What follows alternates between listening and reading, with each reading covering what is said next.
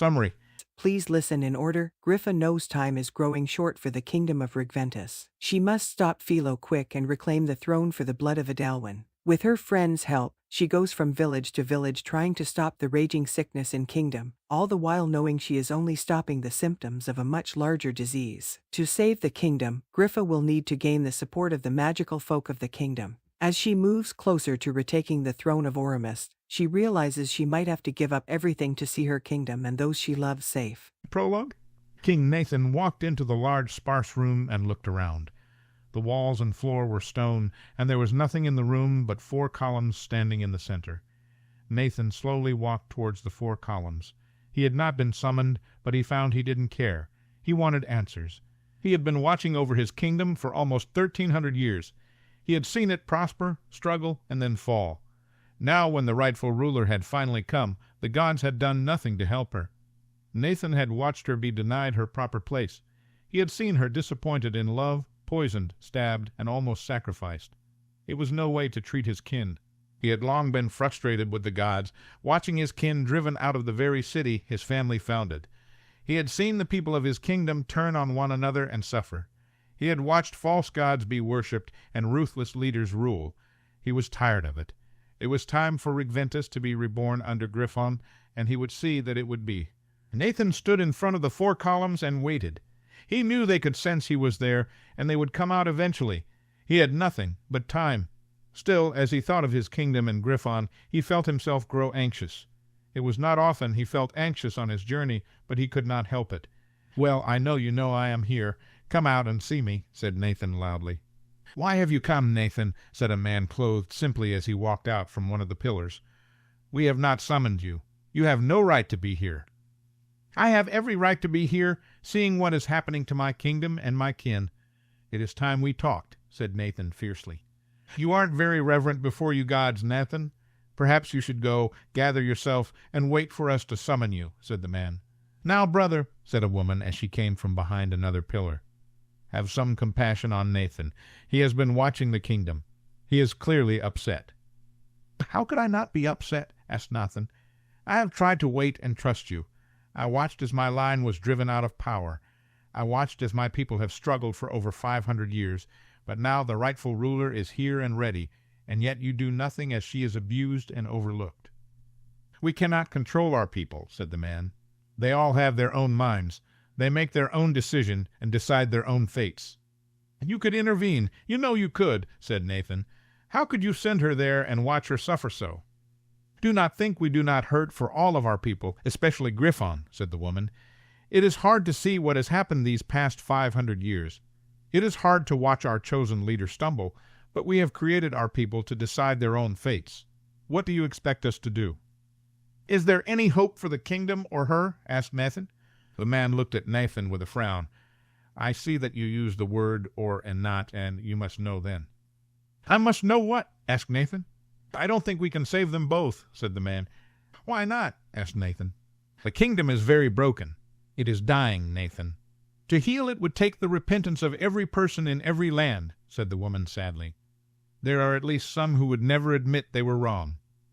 "There is another way, but I doubt you want to hear it," said the man to Nathan. "No, I want to hear it," said Nathan. "Please tell me." "Fine," said the man, "but if I tell you, you cannot interfere in any way. I mean it, Nathan. We have been lenient with you, but if you try to help her, we might have to send you away." "Tell me," said Nathan. "I will do as you ask, as both of you ask." Nathan looked at the woman, who smiled slightly at him. Chapter 1.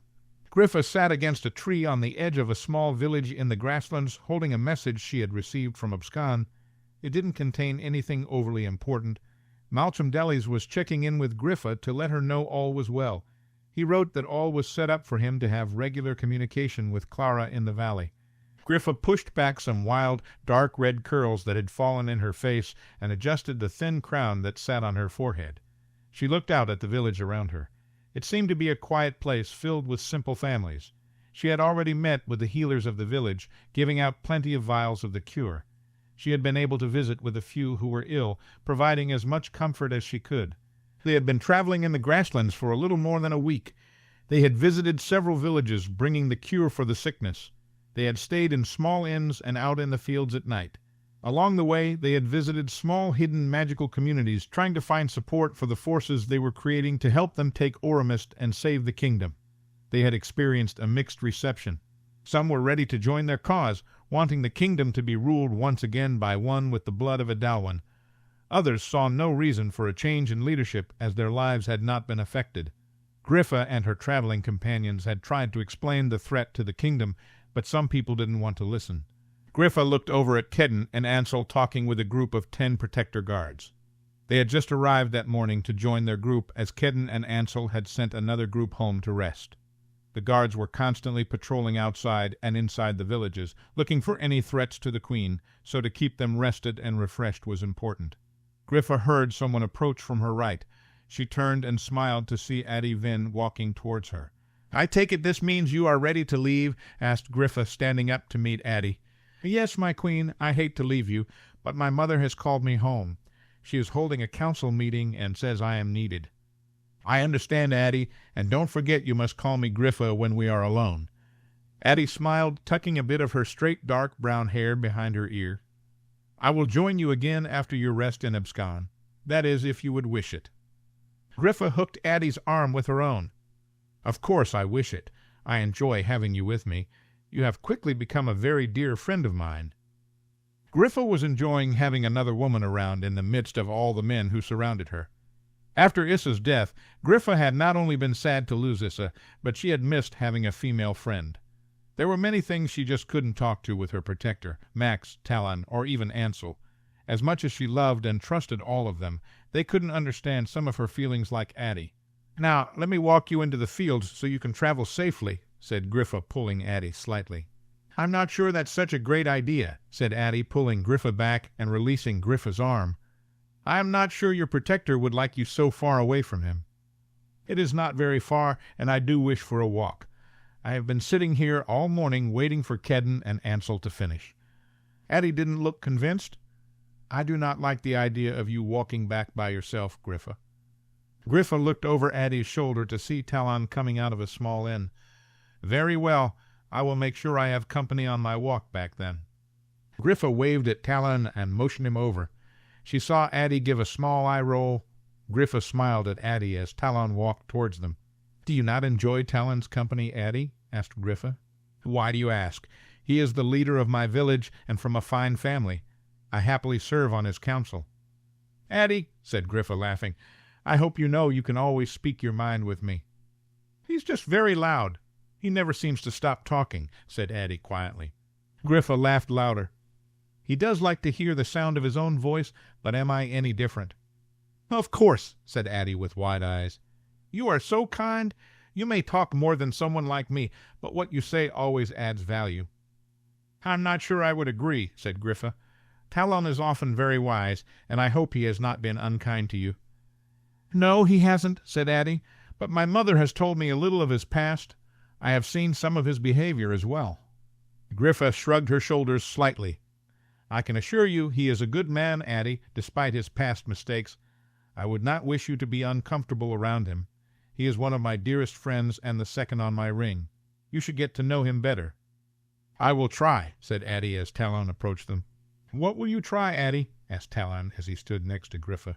"She will try to put up with her loud and unnecessarily verbose queen," said Griffa, smiling at Addie. Talon looked at Griffa. "I seriously doubt she used those words to describe you. It sounds more like me, to be honest." Addie gave a small laugh.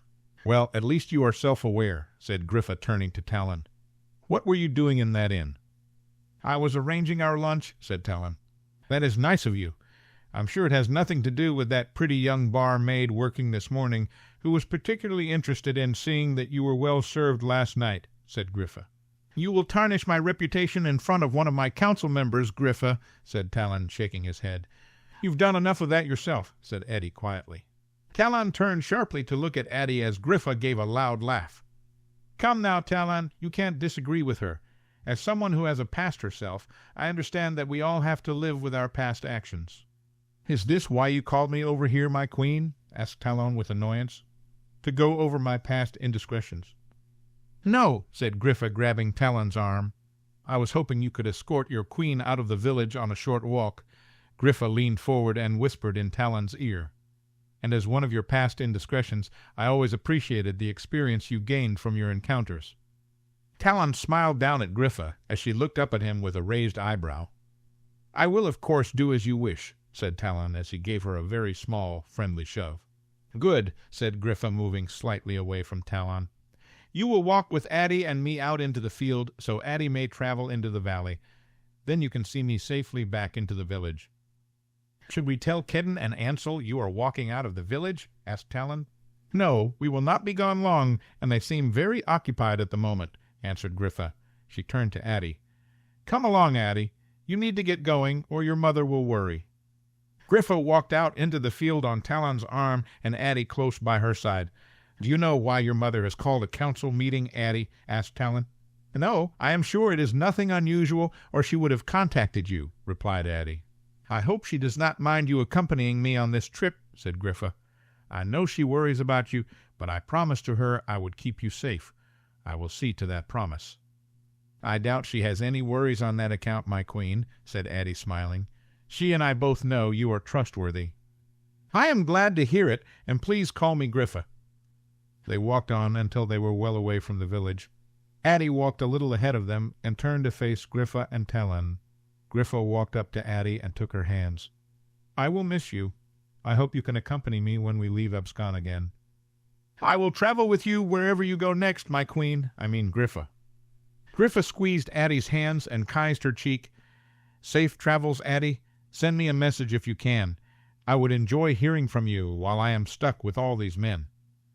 "I will, Griffa," said Addie as Griffa let go of her hands and stood by Talon. "Talon, is there any message you have for my mother?" "No, just let her know she can contact me at any time if anything of importance comes up," replied Talon. Addie nodded. She gave one more smile to Griffa, turned, and disappeared. Talon offered Griffa his arm, and she took it. He pulled her close, and they walked slowly back to the village. "I take it I'm not high on Addie Vin's list of trustworthy people," said Talon. "It would seem not, but she barely seems to know you. That is strange, seeing how you grew up in the same village." "We were very different. She was always very quiet and shy. Still, she seems to like you well enough, Griffa. We have quickly become friends. She is a sweet girl, and rather funny when she wants to be. I like having her around. I will miss her." "I will keep you entertained in her absence," said Talon happily. "I rather think you have been ignoring me lately." "Hardly, Talon. It is you who has been busy flirting with every pretty thing in a skirt on this trip. I doubt you have missed any attentions from me." "It is easier to get information on the area from those pretty things if you flirt with them. All I do is in service to you, my queen. Is that so? Well, I appreciate you taking on such an odious task. Please do not think you have to keep doing it on my account." "You sound rather jealous," said Talon as Griffa pulled her arm away from Talon. Griffa stopped and looked at Talon. She felt her face go red. "Trust me, I am not jealous of you talking to some barmaids and shop girls. How you spend your time is your own business." Griffa walked faster away from Talon. She wasn't sure why, but he was annoying her at the moment.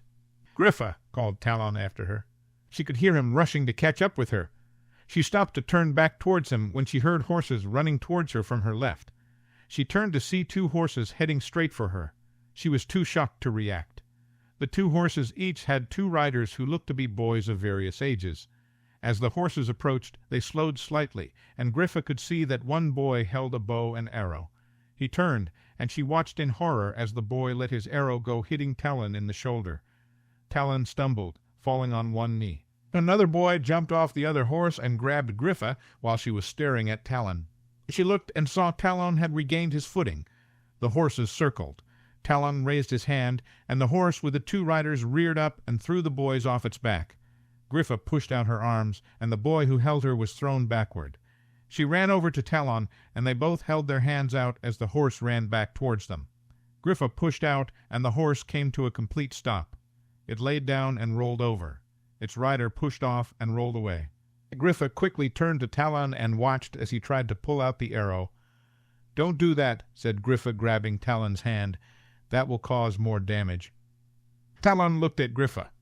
"Do you suggest I leave it in there?" he asked, irritated. "No, let me handle it." She placed her hand by the arrow and closed her eyes, twisting her hand. She opened her eyes and watched the arrow dislodge itself and pull out as Talon grunted. As the arrow fell to the ground, she quickly unbuckled his cloak and pushed down his shirt to look at his shoulder. She placed her hand over the wound. Talon closed his eyes as Griffa concentrated. The wound closed up, leaving the spot angry and red. "I'll put something on it when we get back into the village," said Griffa, pulling his shirt back up.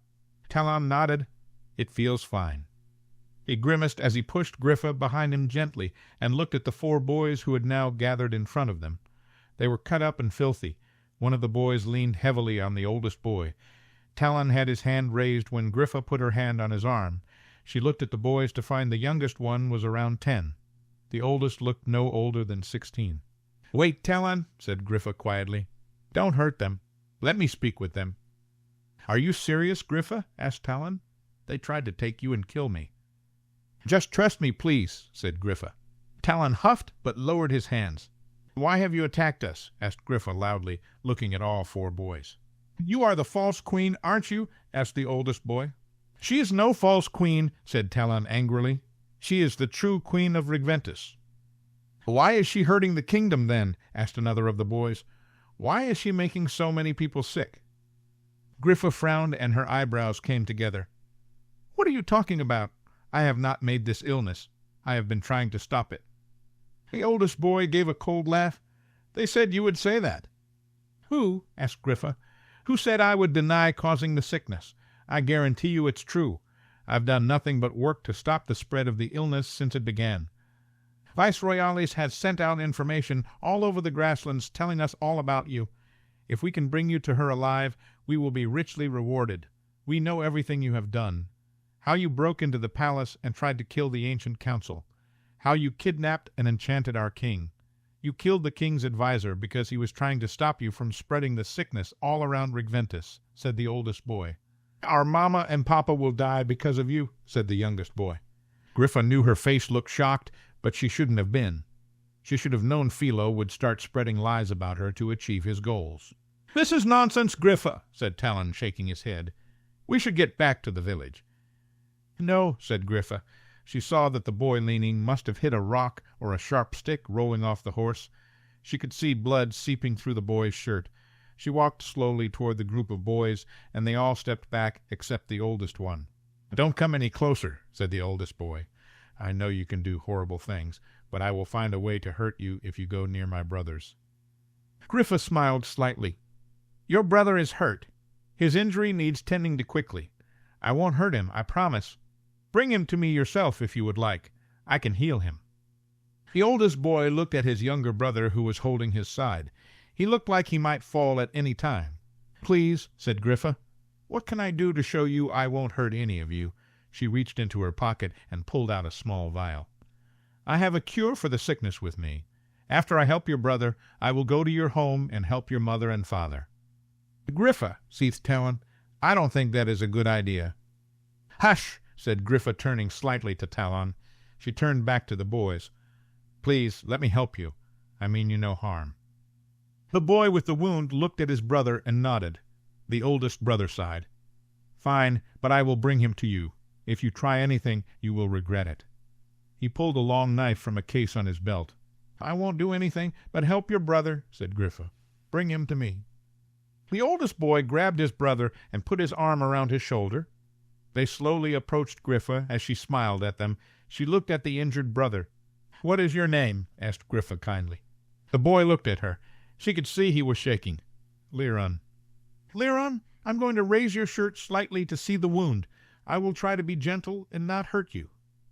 Griffa slowly raised the shirt and saw the wound was a good-sized puncture wound. She wasn't sure what he fell on, but it had done some damage. She placed her hand carefully just over the wound and concentrated. She felt her magic work to close the wound. The boy made a loud gasp and then closed his eyes and sighed. Griffa took her hand away, and the wound was closed, leaving only a little redness. She pulled the boy's tunic down and looked at him. "You might want to put some ointment on it if you have some, but it should be healed nicely in a couple of days." The oldest boy looked at Griffa. "What is your name, false queen?" Griffa looked into the eyes of the oldest boy. "My name is Griffon Keen of the blood of Adalwin. I am the true queen of this kingdom. My companion is Talon Wendell. We are here in the grasslands to help stop the illness and visit some of our fellow magical folk. The only thing I want is to help my people and bring peace to Regventus." The boy stared at Griffa, his eyes wide. "You say you can help our parents?" he asked quietly. "Yes," said Griffa. "Can you take us to them?" The boy nodded and pointed. "It is not far, just over that way on the left edge of the village." "Take us there now. I will help your parents," said Griffa. The boy nodded and looked at his brothers. "Grab the horses and have them walk with us." "Trev, are you sure this is wise?" asked one of the brothers. Trev looked at Griffa and nodded. "She healed Liron and says she can save Mama and Papa. We have to take the chance." Griffa turned to Talon and motioned for him to follow. He walked up to Griffa's side, and they followed the brothers. "Griffa, this is insane," said Talon quietly. "What if they decide to take you to gain the reward?" "Really, Talon, you think any of them have a chance against you and me? Do you think I can just ignore the fact that their parents are sick?" Talon took a deep breath. "No, but this is the kind of risk you shouldn't be taking. You are out here without your protector. Ansel and Kedden have no idea where we are. If something happened to us, they would never know. We will be fine. If you are worried for yourself, stay close to me. I will protect you," said Griffa, smiling and looking at Talon out of the corner of her eyes. "Griffa," said Talon in an exasperated tone, "please just promise me if anything seems out of sorts, we will find a way to leave quickly." "I do promise, but I don't foresee any problems." They walked on until they came to a small farm just outside the left side of the village's outer ring. The two youngest boys took the horses towards the barn, while the two oldest led Griffa and Talon to the small house. They walked in, and Griffa immediately could smell the strong stench of sick. She took deep breaths, steadying herself. It was always hard to be amongst her people who had the illness.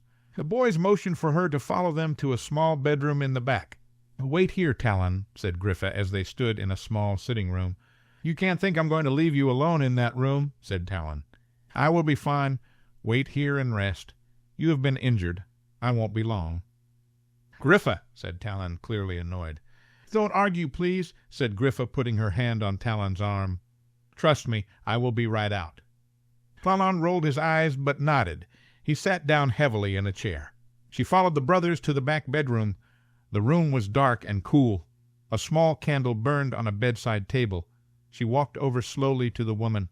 She placed her hand on the woman's forehead, feeling she was sweaty and feverish. The woman blinked and opened her eyes. She looked at Griffa and gasped.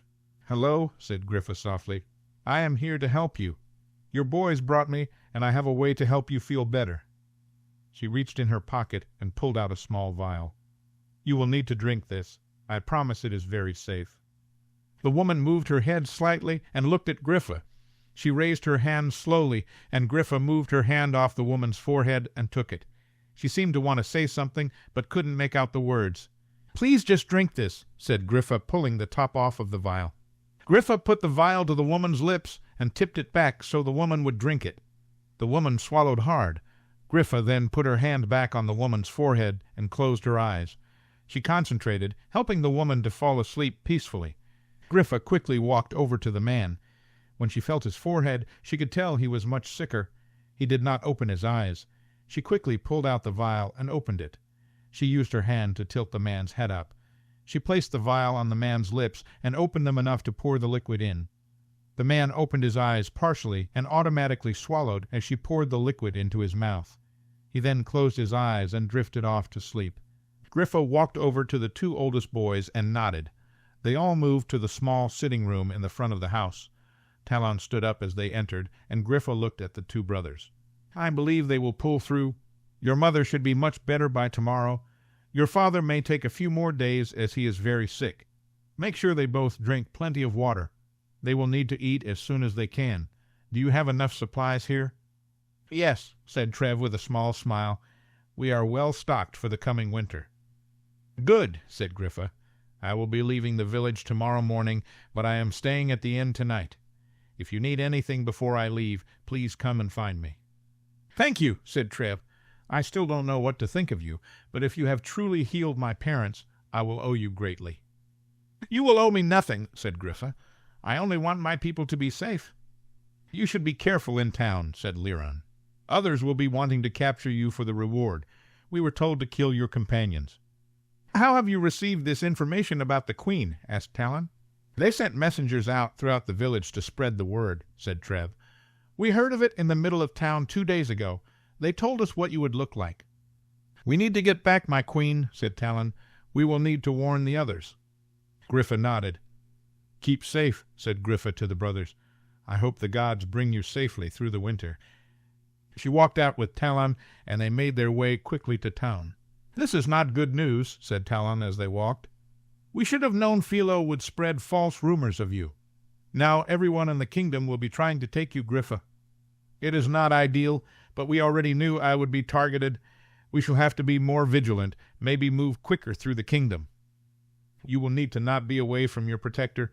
No more side trips without Kedden," said Talon seriously. "How is your shoulder?" asked Griffa as they approached the town. "It is sore, but I am sure you have something to help it when we reach the inn." Griffa nodded. "You will be feeling completely well very soon. I would hate to make you miss a night with your barmaid." "Griffa, you aren't jealous of some woman in a random village, are you?" "No, and I have no right to be if I was. You can do whatever to whoever you would like. I do not have a right to control your life." Talon grabbed Griffa's hand and brought her close to his side. "That may be true, but you know where you stand in my life. The only thing I care about right now is your safety. I will do everything I can to keep you alive and well." "I know, Talon," said Griffa, "but like I said, you are free to spend your time however you like. I have no right to tell you. You can't bed barmaids." Talon laughed, and he brought Griffa's hand up to his lips and kissed it. "I have no interest in bedding barmaids. I'd rather spend my time arguing with the queen." Griffa shook her head and smirked at Talon. "Well, I am happy to oblige you at any time." Chapter 2. Ansel stood in a small room at the village inn watching Griffa work on Talon's injured shoulder. Talon sat by her on the small bed, bare-chested. Max handed Griffa some ointment, and she carefully put it on Talon's shoulder. He smiled at Griffa as she wrapped his shoulder with some bandages Max had handed her. She finished and sat back. "I think that will do it," said Griffa, handing Talon his shirt. He slipped it on, and then moved his shoulder around. "It already feels much better," said Talon. "Thank you, Griffa." "Be careful with it for a few days," said Griffa as she stood up and handed the ointment and bandages back to Max, who put them in a small case. Ansel rubbed his forehead. "So you walked out of the village without telling your protector. You were ambushed by a group of brothers who inured Talon and tried to take you, Griffa. Then you freely traveled to their home to heal their sick parents. Do I have everything correct?" "That's about it," said Griffa, walking over and sitting back down on the bed. "Then you thought this was a good idea, Talon?" asked Ansel angrily. "You let her go with these boys." "I did not think it was a good idea," clarified Talon. "What do you suggest I should have done to stop her?" "You should never have let her leave the village at all," said Ansel, shaking his head. "You should have walked Addie out yourself if she needed someone to see her off, and told Griffa to stay close to Kedden." "You really think it is so easy to tell Griffa what to do?" asked Talon. "It's not like you have any luck controlling her. Besides, how long did it take for you to notice your queen had disappeared from the village? How much time have you spent with your betrothed lately? You are always helping Kedden with his work. You seem to be having trouble giving up the protector's duties." Ansel stared at Talon, feeling his anger rise. He closed his eyes for a second and took a deep breath. "And you seem to find every chance you can to get Griffa alone by yourself. If you are going to be putting our queen in unnecessary trouble, perhaps it would be better if you found another way to serve." Talon narrowed his eyes. "Someone has to keep an eye on her. I am the second chair on her ring, and this is where I belong. I will not be parted from her side." "Stop," said Griffa loudly. "Both of you, just stop. Neither of you can control my every move. When it comes down to it, neither of you is in charge of my protection." Griffa stood up and walked to the other side of the room. She stood by Kedden and looked up at him. "Protector, what is your opinion?" "I would prefer it if you never left my presence, but I understand that is not feasible. There will be times you will need to be away from me for short periods. I think we need to trust that you can see to your own well-being," replied Kedden as he looked down at her. Griffa smiled at Kedden and then turned to Ansel. "You see, you are being unreasonable. No one can watch me every second. I am not some small child or helpless woman. I have been in as many fights and battles as any of you." "But Griffa," said Talon, rising from the bed, "you are the most targeted person in the kingdom. With what we learned today, we know you are in more danger than ever. We can't ignore it." "No, we cannot," agreed Ansel. "Perhaps we should go back to Abscond tomorrow. We can find another way to rally forces and help sick people. Griffa can stay safely in Abscond with Kedden and me, while others travel the kingdom for her. It sounds like a good job for her second chair. Perhaps if you are going to be her king, it would better if you traveled the kingdom while I stayed and watched the queen," said Talon with a small smirk. "No," said Griffa, "absolutely not. I will go help my people wherever they need me. The only way we will rally more people to our side is if they see that I am real and willing to meet with them. I will not hide away." "She cannot hide away," concurred Max. "If the kingdom is suffering, she will be compelled to help her people. You will torture her if you make her sit in Abscond doing nothing." "We need to eat dinner," said Griffa. "We are all tired and hungry. Why don't we go downstairs and eat so we can go to bed early? We can wake up early and travel to Ariella tomorrow." Everyone seemed to agree and started to the door. "Ansel, wait a moment," said Griffa before he could leave. When everyone had left, Ansel shut the door and turned to look at Griffa. She walked over to Ansel and took his hands. "I know you are worried about me, but you have to trust me to know what I can and cannot do." "I am not going to go run into trouble," said Griffa, looking up at him. "What about today?" "I was hardly in any danger. I did not go into the fields alone. It was bad luck Talon was injured, but he will be fine. I would not have visited that house if I thought there was any real threat. I don't think 4 boys and 2 sick parents would have had any chance against the queen of the kingdom and a powerful mage, do you?" Ansel sighed and dropped his head. He knew she had a point, but did she not understand how much danger she was really in? Did she not remember all that had happened to her already? "Griffa, I hope you understand why I am acting this way. It's not that I don't trust you. I know you are capable of taking care of yourself, but I am scared to death of losing you. We all are.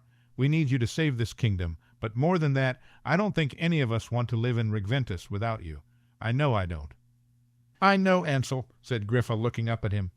"I know a lot has happened, and I am scared of losing all of you as well, especially you. You have given up so much to be with me, and I will not let it be for nothing. We will make it to Aurumist, we will marry, and we will rule together for many years." Ansel nodded. He took one of Griffa's hands and kissed it tenderly. "I need you to promise you will not take any risks with your life." "I'm not sure I can promise it. I will sometimes need to take risks for my kingdom and my people. I can promise I won't take any unnecessary risks. I will do my best to make sure what I do is for a very good reason." "I will take your promise if that is as good as one as I can get. I will try to worry less," said Ansel as he pulled her closer. "I doubt you will worry less, but maybe you can be a little more understanding with me and the others, especially Talon. I can't have you two fighting all the time." "I will try, though sometimes I know he is infuriating on purpose." "Of course he is," said Griffa as she reached up and put her arms around Ansel's neck. "And the more you rise to the bait, the more he will go on infuriating you on purpose." Griffa leaned up and kissed Ansel. He put his arms around her and brought her closer. "But close quarters on this trip aren't helping either," he said as she pulled back. "I know," said Griffa, "but to travel back and forth from Abscond every day would take too much energy, and we would all be beyond exhausted. With Addie gone, we do have our own room tonight. The bed is rather small, but I think we could make do. After sleeping on a cot next to Max for 3 days, I would sleep on a rock if it meant I get to hold you." Ansel leaned down and kissed Griffa, rubbing his hands along her sides. "Then let us go down to dinner so we can come back up quickly," said Griffa, stepping back from Ansel. She took his hand and led him out the door. Before they walked down the stairs, she turned and looked at Ansel. "Oh, and if you and Talon can't learn to get along, I shall find a way for you to spend more time together. Perhaps Max would prefer Kedden for a roommate, and you could share with Talon." Ansel stared after her as she walked down the stairs. He hoped she was kidding, but he didn't want to chance it and find out. The next morning they traveled together to the Ariella, the largest magical community in the grasslands. It was a hidden village at the north of the land. They arrived just outside the village and were met by 2 men wearing black cloaks. Griffa approached the men with Talon and Ansel by her side and Kedden and Max at her back. "Good morning," said Griffa brightly. "I am Griffon Keen, the true queen of Regventus, and I am here to speak with your leader, Bettina Devons. I have written, and she has accepted my visit." "You are expected, Griffon Keen," said the man on the right. "Our leader has agreed to meet with you and the leader of the valley. The rest of your party can wait inside the village." "Why will not my whole party be accepted? I bring my protector, my betrothed, and my kin. I am sure your leader will want to meet with us all," said Griffa. "We were told only to bring you and the leader of the valley," said the other man. "The others will be quite safe in our village. You need not worry." Griffa looked at Ansel. He didn't like her going to meet with a leader they did not know without her protector or himself, but he knew Griffa would still want to go. He nodded slowly. "Very well," said Griffa. "Please show us into your village." The men turned and waved their hands. They motioned for the group to follow them, and Ansel walked forward with Griffa by his side. They soon entered the village, and Ansel could see it was not as large as Abscon or the valley, but was still of decent size. There were numerous homes scattered about. They all looked the same, with brown walls and thatched roofs. Many homes had personal touches like grasses or wheat growing from the top. Some had bright flowers decorating their windows. The lawns were all charmed green, even though it was almost winter. They walked through the town and came to what seemed to be the town center. They were taken to a building that was obviously a temple, as a statue of the gods stood out front. "Your protector, betrothed, and kin may wait in the temple," said one of the men to Griffa. "You and the leader of the valley will come with us." Griffa turned and looked at Ansel, Kedden, and Max. "We should not be long." "Could I not walk with our queen and wait outside the leader's home?" asked Kedden, turning to the men. "I am her protector and should not be far from my queen." "Your queen is in no danger here," answered one of the men. "You will rest here." "It is fine, Kedden. I will be safe." "Stay here with Ansel and Max," reassured Griffa, looking at him. "Are you sure, my queen?" asked Kedden. "With the information we have found out, I do not like you being away from me." "We are amongst friends," said Griffa, smiling at the two men. "I will be quite safe." "I will be with her, Kedden," said Talon. "If there is any sign of trouble, we will leave quickly. Griffa will have her shield down, so you will know if you are needed." Kedden looked at Griffa, who smiled at him as he nodded. Griffa gave one more smile to Ansel, and then took Talon's arm as he offered it to her. Ansel watched as she and Talon followed the men to the left side of town. He watched until he could not see them. He turned to Max and Kedden and motioned that they should go sit inside the temple. They walked into the temple, and Max and Ansel sat on a back bench as Kedden walked to the front and looked out the window found there. Ansel sat back and drummed his fingers against the wood on the bench. "She will be fine, Ansel," said Max, sitting with his arms crossed. "This is an old magical community, and they have long been friends with both Abscon and the valley. The leader wouldn't do anything to the leader of either village." "I know," said Ansel as he stilled his hand. "I just wish they hadn't made us split up. After all we found out yesterday, I don't like her going alone." "She isn't alone. She is with Talon. You know he would do anything to keep her safe. He cares very much for her." Ansel made a noise in his throat. "I am quite aware of how Talon feels about Griffa." "So it does bother you," said Max. "What do you mean?" asked Ansel, looking at Max. "Talon having feelings for Griffa. It bothers you," responded Max. Ansel sighed. "Of course, I don't like it when another man has feelings for my future wife. But that's not what's bothering me, Max. I trust Griffa, and as much as he irritates me, I trust Talon as well." "What is bothering you, then?" asked Max, moving his arms to his sides. Ansel wasn't sure where to start. He tapped the wooden bench with both his hands and then turned to Max. "Griffa is the queen of the kingdom. Not only that, but she is a keen. Even when she wasn't the queen, she was one of the most important magical people in Regventus. When I was the protector of the kingdom, I was still very far below her in rank, and now I have no position." "It doesn't matter to Griffa, Ansel. She loves you, and she wants to be with you. You gave up everything for her. She knows that. You have nothing to worry about." "I know, Max, but do you not see how perfect Talon and Griffa would be together? Talon is a Wendel and the leader of the valley. Can you not understand how he is perfectly positioned to be her king in every way I am not? Griffa even mentioned to me how she believed the kingdom may have wanted her to choose Talon." But she didn't choose him, asserted Max. She could have chosen him. He would have been very willing, but she chose you. You know this, and Talon knows this. You have to trust and respect her choice, just like she respected yours. I know you're right, but it doesn't make it any easier to see them together, said Ansel, frowning. I think you will have to find a way to get used to it. She has made him her second chair on her ring, and I don't think he plans on going anywhere. I can't see him leaving her now. No, and I wouldn't ask him to do it. She needs him. Today's meeting proves it. Does Griffa know you feel this way? Asked Max. I'm not sure. She knows Talon irritates me. I'm not sure she knows the real reason, but I will not burden her with my feelings on the matter. It will do no good. She will only try to reassure me, said Ansel, looking at Max. You do not need to burden her with this, not right now. I think she would like to know how you feel, but I will not betray your confidence.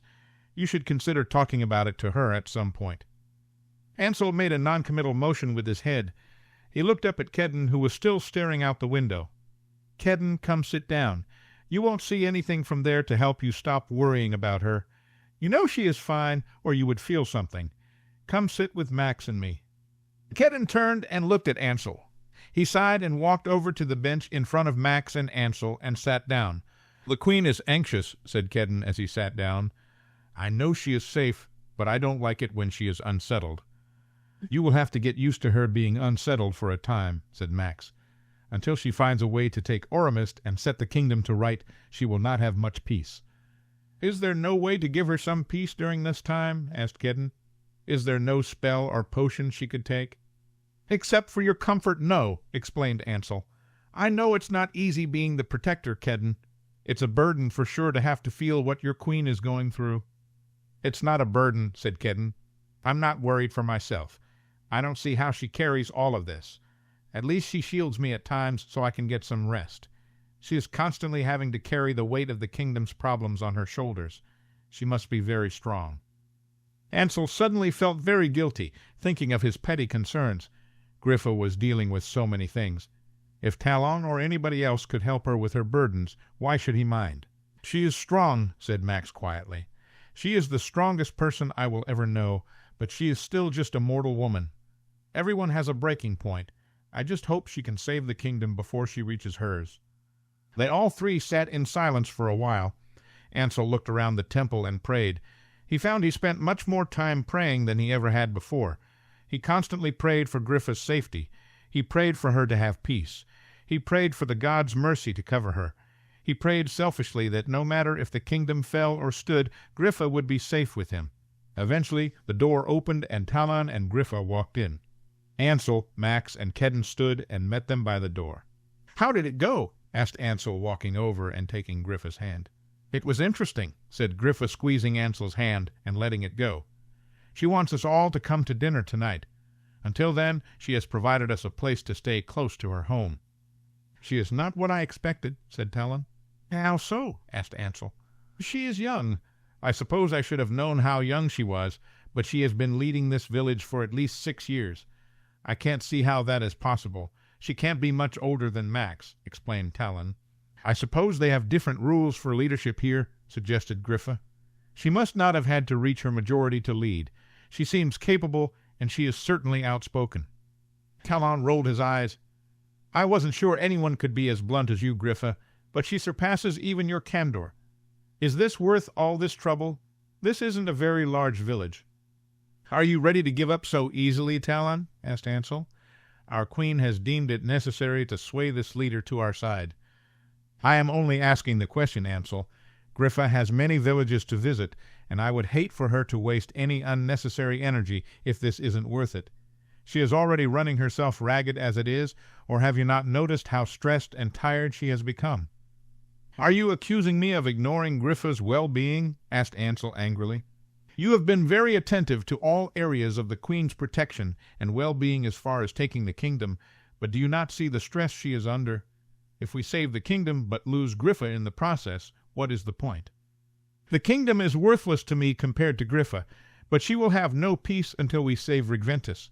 Have you forgotten it, Talon? Quiet, said Griffa, putting her hands up at both Talon and Ansel. She turned to Talon. No, the village isn't very large, explained Griffa. But if we can get Bettina Devons on our side, it will help with all the magical folk of the grasslands. It could help us travel safely throughout the land as well." "You are right, of course," said Talon. "Ansel, I appreciate you backing me up, but Talon has a right to his opinion. I welcome questions about my plans as long as you all listen to my reasons. Talon, we have to save Regventus. It is our first and only priority. I know you don't want to hear it, but it comes even before my own safety.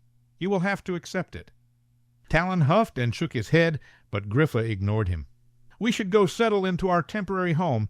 I hope we don't have to stay too long, but we will see how it goes," said Griffa. Talon offered Griffa his arm as Ansel looked at Griffa. Griffa looked between Ansel and Talon and then turned to Kedden. "Protector, come walk with me. We haven't had a chat in a while, and I would like to spend some time with you." Kedden smiled and walked over to Griffa. "I would like that, my queen." He offered Griffa his arm, and she walked out the door with him. Ansel looked at Talon, who gave him a small smile. "Maybe you shouldn't have found her such a handsome protector, Ansel." "Perhaps not, but looks weren't something I worried about when I was trying to find someone to protect my future wife," replied Ansel, hoping Talon would take his hint. Talon chuckled slightly as Max walked between them. "If both of you want to see Griffa safely through all of this, you cannot keep acting like fools. You talk about the stress she has to endure, but you are doing nothing but adding to that stress. Whatever you need to work out between the two of you, I suggest you do it soon." Max walked out of the temple. Ansel looked at Talon and then walked out after Max. Maybe Max was right, but he had no desire to spend any time working on his relationship with Talon. Chapter 3. Max walked down the stairs in the house they were staying in Ariella. It was not an overly large home, but it was suitable to meet their needs. Everyone even had their own room with Griffa and Ansel sharing. They all had spent the day resting and cleaning themselves up for their dinner that night. Max felt more refreshed than he had in a while after a bath. He had put on the only nice shirt and pants he had brought, and he had cleaned up his boots the best he could. He entered the parlor to find Griffa sitting alone on the sofa. She was dressed in a blue gown with a son of Adalwin stitched on the bodice. Her hair was half up, and she wore her crown on her forehead. She was sitting with her head laid back on the sofa and her eyes closed. Max approached quietly and sat on a chair next to her as Griffa opened her eyes and sat up. She looked at Max and smiled. "Oh, I'm glad to see you, Max. I was afraid you were Ansel or Talon." Max grinned. "I know they are a bit much at the moment, but they do care about you, Griffa." "I have no doubt of it, but when I am around them I can find no peace," sighed Griffa as she took Max's hand and held it. Max sat quietly and let their magic mingle together through their conjoined hands. It was comforting, feeling the familiar way their magic recognized each other. He looked at Griffa and could feel her anxiousness and worry. "I'm sorry you are feeling stressed. Are you worried about tonight?" asked Max, letting go of Griffa's hand. "No, I am sure it will be fine. Bettina is not overly friendly, but I do not think she is unkind. I think she will continue to hear us out and choose wisely." "What is worrying you, then?" asked Max. "Is it just Ansel and Talon?" "No, they are certainly not helping, but my main concern is the kingdom. No matter how hard we all work, the illness keeps spreading. I can feel the suffering of my people. I am also worried about Aurumist. I am worried about how many are facing the same fate as Turin. We haven't heard from Kedden's mother in a while. We won't be able to until we get back to Abscon, and I can take Kedden to the East Village." "You are doing everything you can to help the kingdom, Griffa. It does help to take some action, doesn't it? I don't know what else you could be doing to fix things." "My feelings are certainly more manageable while we are out in the kingdom with the people, but the uneasiness is still there. Golnar was bad enough, but I worry what Philo has planned now that he is probably running the kingdom." Max worried about that as well.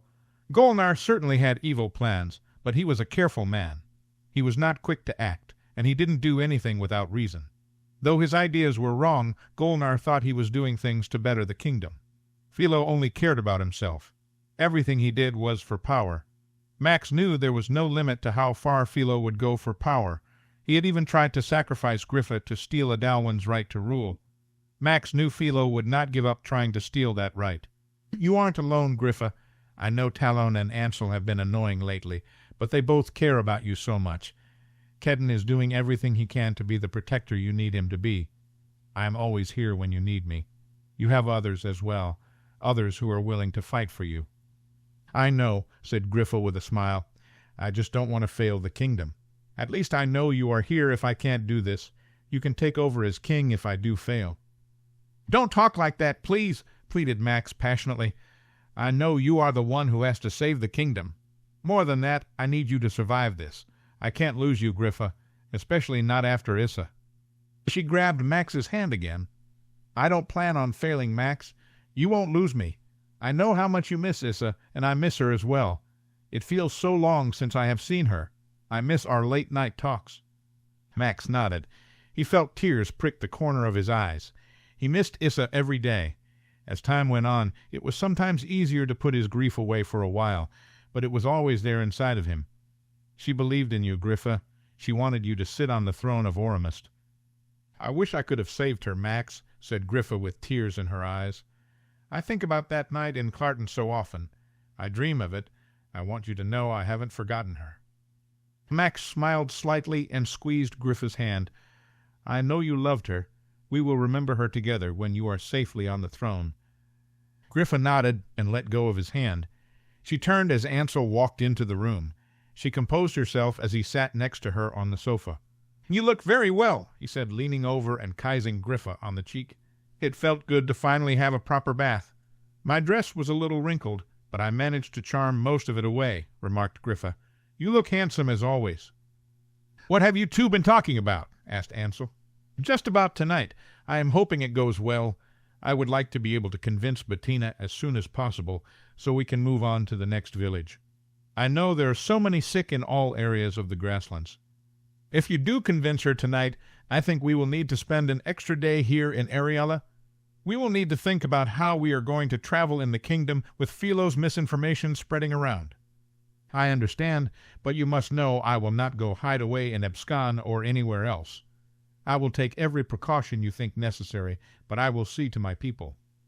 Talon and Kedden both walked into the room. They came and sat in chairs close to the sofa.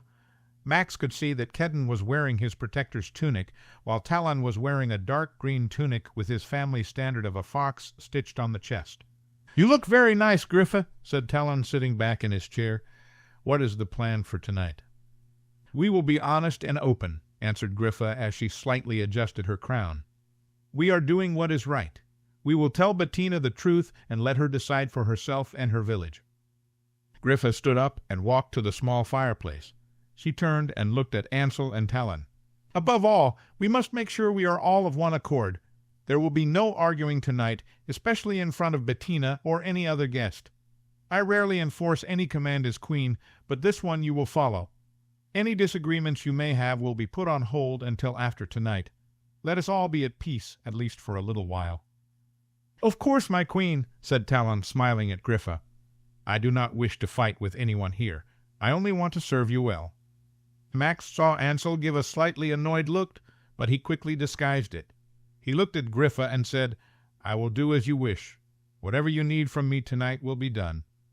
"Good," said Griffa, nodding. "If we are all ready to go, I think we need to leave. I would like to be on time, as I have a feeling Bettina does not take well to tardiness." They all put on their cloaks and walked to Bettina Devon's home. It was much like the others in town, brown with a thatched roof, but it was much bigger. The bright green front lawn had 2 trees on each side of the stone path that led to the front door. They walked up the pathway to the large front door, and Griffa knocked. The door was opened by a plump, middle-aged woman who welcomed them and showed them where to hang their cloaks. "You can go into the parlor," said the woman kindly. "Miss Bettina and Master Oliver are in there waiting for you." They all followed Griffa to a large parlor, and Max saw that 2 people rose to meet them. One was an older boy who looked to be around 16. He was tall and had light brown hair and bright blue eyes. He smiled at Griffa as she entered the room. The woman was about Max's age. She was a little taller than Griffa. She had the same eyes and hair color as the boy, but her mouth was curved down into a frown. Her bright eyes surveyed the group. "Good evening," said Bettina, addressing the group. "I am Bettina Devons, the leader of this village, and this is my brother Oliver. We are both glad you have joined us tonight." Griffa curtsied and smiled as she turned to the others. "We are all pleased to be here. Oliver, it is nice to meet you. Let me introduce my group. This is Talon Wendell, the leader of the valley. You already met him, Bettina. This is Ansel of the line of Rhea. He is my betrothed. Kedden Bells is my protector, and Max of the line of Adalwin is my kin and the next great diviner of the ring. Bettina raised her eyebrows as she looked at Ansel. I thought the line of protectors came from the line of Rhea. There has been a change, said Griffa. It was done recently and was necessary. Interesting, said Bettina. I mean, it's an interesting time to have a new protector when you are trying to take the throne. It is, said Griffa, but as I said, it was necessary. Kedden has trained very hard and has done an excellent job. Ansel still helps him. As a member of the ring and my future consort, he will continue to help Kedden train the protector's guards. You say it was necessary. Would you mind telling me why? The reasons are our own. You will have to trust they were for a worthy cause and done for the best, answered Griffa. Max could tell she was becoming annoyed. Now, sister, said Oliver, still smiling at Griffa, it is the Queen's business if she wishes to change protectors. We do not need to pry. Bettina cut her eyes to her brother and then looked again at Griffa. We should eat. Oliver, would you escort the Queen to the table? With pleasure, said Oliver, holding out his arm to Griffa.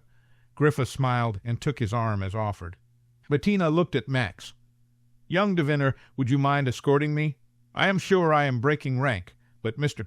Wendell will have to excuse me. You are the blood of Adalwin after all. Max stalled for a second, as he was surprised.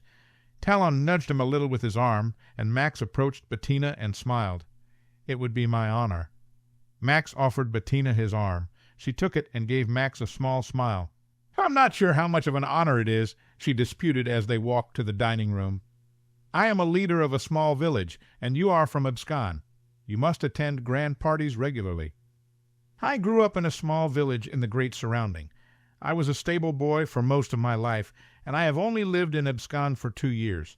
I assure you it is an honor to visit your home. Bettina looked at Max as he walked with her to the head of the table. I knew you lived with a non-gifted couple for a time. I had no idea it was so long. Max walked to the seat beside her. I was 16 when Ansel fetched me from my village and told me who I was. He was wrong, as you know. I am not the true king of our kingdom, but I am glad he came and got me. I am happy to serve our true queen. Bettina took her place at the head of her table. Griffa was to sit to her right and Max to her left.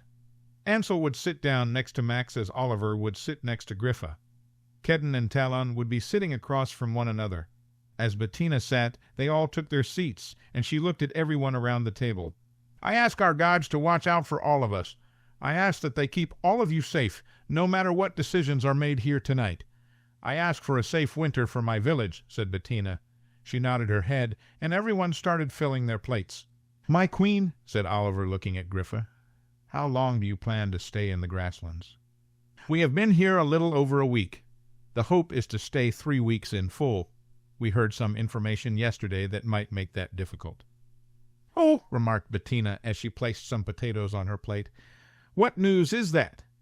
The powers in Aurumist have circulated that I am responsible for the sickness in the kingdom. They have offered a reward for anyone who can turn me over to be sent to Aurumist. That will make your time more interesting, said Bettina. But surely you aren't afraid of any non-gifted people. You have a protector, and from what I can tell, 2 powerful mages in your group. Max seems quite capable as well. I feel well protected, agreed Griffa, taking a sip of wine. I am more worried it will impede me from helping the people of the kingdom. Yes, the sickness is very sad, sighed Bettina. I do not wish ill on anyone, even non-gifted folk. They have not bothered us in the time we have lived here. Of course, they don't know we are here for the most part. You do know the powers in Aurumist have plans to release magic in dormant magical users, don't you? Asked Talon from down the table. That might affect the secrecy of your village. We have heard rumors, said Bettina. It doesn't seem to be happening in the grasslands. Not yet, countered Talon, but the grasslands are one of the closest lands to Aurumist. I am sure it will spread here soon. How are they releasing the magic in these dormant magic users? Asked Bettina. With blood magic, said Griffa, shaking her head. Very dangerous blood magic. It is causing problems in the city. I have seen the damage it can do for myself. I am very worried for those who have been affected by this magic. Bettina nodded her head. Blood magic isn't to be trifled with. It takes someone very talented to do it, someone with the right intentions as well. You are right to be concerned if this is how they are releasing magic users. It is one of the reasons we must take Aurumist quickly, said Ansel, looking towards Bettina. Our queen needs to take the throne to make things right in the kingdom. Does your queen have a plan for the kingdom once she takes the throne? Asked Bettina. I plan to stop the sickness, help those who are affected by this blood magic, and listen to the people, replied Griffa. There are many problems in the kingdom. You will have a lot of work to do if you do rule, and I hope you are prepared. Wanting to save the sick is very noble, but poverty, hunger, and violence will still be a problem when the sickness is over. You are right, declared Griffa, laying down her fork. There are many problems in the kingdom.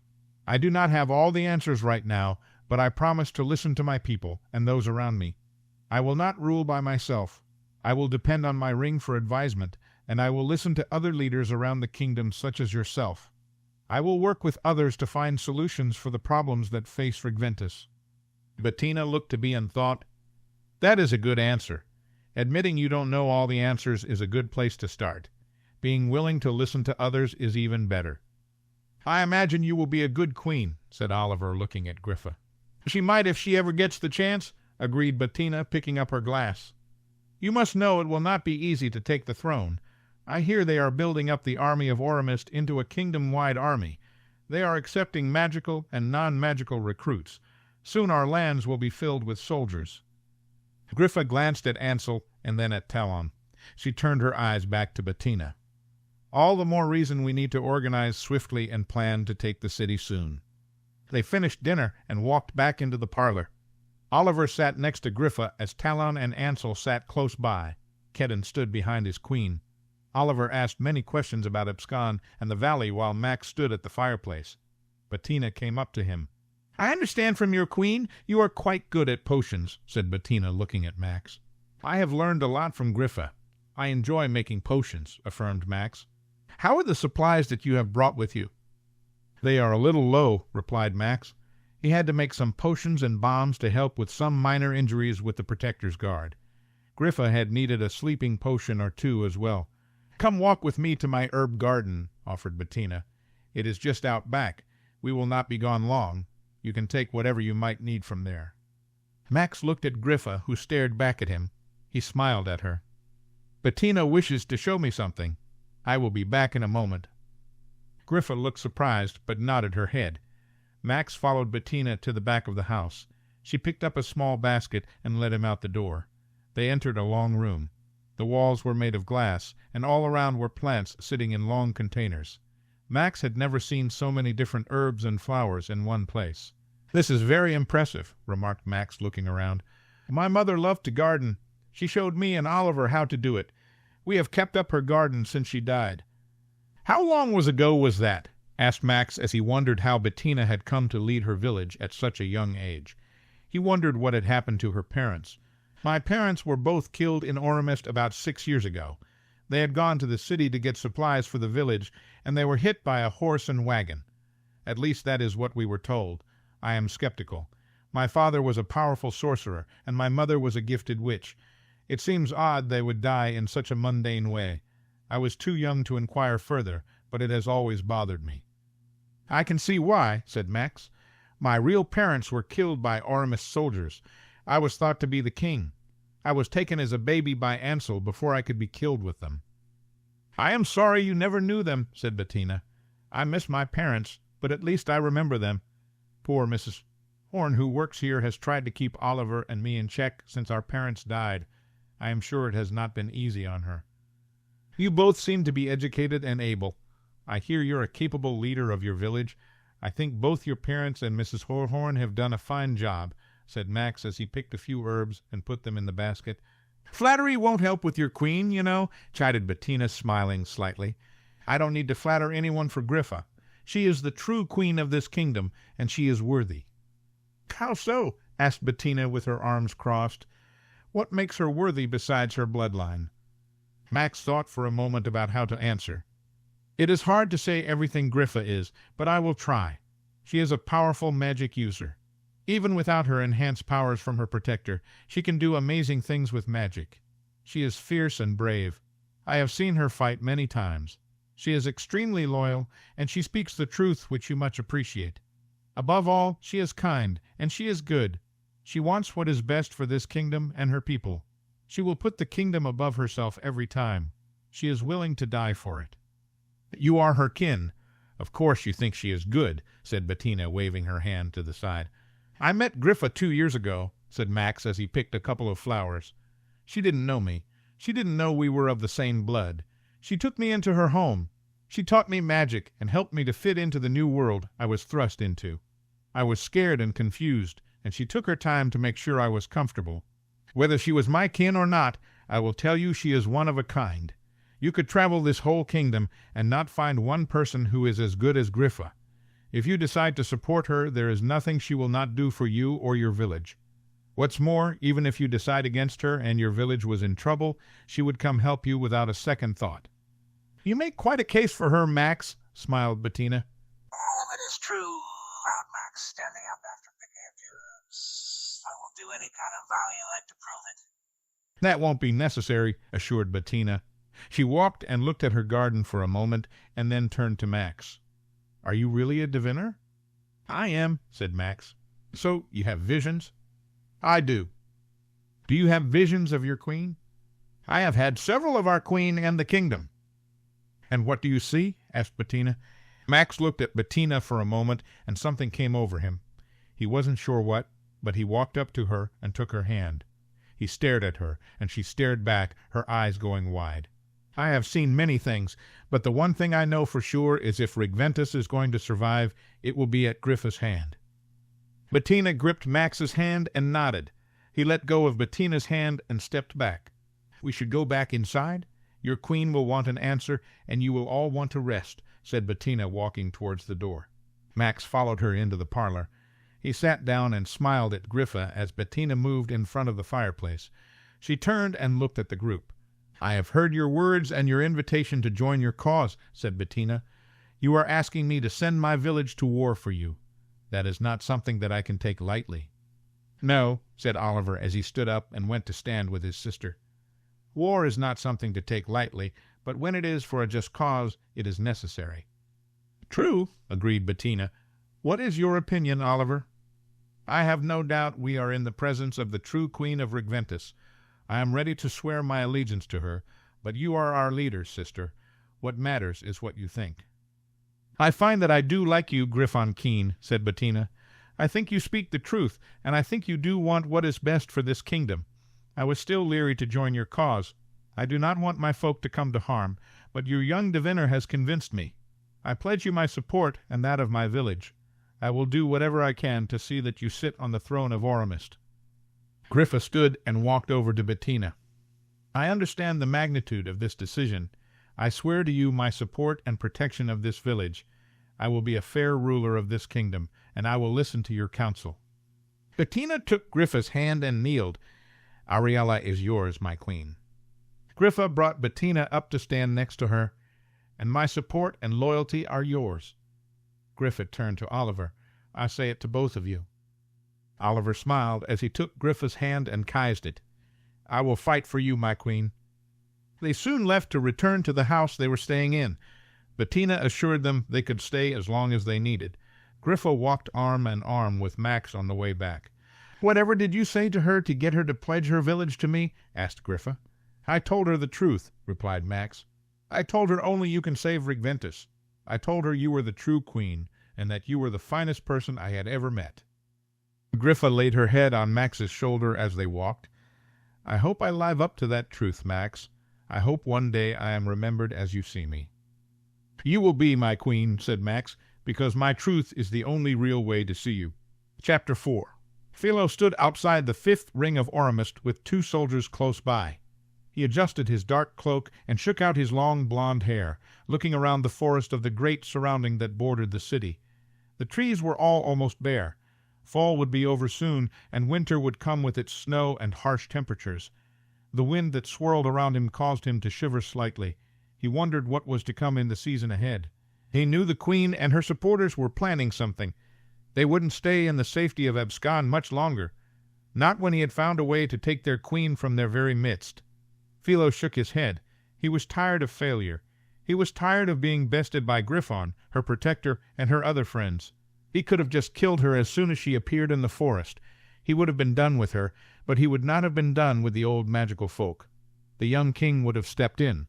Philo thought maybe they would have been too weak to go on, but vengeance and anger could be powerful forces. If Philo had killed Griffon, her friends could have rallied around the young king looking for revenge as well as a way to take the throne. What Philo really wanted was the right to rule. As long as the right to rule belonged to the line of Adalwin, someone would always be out there, ready to take the throne, no matter how many people from the line of Adalwin he managed to kill. Philo wanted to take the right to rule from the Adalwin bloodline. He had been close in the forest. He would have done it if Golnar had not shown weakness and stopped him. He couldn't believe the old man had turned on him to help the queen. That weak old man should have had no way to stop Philo, but Philo had not expected an attack from Golnar. Then Griffon's friends had arrived. Her protector, Talon Kedden, and that false young king had come to take her. Philo wanted to kill them all. He had always disliked Ansel. Ansel had been devoted to the Keens most of his life. He had followed Renwerd, and then Griffon around like a pet, always doing their bidding. Talon Wendell was nothing except a grown, spoiled child who had the luck of being born into the right family. Philo wondered how the valley even survived under Talon's leadership. Why Talon now seemed to follow Griffons around, Philo could only guess. He supposed the Keens and the Wendells had long been bonded as leaders of the two most prominent magical villages. Then there was Kedden. Kedden, who was a useless figurehead in Aurumist when he served as the lord and then king. What value did Griffon find in Kedden's friendship? What good could he do her? He was a non-gifted person with few skills. She had risked her life to come to Aurumist and try to save Kedden's wife, and she had helped him reclaim his son. Why did she show such devotion to the man? Philo could not wrap his head around it. He took a deep breath to clear his mind as he adjusted the pendant he wore against his chest. He would be meeting with Kasha Deli soon, and he needed to dispel his anger and put on his charm. If he was going to find a way to gain her cooperation, he would need to be open with her, without falling under her enchantments. He was no stranger to her powers. He had spent a few rather enjoyable nights letting her charm him. It seemed Philo's wife did not mind. He wondered how much his own wife had enjoyed the charms of Kasha as well. The air around him changed slightly, and Philo smiled as Kasha walked up to him. She looked as lovely as always. Her dark hair fell perfectly around her shoulders. Her deep brown eyes blinked as she walked towards him, and her long eyelashes practically touched her face as they fell over her eyes. Her full mouth smiled wildly as she held out her hand to Philo. "Good afternoon, Philo. It has been a while," said Kasha in smooth voice as Philo took her hand and kissed it. "It has, Kasha. I am glad you agreed to meet with me. Our son and daughter will be united soon. We will be practically family," answered Kasha. "My husband may not want anything to do with you, but I am less inclined to give up old friendships. I guess Hector is rather upset with me. He has sided with the false queen." Kasha folded her arms. He was close to Renwerd. There was some nasty business on the ring, and he feels he can make up for his mistakes with Renwerd's daughter. He is loyal to Griffon, even though she threw him off the ring. "I have heard she has made a new ring, throwing off the old families. The false queen is already making many mistakes." "Perhaps," said Kasha as she unfolded her arms. She slowly circled Philo, putting her hand on his shoulder. "But I didn't come here to talk about Griffon or the ring." Philo closed his eyes for a second and took a breath as he felt her pull. He hoped his pendant would help shield him, but Kasha was very powerful. He felt in danger of falling under her enchantment. "No, we came to talk about your daughter and the opportunities she might have in the future," said Philo, opening his eyes. "Indeed," smiled Kasha. She stopped circling and stood very close to Philo. She rubbed his upper arm. "You said you had a way to make her a queen one day?" "Yes," nodded Philo, looking down into Kasha's eyes. She blinked, and Philo felt himself respond to her. "I am in power in Aurumist now. I am almost as good as a king. I will pass on my rule to Marcus someday." "You say you are almost as good as a king, but you are not a king," said Kasha. She reached up and played with Philo's hair. "No, not yet," admitted Philo. He reached out and stroked Kasha's cheek. "But I have plans to make myself one. I have a way to take the right to rule from Griffon and her bloodline." Kasha stopped playing with Philo's hair and took a step back. and how do you plan to do it?" "It's not important, but I know I can. I just need to get my hands on Griffon. I am working on it, and it will not be long. Once I have this right to rule, I will need my son with me." "Marcus seemed to want nothing to do with you," said Kasha. "I have heard him tell Hector he has denounced you." Philo chuckled. "Marcus likes to talk as though he is noble, but if I can get him here, I can convince him easily to stay. Once he sees the power I have, he will want to join me. I just have to get him away from influences and abscond." Kasha smiled. "You seem very sure of yourself, Philo, but you must need something from me if you have called me here today. You hold much influence over your daughter. It seems your daughter holds influence over my son. I believe between the two of you he could be convinced to come to me. If not, I would think you could find a way to get him out of abscond so I could come get him." Kasha folded her arms again. "You know this will go against my husband's wishes. If he finds out I did something like this, he will banish me from his house. I hold some power over him, but to betray him this deeply would cause him to lose all interest in me." "Are you particularly fond of your husband?" "You don't live as long with someone as I have with Hector and not be somewhat fond of him. He is a kind man, and he has let me do as I please and still loved me. That does inspire at least a little devotion. We also have 2 children together. My daughter is the most precious thing in the kingdom to me, and he gave me her. We have a son as well, but Malcolm has never really warmed to me." Philo considered Kasha. He moved closer to her, and she did not back away. "What can I do to convince you? I can guarantee your daughter will be the queen consort some day. I can guarantee I will keep her safe in Aurumist. What else would you like?" Kasha moved very close to Philo. She put her arms around his neck and looked up at him. "When my husband kicks me out of his house, I will have nowhere to go. I will need a place to stay. I can provide you with a grand house in the first circle of Aurumist, somewhere close to the palace. My wife and I are both very eager to have you near us," said Philo. He bent his face down towards her. He wanted to kiss her badly. He was falling under her enchantments, but he found he didn't care. Kasha brushed her lips against his. "It would be nice to be near you and Cecilia. I have missed her very much. We were very close." Philo pulled Kasha close to him and kissed her. She moaned against his lips, and Philo knew he was in danger of being completely lost. He would need to keep some of his wits about him, so he pulled back slightly. "You will be very taken care of in the city. Your daughter will be safe and powerful. You will not miss your husband. I will see to that myself." Kasha pressed herself up against Philo and ran her hand down his cheek. "Very well, I will do what you need me to do. Give me some time to talk to Desmona.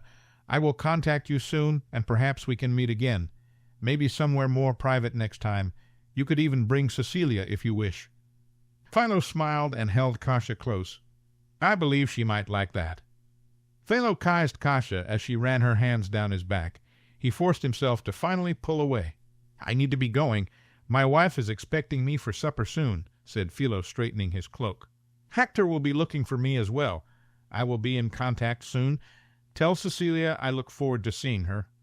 "Of course," said Philo. He turned to go when Kasha stopped him. "Wait, Philo, I do have some information you might want to hear now." Philo turned and nodded at Kasha. "The queen is out in the kingdom somewhere now, and she has been gone for a while. I am not sure when she will return. Also, Ansel is no longer her protector." Philo felt his eyes widen. "What are you talking about?" "Ansel is the only surviving man of the line of Rhea. He must be Griffon's protector." "The queen had something done? I guarantee you Ansel is no longer her protector. It is that non-gifted man they took in, the former lord of the kingdom." "Kedden?" asked Philo. This couldn't be right. "How can he be her protector? Where did you hear this information?" "I charmed it out of Hector one night. He heard it from Malcolm, who is on Griffon's ring. Kedden is the queen's protector, and Ansel has been training him, I believe." "Why would they change protectors now? If Griffon is planning on making a charge to take Aurumist, why would she not want Ansel by her side as her protector? He has trained his whole life. I wouldn't think he would give up the right to protect the queen. I thought he was in love with her." "He seems to still be in love with the woman. I believe they are betrothed. Why he would pick her over my own daughter, I will never know, but I like Marcus better anyway." "Your daughter will be much more well off this way," said Philo, grinning. I thank you for the information. It is very interesting. Please send me a message as soon as you have something to tell me." "I will," said Kasia, flipping her hair to the side. "I will try to have everything done quickly. I am rather anxious to see you and your dear wife again." With that, Kasia turned and disappeared. Philo nodded to his soldiers who were standing a ways away, and he walked towards the city. His meeting with Kasia had been even more fruitful than he hoped. Chapter 5. Kedden stood close to Griffa as they walked through the largest village in the grasslands. Amplacent was a prosperous-looking village with 3 active rings. They were currently in the 3rd ring, heading towards the 2nd. Griffa had heard there were many sick within the 2nd ring, kept in one area. She wanted to visit the sick and deliver the cure. Kedden did not like being in this village. It was too large, and Griffa was too vulnerable. He hovered close to his queen, occasionally bumping into her. He knew he was probably annoying her, but he didn't care. He would have her very near to him at all times while in the village. He looked over to see Ansel walking very close to her other side. His eyes darted around, looking for any threats. Talon walked just behind her as he too continually looked around. Max walked next to Talon, but only seemed to stare straight ahead. They came to the opening of the 2nd ring, where they were met by 2 town guards. They looked at Griffa, holding the hilt of their swords on their belts, blocking the entrance. "What business do you have here?" asked one of the guards, looking at Griffa. "I have come to see to the sick people of the city." "I bring comfort and a cure," said Griffa confidently. The guards both looked at Griffa closely. One of the guards gripped his sword tightly and said, "You are the false queen, aren't you?" Kedden moved very close to Griffa, staring down the guard. Griffa smiled at the guard. "You may call me that, but you know it isn't true. You know I am not a false queen. You know I am the queen of this kingdom. I do not intend to harm my people. I only want to see to the sick." The guard shook his head and blinked. He continued to look at Griffa closely as his hand fell off of his sword. He turned to the other guard, who was also staring at Griffa, and she smiled at both of them. "Will you let us pass? I would like to get to my people. I know they are in need."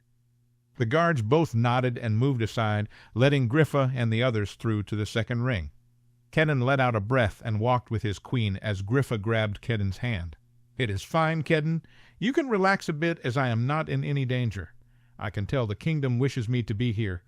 All will be well," reassured Griffa as she squeezed Kedden's hand and let it go.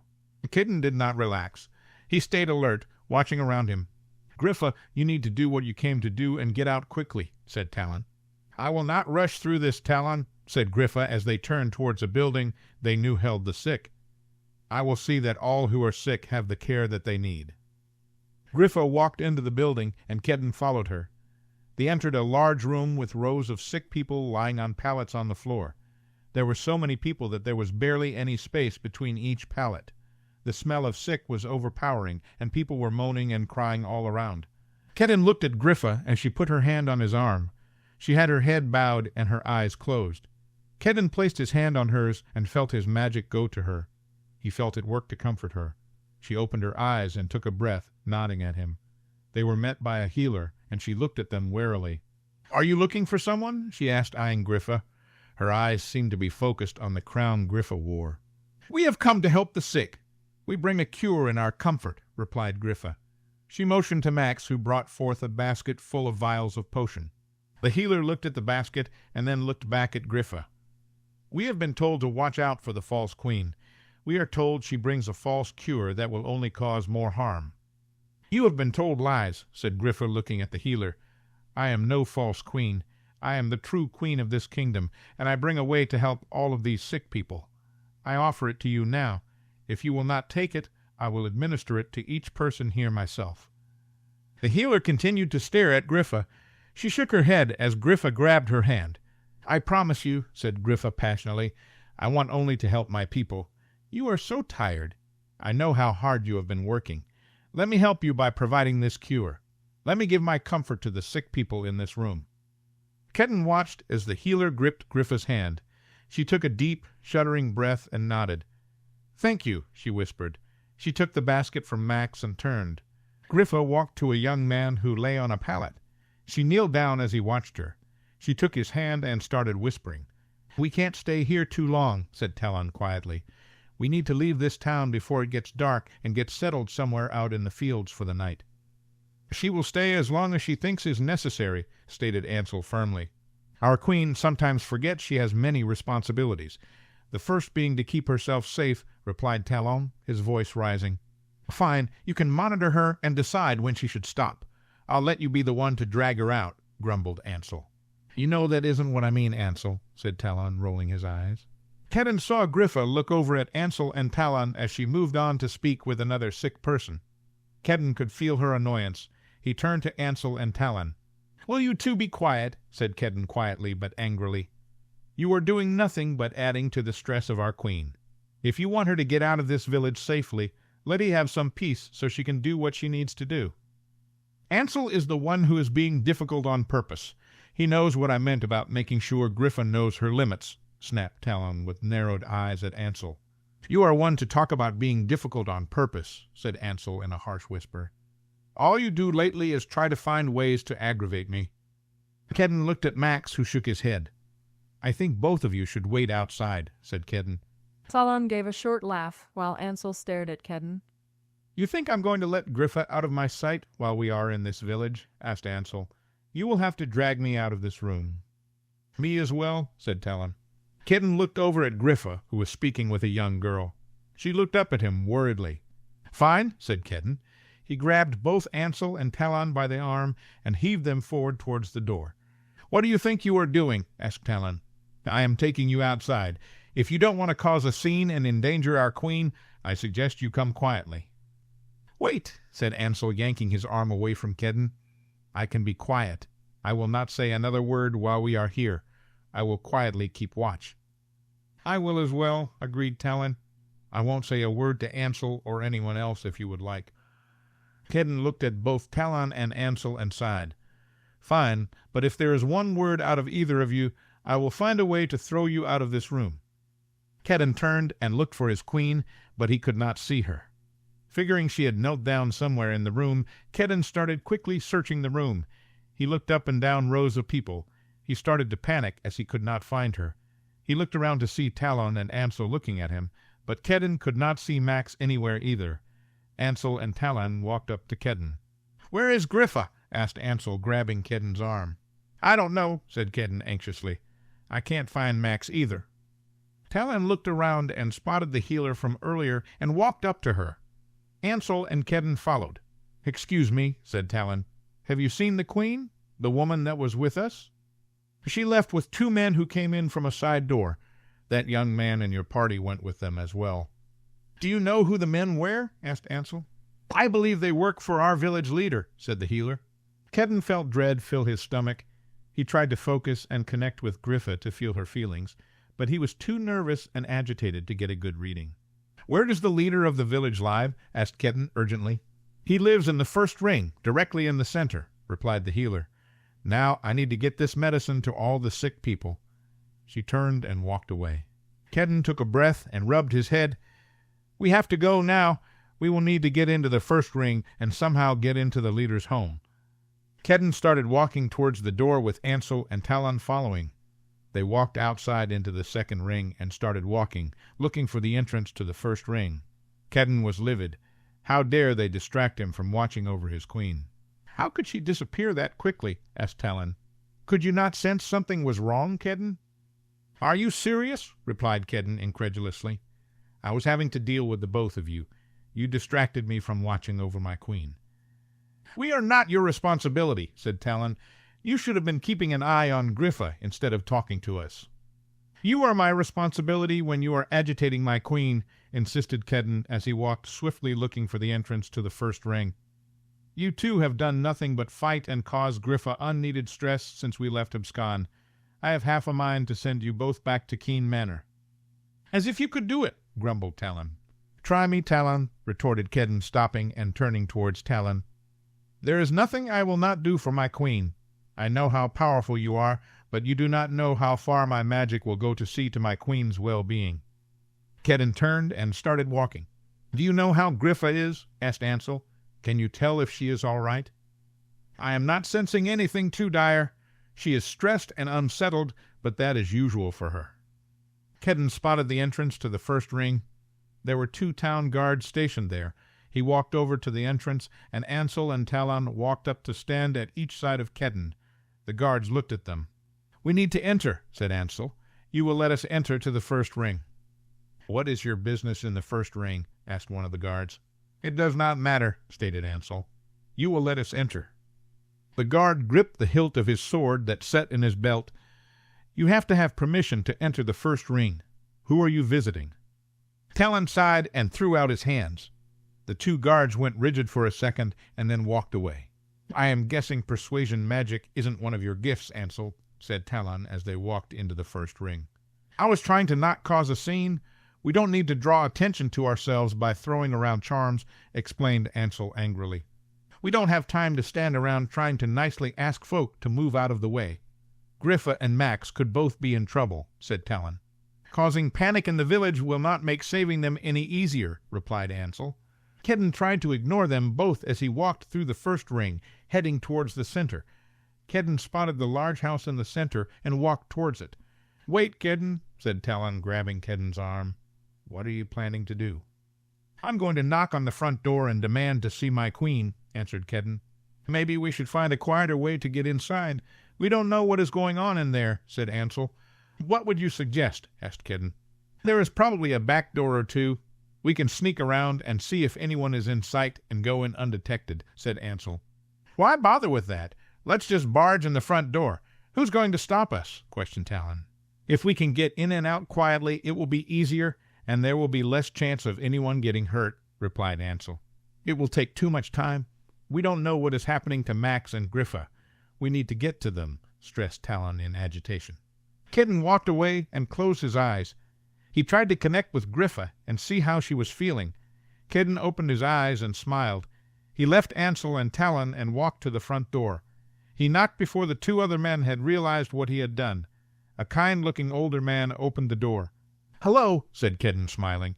"I am looking for a woman and young man. I believe they might be visiting." The man smiled at Kedden. "Your queen is inside. Are you the protector or one of the mages?" "I am her protector," answered Kedden. "Her mages seem to be coming this way." "I was told to bring you to your queen. Her mages can wait in the parlor," said the old man. Kedden smiled and walked inside as Talon and Ansel made it to the front door. Kedden was shown to the staircase. Before he walked up, he turned to Ansel and Talon. "Our queen has requested you wait in the parlor. I am sure we will be down shortly." Talon narrowed his eyes, and Ansel crossed his arms, but they didn't argue. Kedden followed the old man up the stairs.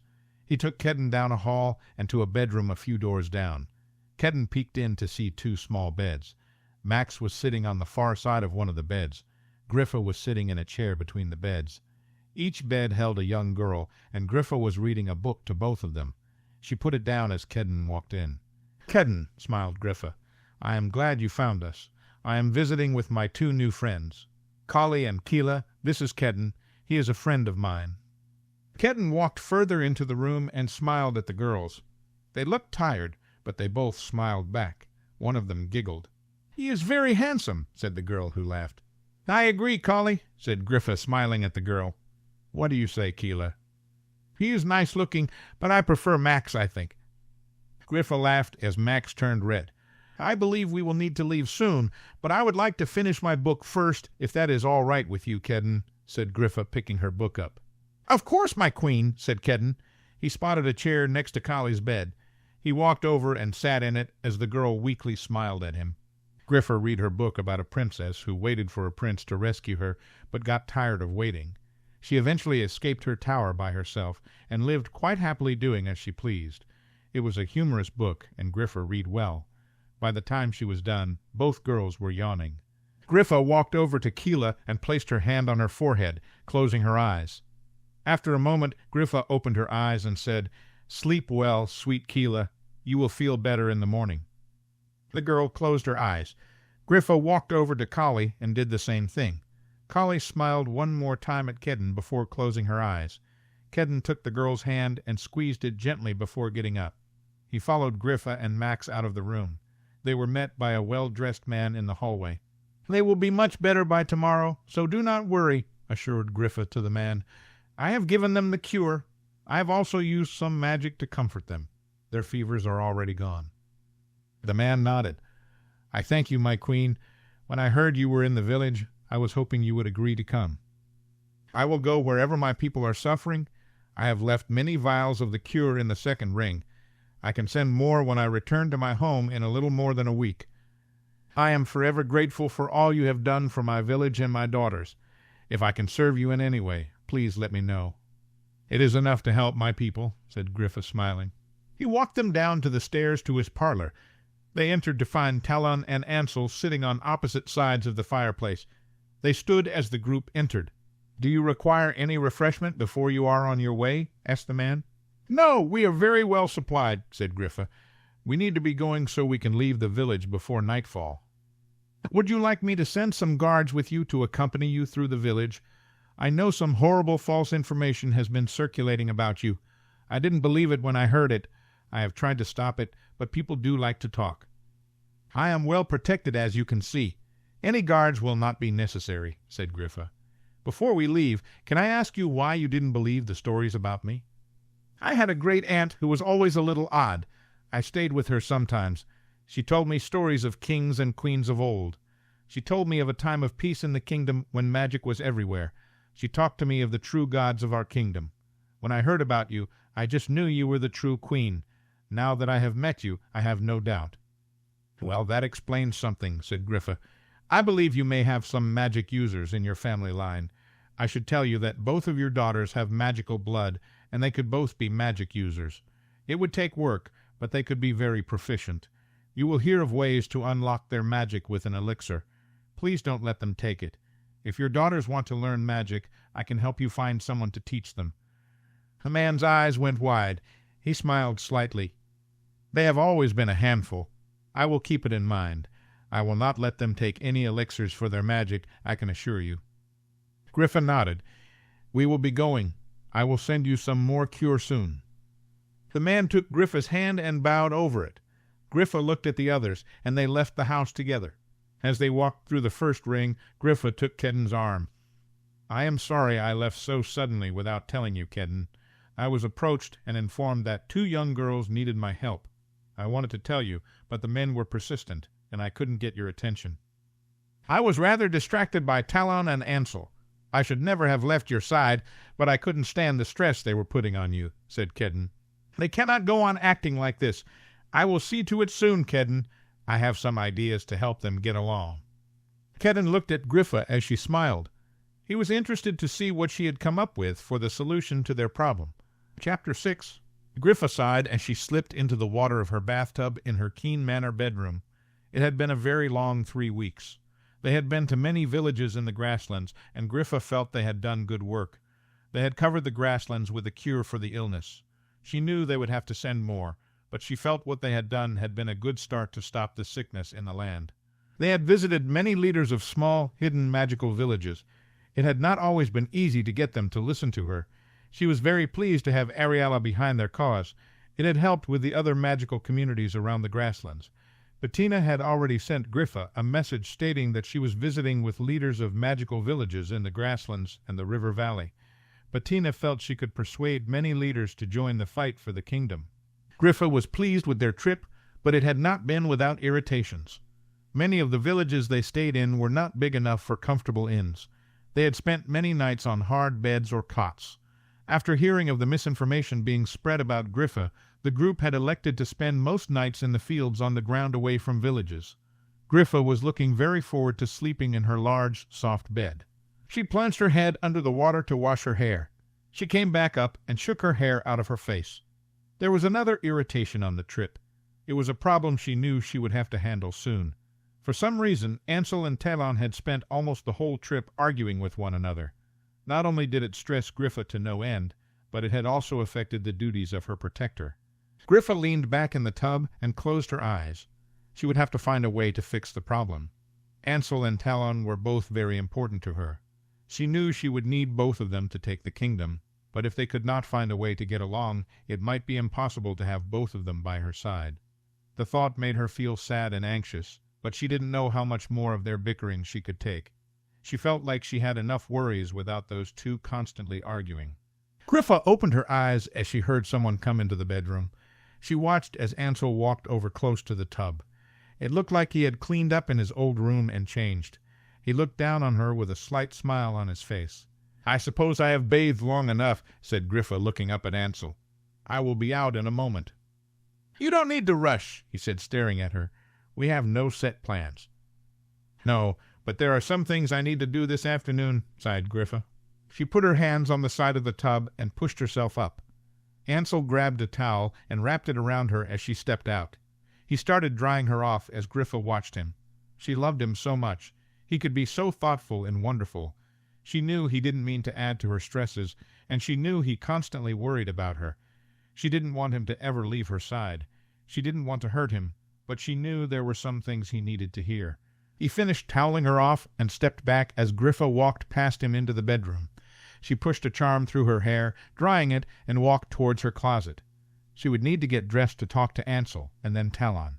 Before she reached the closet, Ansel grabbed her hand and pulled her to him. He kissed her and held her close. "I need to get dressed," said Griffa, looking up at Ansel. "There are some things we need to discuss." "And we can talk right now," he said, looking down at her. He kissed her gently on the lips. Griffa smiled and started to speak before Ansel bent down and started kissing her neck. "Ansel, I am serious," said Griffa softly. "There are some things we must talk about." He looked at her, rubbing his hands down her sides. "I know what you want to talk about, but I'm not in the mood to speak of it at the moment.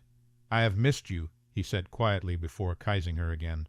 They had seen each other every day for the past 3 weeks, but she knew what he meant. They had barely had any time alone. A few nights on the trip they were able to sleep in the same bed, but for the most part they were either parted at night or sleeping in a group with everyone else. It felt good to be held and kissed by him. "I have missed you as well," said Griffa. She reached up and touched his face before pulling him down and kissing him. She dropped her towel as Ansel moved her towards the bed. She supposed she could wait a little while to talk with him. Later she lay in bed in Ansel's arms. She made a contented noise as Ansel kissed her shoulder. She tried hard to cherish their times together. After almost losing him, she had a new appreciation for Ansel's love and care. She had made the choice to be with him, to let him give up the duty his bloodline had held for 1,500 years. She had worried he would regret his choice. She had worried she would regret letting him do it, but she found she had no regrets. It was worth it to be with him. She knew he had some problems giving up the duties of the protector of the kingdom, and she understood. He had been raised knowing he would be the protector. He had trained his whole life. It had been his purpose. She could tell he was trying to step back and let Kedden take over all duties. She knew Kedden needed help and training from Ansel, but she wondered if he would ever be satisfied giving it up entirely. She wondered if he would find purpose being her husband and king consort. "What are you thinking of, Griffa?" asked Ansel before kissing her shoulder again. "You don't seem very relaxed at the moment." Griffa looked over her shoulder at him. "I was thinking of you." Ansel put his head on her shoulder and looked at her. "What about me particularly?" "I am hoping you will be happy in the future. I am hoping you will be fulfilled in your role in the kingdom." "Do you mean as your husband and consort?" he asked. "Yes," said Griffa. He pulled her so she would roll over and look at him. "There is nothing I want more than to be your husband, Griffa. The only way I can truly be happy is to be by your side. You know this. I just want you to feel you have purpose. I know you gave up your right to be protector willingly, but you must admit it is a huge change in your life. Everything you have worked for and lived for is now gone. I see how you enjoy training the protector's guards. I see how you shadow Kedden's every move. I can't imagine how hard it is to watch him take over this right from you and your family line. It's hard for me to think I am worth all of this anguish for you." Ansel looked at her and chuckled. Griffa frowned and huffed as Ansel kissed her forehead. "You think this is funny?" asked Griffa, annoyed. "You are being ridiculous, so yes," said Ansel, smiling at her. "Griffa, I find that I don't care much about giving up the protector's line. I gave it up willingly. What I have gained is worth so much more to me. I find that being the protector is not something I even remotely want any more. The only reason I continue to work with the guards and watch Kedden is you. The only hard part of this was giving up the right to be your protector. I liked being the one who could shield you and comfort you. Giving up the right to be in charge of your protection is very hard. Even though I trust Kedden, it is near impossible for me to depend on anyone else to keep you safe. It is not about losing the line of protectors from my family line. It's the right to be the one who protects you that I am missing. The only purpose I want in this life is to be by your side as your king consort while you rule Regventus." Griffa kissed him. "I want you by my side as well, Ansel. There is no one else I want as my king." "I just wish I was better suited for the position," mumbled Ansel. "What do you mean? You are everything I want in my consort. You are brave, careful, wise, and kind. You also love me. What else could I want?" Ansel rolled over onto his back and then sat up. "I don't know how much I will be able to help you in actually leading the kingdom. I am not as skilled as some in talking to others. I am afraid you could not send me out to meet with someone like Bettina Devons and hope for success. I do not have experience leading a village or a council." Griffa rolled over on her side and looked at Ansel. "You mean someone like Talon? Is this why you have been bickering with him these past 3 weeks?" "That's not the only reason. He is also infuriating, but you must see how much better he is suited to rule by your side." Griffa covered Ansel's hand with her own. "Ansel, I have chosen you. You are who I need by my side. You keep me steady and grounded, and you are my voice of reason. You may not be as outspoken as some, but when you do speak, you are usually wise and careful. I won't say that Talon isn't handy to have around. He is very good at meeting with leaders. He is charming, sharp, and well-spoken, which is why I have made him the second chair on my ring. I trust him and care for him greatly. I need him to take the kingdom, but I do not need him in the way I need you." Griffa sat up, wrapping the blanket around her. She laid her head on Ansel's shoulder and took his hand. "I believe I need both of you to take the kingdom, but I cannot have you two constantly fighting. I cannot take another 3 weeks like the one we just had. I would like it if you both can work something out, but if you cannot not, I will send Talon away. I will ask him to go back to the valley for a while, because if I cannot have you both with me, I will choose you to be by my side." Ansel laid his head against Griffa's and squeezed her hand. "You do not need to send him away. You will need him on our travels. I will find a way to stop fighting with him. I do not want to add to your stress." "Thank you," said Griffa. "If you are serious about getting along with him, I will need you to trust me in some decisions I will make soon." Ansel sat up and looked down at her. "What decisions?" "I'm not sure yet," said Griffa, smiling, "but I have some ideas for both you and Talon." Griffa soon rose from the bed and dressed. She went downstairs to the parlor to find Talon sitting with Max. She smiled at both men as she entered. "Talon, would you join me in my study for a moment?" asked Griffa as she walked by him towards the study. "Of course, I will do as my queen commands," said Talon with a smile as he stood up. He followed Griffa into the study, closing the door behind him. Griffa sat behind the large desk, and Talon sank down into one of the chairs in front of her. She put her arms on the desk and leaned forward. "I can guess what this is about," said Talon, sitting back. "I should hope so. Talon, I cannot have you and Ansel bickering constantly. We have so much work to do. I cannot deal with the both of you fighting like children." "I am sorry, Griffa." Talon gave her a small half-smile. "I have nothing against Ansel, but sometimes he is so ridiculous I can't help myself." "You are both being ridiculous. I need you to find a way to make peace with Ansel. Your constant fighting on our trip caused me endless stress. It also affected the work of my protector, and I can't have it. If we are going to save this kingdom, we must all be on the same side." "I am on your side," said Talon. "Then you will find a way to work with Ansel," responded Griffa. She put her hands in front of her and leaned further over. "Talon, I want you by my side.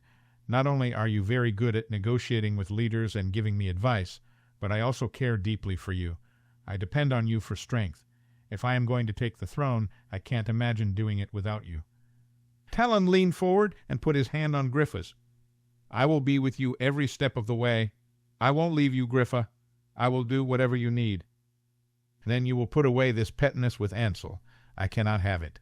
I am under so much stress and pressure, Talon. I cannot take the two of you fighting.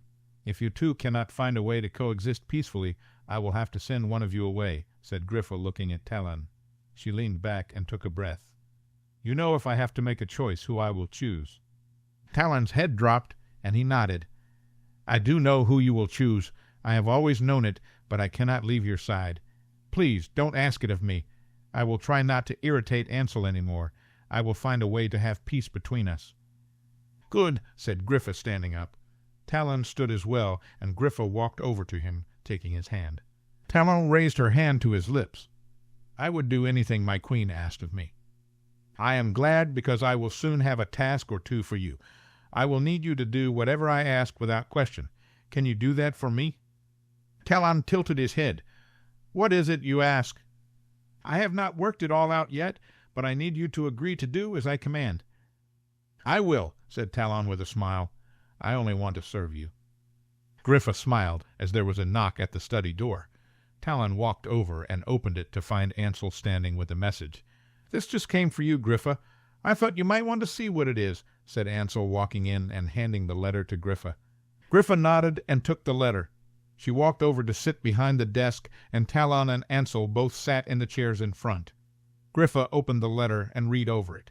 She read it twice quickly, a plan forming in her head. "Who is it from?" asked Talon. "It is from Diracha," replied Griffa. "She wishes me to come see her at the end of the week. She has information she believes I need, and some people she wants me to meet. She would also like some more vials of the cure." "I guess we will go there instead of the river valley," said Ansel. "You will have to reschedule with a few of the leaders we were to meet with." "No," said Griffa, looking up from the letter. "I will not need to reschedule, because I have my second chair and my future king to take care of things for me. You will both travel together to the river valley and meet with the leaders for me. You will deliver the cure to several villages while I visit with Diracha. Kedden, Max, and Addie will come with me. When I am done with Diracha, we will all meet up together in the river valley to finish out our journey." Talon and Ansel looked at each other. "Are you sure this is wise?" asked Ansel. "I don't know if we should split up. I would hate to be away from you." "Yes, Griffa," said Talon. "I am sure the magical leaders and villages can wait a few days while we all travel together." Griffa put her letter down and stared at Ansel and Talon. "No, the sick in the river valley need the cure as soon as possible. You both will need to get used to meeting with leaders without me. I cannot be everywhere at once, and I will depend on both of you to represent me much in the future. You both said you would serve me in any way I saw fit. You said you would follow my commands. This is a command. You will both travel together to the river valley and do as I ask." "Very well, my queen," agreed Ansel, nodding. "I am happy to serve in any way you ask." "I will go," said Talon. "If this will help ease your burdens, I will do it." Griffa smiled. "Perfect." She stood up and walked towards the door. She turned to look at Ansel and Talon, who had stood up as well. "Dinner should be soon, and I am very hungry." She walked to the door and opened it. Before she left the room, she turned to look at them both. "You should use this opportunity I have given you to work out any problems you have with one another. When we are back together, I expect to see a change in both of your attitudes for the better. If I do not, changes will have to be made that I doubt either of you will enjoy." Griffa turned and walked from the room, leaving Ansel and Talon staring at each other. Chapter 7. Ansel paced in the entryway with his hat and cloak on. He had a small case sitting by the door. He was not looking forward to the next few days. Not only would he be away from Griffa, but he would be forced to spend endless hours with Talon. He had determined he would get along with the man, and it shouldn't be too hard. He didn't dislike Talon, not really. He knew he was a good man, and they both had the same goal. They wanted to keep Griffa safe and see her to the throne. Perhaps it was the same goal that divided them. They definitely had something in common.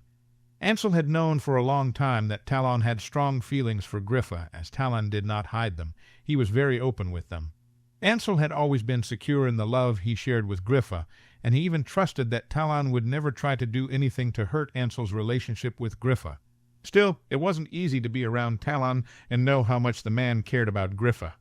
It wasn't easy to watch Talon and Griffa effortlessly flirt. It was hard to watch how easy Talon could perceive her feelings and thoughts. He could often easily lift Griffa's mood, as he always seemed to know the right things to say to her. He was a fierce defender of Griffa, and quick to take care of her. Ansel couldn't really find fault with much of it. He shouldn't mind that Griffa had someone else in her life to watch over her, but Ansel did find that there were times he felt jealousy at the closeness of Griffa and Talon. The thing that bothered him the most was how well Talon fit into her life. They both grew up knowing they would lead great villages, and they were similar in many ways. Sometimes Ansel thought they might have been able to read each other's thoughts. Now that Griffa was the queen, Talon was her perfect match. He could see Talon ruling besides Griffa, being charming and commanding. Ansel would never give Griffa up, not as long as he lived. He didn't care how perfect Talon seemed to be for her. She had said she wanted Ansel, and she had chosen him. He should be satisfied and trust her, and he did trust her. She did not want Talon as her king, she wanted Ansel. He would keep reminding himself of that fact, and work to better his relationship with Talon. Talon walked into the entry hall. He carried a small case that he laid on the floor as he put on his cloak and turned to Ansel. "Are you dreading this as much as I am?" asked Talon as he leaned against the wall. "I am dreading being apart from Griffa, but I am pleased to do as she commands. I am proud to be able to do this for her," answered Ansel. "Come now, Ansel, I know that I am not your ideal traveling partner. Let's at least start off this short adventure by being honest with one another." "I do not see why you would not be good company. You will certainly provide plenty of conversation along the way." "I don't think you ever run out of things to say," said Ansel, looking in the doorway as Griffa and Addie came in arm, both carrying small cases. The ladies put down their cases as Ansel grabbed their cloaks. He threw Talon Addie's cloak while he took Griffa's. Ansel walked up to Griffa and wrapped the cloak around her, fastening it below her chin. He took her hand and led her over to the other side of the hall, as Talon helped Addie with her cloak. "I will miss you," said Ansel quietly as he held Griffa's hand. "Are you sure you don't want me to come with you? You could send Max with Talon. Max is of Adalwin blood, and the leaders would be more prone to talk with him than me." Griffa smiled slightly. "No, I need you to go. If you are to be my king, then you will need to start acting like one. You are very capable of being charming when you want to be. Go and practice your charm on those village leaders. We will need as many people as we can get if we are going to save this kingdom." Ansel nodded as he held Griffa's hand and looked at her. He wanted to spend every moment he could with her before he would have to be parted from her. Griffa looked up and over Ansel's shoulder. Ansel turned to see Max and Kedden enter the room. Kedden was already wearing his cloak and his sword. He walked over and stood by his queen. "This will also be a good opportunity for you to sit back and trust Kedden to protect me," said Griffa, smiling at her protector. She walked to the center of the hall. "Are we all ready to walk to the gates?" Everyone nodded, and they followed Griffa out of the door. Ansel walked quickly to catch up with Griffa. Talon and Addie were already walking by her side. When Ansel approached, Addie smiled at him and fell back to walk with Kedden and Max. Hel fell in step with Griffa and grabbed her hand. "I was just telling Talon that I need you both to visit the village of Ackley today. I know you were supposed to go to another village, but I have had a letter from a group of magic users close to Ackley. They say the sickness is very bad in the village. You should take some cure there today and spend the night there before going to the other villages tomorrow." "Do you know the village, Ansel?" asked Talon. "I do. It is very close to where Amican, the original home of the line of Rhea, once stood. I have visited Ackley a few times in my life. It is not very large, but it is a charming village," answered Ansel. "Good. We can travel close by then with your directions. I am not in the mood for a long walk today." They were soon walking through the gates of Abscon. They gathered around and got ready to leave on their separate trips. Griffa turned to Talon.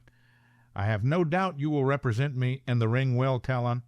I hope you will use your time wisely and get to know your fellow traveler." She offered Talon her hand. Talon kissed it and smiled. "I will do as you command, my queen." Talon pulled her in and held her. "Please be safe, Griffa."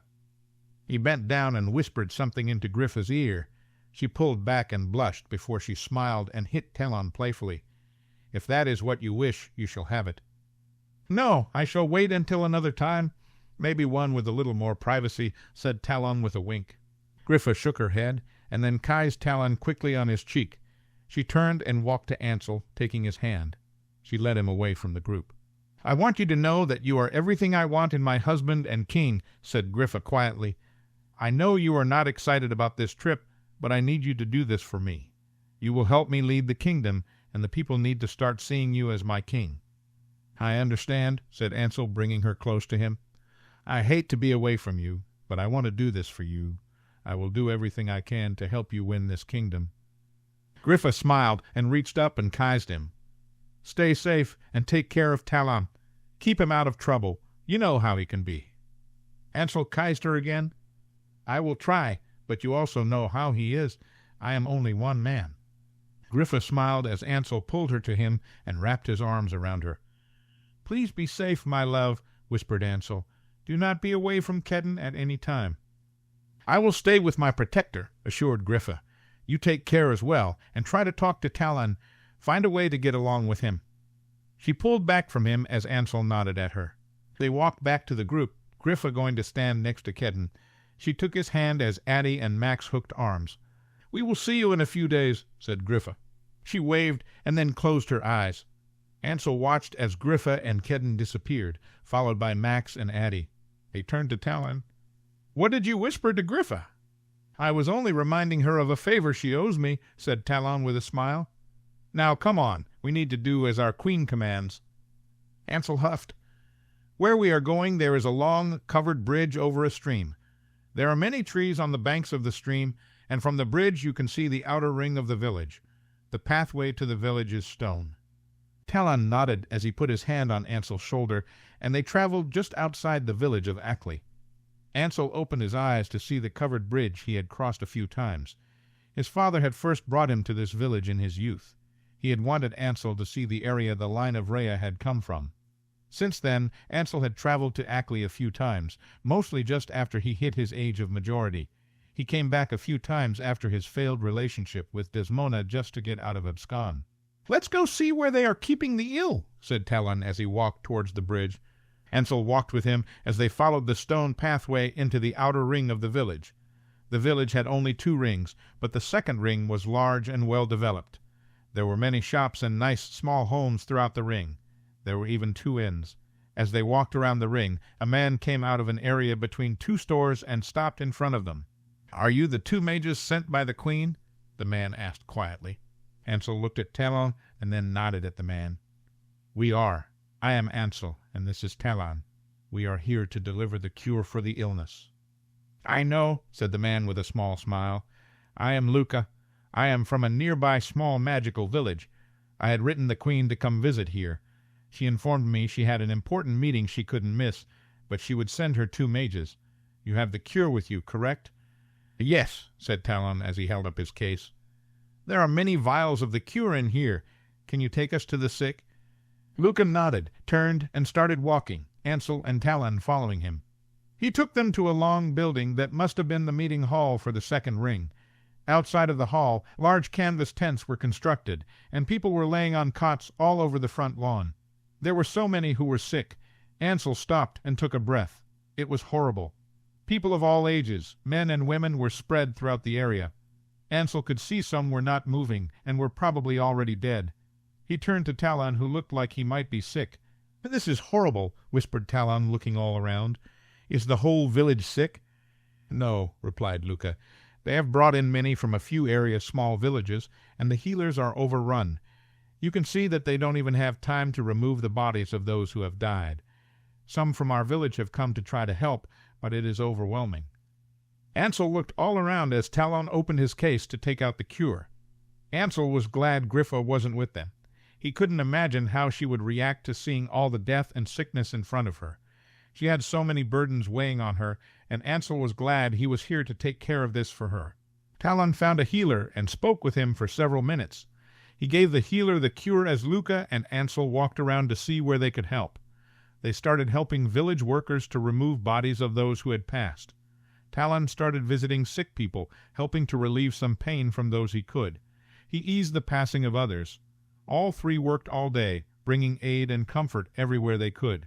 By the time the sun was setting, they were exhausted. They washed their hands in a place provided, and then walked back into the second ring of the town. "You will need to find a place to stay tonight," said Luca. "The inn up ahead is not bad, as they have decent beds and good food. There are plenty of drinks, and the women are very good-looking if you are needing company tonight." Ansel shook his head. "I am betrothed to our queen. I have no need for any company. Talon might be wanting someone to entertain. He has been known to entertain many women in the past." Talon laughed. "I find that I am not as interested in those kind of enjoyments as I once was. Food, drink, and place to lay down is all I need. You should join us, Luca, at least for one drink." Luca agreed and led them to a small inn. Ansel looked up at the sign and stopped. He knew this inn. He had been there. "Isn't there another inn in town?" asked Ansel. "I am sure there is another closer to the town's entrance. Perhaps we should go there. It will be easier to leave the village if there is trouble." "You don't want to stay there," remarked Luca. "This one is much nicer, and you will not run into any trouble. The people here all know the true story of Regventus. They support our queen." Luca walked in the inn with Telon following him. Ansel pulled his hat low on his head and walked in. Luca and Talon had found a table towards the back, and Ansel sat in a chair across from Talon. He kept his head down. "You are acting strange, Ansel, even more so than usual," said Talon, looking at him. "What is the matter with you?" "Nothing," said Ansel.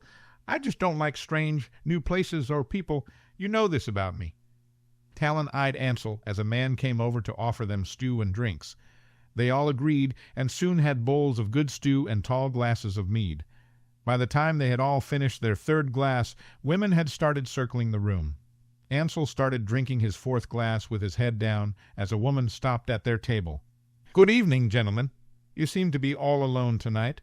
Perhaps I could join you for a while?" asked the pretty woman. She looked young and bright-eyed, but Ansel knew she was older than she appeared. "I believe we are all happy as we are," said Talon, smiling at the woman.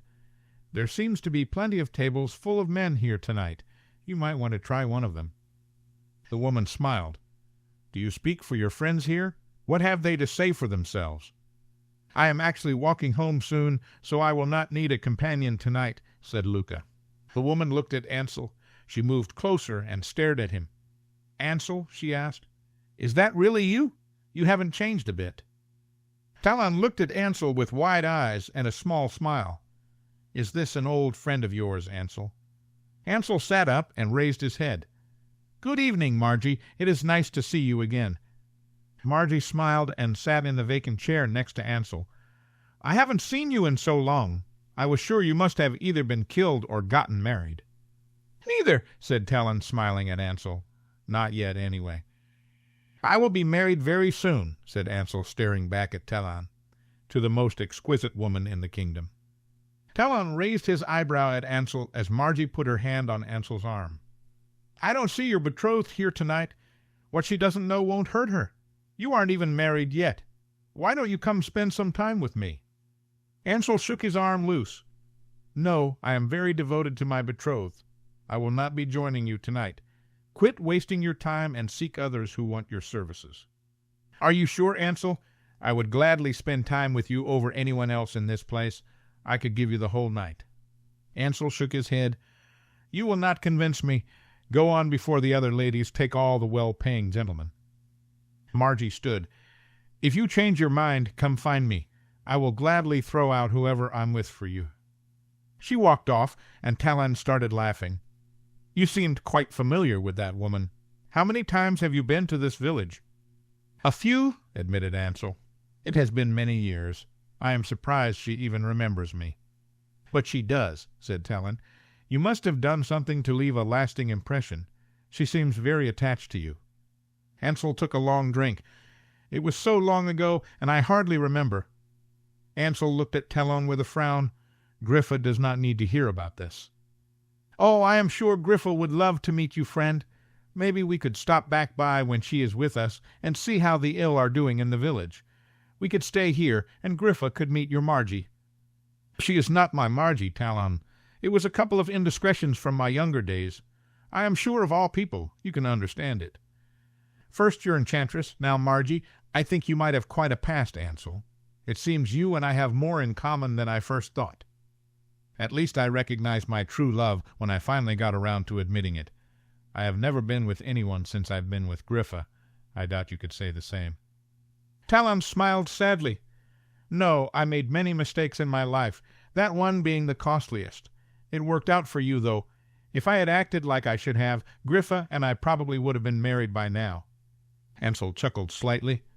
"You can tell yourself that, Talon, but you know it isn't true." Luca looked between the men, obviously confused. "Ansel and I have had the misfortune to fall in love with the same woman," said Talon, looking at Luca. "She has chosen to be with Ansel, but I had my chance first." "And you failed at your chance because she is meant to be with me," said Ansel. He finished his drink and looked around for the man to bring him another. Talon smiled smugly as the man brought over drinks for all three men. Luca sat his aside, but Talon and Ansel both grabbed theirs.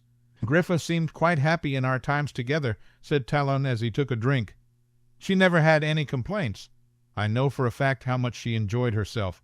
I could go into great detail if you wish. She didn't enjoy herself enough for you to keep her, it seems.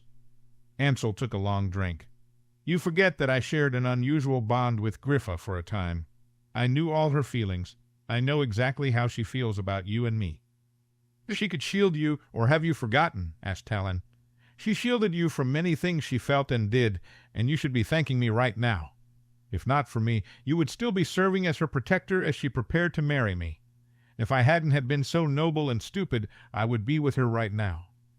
Ansel slammed down his glass. I don't know what you are talking about, and I don't want to know. The bottom line is she has chosen me.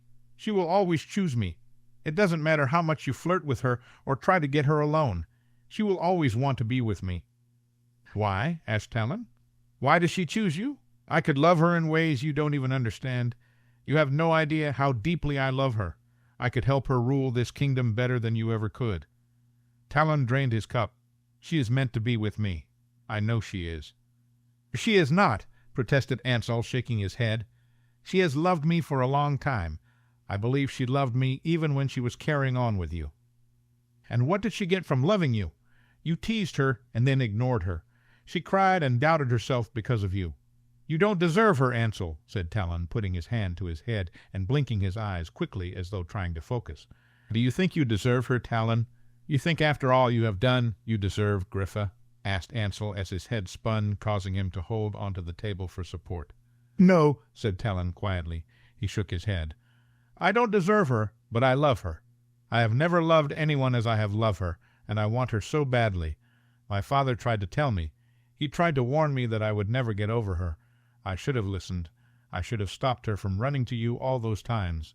I should have begged and begged until she agreed to marry me.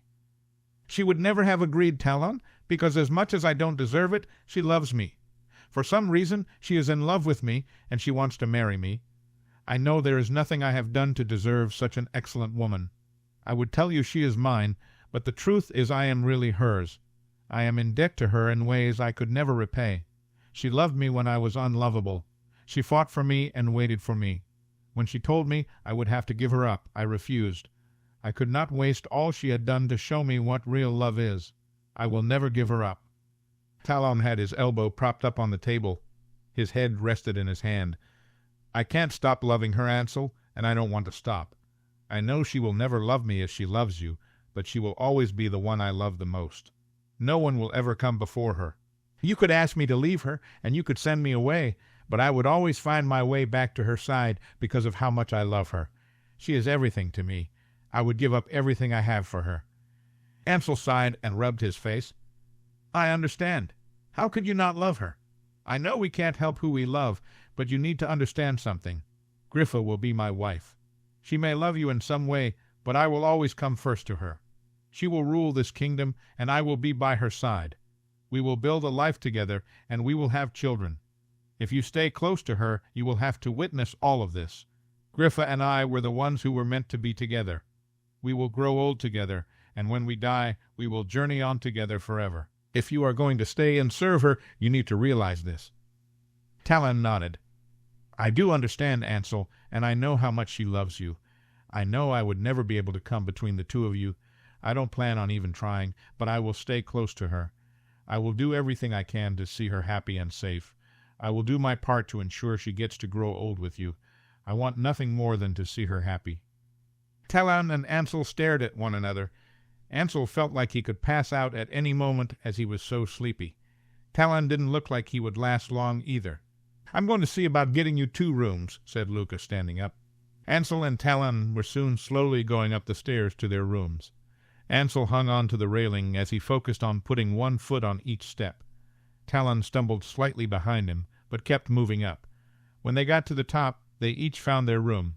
Before going into his room, Talon turned to Ansel. What did you do to that Margie woman to make her remember you all these years? Asked Talon. Ansel smiled as he looked at Talon. You said that Griffa enjoyed her time with you. You said you could give me details of your time with her and the pleasure you believed she experienced. I could share elaborate details of my times with Griffa as well. If you would like to compare, I am game. I guarantee you will not like the results." Ansel chuckled softly and then went into his room. He was happy to lay on his bed and pass out immediately. The next day they met one another below stairs. Talon had brought some elixir along that they could both take to clear their heads, and Ansel was very thankful, as his head was killing him. They ate breakfast and traveled to their next destination. It was a small village on the edge of the grasslands. They had not had time to visit this village on their last visit, and it was very close to the river valley. Once they got to the village, they were met by a young woman who smiled at them. "I understand you have come to help the sick. Is that correct?" asked the woman. "Yes," said Talon. "How did you know we were coming?" "I have friends in other villages around here, villages that you would feel more at home in." Ansel nodded, understanding she was talking of magical villages. She took them to a large room with many sick people. They spent all morning giving out the cure and tending to the ill. At midday the woman offered to show them where they could get some lunch. She took them to a small inn close to the entrance of the first ring of town. They sat at a table with her and ate some bread and meat. A worker brought them some wine. "How do you have friends in a magical community?" asked Talon as he took a drink of his wine. "Sometimes magical folk come to the village for supplies. I happen to catch the eye of a few young men. I like having a few friends to spend time with," she answered with a wide smile. Talon raised his eyebrows at her as he drank and looked over at Ansel. Ansel shrugged and drank deeply from his wine before taking a bite of the bread before him. "I would ask if you would like some company tonight," said the woman, putting her hand on Talon's arm. "But I think you might be a bit tied up by then. You are very handsome, though." Talon looked at her quizzically when he suddenly dropped his cup and leaned back. He looked up at Ansel with wide eyes. Ansel took a breath and could feel himself going dizzy. Everything around him seemed to be blurry. He couldn't remember where they were or what they were doing. He looked at Talon, who was sitting back with a smile on his face. Ansel sighed as he heard the woman speaking to someone. "Get some of that special rope and bind them up. We will take them upstairs and send a message to their queen." Ansel couldn't understand what she meant. Why would they go upstairs? Why would she send a message to Griffa? Ansel found he didn't care as he sat there blissfully unaware as someone tied his hands together. Chapter 8.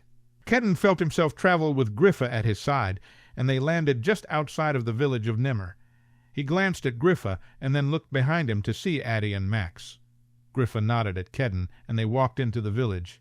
Kedden remembered much of the village from his visit there almost a year ago. He couldn't believe it had only been a year, as so much had happened since he first came to Nimmer. He was called a king then. It was an empty title, but Kedden had tried to take it seriously. He had been tricked by Golnar, Turin, and his mother to come to the forest of the lowlands to visit Daracha. The trip turned out to be the best thing that ever happened to him. His eyes had been opened by Daracha. She had showed him how wrong he had been, and she had sent him to Griffa and the others. Kedden looked over at Griffa as they walked to the opening of the second ring, and she smiled at him, causing Kedden to smile back. He felt so complete serving at her side. He had so much purpose in his life now. He had given his life to the kingdom and to Griffa, and he was proud to serve his queen. Having access to her feelings, Kedden knew how much she loved her kingdom. He knew how kind and caring she was, and he would not fail her. "I have never met Daracha," said Griffa as they entered the second ring of the village. "What is she like, Kedden?" Kedden took a moment before he answered. "I found her intimidating. She always unsettled me during ancient council meetings. She was not unkind to me when I stayed with her, but she does not mince words. She is very straightforward.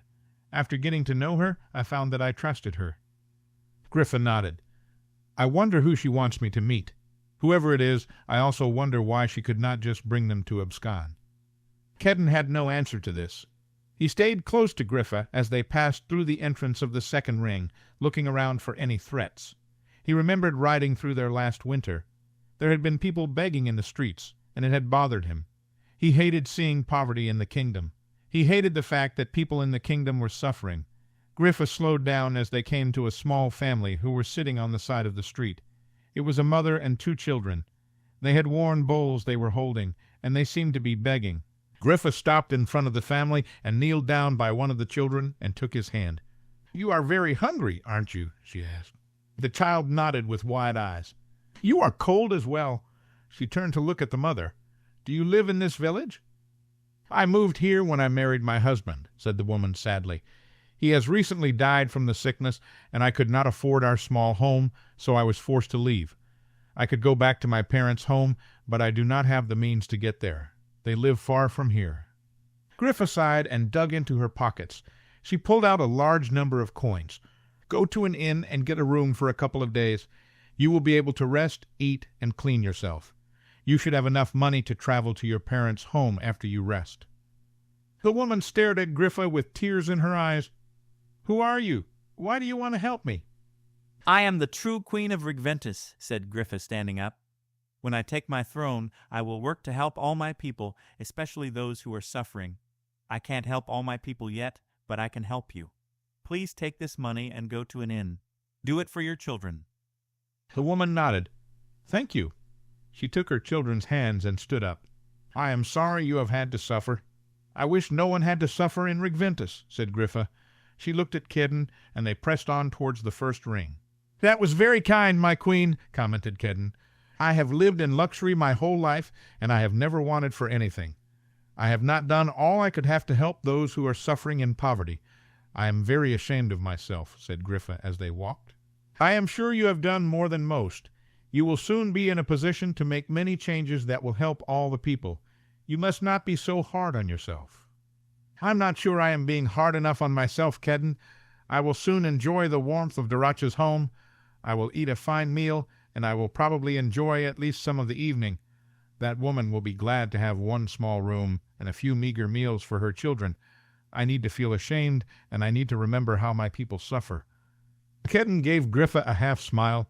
He wondered how many people in her position would even give a second thought to a suffering mother. "I am sorry you are ashamed, but I am very happy to serve you, my queen. It may not mean much to you, but I am very proud of you." Griffa stopped and looked at Kedden before they entered the first ring, taking his hand. "It means a great deal to me to hear you say it, Kedden. I hope you are always proud of your queen." She squeezed his hand and let it go. They walked on into the first ring of Nemmer, passing by all the large homes and yards until they came to the Viceroy Manor that stood in the center of the first ring. Griffa walked up to the front door and knocked. She turned and smiled reassuringly at Max and Addie. The door opened, and Penelope looked at them all and curtsied low. "My queen, it is good to receive you," she said in her deep voice. She stood up and moved out of the way. "Daracha is waiting for all of you in the parlor." Griffa nodded and walked in with Kedden following her as Max and Addie came in behind Kedden. Kedden could see the house looked much as it did a year ago. The entry hall was dark with only a few candles lit, and Penelope showed them into the dimly lit parlor. As they entered, Daracha, who had been sitting by the fireplace, stood up to greet them. Griffa walked over to stand in front of her.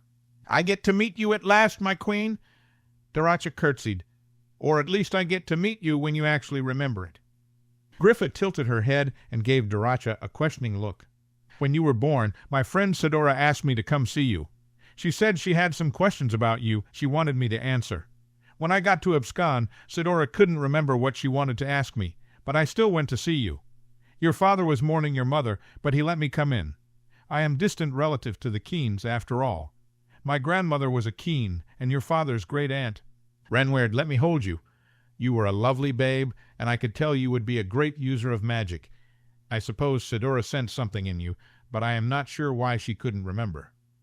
"My father tricked her," said Griffa. "He gave her something to make her forget. He didn't want me to be the queen. He knew who I was, and he wanted to keep it a secret. He wanted to protect me. He was a clever man, but he should have known he could not keep you a secret forever." "He knew. When he told his so-called friends, it cost him his life," said Griffa angrily. "I know a little of it. Sidora has written me all about it. I am sorry for the losses you have experienced, young queen, but you will have to look forward to the future if you are going to save our kingdom," said Daracha. She took Griffa's hand and gave it a squeeze before she then turned to look at Kedden. "I hear much has changed for you since you left me, Kedden. Even if Sidora had not told me, I could sense your magic myself. You are now the protector of the kingdom and your queen. That's quite a leap from being a useless and fake king." "I am happy with who I am now. I thank you for putting me on the right path," said Kedden. "I may have started you on the right path, but you had to keep walking it. I am glad you found your way." She looked at Max and Addie. "Who else have you brought with you? I know the young diviner, of course." Griffa walked to stand between Max and Addie. "This is Adelaide Vinn. She is my friend, and on the council of the valley." "You didn't bring the leader of the valley or your betrothed?" asked Daracha. "No, they are completing some other tasks for me at the moment. I will meet up with them after our time here. You will want to settle into your rooms. Penelope will show you where you are staying." They followed Penelope up the stairs as she showed them each to a room. Kedden was put in the room he stayed in the last time he was there. Max's room was on one side of his and Griffa's on the other. After settling in, Kedden stepped out of his room to see Max walking by, so he joined Max as they went down to the parlor. They found it empty and sat in chairs close by one another. "How are you feeling, Kedden?" asked Max as they settled into their chairs. "You are on your own without Ansel or even Talon to help you do your job." Kedden chuckled. "I feel fine. Our queen seems to be in good spirits, as I think the quiet has been good for her. I know she cares about both Ansel and Talon, but their recent bickering has not helped her mood." "No, I don't think it's helped any of us. I hope they can figure it out while they are working together. They are going to need to find a way to get along if we have any hope of saving the kingdom and Griffa." "Do you think we will do it?" "Do I think we will save the kingdom? I have seen visions where we do, several actually. I think if we are careful and make the right decisions, we will do what needs to be done," answered Max. "What about Griffa? Will she live?" Max took a breath and closed his eyes for a moment. "I am not sure. I have had feelings lately that bother me. I am afraid Griffa might have to do something drastic to save Regventus." "She can't die, Max. We can't lose her. How can we go on without our queen?" "Griffa will do whatever it takes to save her kingdom and her people. All we can do is everything we can to save her. You are her protector, and her survival will probably come down to you." "I won't let her die. I will make sure she gets through this safely. I am not sure I could take losing her." Kedden closed his eyes and shuddered. "Your magic makes you feel that way. You are bonded to her. So much of your feelings and mood come from her. If she dies, your bond will change, and you will go on." Kedden considered this. "I understand what you are saying, Max. I know much of my feelings come from our magical bond, but I also care about Griffa. She has done so much for me. How could I not care for her and love her as my friend?" Max half smiled. "Griffa is very devoted to her loved ones. She cherishes you not just because you are her protector, but because you are her friend. I love her as well. I have only known her for 2 years, but she is one of the people I love the most in this kingdom. I don't want to go on without her, but she will do what is necessary for Regventus." Kedden looked at Max as Griffa came in the room with Addie at her side. Kedden turned and looked at Griffa to find her smiling. He could sense that she was feeling more relaxed than usual. She sat on the nearby sofa, and Addie sat next to her. "You seem as if you are in a good mood, Griffa," said Max. "I am. I think the rest in Abscon helped, and although I missed them, I think I did the right thing sending Ansel and Talon off to the Riverlands. The peace and quiet is nice." Kedden silently agreed. He knew both men were important to Griffa, but their constant arguing had been a burden for Griffa and a distraction for Kedden. He was glad to get a break from them. He looked at Griffa as she teased and laughed with Addie. It was a nice change to see her relaxed. He hoped this meant good things were ahead for his queen. "What will we do for the rest of the day?" asked Addie. "I'm not sure," answered Griffa. "I don't see Daracha around, and the day outside is nice. It is cold, but the wind is still. I would like to go for a walk in the first ring." Max and Addie happily agreed to go with Griffa. Kedden knew he would not let Griffa out of sight when he could help it, so he followed everyone into the entry hall to get their cloaks. Soon he was walking behind his queen around the first ring, as she walked between Addie and Max. "The first ring here is very beautiful," said Addie as she fell back slightly and walked by Kedden. She looked over at a large manor with huge trees around it, and her hand brushed Kedden's arm. "Yes," said Griffa. "It is as if they planted a town around a forest and put a few houses here and there. There are more trees all over Nemra than in most villages." "This is the forest of the lowlands," said Max. "It makes sense they would like their village to look like their surroundings." "There is an unusually large amount of magic in this ring to be known as a non-gifted village," observed Griffa. "I wonder how many magic users actually live here." "Every house in this ring is home to an old magical family," said a deep voice to their right. They all turned to see Penelope walking up to them. Nimmer was built around a small old magical village. It was founded by a group of diviners who wanted to live closer to Aurumist after King Nathan was crowned. The magical families stayed as the non-gifted built around them. The people of Nimmer have long lived in cooperation with the magical families of the First Ring. "How have they lived so long without detection from the powers in Aurumist?" asked Griffa. "The cooperation with the non-gifted people of the village and a little magic. Daracha's family had served as viceroy of the forest of the lowlands since the beginning of the ancient council. She has stepped down now as she awaits your reign, my queen." "Will the magical folk of this village fight for our queen?" asked Addie. "Without question, they have been waiting for the true heir of the line of Adalwan to come for some time. They will be with our queen when she fights for the throne. Now, you should come back to Daracha's. Lunch is almost ready." They all followed Penelope back to the viceroy's manor and ate lunch together. After lunch, Griffa disappeared into her room to talk with Addie. Max sat quietly by the fire, occasionally talking with Daracha, as Kedden sat close by observing. "You should feel very at home here, young diviner," said Daracha, looking at Max. "This village was originally founded by 3 great diviners. I have felt a connection to this place. I can sense things here more clearly than I have before. I have had small visions throughout my short time here." Max kept his eyes on the fire before him. "Do these visions help you in some way?" asked Daracha. "They make things clearer," replied Max as he looked up at Daracha. "I wish they didn't." "Visions are funny things." Daracha gave a small laugh. "They aren't usually the whole story. Whatever it is you think you see, do not lose hope. Wait for the whole story to unfold." Max nodded and went back to staring at the fire. Soon it was time for dinner. Kedden and Max cleaned themselves and dressed, and then came downstairs. Kedden waited in the parlor wearing his protector's tunic, while Max stood around wearing the son of Adalwan on his chest of his green shirt. Griffa came downstairs with Addie at her side. Both ladies had changed and looked very lovely. Addie in a red dress with her hair pulled up, and Griffa wearing a dark green dress with the son of Adalwan on the skirt. Her hair was down, and she wore her crown.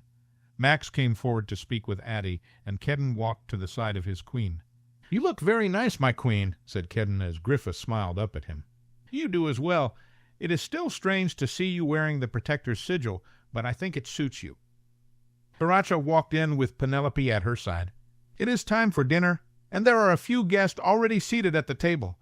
Just a few heads of families from the area that wanted to meet our queen, and one other that wishes to speak with you, my queen. You may not want to see him, but he says he can help you," said Daracha. Griffa looked at Max and then back at Daracha. "Who is it?" "Come and see for yourself," replied Daracha. She walked out of the room towards the dining room. Griffa looked up at Kedden as he offered her his arm, and she took it. They walked to the dining room, followed by Max and Addie. As they got close to the table, everyone stood. Kedden heard Griffa gasp, and she let go of his arm. "You?" she asked loudly. "What are you doing here?" Max let go of Addie and walked to stand by Griffa's side. A man close to Daracha walked closer to Griffa and Max. Griffa automatically took a step back, and Kedden was put on his guard. "Please let me explain, my queen," said the man hurriedly. "You dare to call her that?" Max sounded very angry as he stood slightly in front of Griffa. "After what you did to her, to both of us, you dare to call her your queen." Griffa turned and walked from the room in a hurry as Kedden followed her. He could hear others behind him.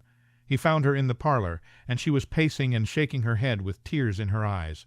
Kedden hurried to her and took her hands. She looked up at him as tears ran down her cheeks. He didn't know the man who had spoken to her, but whatever he had done to Griffa must have been terrible. Kedden turned as the man entered the room followed by Max and Addie.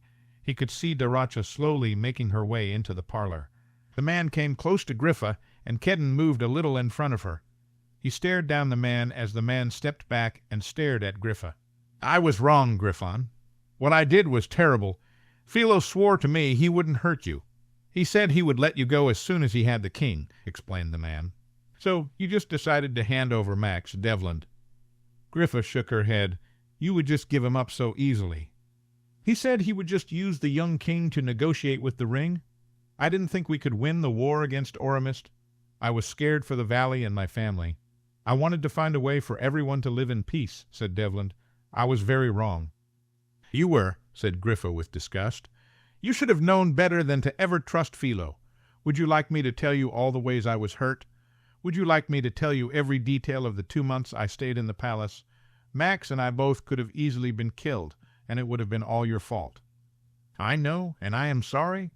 Devlin stared at the ground. "Sorry?" asked Max. "You are sorry? You caused the destruction of your village?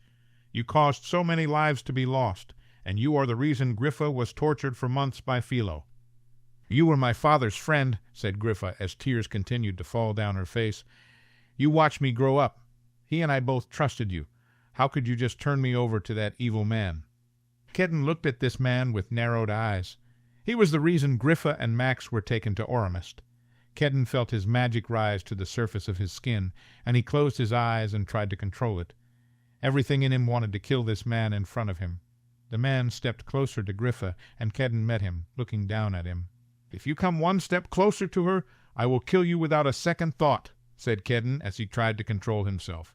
Devlin stepped back slightly. "What can I do to show you how sorry I am, Griffon? What I have done goes against every decent thing in the kingdom.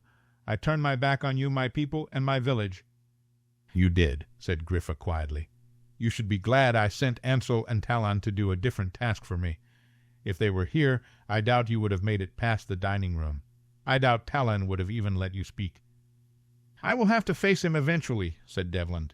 "I will have to try to make amends for what I did to the valley. I will tell my part, and let Talon decide what to do with me. I believe I know what my fate will be, but before that happens, let me serve you, my queen. Let me try to do right by you and your father." "What is it you think you can do?" Griffa wiped the tears her eyes and cheeks. "I live in Aurumist, and there are things happening in the city that you need to know about. Things that I doubt Camellia Bells has had time to tell you." Kedden looked at the man sharply. "You have seen my mother? She is still alive?" "Yes," said Devlin, looking at Kedden. "She stays in her manor, tending to the many who are ill. Philo does not bother her. He is so obsessed with getting his hands on Griffon. I doubt he even registers what is going on in the city. He has made Helmer the viceroy of Aurumist. Helmer is so far over his head he doesn't know where to start. He is busy making some kind of elixir to release magic in dormant magic users. He doesn't even care what it seems to be doing to the people who take it." Griffa took a deep breath and asked, "People are falling ill in the city?" "Yes, many of the released magical users are ill. Camellia has set up a place for the sick in her home, and she is trying to help them. I believe she has charmed her husband so he will allow it," replied Devlin. Griffa grabbed Kedden's hand. He turned to her and pulled her close to him. He felt his magic go to her, comforting her. She leaned against Kedden and closed her eyes. "We should go back into dinner. Our queen needs to sit and eat," said Daracha. "You can discuss this there and after." Kedden looked down at Griffa. She opened her eyes and nodded at Kedden as Addie came over and stood in front of Griffa. "Are you all right, Griffa? I can't believe that awful man is here. I almost cursed him myself. My mother would have killed him at first sight." Griffa stood away from Kedden and took Addie's hands. "I am well, and I want to hear what he has to say. We should leave him unharmed. Talon will want to speak with him. We will let Talon and the rest of your council decide his fate." "Talon won't let him leave a room alive," said Addie. "Not after what he caused in the valley, and especially the pain he caused you. I only hope I am in the room with Talon when it happens." Kedden smiled at Addie. He had never seen her so fierce. It put a rather becoming blush on her cheeks and made her eyes bright. "Let's go eat." Griffa gave Addie a very small smile. "If you wish, Addie, I will make sure you are in the room when Talon decides Devlin's fate. I might want to join you as well." They ate dinner as Devlin described more of what was happening in the city, and Kedden could tell Griffa was disturbed. He took her hand several times to comfort and steady her. After dinner they all sat in the parlor as the magical folk from the first ring each spoke with Griffa briefly, pledging their support. At the end of the night it was only Devlin left with their group, Daracha and Penelope. "Now where do we go from here, Devlin?" asked Griffa, looking very tired. "I would like to go back to the city and see what else I can find out for you. I could send you regular messages. When the time comes, I would like to fight for you," replied Devlin. "You shouldn't let him go, my queen," said Addie fiercely. "He should be made to answer for his crimes against the valley, Max, and you." "Let the queen decide, Adelaide," said Devlin, looking at Addie. "You do not have authority over me." "Actually, she does." Griffa took a sip from her wine glass. "She is on the council of the valley. She is also one of my most trusted friends." "Will you keep me here, then? Will you take me back to Abscon or the valley?" asked Devlin. Griffa looked at Max, who was sitting in a chair next to her. She held out her hand, and he took it. "What do you think, Max? What would you do with him?" Ketten watched as Max looked at Griffa while holding her hand.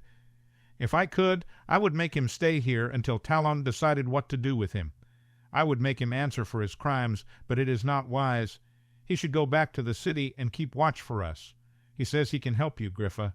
He says he will fight for you, so let him prove himself." Griffa let go of Max's hand and sighed. "Very well. You will go back to the city, and you will send me regular messages. If you live through the war, I will let Talon and the Council of the Valley decide what to do with you." Devlin got up and walked over to stand in front of Griffa. Ketten, who was standing behind Griffa, made a motion to grab Devlin, but Devlin got down on one knee and took Griffa's hand. "Thank you for your mercy, my queen. I will serve you well," said Devlin with his head bowed. "I don't know how much mercy I have given you. You have some time, but you will have to face your crimes at some point." Griffa took her hand away from Devlin as he nodded and stood up. "I am tired, and I am going to bed." She stood up and turned to Daracha. "I thank you for your hospitality and dinner. I hope you do not mind if we stay one more night tomorrow to rest." "Of course not, my queen," said Daracha. "My home is yours. Take all the time you need." "Thank you." Griffa turned and walked quickly from the room. The next morning, Griffa rose later than usual. Ketten made sure to save her a plate of food for breakfast, and he sat with her in the parlor as she ate it. She seemed a little tired, but her mood wasn't too low. He could tell she was fretting about the kingdom, so he offered to go for a walk with her. They walked through the first ring, not talking much, but her spirits seemed to lift by the time they walked back to the manor for lunch. After lunch they sat in the parlor with Max, Addie, and Daracha, and Ketten noticed that Max seemed quiet and withdrawn. They were all speaking together when Penelope came into the room with a message for Griffa. "I wonder if it's from Ansel or Talon," said Griffa, taking the message. Ketten watched as Griffa opened and read her message. She turned pale and seemed agitated as she read. She eventually stood up and started pacing. Ketten could see she was breathing rapidly. "What is wrong, Griffa?" asked Max, standing up and walking to join her. She handed him the letter, and Max read through it. He looked up at Griffa. "You can't go alone, Griffa. You can't let them take you." "What can I do, Max?" asked Griffa. "I can't just let them die. I have to help them." Ketten jumped up and walked to his queen. "What is it?" "Talon and Ansel have been taken by some magic users who are on the side of Aurumist," said Griffa. "They are being held in a small village on the edge of the grasslands. I am told to come alone tomorrow morning to the village, or they will kill both Talon and Ansel. If I come and turn myself in, they will let them both go." "You can't turn yourself in, Griffa." Ketten took the message from Max. "We will find a way to all go and help Talon and Ansel. They will know if any magic users are with me. They said if they sense any other magic users with me, they will immediately kill both of my mages. You can read it for yourself in that message. I can't lose them." "You do have to help them," said Daracha, "but you definitely don't have to go alone. The people here in this village will help you. We have ways of hiding our magical presence. We are known for our pendants and talismans, and I can provide ways to hide all of us, ways we could never be detected. Let us spend the rest of the day coming up with a way to save your two mages." Griffa nodded. "I will listen, Daracha, but I will do nothing to endanger the lives of Talon and Ansel. If I have to give myself up to save them, I will." "It won't come to that," reassured Daracha. "We will save both of your mages without doing anything to bring you to harm." Kennen hoped Daracha was right. Whatever may happen with Talon and Ansel, he knew his only job was to make sure Griffa was safe. Chapter 9. Philo sat in the sitting area of his suite of rooms just after lunch. His wife had left to walk into the first ring to visit some friends she had made. Philo held a message in his hand from Kasia saying that she had talked to her daughter. She had written that Desmona was unsure of leaving Abscon for Aurumist, but Kasia was sure she could convince her. If not, Kasia would find a way to lure Marcus outside of Abscon so Philo could take his son. Kasia was sure Desmona would follow. Philo was pleased. However foolish Marcus was, he was still Philo's son. He wanted Marcus with him in the palace. He wanted to pass on to Marcus the right to rule that Philo would take from Griffon. He would like to have Marcus by his side as he sacrificed Griffon, but he wasn't sure if Marcus could stomach it. Perhaps he would force Marcus to watch to toughen him up. Philo was still working on a way to get his hands on Griffon. He had sent information all across the kingdom stating anyone who could turn her in alive to authorities would be paid handsomely. He wasn't sure how any non-gifted person could catch Griffon, but he knew of at least a few magical communities that might try to take the queen to gain funds and safety from Aurumist. He sat back thinking it over when there was a knock at the door. "Who is it?" asked Philo as he put away his letter. "It is Helmer. I need to speak with you." Philo raised his hand and the door opened. Helmer came in and sat down in the chair next to Philo. "Good afternoon, Viceroy. What brings you here today?" asked Philo, looking at Helmer. "There are a few things I need to speak with you about. First, did you know there seems to be a sickness in the city?" Philo sat up. "Do you think it is the illness? Has it made its way to the city?" "No, I think this is something else. It only seems to be affecting the magic users released with Golnar's elixir." "The same that killed Kedden's wife Turin, I suppose? Well, what can be done?" "They are being cared for at the Bell's mansion. I am not sure anything can be done."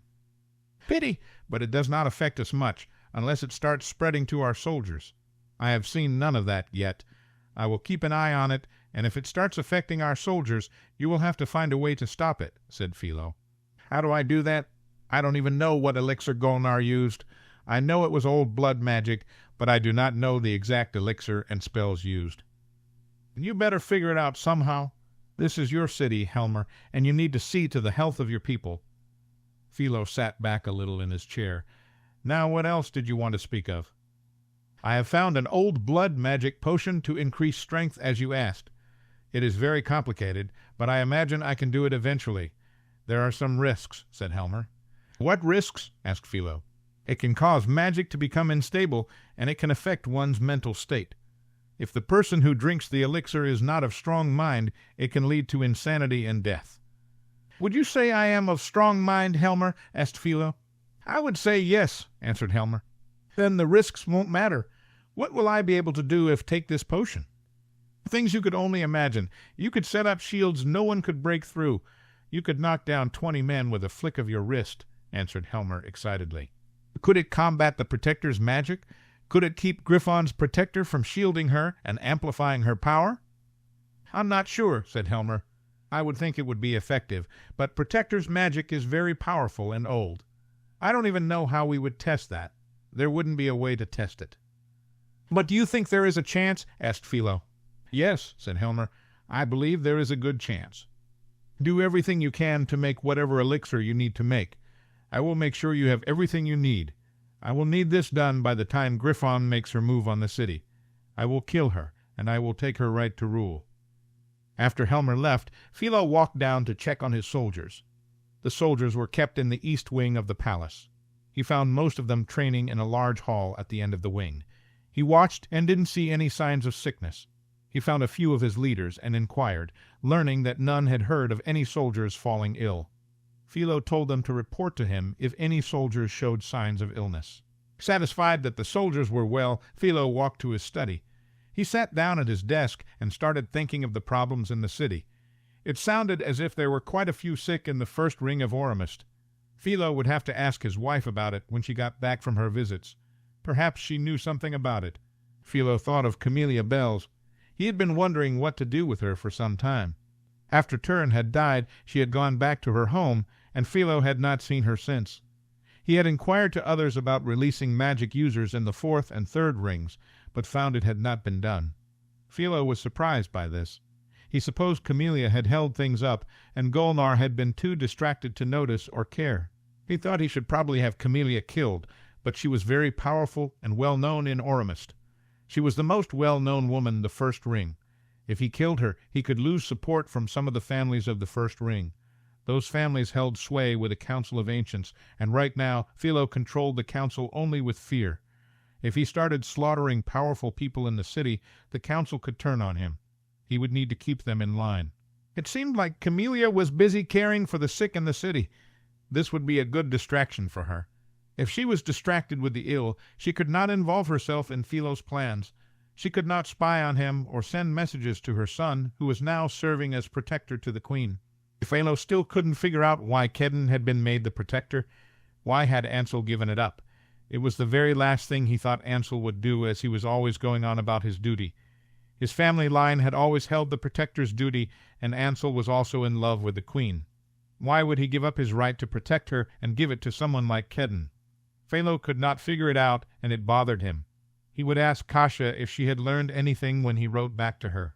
Philo spent the rest of his day trying to figure out the mystery of Griffon changing her protectors, and daydreaming about killing her to steal her right to rule. He tried to come up with a plan to get his hands on her and take what should be his. Before he knew it, it was time for dinner. He ordered his dinner to be taken to his rooms, as he had no desire to sit at the large table tonight with only his wife. Philo walked to his rooms, nodding at the soldiers by the sitting room in his chambers was empty. The door to his bedroom was closed, and he thought perhaps Cecilia might be in.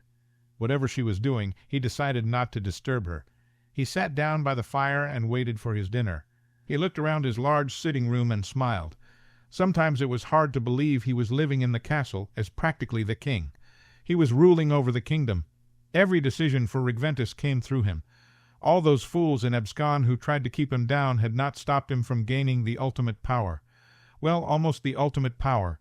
He was practically a king, but he was not a king.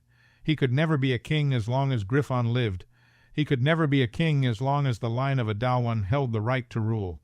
There was a knock at the door, and Philo opened it with a wave of his hand. Servants brought in the meal and laid it on the low table in front of Philo. Before leaving, a servant handed him a message that had come. When the servants left, Philo looked at his message to see it was from Ollys, the viceroy of the grasslands. He wondered what she could have to say, so he started opening the letter when he heard the bedroom door open. Cecilia, wearing her nightgown and robe, walked into the room. Philo put down his letter and looked at his wife. "Are you feeling well, my dear?" he asked with concern. "Oh, yes. I was just tired after my visits. I decided to go ahead and get comfortable and rest." "I hope you don't mind," said Cecilia. She walked over and sat down next to Philo in a chair. "Not at all," said Philo, smiling at her. "You look very desirable in your current state. I like it when you wear your hair down." "I'll have to remember that preference," said Cecilia. "I see you have a message. Is it from Kasia?" "No," said Philo. "I had one earlier from her. She is working on getting her daughter to agree to come here.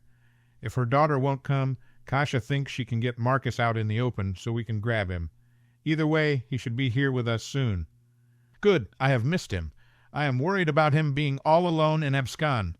The folk there could fill his head with all sorts of ideas," said Cecilia. She leaned forward and took a bit of bread from the platter of food in front of her. "He will be here with us soon, and we can undo all the rubbish he has learned in Abscon. I have some ideas to toughen him up to reality," said Philo. "He will be king some day, so he needs to learn to do what needs to be done." "So, who is your letter from?" asked Cecilia. "Just a viceroy, and it is probably just an unremarkable report of the grasslands." "I can read it whenever," said Philo, smiling at his wife as she bent over to fill a glass with wine. She really was a lovely woman. "My dear," said Philo, smiling at Cecilia, "how hungry are you at the moment?" Cecilia took a sip of wine and smiled slightly at her husband. "That depends. I find that I am quite ravenous for something, but I don't think it's food." Philo gave a small laugh and stood up. "Then perhaps our dinner can wait for a while. I find that I have something else I'd rather attend to at the moment." Cecilia smiled fully and stood up. Philo kissed her and picked her up, taking her into the bedroom.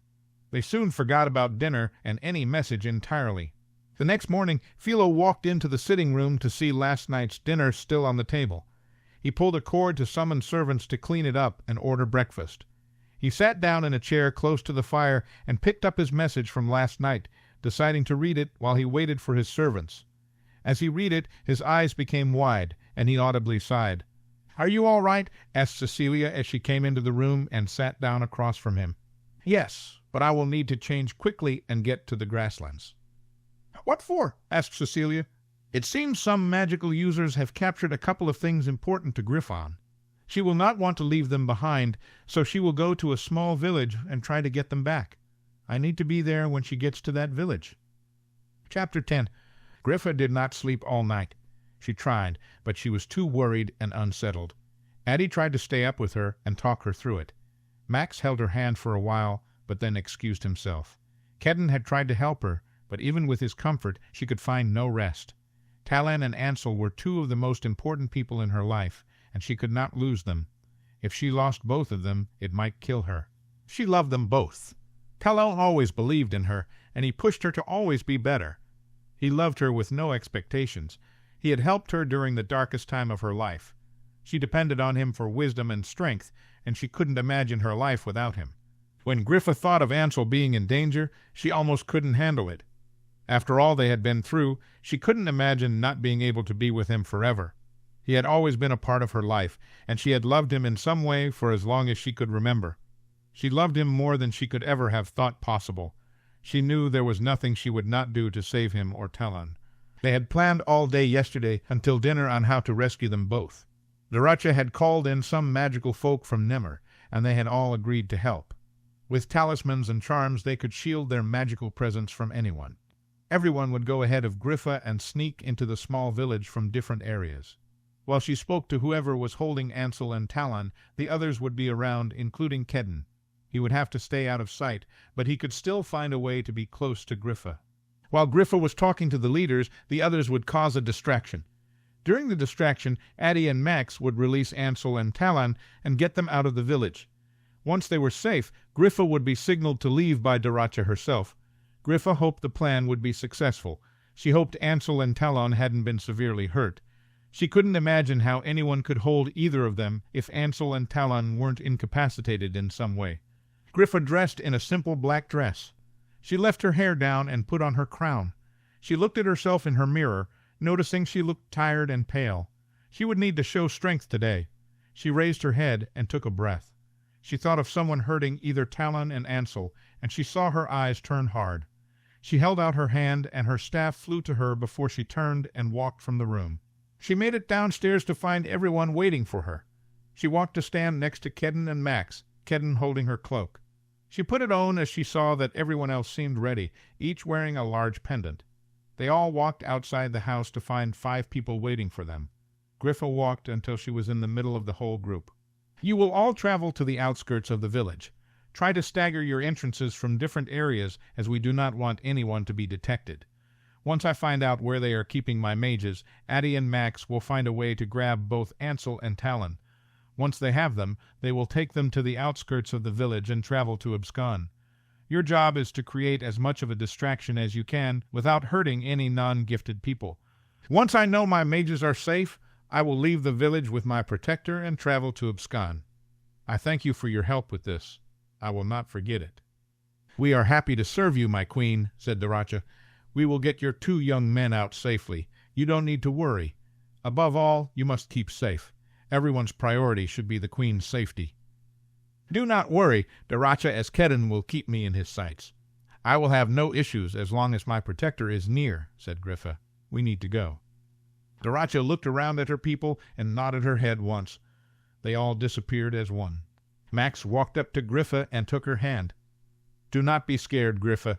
Addie and I will get Talon and Ansel both out. I can't help but be scared, Max. I can't lose them. You know I can't.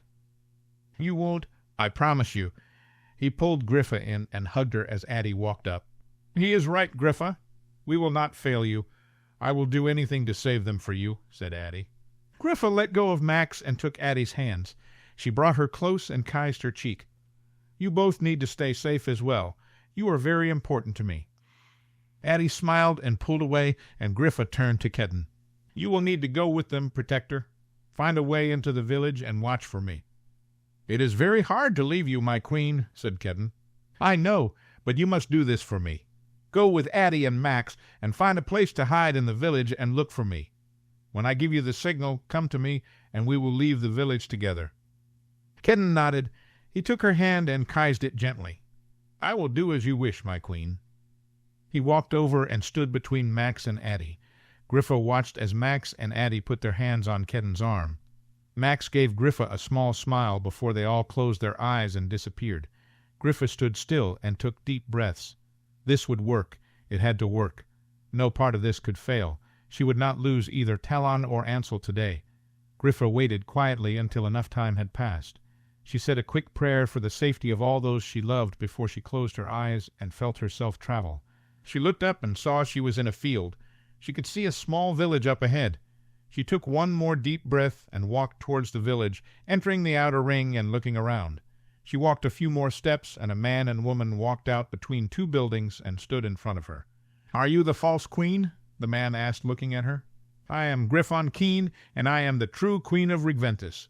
I have come for my mages," replied Griffa. "Are you by yourself?" The woman looked around. "As you can see. You can also sense I have no magic users with me. I imagine you can both sense every magic user in this small village," responded Griffa. The man smiled slightly as the woman spoke. "Are you prepared to give yourself up for them? We will only release them if you will stay with us." "I will need to see them first to make sure they are unharmed." "I will make a decision then," said Griffa. "They have not been harmed." The man glanced at the woman. "I think they have probably been well entertained while they are here. They are in a place where men often find entertainment and pleasure." Griffa raised one eyebrow and stared at the man.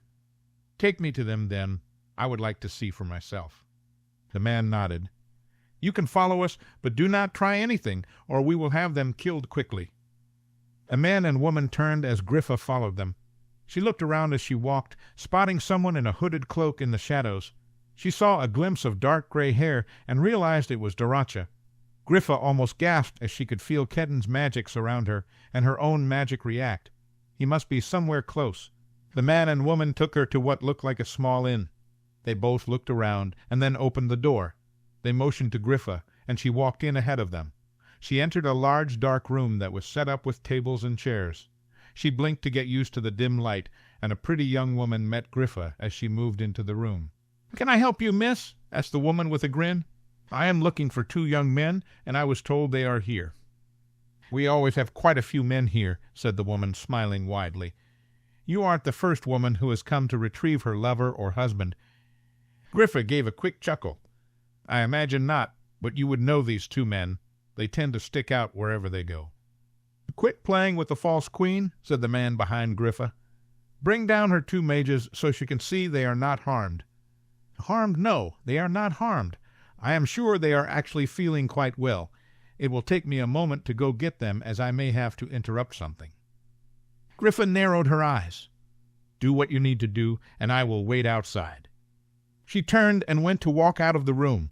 She looked at the man and woman behind her. "If you want me to trade myself for my mages, I will need to see them in the light outside to make sure they are well." The man looked at the woman, and she nodded. "Very well," said the man. He turned to look at the woman who ran the inn. "Bring them out as quick as you can." Griffa walked outside and stood in the middle of the village. The man and woman came and stood close to her as Griffa looked around. She could see a few people in dark cloaks moving closer from in between buildings. After a few minutes, the door to the inn opened, and the young woman ran out. "They aren't there. I went to the room I had them in, and they were gone," the woman said loudly. Griffa turned to Daracha and saw her nod. Griffa turned back to see the man looking at her. He pushed his hand out to send a curse at Griffa, but it did not hit her.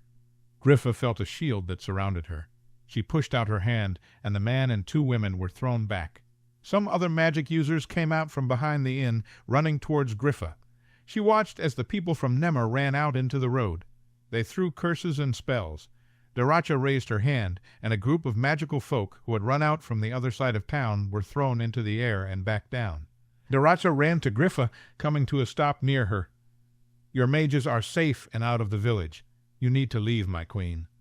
Griffa looked over to see Kedden running towards her. He had almost made it when a spell threw him to his side.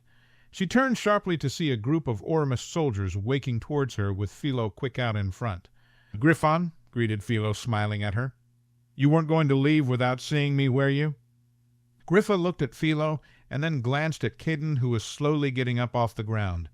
She saw the soldiers starting to fight with the people from Nemmer, and she knew they all needed to get out of there. "I would love to stay and chat with you, Philo, but I need to go check on a couple of my people I have misplaced." "What makes you think you can leave, Griffon?" asked Philo with his hand up. Daracha laughed next to Griffa. "You think you can stop our queen with your puny ward, Philo. Her protector is with her.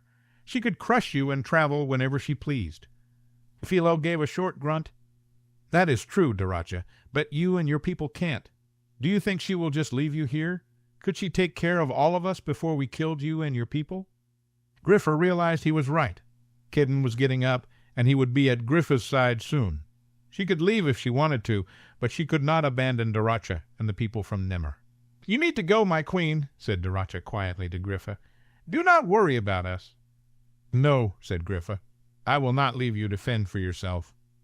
Kedden was walking towards Griffa, and she looked at him. Kedden, cover me. Griffa threw out her hands, and Philo put his hands up. He stood on his feet, but the rest of the soldiers at his back were thrown down. She closed her eyes and knew what she had to do. She imagined every person from Nimmer in the small village, and she thought of the first circle of Nimmer. She opened her eyes and saw Kedden standing next to her, his magic washing over her. Griffa held out her hand and her staff as a bright light erupted all around. Daracha and her people vanished. Before Philo could react, Griffa grabbed Kedden and whispered, "Abscon," into his ear before they traveled quickly. Her feet hit the ground hard, and she fell sideways on top of Kedden. He caught her in his arms as they both fell to the ground. She laid against him for a moment, breathing hard. The magic she had just performed had taken a lot of energy. "Griffa," said Kedden urgently, "are you well?" Griffa gave a small nod. "Yes, I am fine. I'm just tired." She pushed herself up in a seated position as Kedden sat up and put his arms around her. She could feel his magic flow through her, and it relaxed her breathing and gave her some energy. He let her go, and Griffa stood carefully. She looked around to see Max and Addie looking at her. Addie grabbed her and hugged her tightly. "What happened?" asked Max as Addie let her go. "Philo showed up with soldiers. He set up a travel ward, and I had to send Daracha and her people back to Nimmer before I could travel." "You moved people by yourself?" asked Max in bewilderment. "Well, I had to have Kedden's magic as well, but yes, I am sure they made it back fine.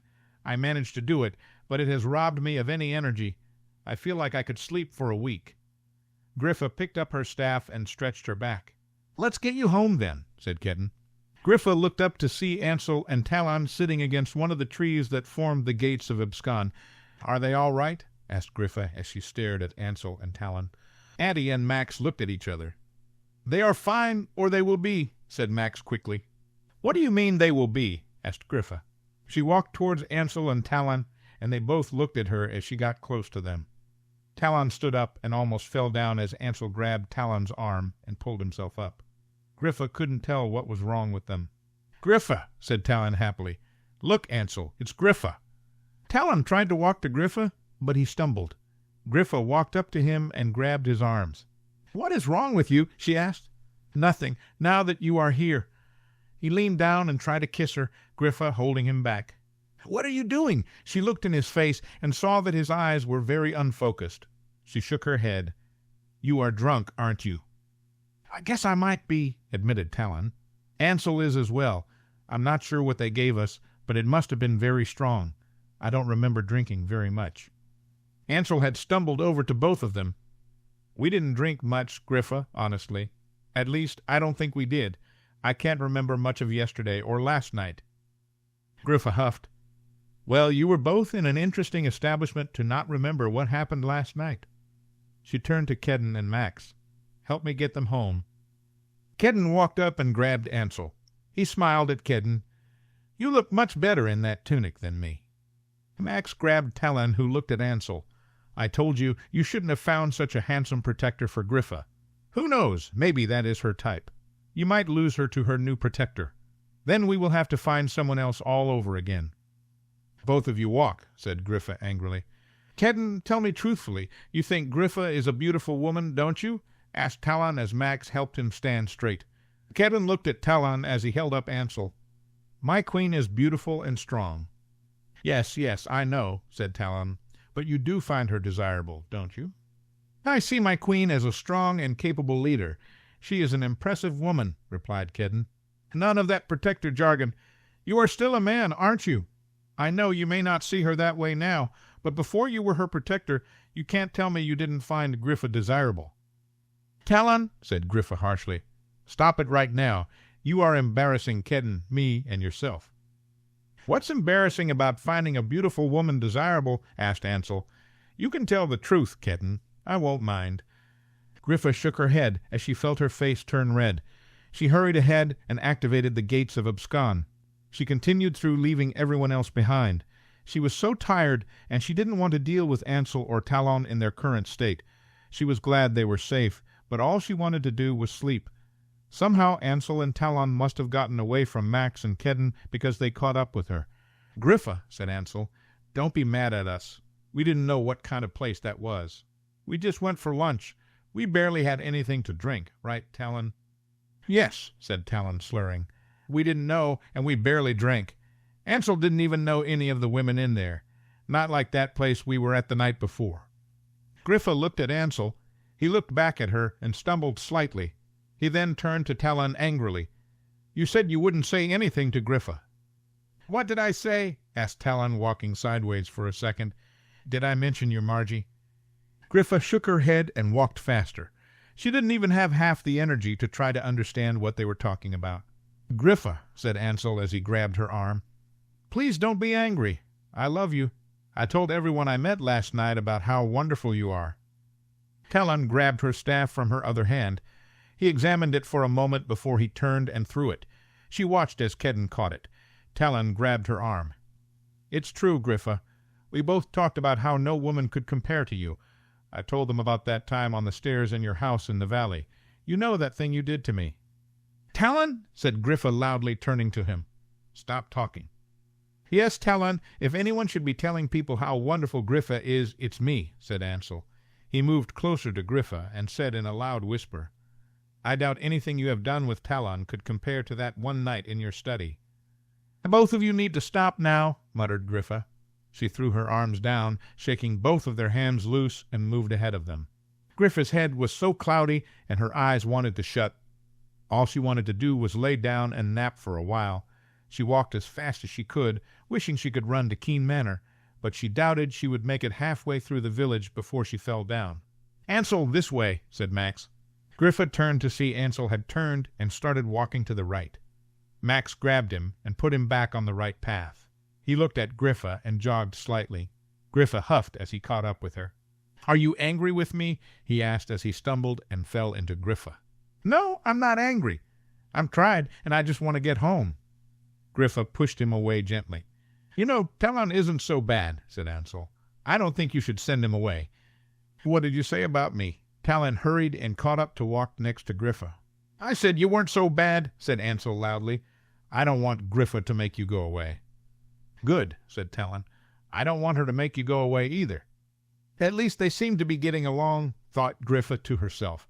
"We have a lot in common," continued Talon. He moved over to stand by Ansel. He said something quietly to Ansel that Griffa couldn't make out. Ansel looked at Talon and smiled, shaking his head.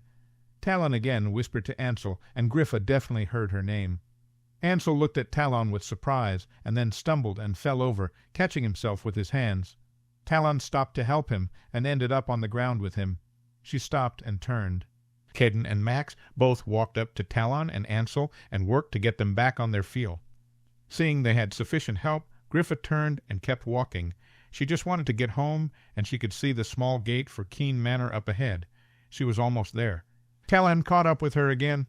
He walked to her side and put his arm around her, leaning against her. She almost fell over, but she kept her feet as he leaned in and kissed her cheek. "You know you are very beautiful, don't you?" he asked. "Of all the women I saw last night, not one of them came even close to being as lovely as you." Griffa looked at him and rolled her eyes. She turned as she felt someone try to grab her hand. Ansel was walking behind her, and he couldn't quite catch her hand in his. He looked pathetic. Griffa grabbed his hand and pulled him along. "Griffa, you know I love you, don't you? I don't think I've told you enough. All I could think of last night was how much I loved you." Ansel stumbled by her side. Griffa sighed and looked at him. "I do know, Ansel. You both need to get in bed and sleep." "What bed do you mean, Griffa?" asked Talon suggestively. "Yours," said Griffa as they came to the door of Keen Manor. Griffa stopped and put her hand on it.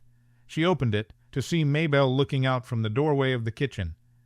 "Hello, Maybelle. We are home early. Don't worry, everyone is fine. I've got to take care of these two." Maybelle looked at Griffa with confusion, but then just nodded. Griffa turned to see Kedden, Max, and Addie coming in the door behind her. "Do you want me to take them upstairs?" asked Kedden. "No," said Talon, grabbing onto Griffa. "I will stay by my queen's side." Griffa looked at Ansel, who laid his head on her shoulder and swayed. "I can manage it," huffed Griffa. She grabbed the hands of both Talon and Ansel and took them up the stairs. It took them a few tries, but eventually they made it to the top. She turned to the right and walked all the way to the end room Talon usually stayed in. She let go of both men for a second, and they each leaned on the wall and watched as she opened the door. Griffa grabbed Talon's hand and pulled him through the door. She managed to get him to the bed and made him sit down. She helped him take off his cloak, and he threw it on the floor. She looked up to see Ansel had followed her in. He had somehow lit a fire in the fireplace. He took his hat off and threw it against the wall. It landed by the door. He looked at it for one moment before he clumsily took off his cloak and threw it into a nearby chair before he walked over to the other side of the bed and fell down onto it. Talon looked up at Griffa. "Lay down, Talon," said Griffa. "Try to rest. You will feel better after you sleep." Talon grabbed her hand and pulled her to sit down with him. She sat next to Talon as he smiled at her, and she gave him a small smile in return. She was relieved he was there with her, if not completely well, at least safe. "You look tired, Griffa." Talon looked closely at her. "You need to rest." "I will as soon as you lay down. I will go to my bed," said Griffa. Talon reached up and undid the clasp on her cloak. He pulled until she took it off. He threw it behind him as Griffa shook her head. "Griffa," mumbled Ansel from the other side of the bed, "come lay here." "No, I will let you two sleep here, and I will find my own bed." "You should stay here with us," said Talon, looking at her the best he could. He kept blinking. "That is not a good idea," said Griffa. She tried to stand when Ansel leaned up and grabbed her hand. He pulled her down and grabbed her around the waist, pulling her close to him. His arm was tight around her as he laid his head back down. Talon laid down on the other side of her. Griffa sighed and tried to sit up, but Ansel held on to her tightly. She looked over at Talon, who was looking at her with half-open eyes. "See, I told you, Ansel," said Talon sleepily. "You told him what?" snapped Griffa as she tried again to get up. Talon only shook his head and smiled sleepily at her. He reached over and tucked some of her hair behind her ear. He stared at her and gave a contented sigh. Griffa thought of calling out for Kedden to come help her, but she didn't have the energy. She felt her own eyes grow heavy. It was so warm in the bed, and she was very tired. She knew she should get up, but she wasn't sure how. Talon leaned forward and kissed her forehead. He put his head close to hers and closed his eyes. Ansel pulled himself closer to her, and she turned her head to look at him. His eyes were closed, but he smiled slightly. Griffa smiled to herself as she felt tension leave her body. She had been so worried about Talon and Ansel, and to have them both with her by her side was all she wanted. After staying up the night before, and the energy she used in the small village, Griffa had never felt so tired. She closed her eyes and drifted off in Ansel's arms, listening to Talon's soft snores. Chapter 11. Ansel slowly blinked his eyes open. Everything was very blurry. He knew he was in a bed, and he was cold.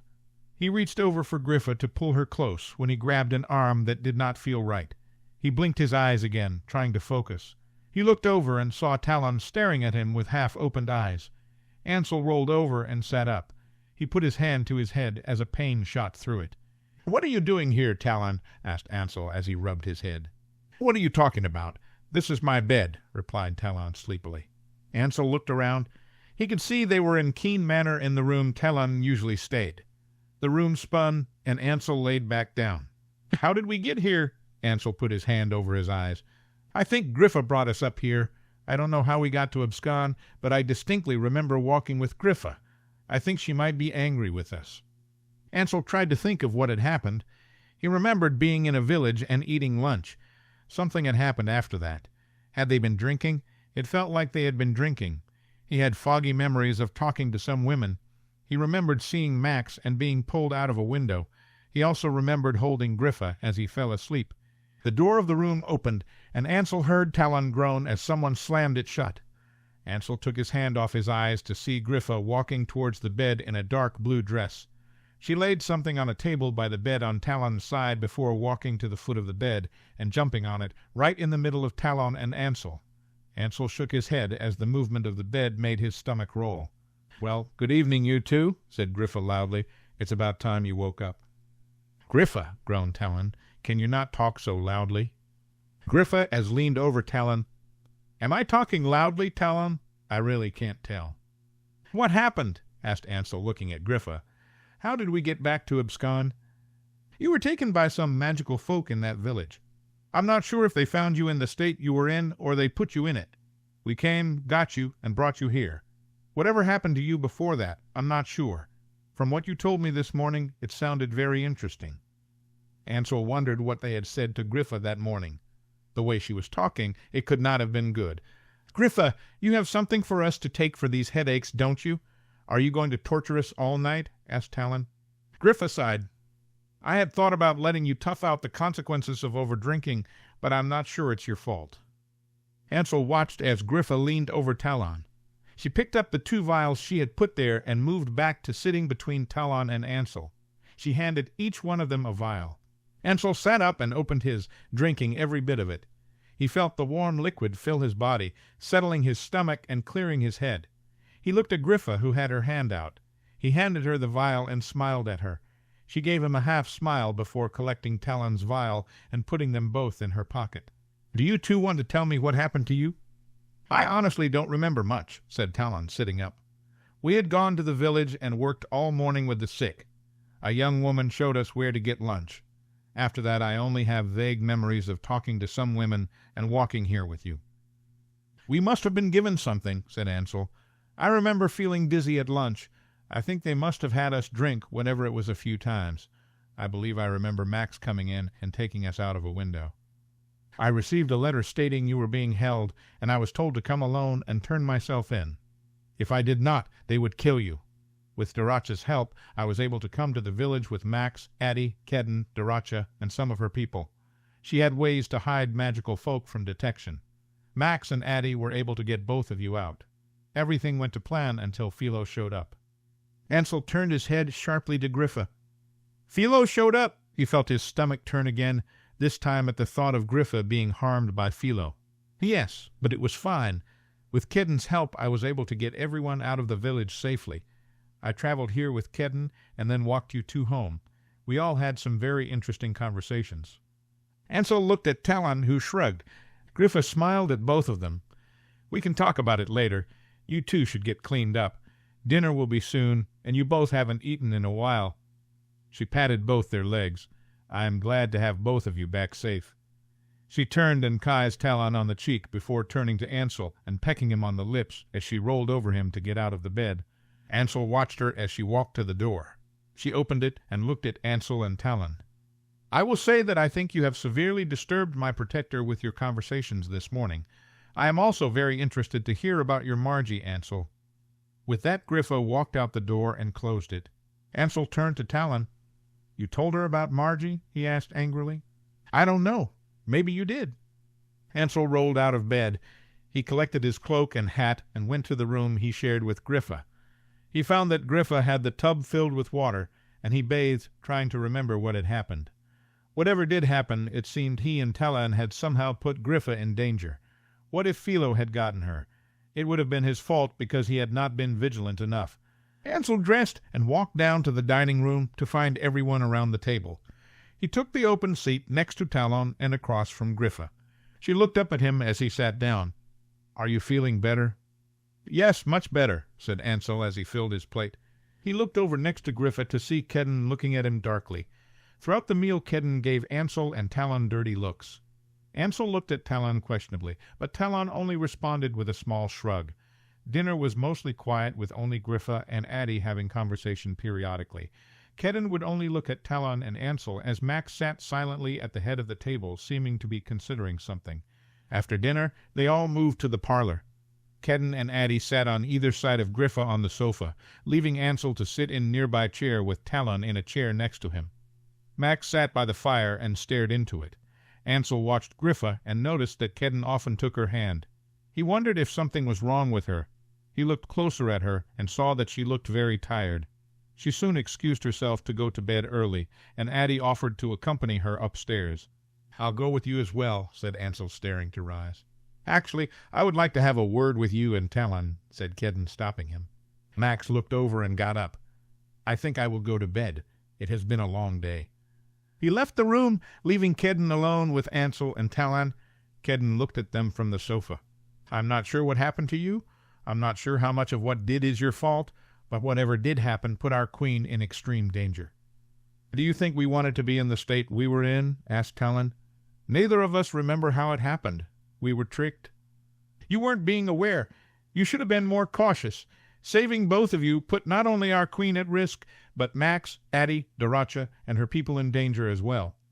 If Griffa had not been thinking quickly when Philo showed up, Daracha and her people could have perished, and our queen could have been taken. Do you think we would have gotten to her in time to save her in the condition you were both in? I don't even want to get started on the display you both put on this morning. You embarrassed Griffa, and I'm surprised she is still talking to either of you. I will not have any of it. You will both start behaving as men worthy of our queen's devotion, or I will find a way to send you both away whether Griffa agrees or not." Talon started to say something, but Ansel looked at Talon and shook his head. "You are right, Kedden," said Ansel, looking down. "We weren't being careful enough. We were stupid." Ansel turned to Talon. "I feel like all we have done lately is add to Griffa's burdens and put her in danger." Talon closed his eyes and nodded. "We have not done right by our queen. All that matters to me is Griffa's well-being. I will do better. Griffa is better than either of you deserve. I think she might be too good for this kingdom, and you should remember that when you are acting like fools. I'm going to go check on our queen and go to bed. I suggest you both spend some time working out whatever you need to amongst yourselves and be ready to move on. I think things are going to change very quickly with what Griffa has learned at Daracha's." "What did Griffa learn at Daracha's?" asked Ansel as he and Talon both looked at Kedden. "I will let our queen tell you tomorrow. You may not like what she has to say or what she has done, especially you, Talon, but you will not question it," said Kedden as he stood up. Talon looked at Ansel and then nodded at Kedden. "I will trust whatever our queen has decided." "See that you do." Kedden turned and walked from the room. "We have messed up, Ansel. I'd like to think some of it was not our fault, but we have been stupid and careless. I can't imagine how I would feel if Philo had taken Griffa or hurt her somehow," said Talon, throwing his head back in his chair. "We will have to do better," said Ansel, sitting forward in his chair with his head down. "We cannot do anything to put Griffa in more danger. We need to do whatever she needs from us, starting with us both getting along. I will stop trying to irritate you. It is fun, but it is not good for anyone. I can't promise I won't argue with you when you are wrong, but I will not let it become a problem. I will try to understand your relationship with Griffa, Talon. I do trust you both, and I know she needs you in her fight for the kingdom. I will try to keep in mind how much you care about her before I speak in anger." "I wonder what Griffa learned at Daracha's, and why I particularly won't like it," said Talon. "We will have to wait for Griffa to tell us when she is ready. I think she was too tried tonight to do much of anything. I should probably go check on her. Hopefully, she lets me stay with her tonight." "She will," said Talon. "She forgives easily. Kedden is right. She is better than either of us deserve. We may never deserve her, but we need to at least work on being a little worthy of her love." Ansel walked from the parlor and up the stairs towards the room he shared with Griffa. He met Kedden just as he was closing to the door to Griffa's room. "Is Griffa all right?" asked Ansel. "She is tired. It has been a hard day for our queen. There are also many things weighing on her about the kingdom," replied Kedden as he blocked the door from Ansel. "I will not add to her worries, Kedden. I just want to be with her and take care of her the best I can." Kedden eyed Ansel and then moved aside. "I appreciate how well you take care of her as her protector, Kedden. It has been hard giving up the right to serve Griffa as her protector, but I am thankful for the job you have done. Protecting our queen is my duty, but it also what I want to do.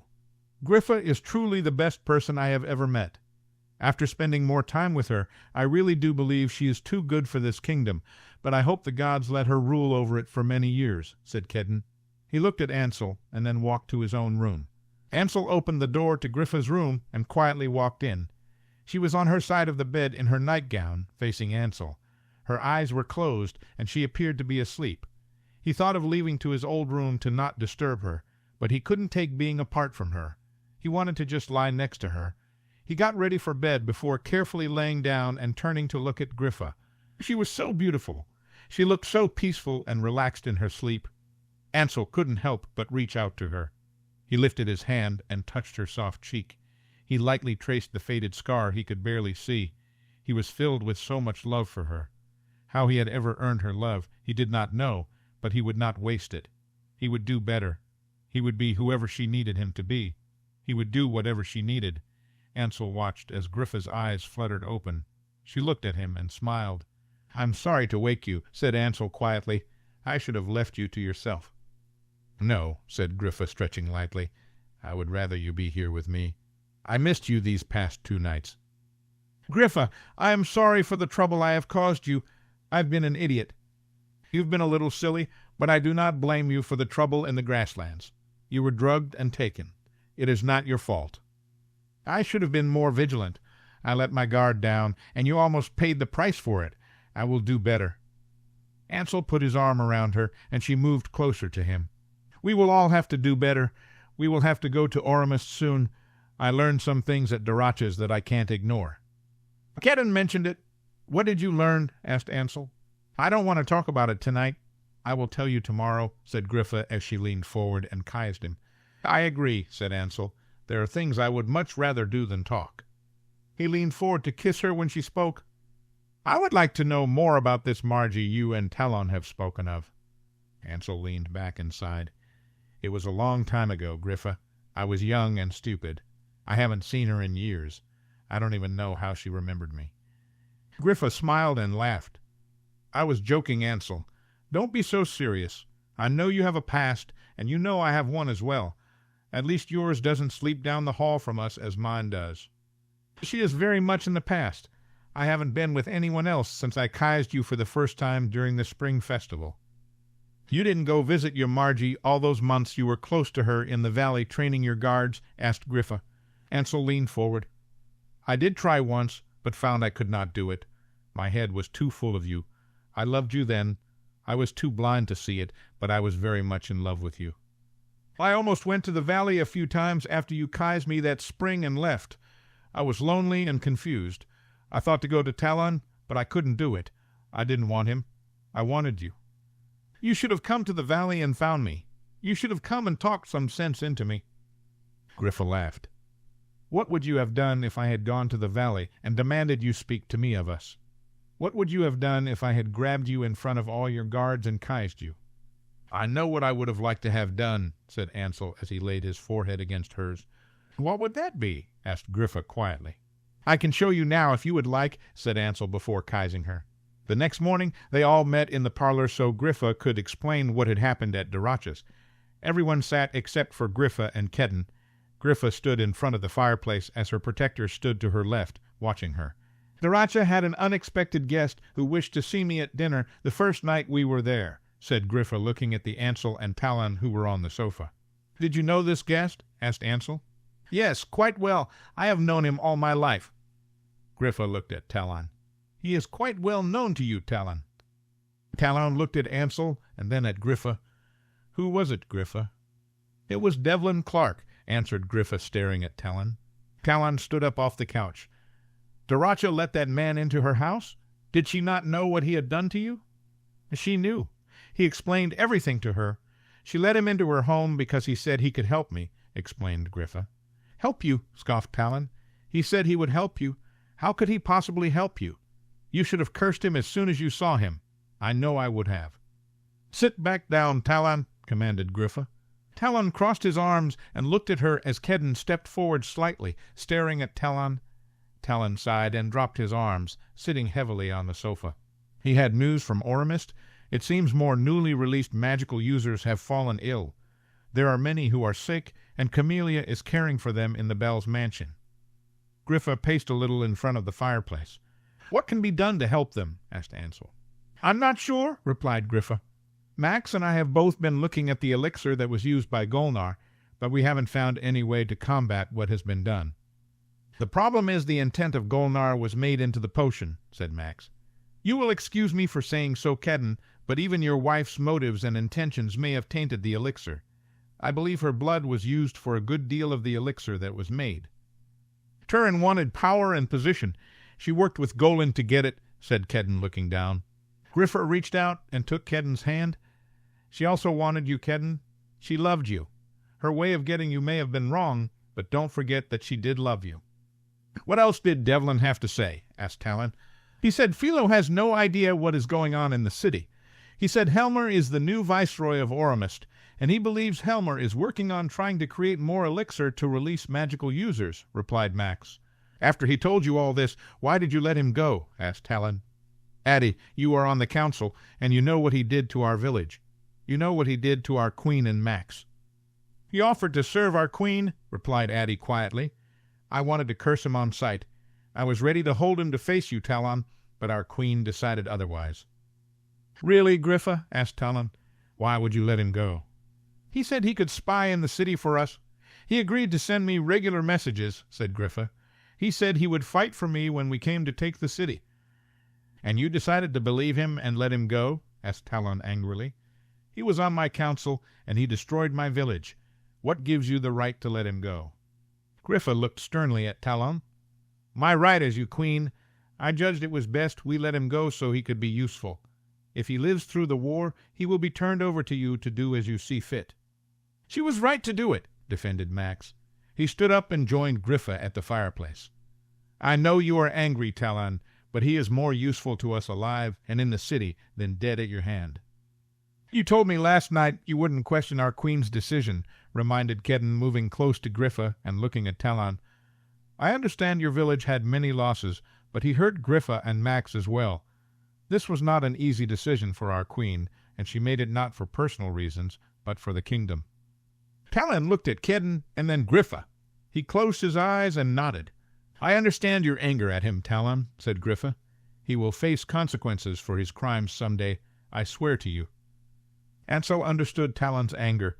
He wondered how he himself would have acted had he been at Diracha's and come face to face with Devlin.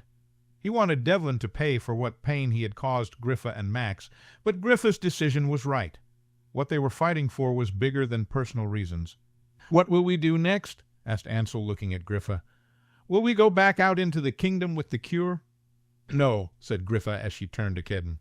Kedden, we will send out your guards with the cure to all areas of the kingdom. They will take it to villages we send them to and give it to healers. They will not linger in any of these villages, as it will not be safe for them to do so. It will be done, my queen, said Kedden. We have met with many leaders of magical villages. The ones we haven't met, we will send messages. If they wish to meet with us, they will come here. Soon we will hold a meeting with the Ring, the Council of the Valley, and every leader of every magical villages we can manage. Will you be able to stay and abscond, Griffa? Asked Ansel. Will you be able to resist helping you people? It will be difficult, admitted Griffa. But even if I am out in the kingdom amongst the ill, I will be affected by what is happening in the city. The truth is Regventus is an unwell kingdom. If we just keep treating the symptoms, it will never recover. The time is coming where we must figure out how to cure it completely. Unless I feel I am desperately needed somewhere in the kingdom, I will stay here and plan. Max took Griffa's hand and looked at her.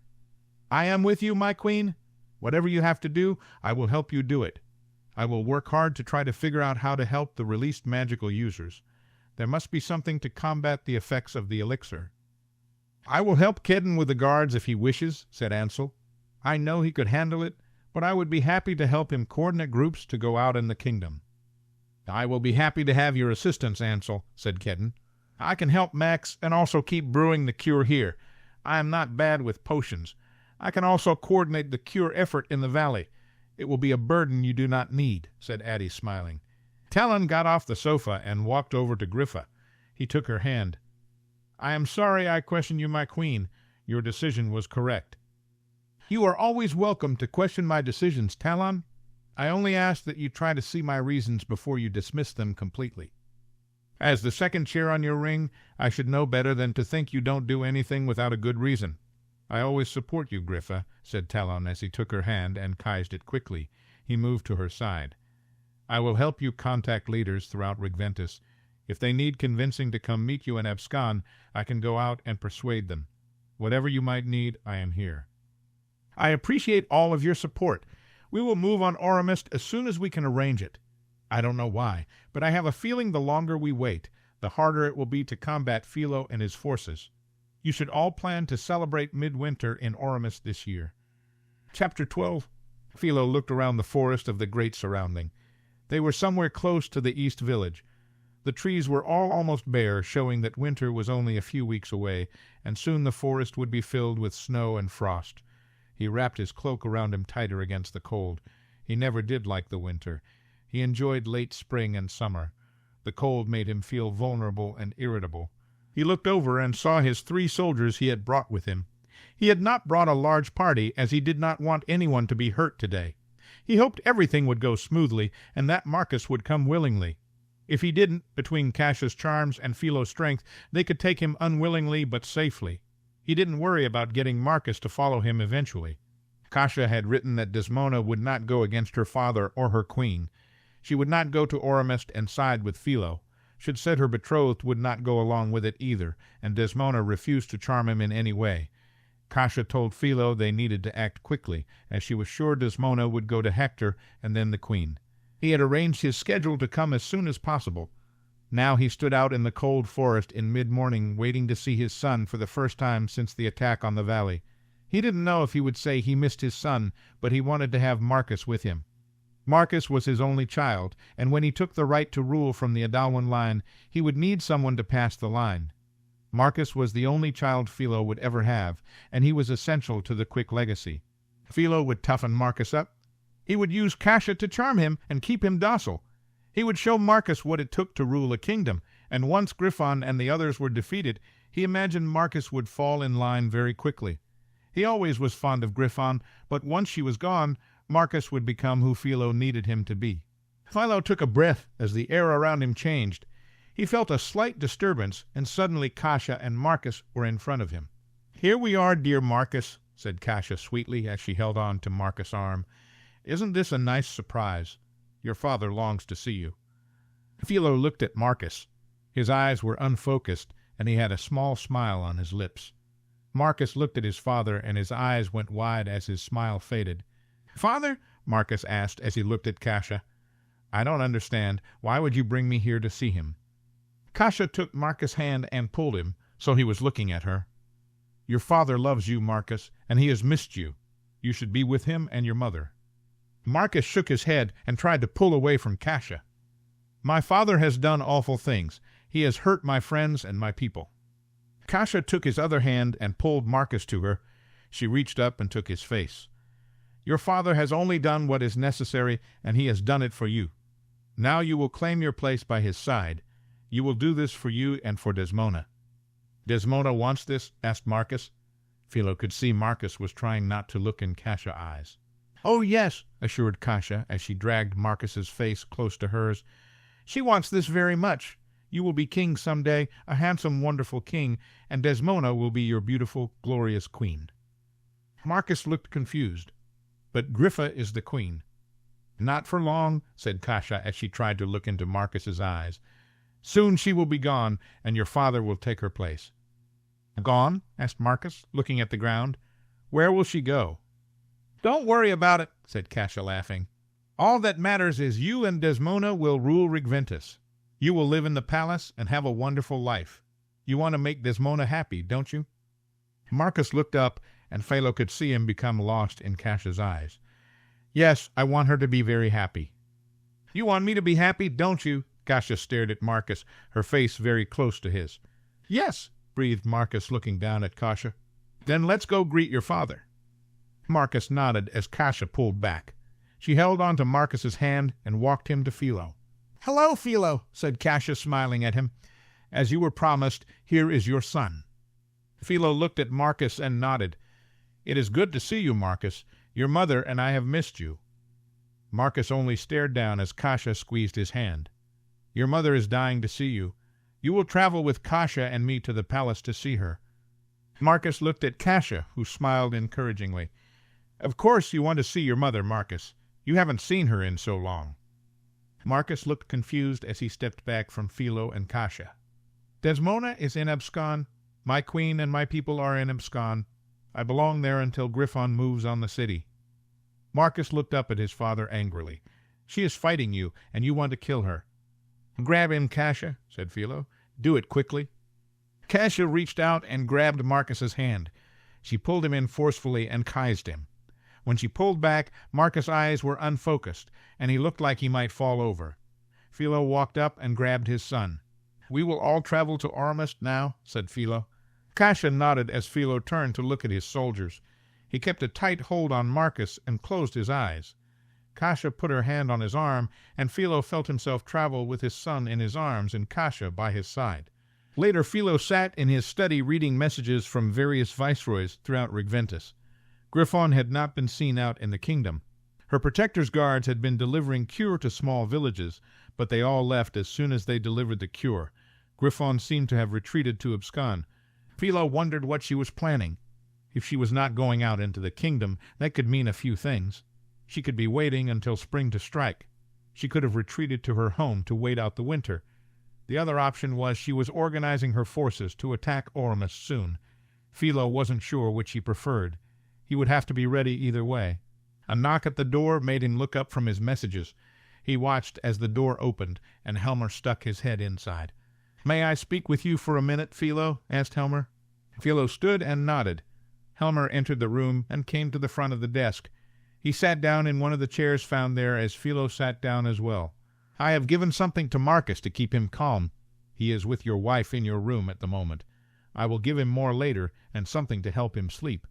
I suggest you keep him in a locked room under guard.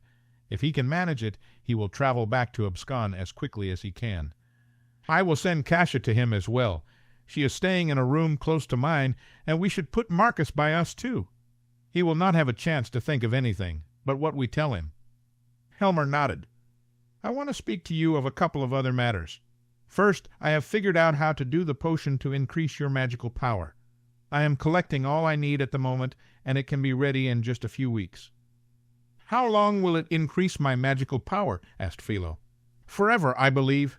You might need to take subsequent doses, but that will not be a problem. I will make as much as you need. Work on this as soon as you can. I want it done as quickly as possible. I am not sure when Griffon will strike, but it could be soon." "That brings up another thing I wish to speak of with you," said Helmer. "More magical users are becoming ill. Have your leaders of your army spoken with you recently?" "They reported in last week. Why do you ask?" "I believe some of your soldiers are starting to be affected. I have seen a few at the Bell's mansion with the ill." Philo sat forward and knitted his eyebrows together. "Are you sure?" "I have heard nothing." "I am sure at least a few are affected. You will want to check your forces." Philo sighed and sat back. If his city soldiers were becoming ill, it would change many things. He had hoped to have time to recruit new soldiers. He wanted a large force to face Griffon and her allies, but if his current forces were becoming ill, he wouldn't have time to create a larger army. "I will go check as soon as you leave. Do you have any other news?" "No, I haven't figured out any safe way to unlock magical users as of yet. I believe I have figured out the elixir Golnar may have used, but if it is causing illness, we will not want to use it now." "Why?" asked Philo. "Why not go ahead and use it in the 4th and 3rd rings at least? We could even go out to some large villages. If we use it, we can unlock many magical users to recruit to our army. They will not be ill for a while. We can use them while we can, and then when they become ill, it will just be more people we won't have to worry about in the future. Regventus resources are already stretched too far. A little thinning of the herd will help." Helmer looked at Philo with concern, but then nodded his head. "Of course, you are right. I will see to making it, and I will use my own blood. We can try it out as early as next week if you like. We can hope to find some willing people who want to use their magic. I don't care if they are willing. Just identify some you can use and force them if you have to. You could trick them. It makes no difference to me." "Very well," said Helmer, standing up. "I will work on the elixir for releasing magical users and have your potion ready in 2 weeks. Earlier if you can for me. Work on it day and night if you need to," said Philo. "If my soldiers are falling ill, we will need to meet Griffon in battle soon. I need to take the line from her quickly and defeat her allies." "How soon do you think she will strike?" asked Helmer. Philo smiled slightly. He needed Griffon to come out of her hiding place. He needed her to act before she was completely ready. He had some ideas to make it happen. "If you can get everything ready, I have ways to ensure she is forced to strike very soon. We will make it so the queen can't hide away and abscond. We will make her come out and play on our terms. Chapter 13. Max sat by the fire in the cellar. He had a large kettle of the cure brewing next to him as he looked over a book in his lap. It included the elixir Golnar had used to release magic users in the city. Max needed to find a way to help the folk who were sick. He would usually be engrossed in figuring out the puzzle of finding a way to help, but his mind was preoccupied with something else. Ever since Max had traveled to Nemmer, he had several visions every day. They were all versions of the same vision. The vision haunted Max constantly and barely allowed him to sleep. For a while now, he had a bad feeling that for Griffa to save Regventus, she would have to sacrifice herself. Now it seemed to be confirmed. As Max watched the fire, he felt his sight go hazy and the room grow dim. He prepared to be immersed in another vision. Max walked into the throne room of the palace in Aurumist. Griffa was laying in the middle of the dais by herself, and she was still. He walked up to the dais and climbed the stairs, keeling by Griffa's side. She was pale. Her arms laid at her side, covered in blood. Her dress had a hole over her chest, and Max could see it was stained red. He grabbed her hand, and it was cold. He could not feel her magic mix with his. It was gone as was her life. Max seized her hand gently and let her go, watching it fall by her side. Tears came to his eyes, and he felt as if he could not go on. He knew he would be king, but he could not do it. Max broke down and cried over Griffa's body as the room became dark around him. He looked up, and he was again in the throne room. He stood by the dais and saw Kedden holding Griffa. Max walked up the stairs quickly and went to Kedden and Griffa. He knelt down beside Griffa and looked at her. Her arms were unblemished, and her dress was not torn over the chest. Griffa looked unharmed, but she was not moving or breathing as she lay in Kedden's arms. "She's not dead. I know she's not," said Kedden as he held Griffa gently. Max nodded. For some reason he believed Kedden. He could see Griffa wasn't breathing or moving, but Max knew Kedden was right. He took Griffa's hand and felt it was warm. He felt her magic reach out to this. As her magic met Max's, he felt a jolt of energy hit him. He awoke on the floor of the cellar. He sat up and flexed his hand as it tingled from the jolt of energy that had come from Griffa. He had seen Griffa dead on the dais many times, but he had never seen anything like what he just saw. It gave him hope. There was a way to save her. Max just had to figure out how to do it. He got up and sat on his stool. He looked at the potion before him and saw it was bubbling high. Max adjusted the fire and grabbed a large wooden paddle. He stirred the potion and thought over what he had seen. He needed to figure out what it meant. He needed to understand, and he knew one person who could help him. The door opened, and Addie walked into the room. She smiled at Max, coming to sit on a stool next to him. He looked up at her, and Addie's eyes looked concerned. "Max, are you all right?" She leaned over and looking at Max closely. Max nodded. "I'm just trying to figure something out." "Can I help you in some way?" asked Addie. "I don't think so. I've been having a lot of visions lately. They have been disturbing, but today I had a new one." "What are these visions about?" asked Addie. "The kingdom and Griffa." "She's going to die, isn't she?" asked Addie sadly. "Why do you say that?" "I'm no diviner, but I've had bad feelings. Griffa has as well. She talks to me at night before bed. She says she will do anything to save her kingdom, and she has asked me to watch over all of you if something happens to her. She asked me to make sure you took your place as king." "She could die, Addie. Saving the kingdom could kill her, or Philo could kill her before she has a chance to save the kingdom." Addie shook her head with tears in her eyes. "How could any of us go on without her? She talks as if we will all just live on after she dies, but I don't see how we can." "You've become very close to her," said Max. "I have," replied Addie. "I have known her almost all my life, but she barely knew me until recently. She probably doesn't remember when we were younger, but she was always so kind to me. I was a very quiet child, and the other children in the valley would ignore me. They would seem to forget I was there. Talon was the leader, of course, and they would all follow him in games and adventures. They would not invite me, and I was too timid to speak up. You know how Talon is. No one could tell him what to do, except for Griffa. When she would visit, everything would be different. She would drag Talon around to do her own plans. She would make sure no one was left out, even me. When she came to visit, I would get to play with the other children. The first time I explored the mountain pass was because she pulled me along with the other children. She encouraged me to swim in the lake one late spring day. The other girls scoffed at her, but she just laughed and jumped in. She gave me the courage to do so as well. I've always thought she was the bravest and boldest person I had ever met. Since I've gotten to know her better, I realize she is also the kindest. I know it seems silly since I haven't really been close to her long, but I have come to love her as I have never loved anyone. I never had any siblings, but to me Griffa feels like a beloved sister. Besides my mother, I can think of no one I love as much as her. Max smiled slightly. It doesn't seem silly. I have only known Griffa for 2 years, and she has become very important to me. Besides Nora, she is my only family now. I do not want to live in this kingdom without her. If she is gone, I will be expected to be king, but I don't know how I could do it without her by my side. What can we do, Max? Max looked at Addie. Do you think you could sit here with this potion for a while? You will have to stir it and watch it. I can see if Talon can help if you would like, but I need to go talk to someone about Griffa. I can stay here with it. I have nowhere to be, and don't bother Talon. I believe he is in the study with Griffa. They are working on some correspondence. I don't think he would appreciate you trying to drag him from her side. No, he is very devoted to his queen, said Max, standing up. He seems to be, though I don't understand it, said Addie. Go do what you need to do, Max. I will wait here. Thank you. I will try to be back soon. Addie waved him away, and Max turned. He left the room and walked up the stairs into the entry hall to be met by Ansel and Kedden coming into the house. Max grabbed his cloak and put it on. Where are you going? Asked Ansel as Kedden walked into the parlor. I need to go speak with someone about something.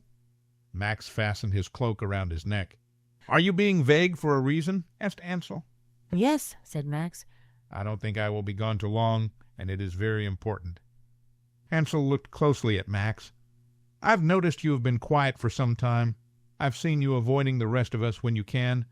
Something is bothering you, and I want you to know you can talk to me. I can't talk to you about this, not yet. It will do no good for you to hear it. Ansel stepped back. It's about Griffa, isn't it?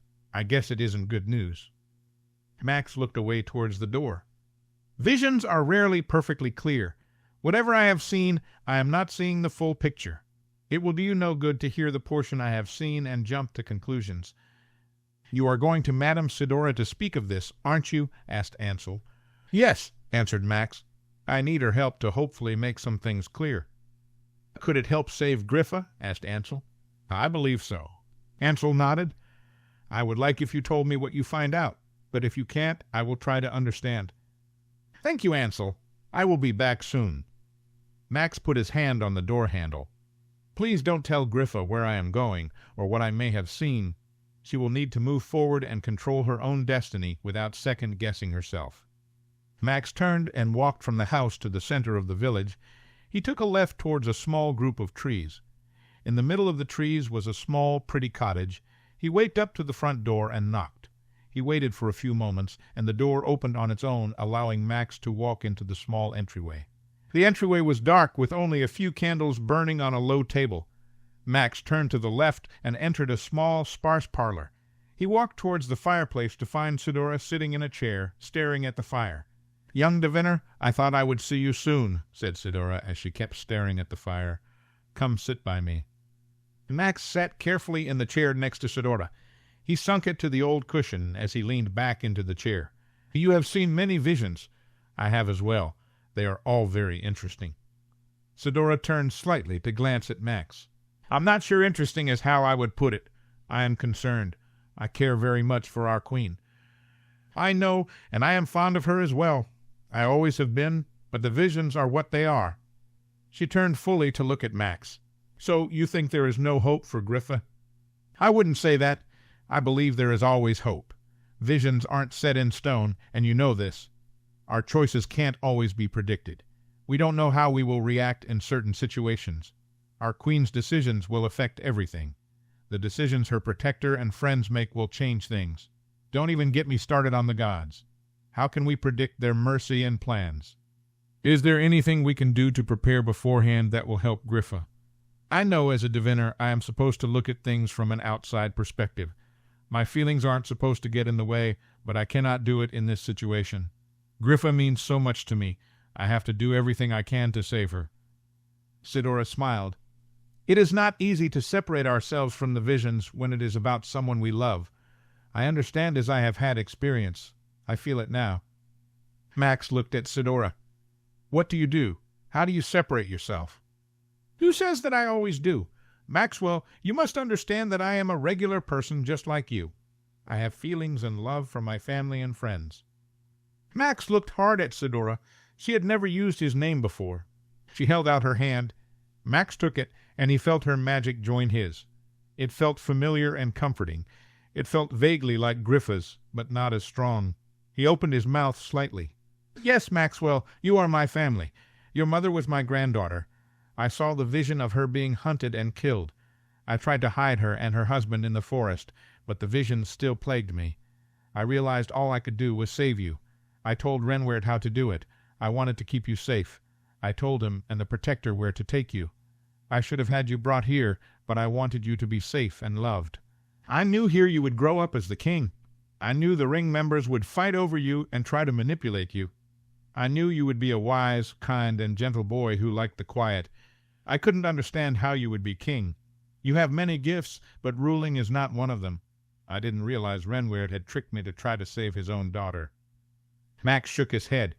Sidora was his family. She was his great-grandmother. For some reason, it didn't shock him. He took a breath and looked down at the ground. Griffa is meant to rule, and she is good at it. She is kind and wise as well, but she is able to inspire where I could not. I agree. Griffon will be a good queen if she is given the chance. How do we give her that chance? Asked Max. Please help me help her. You are my family, but so is she. I cannot lose her. I don't think the kingdom can afford to lose her. I cannot be king. I will help you as I can, Maxwell. In a way, she is my family as well. I can try to help, but it is not just up to you and me. I believe we have a part to play, but so do others. Remember, there are always other consequences that will come into trying to change the future. If we find a way to save Griffon, I am afraid other sacrifices will have to be made. What can I do? Asked Max. I'll do whatever I can to save her. Sidora stared at Max for a moment and then nodded. Let me brew some tea first, said Sidora as she stood up. We could have a long afternoon ahead of us. Chapter 14. Kedden hurried into the entry hall of Keen Manor. He took off his cloak and haphazardly hung it on a hook as he continued on to the parlor. He needed to find his queen. He had been out with Ansel sending the next group of guards out into the kingdom when he felt dread hit his stomach. He knew immediately something was wrong with Griffa. He had left quickly, without even telling Ansel. He knew he should have talked to Ansel first, but all Kedden could think was to get to his queen. He entered the parlor and looked around. Addie, Talon, and Max were sitting in chairs by the fire. Kedden looked at all three of them. Kedden, said Talon, standing up. What is wrong? Kedden didn't answer. He turned from the group and walked back to the entry hall. He ran up the stairs and walked to Griffa's room. He knocked, but there was no answer. He tried the door, and it swung open. He walked into the dim room to find Griffa in her bed. She seemed to be asleep, but was tossing and turning, mumbling something. Kedden walked over to the bed and sat down next to Griffa. He took her hand to find it was warm and moist. He held it and squeezed as Griffa's eyes flew open. She looked at Kedden, breathing heavily. It's awful, she said quietly. I must do something. She sat up as if to get out of bed when Kedden stopped her. What is it, Griffa? He asked. What is wrong? Griffa shook her head and looked at him. He immediately took her into his arms and held her. He let his magic wash over her as she shuddered against him. He held her as she shook, trying to comfort her. Eventually she settled and collapsed against him. Kedden pulled back a little to see Griffa had her eyes closed. Griffa, he said quietly, can you tell me what is wrong? There is so much wrong with Regventus, she whispered. I don't know if it can be saved. Kedden didn't know what to say, so he pulled her back into him and held her. A few moments later the door opened and Ansel walked into the room. He came and sat down on the bed, close to them. Kedden looked at Ansel and shook his head, hoping Ansel would know not to talk. Ansel sat there silently as Kedden held Griffa. Eventually he felt Griffa go limp in his arms, and he pulled back to find her asleep. He gently laid her down in the bed. She rolled over and continued to sleep. Kedden stood up off the bed as Ansel stood as well. He walked closer to Griffa and looked at her before following Kedden out of the room. When they got out the door, they found Talon standing there, waiting. "What is the matter?" asked Talon as soon as Kedden shut the door. Kedden shook his head. "I'm not sure. She is sleeping now. Let's go down to the parlor to talk about it." He walked towards the stairs, stopping into his son's room to see Xaden was down for his afternoon nap. He decided to come back to see him before dinner. He walked on to the parlor as Ansel and Talon sat down close to Max and Addie. "What happened?" asked Ansel. "I was talking to the guards. I turned, and you were gone." "I am sorry. I should have let you know I was leaving, but I knew something was wrong with Griffa. I left without even thinking. I had to get to her." "What is wrong with her?" asked Talon. "She said she was tired and would take a quick nap. She hadn't been in her room very long." "I'm not sure what was wrong. It seemed she was having a nightmare. I walked in and she was asleep, but she was moving around and mumbling. When I sat down and took her hand, she said something was wrong and she had to do something. She said she thinks maybe Regventus can't be saved." Ansel and Talon looked at one another, while Addie looked concerned. Max looked up at Kedden and nodded. "There is so much wrong with the kingdom. There is illness in the non-gifted, and the city has many with their magic corrupted. I wonder what else is happening. I wonder if Philo is planning something else." "We know he won't be satisfied with just defeating us," said Talon. "He wants the right to rule Regventus, and he won't be satisfied without it. He will have to sacrifice Griffa to make it happen." "Devlin is in the city. He is supposed to be sending us messages," said Addie. "Has Griffa received any yet?" "No," said Talon. "He has sent no word." Ansel looked at Talon. "Perhaps he has not had anything to report." Kedden studied Talon. He could almost see the wheels turning in Talon's mind. Everyone was quiet for a few moments before Talon looked at Kedden. "Kedden, do you think your mother could get a message to Devlin?" Kedden considered it for a moment. "I suppose it's possible. She seems to be very busy, but if I told her it was urgent, I believe she could do it.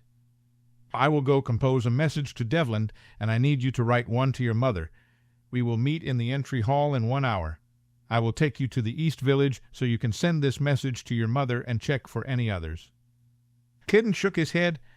"I would hate to leave my queen. She might need me again."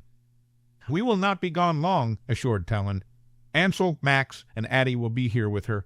If all goes well, we might even learn something soon that will help Griffa." Kedden sighed, considering what he should do. He looked at Ansel. "Go, Kedden," said Ansel. "If Talon thinks he can help Griffa, you should go. I will stay with her until you come back." Kedden nodded as Talon stood. Talon went in the study to write, as Kedden went over to the small desk in the corner, and they soon were on their way to the East Village. Kedden checked for messages to find there were none. He sent his message with Talon's tucked inside it to his mother. He traveled with Talon, and they were back in Keen Manor in less than an hour. They both walked in the parlor to find Griffa sitting on the sofa with Addie by her side. Ansel and Max were sitting by the fireplace in chairs close together. Griffa smiled at Talon and Kedden as they approached her. "Are you feeling better, my queen?" asked Kedden as Talon sat down next to her. "I am. I understand you went to the East Village. Were there any messages from your mother?" "No, I am sure she hasn't had time to write. It sounds like she is very busy at the moment." Griffa nodded and turned to Talon. "There are several letters that have arrived from leaders throughout the kingdom. I was waiting until you come back to check them. Do you have time to read over them with me?" "Of course, Griffa," said Talon, standing up. "I always have time to do whatever you need." He held his hand up, and Griffa took it, standing up. They walked towards the study together as Griffa stopped and turned to look at Ansel. "Ansel, would you like to join us? I believe we could use the help." Ansel stood and nodded, following Griffa and Talon into the study. Addie stood and said she would go check on the potion brewing in the cellar. Kedden smiled at her before he walked over and sat down next to Max. Max looked at him and gave him a weak smile. "Are you all right, Max?" asked Kedden. "I haven't heard you talk much in the past few days. I haven't seen you much either." "I am fine, Kedden. I've had a lot on my mind I've been trying to figure out," replied Max as he stared at the fire. Kedden sat in silence by Max. After a while, he thought he would go check on his son. Kedden stood up and turned to go when Max's hand caught Kedden's arm. He looked at Max, who was staring into the fire. "Protector, your actions will decide your queen's fate, and you must not leave her. You must not give up on her." Even when things seem hopeless, you must listen to what your magic tells you. Others will tell you it's over. Others will tell you there is no hope, but you must only listen to your magic and your queen's. You will know what is right. Follow only what you know is right." Kedden looked at Max, who had not stopped staring at the fire. Max's hand felt warm on his arm, and Kedden felt his magic swirl inside of him. He could almost hear it talking to him. "Yes, Max, I will do what I know is right. I will not fail her." Max dropped his hand and nodded, still staring into the fire. "Are you well, Max?" asked Kedden. "No, I am not, but I trust that everything will be well in the end." Kedden stood there unsure if he should leave. Max continued to stare at the fire, but otherwise he seemed fine. He turned to leave. He walked a few paces and turned back to Max. "It will all be well in the end, Max. Griffa will be safe and rule," said Kedden. Max turned slightly in his chair and looked at Kedden. "I know, Kedden. The only way we will all be well is if she is safe. If you fail, all will be lost." He looked at Max for a long moment before he walked from the room. He spent the rest of the afternoon with his son, trying not to dwell on his encounter with Max. After dinner, they all sat in the parlor talking and drinking glasses of wine. Kedden held his son in his lap and watched Griffa. She sat between Ansel and Talon and seemed well if a little tired. She leaned slightly on Ansel as she drank her wine. A knock at the front door made them all stop talking and turn. Mabel showed in a frantic-looking Desmona Delis, followed by her father. "Desmona?" asked Griffa, standing up. "What is wrong?" "I need to speak with you, my queen. I am sorry to come so late, but it is urgent." "Would you like to go in my study?" asked Griffa. "No, I have nothing to hide. We can talk here," responded Desmona, looking at her father. "Very well," said Griffa. "Please have a seat, both of you." Desmona sat in a chair near the sofa. Kedden stood up with Xaden so Hector could sit next to his daughter. He walked to the fireplace with his son as Mabel came and offered to take Xaden up to the nursery. He thanked her and handed Xaden to her. "Something terrible has happened," said Desmona, clearly upset. "I believe Marcus has been taken by his father." "Why do you believe that has happened?" asked Ansel after looking at Griffa. Desmona looked at her father, and he nodded at her encouragingly. "My mother came to me about 2 weeks or so ago. She talked to me of Philo and Aurumist. She said that Philo was ruling the kingdom. She said Marcus needed to be with his father, and she encouraged me to get him to agree." "She said this to you 2 weeks ago?" asked Griffa. "Yes," said Desmona, looking down. Griffa shook her head. "You didn't think to come tell me your mother was encouraging you to charm your betrothed in going to his evil father? She was probably in contact with Philo. You do realize it, don't you?" "She was. I know she was," said Desmona with tears in her eyes. "You swore to serve me, Desmona. You said if you had any information you would come to me," said Griffa angrily. "I know, but she is my mother. You don't know how long I have listened to her and learned under her. She said there was a way Marcus could be the king of Regventus some day." "You considered listening to her, didn't you?" asked Talon harshly. "Yes," whispered Desmona. "You do know your mother was telling you to commit treason against our queen," said Talon. "For Marcus ever to be the king of Regventus, Griffa would have to die." "I know. It was wrong of me to even consider it, but in the end I could not do it. I would not agree." "Hector, did you know about this?" asked Griffa, looking at Hector. "No, Desmona told me tonight. I hadn't seen Kasia in a few days, but to be honest, that isn't unusual. I told Desmona we had to come to you immediately." "I will have to banish your wife from Abscon, Hector. She cannot re-enter. We can't have her bringing Philo and his forces into the village." "I understand," nodded Hector. "I don't know what to say. I always knew she had her secrets. I knew she did as she wanted, but I never dreamed she would go this far." "She has charmed you since you met her, Hector," said Ansel. "You must know that. She has never been faithful or truthful to you." "I know it. I have always known it. Renward tried to warn me from the beginning, but I was so in love with Kasia, and I was willing to let her have some freedom. I knew what she was, but I was happy to just have her when I could. I didn't ever think she would turn against her people in this way." "What about Marcus?" sniffled Desmona. "He is an Aurumist with his father. We can't just leave him there." Kedden watched Griffa, and he could tell she was thinking over something. He hoped she didn't think she would go in and try to save Marcus. Somebody would have to stop her. "Your betrothed will be fine in Aurumist. His father won't hurt him," said Talon. He will want Marcus to carry on the family line." "Marcus won't go along with him," said Desmona. "He is very loyal to our people and to Griffon. He would never agree to what his father wants, no matter how much my mother charms him." "What do you expect us to do, Desma?" snapped Ansel. "You can't expect Griffa or any of us to run to Aurumist now." Kitten looked at Griffa as she looked at Ansel and Talon before turning to Desmona. She opened her mouth to speak. "Griffa," warned Talon, "you do realize you can't go save Marcus, don't you? You cannot put yourself in danger." Griffa smiled sadly and looked at Desmona. "I am sorry, but Talon is right. We cannot chance a rescue attempt at the moment. I understand the anguish you must feel, but I believe Philo will not hurt Marcus. Marcus' mother is also an Aurumist, and she loves her son. He will be safe for some time. Soon I will move to take the city. Marcus will not be there long." Desmona shook her head as tears fell down her face. Hector took her hand and looked at Griffa. "We understand, my queen," said Hector. "We should be going, Desmona." Hector stood up and pulled his daughter up with him as Griffa stood as well. "I do feel for both of you. I don't like Marcus being an Aurumist, but the truth is Philo will not hurt him, at least for some time. We have some informants in the city. I will try to get information on Marcus and let you know what we find out." "Thank you, Griffon," said Hector. "If you hear from your wife or Marcus, you will let us know," said Talon, looking at Hector. "We need no secrets from either of you." "I will tell you if I hear anything," agreed Hector. "I will make sure my daughter does as well." Hector bowed and dragged his daughter out of the parlor. They all heard the front door open and close. Griffa sighed and moved to stand by Kedden and the fire, shaking her head. "Poor Marcus." "He will be fine," said Talon. "It's Desmona's fault he was taken. She should have come to us as soon as her mother approached her. We will have to watch her closely. You know Hector can't be trusted. I'm sure his daughter can charm him almost as well as his wife." "You will have to let Malcolm know," said Ansel. "He would want to know, and he can help Hector keep watch over Desmona." "I will speak to him tomorrow," said Griffa. "I am going to bed. It's been a trying day." "I will go up with you." Ansel stood up, and they both said good nights, leaving the room. Kidden walked and sat down in a chair close to the sofa.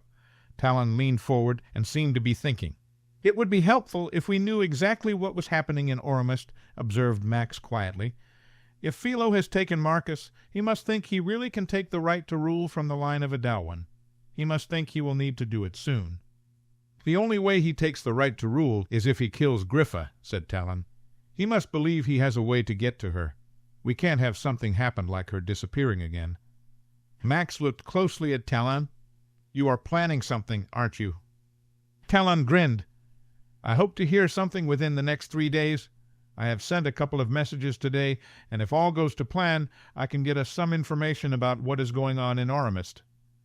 "Would Griffa approve of what you are going to do?" asked Max.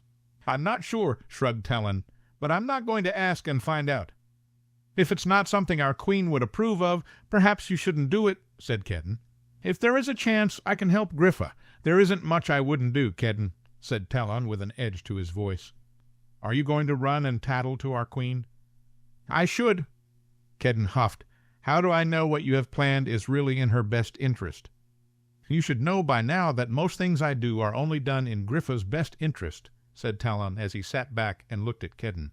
"Tell me what you have planned, then." Kedden crossed his arms. "Let me decide if our queen should know." Talon sighed. "You know I have written Devlin Clark. I asked him to meet with me and 2 Valley Council members just outside Aurumist at dawn in 3 days. I told him I wished to discuss ways he could repay the debt he owes to his people, his queen, and his village." "You are going to go close to Aurumist?" asked Max. "Do you think that is safe?" "It should be fine. We won't stay long. If there is any sign of trouble, we will leave quickly." "Who will you take with you?" asked Max. "Addie, if she will go," said Talon, turning to Addie. "I have also asked Cillian." Max's eyebrows raised, and he let out a breath of air. "You know Griffa won't approve of this. She will not want any of you in harm's way. We need information in the city. Devlin is perfectly positioned to give us that information. I think he just needs an encouraging chat to do what is right," said Talon. "And what if he won't do as you want? What if he doesn't appreciate your encouragement?" asked Kedden. "I think I can be very persuasive," smiled Talon. If he doesn't see things my way, we will see where it goes from there." "Our queen has granted him mercy until after the war," said Kedden fiercely. "You should not override her decision." "I don't plan on harming him. I plan on being very friendly. I plan on offering him incentive to do as I want." "You may not plan on harming him, but I know you, Talon. What happens when he says the wrong thing and you curse him without thinking?" "If you are so worried about it, come with us, Kedden," answered Talon. "Come and see to your queen's interest."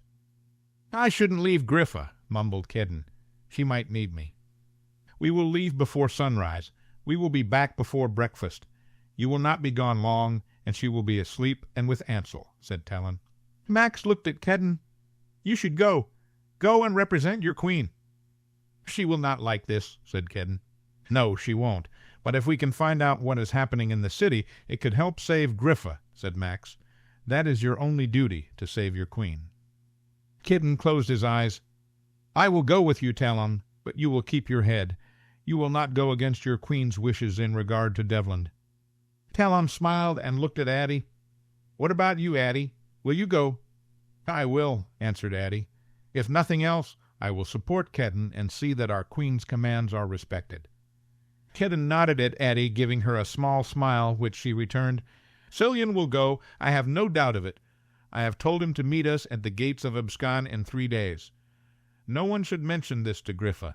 She has enough to worry about at the moment." "What about Ansel?" asked Kedden. "Do you plan on keeping this from him?" "No," said Talon. "He already knows my plan." "You've told him already?" asked Kedden. "Yes, as soon as I could before dinner. He will not tell Griffa. He knows this needs to be done," said Talon. 3 days later, Kedden walked with Talon and Addie through the gates of Abscon. They found Cillian waiting close by. Talon greeted him as all 4 gathered close together. "We will travel just outside the 5th circle of Aurumist in the forest. I have explained it to you all, and I think you have all been at least close to the city except Addie. Cillian will take you, Addie, so you just need to trust him. Kedden, you will come with me." Kedden grabbed onto Talon's shoulder. They watched as Addie and Cillian disappeared before Kedden nodded at Talon, and he felt himself travel. Landing on his feet, Kedden looked around to see tall trees and leaves on the ground that were lightly covered in fresh snow. Addie and Cillian were near, and Talon led them to a small circle of trees that offered some cover from anyone who might pass by. The dark forest around them slowly transformed as the sun started to rise. Kedden rubbed his hands together and then pulled his cloak tighter. Addie had her hands in her cloak pockets and seemed to be shivering. Cillian moved slightly as though trying to warm himself. Talon stood straight and still, taking deep breaths that Kedden could see in the cold morning air. There was a slight disturbance, and then they all heard footsteps. Talon turned towards the noise with his hand raised as Devlin came into view. He stood a good ways back and stared at Talon.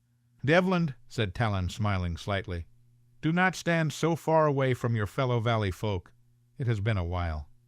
Devlin looked at Talon and moved closer. He blinked several times, looking at both Cillian and Addie. "You sent me a message, Talon, asking me to come. I have come." "So you have," said Talon. Kedden could see Talon flexing his hand as though he was itching to throw a curse at Devlin. "You said there were things you wanted to discuss," said Devlin. "You said there might be a way I could make amends to our village." "Yes." Talon moved a few steps towards Devlin. "I heard you are very sorry for all that you did the valley and our queen. I heard you were very eager to serve our queen." "I am," agreed Devlin. "I did wrong by Griffon and my village. I know that. I want to make things right. And yet we have received no messages for you. Griffa let you come back to Aurumist to serve her. How have you served her?" asked Talon. "There has been nothing to tell. I am not a trusted adviser of Philo. I can only report what I observe." "Where do you go to observe things, Devlin? Do you visit people in the city, or do you hide away in the fancy house you received for turning Griffa and Max over to Philo and destroying our village?" Devlin only stared at Talon. "He's a coward, Talon," snarled Cillian. "He always has been. He likes to talk, but when it comes down to it, he will only protect himself. I doubt he has any intentions of actually serving our queen." "What should we do with him, do you think?" asked Talon. "Cillian, what is your opinion?" "He should pay for the crimes he committed against the valley and our queen," answered Cillian. "You are our leader, Talon. His punishment should be decided by you. Addie, what do you think? Talon stared at Devlin. Our queen has granted him temporary mercy. I would say we should stand by our queen's wishes, but Devlin promised he would serve our queen. He has not kept that promise, answered Addie quietly. Therefore, I agree with Cillian. His punishment should come from you. Kedden, you are the queen's protector. You represent her here today. Do you have an opinion on the matter? Kedden gave a harsh, short laugh, knowing what Talon was doing. Devlin has not lived up to the promise he made our queen. I say be done with him now. If he is not useful, he should pay for his crimes. Talon smiled menacingly at Devlin. The council and the queen's protector have spoken. Do you have anything to say for yourself before I administer your punishment? Devlin looked at Addie, who was staring with her arms crossed. He looked at Cillian, who looked disgusted by Devlin. He glanced at Kedden, and then looked back at Talon. I do wish to serve our queen, he said, dropping his head. Cillian is right. I am a coward, but I do want to make things right. Talon walked up, so he was so close to Devlin he could reach out and touch him. Then find a way to get us information on what Philo is planning. You may not have Philo's ear, but you know Helmer. Go to him. Offer to help him with the city. If he does not open up to you, go to Helmer's son. Take a walk close to the palace. Get us good information that will help our queen. Devlin nodded. I will do better. I must do better. I do want to atone for my crimes. Good. Talon stepped back. I will expect a message within a week, and then every week after that until we take the city.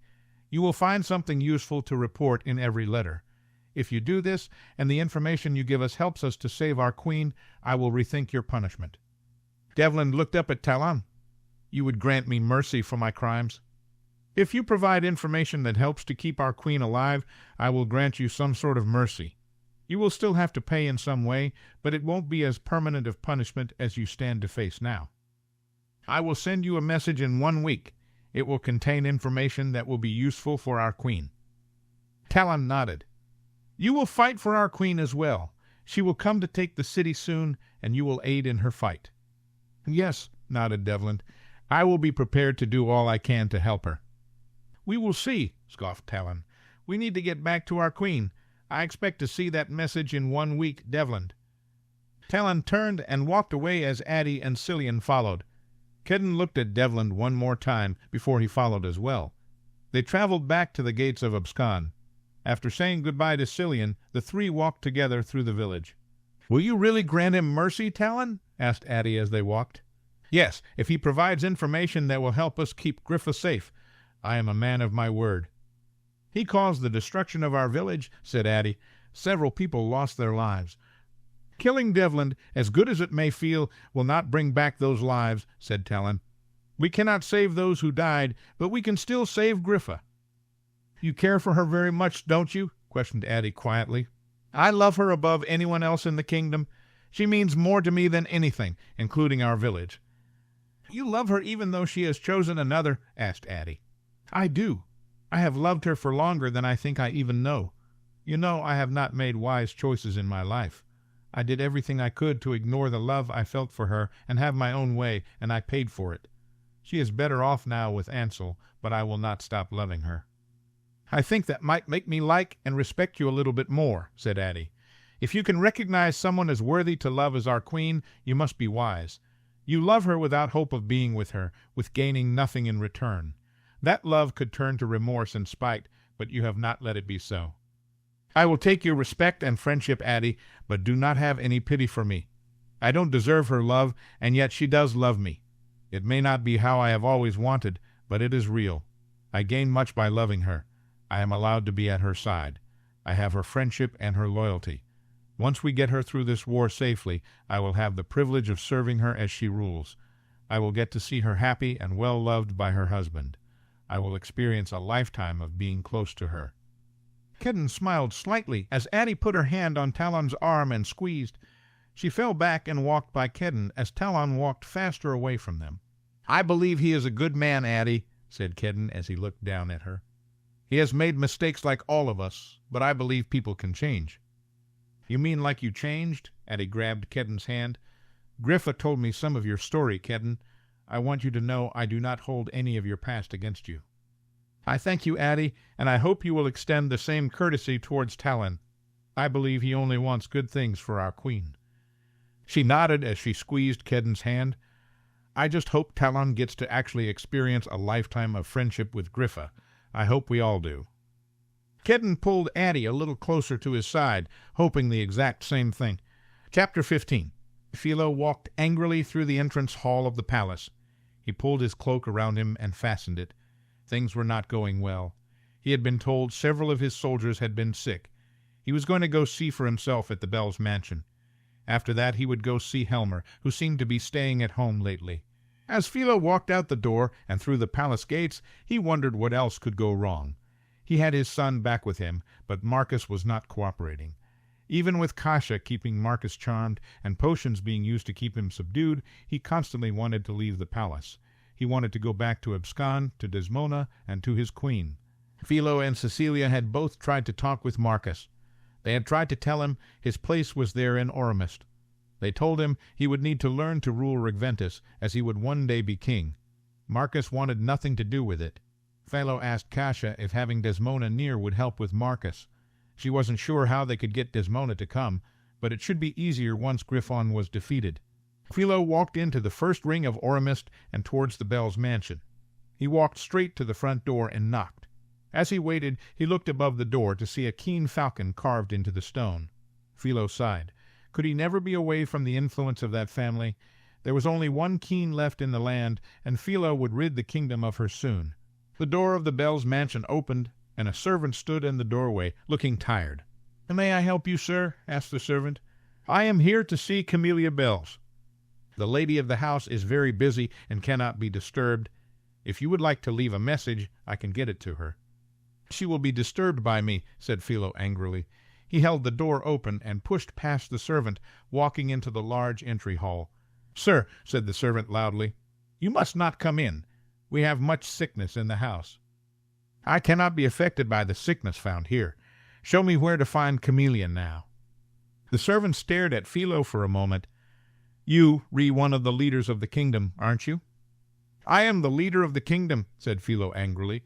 "I will be your king soon." "So you are to blame for all these sick folk?" asked the servant with a sneer.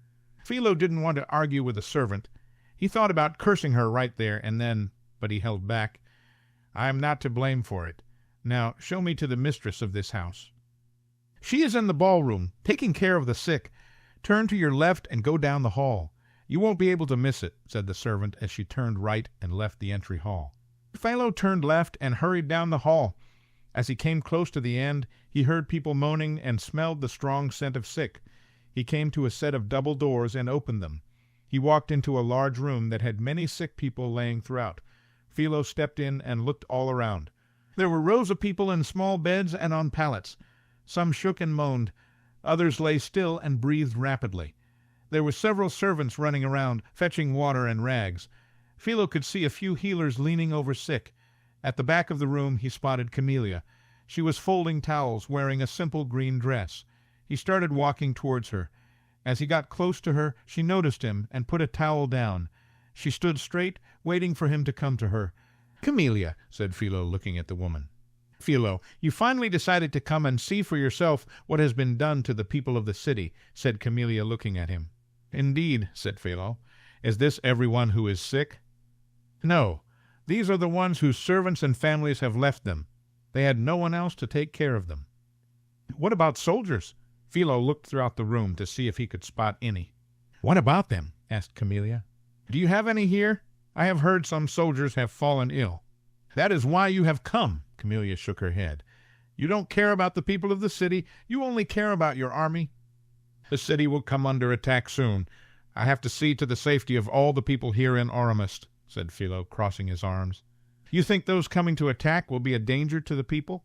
I believe they will only be a danger to you and the other leaders of this kingdom." Philo looked at Camellia.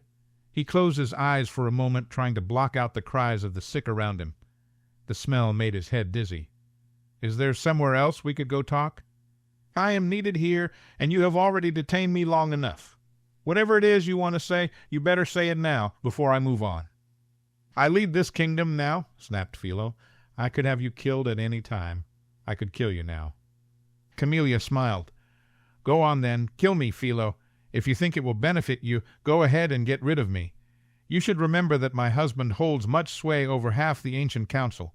He knows what to do if something happens to me. I have charmed him to make sure he does it."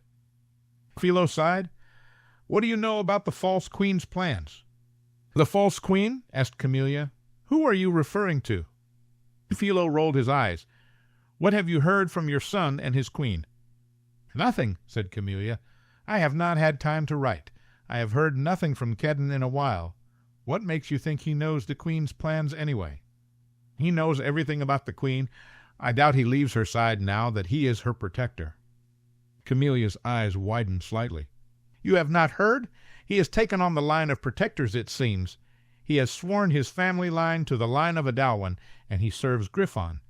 His son would serve the next king or queen if there was one. It sounds like a worthy cause. He owes the queen a tremendous debt. Of course, after I kill Griffon and take her right to rule, I wonder what will become of him. Will he die for his queen, do you think? If he does, he will do it because he considers her worth his life. I would not argue with him." "What becomes of his son, then? He will have no one," said Philo. What is your point, Philo? asked Camellia impatiently.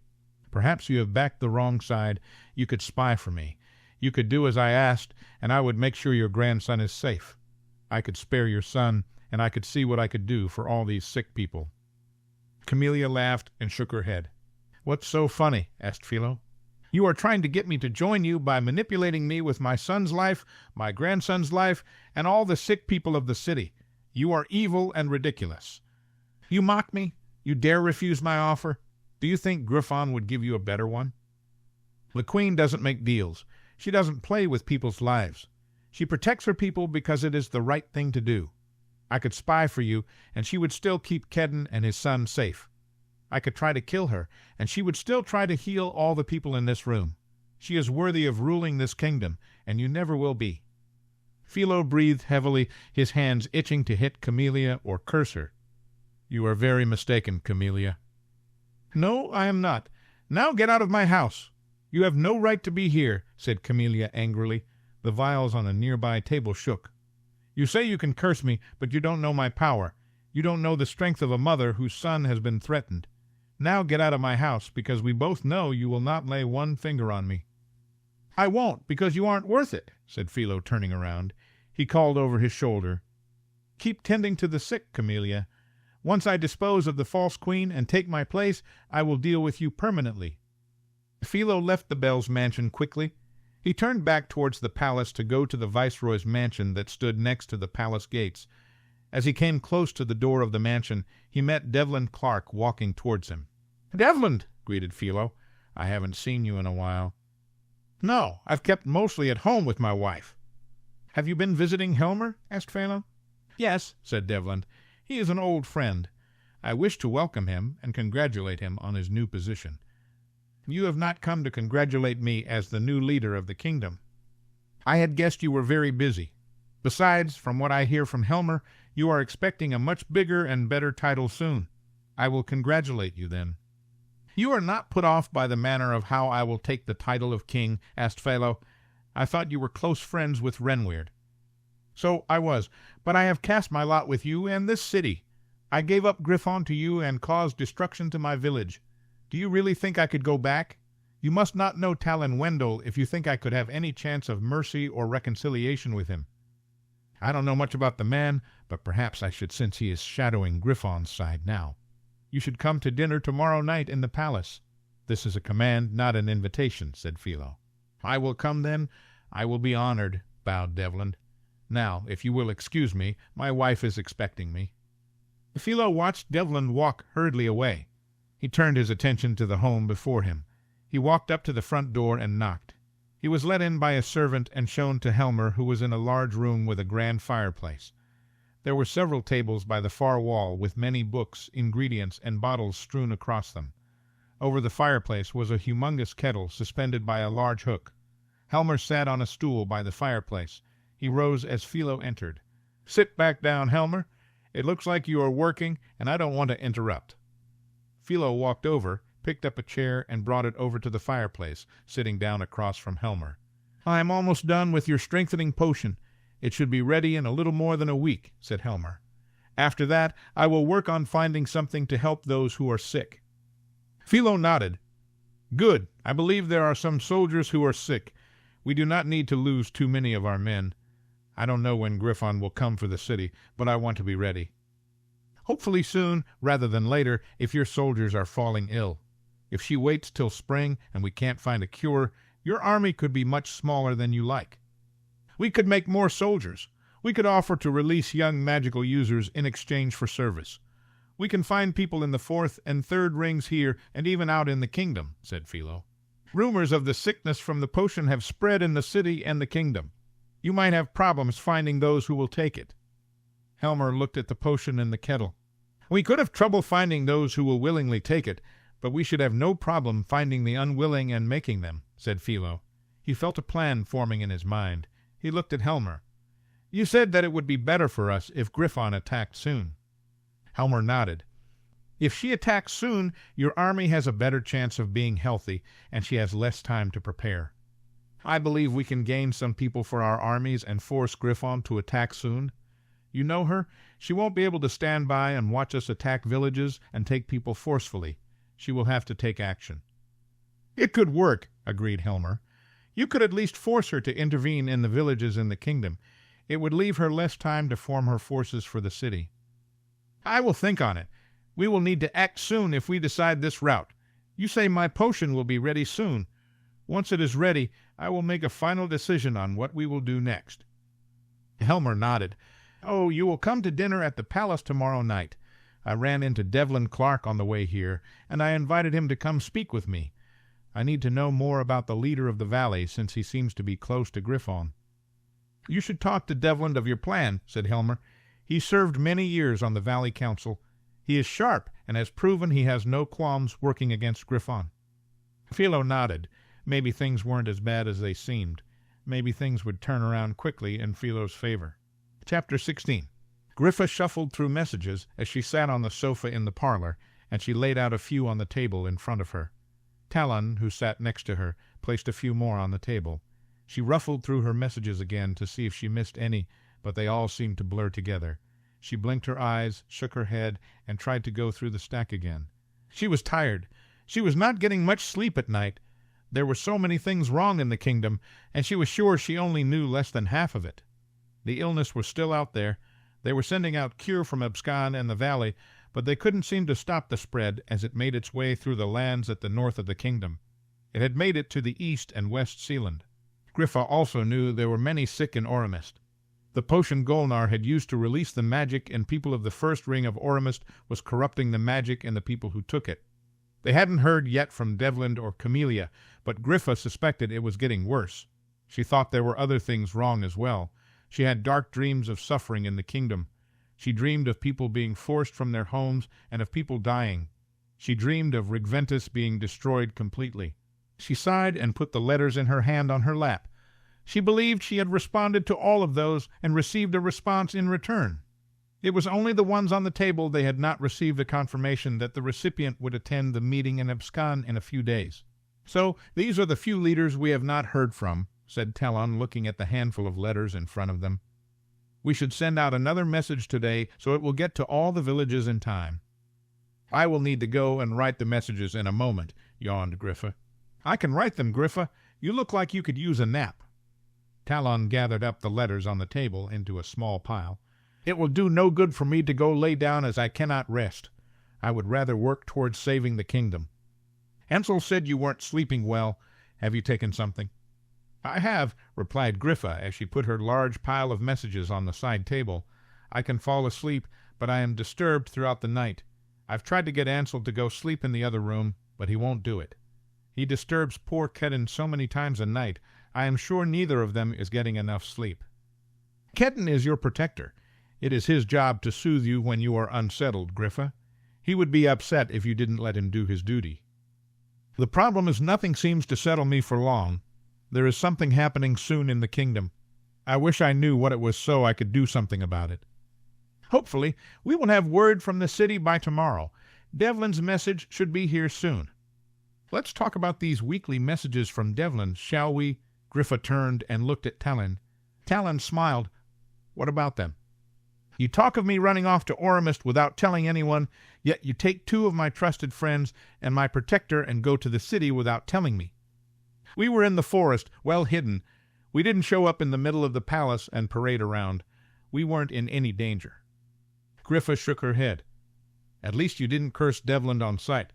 I think you might actually be learning restraint. I wanted to do it, but I would much rather get information to help you. There is not much I wouldn't do to keep you safe. Griffa gave Talon a half-smile and laid her head on his shoulder. I know, but you must know no matter what you do it may not be enough. You need to be prepared that I might not make it through this.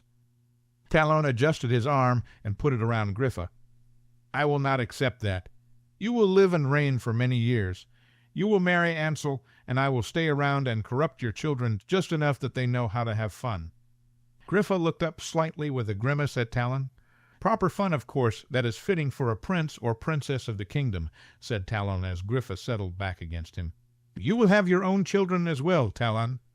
Griffa closed her eyes. If they are girls, I will make sure they know it is perfectly acceptable for them to swim in the lake in the valley and to not be pushed around by boys. I will depend on it. Talon kissed Griffa on top of her head. She scooted slightly closer to Talon as he tightened his arm around her shoulder. I should probably get up before I fall asleep, muttered Griffa. Take a quick nap. We have time to write our messages. I will wake you soon. Griffa nodded slightly and let herself drift off. She looked up, and she was in a large room. The floor was stone, and the walls were gray. She looked above her and could not see a ceiling. She looked forward, and all she saw was darkness. Griffon Keen, said a loud, deep voice from the darkness. Yes, answered Griffa, looking at the darkness. What is the kingdom worth to you? Asked the voice. Everything, said Griffa. There must be some limit.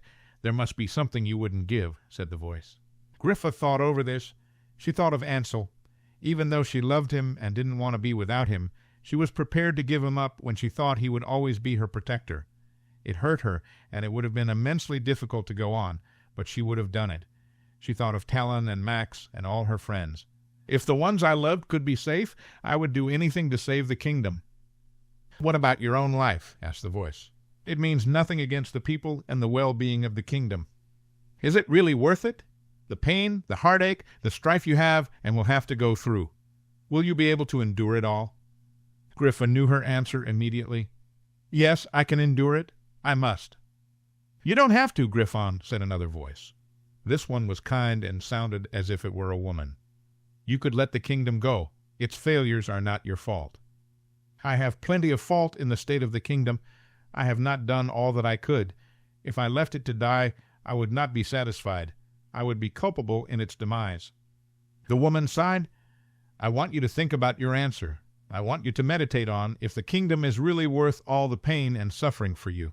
I want you to know for sure the kingdom is worth your life.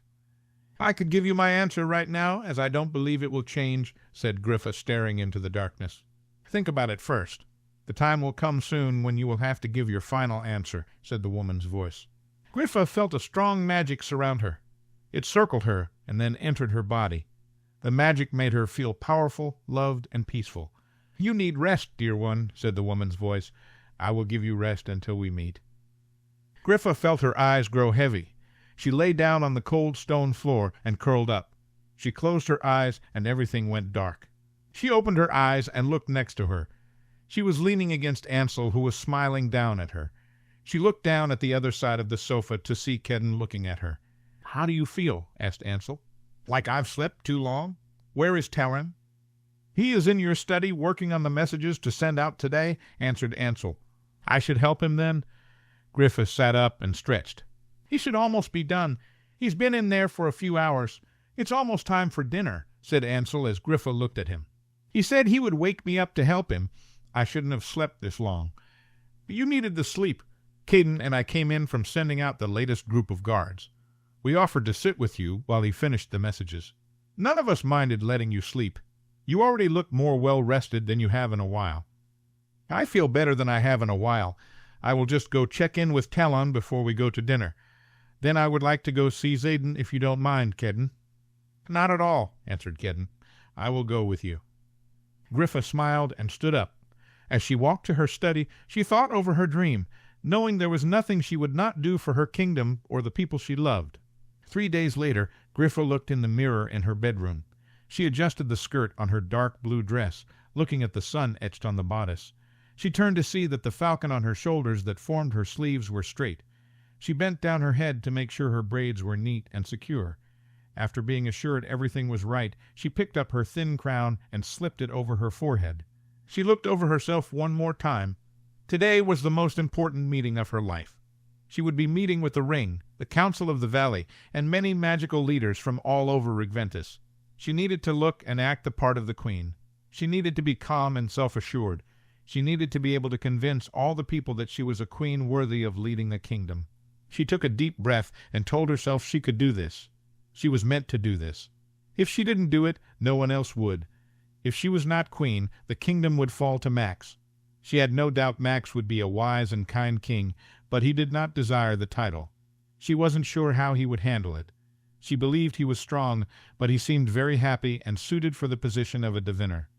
Griffa could not fail and put the pressure on the gentle and quiet man he had become. He did not need the burden. He had given up so much already. She looked at herself one more time, turned and walked from the room. She went down the stairs and into the parlor to find everyone assembled there. Griffa first saw Max, who sat in a seat facing her. He stood up as she entered the room. Everyone else stood up and turned to look at Griffa. "Are we ready to go?" asked Griffa, looking around.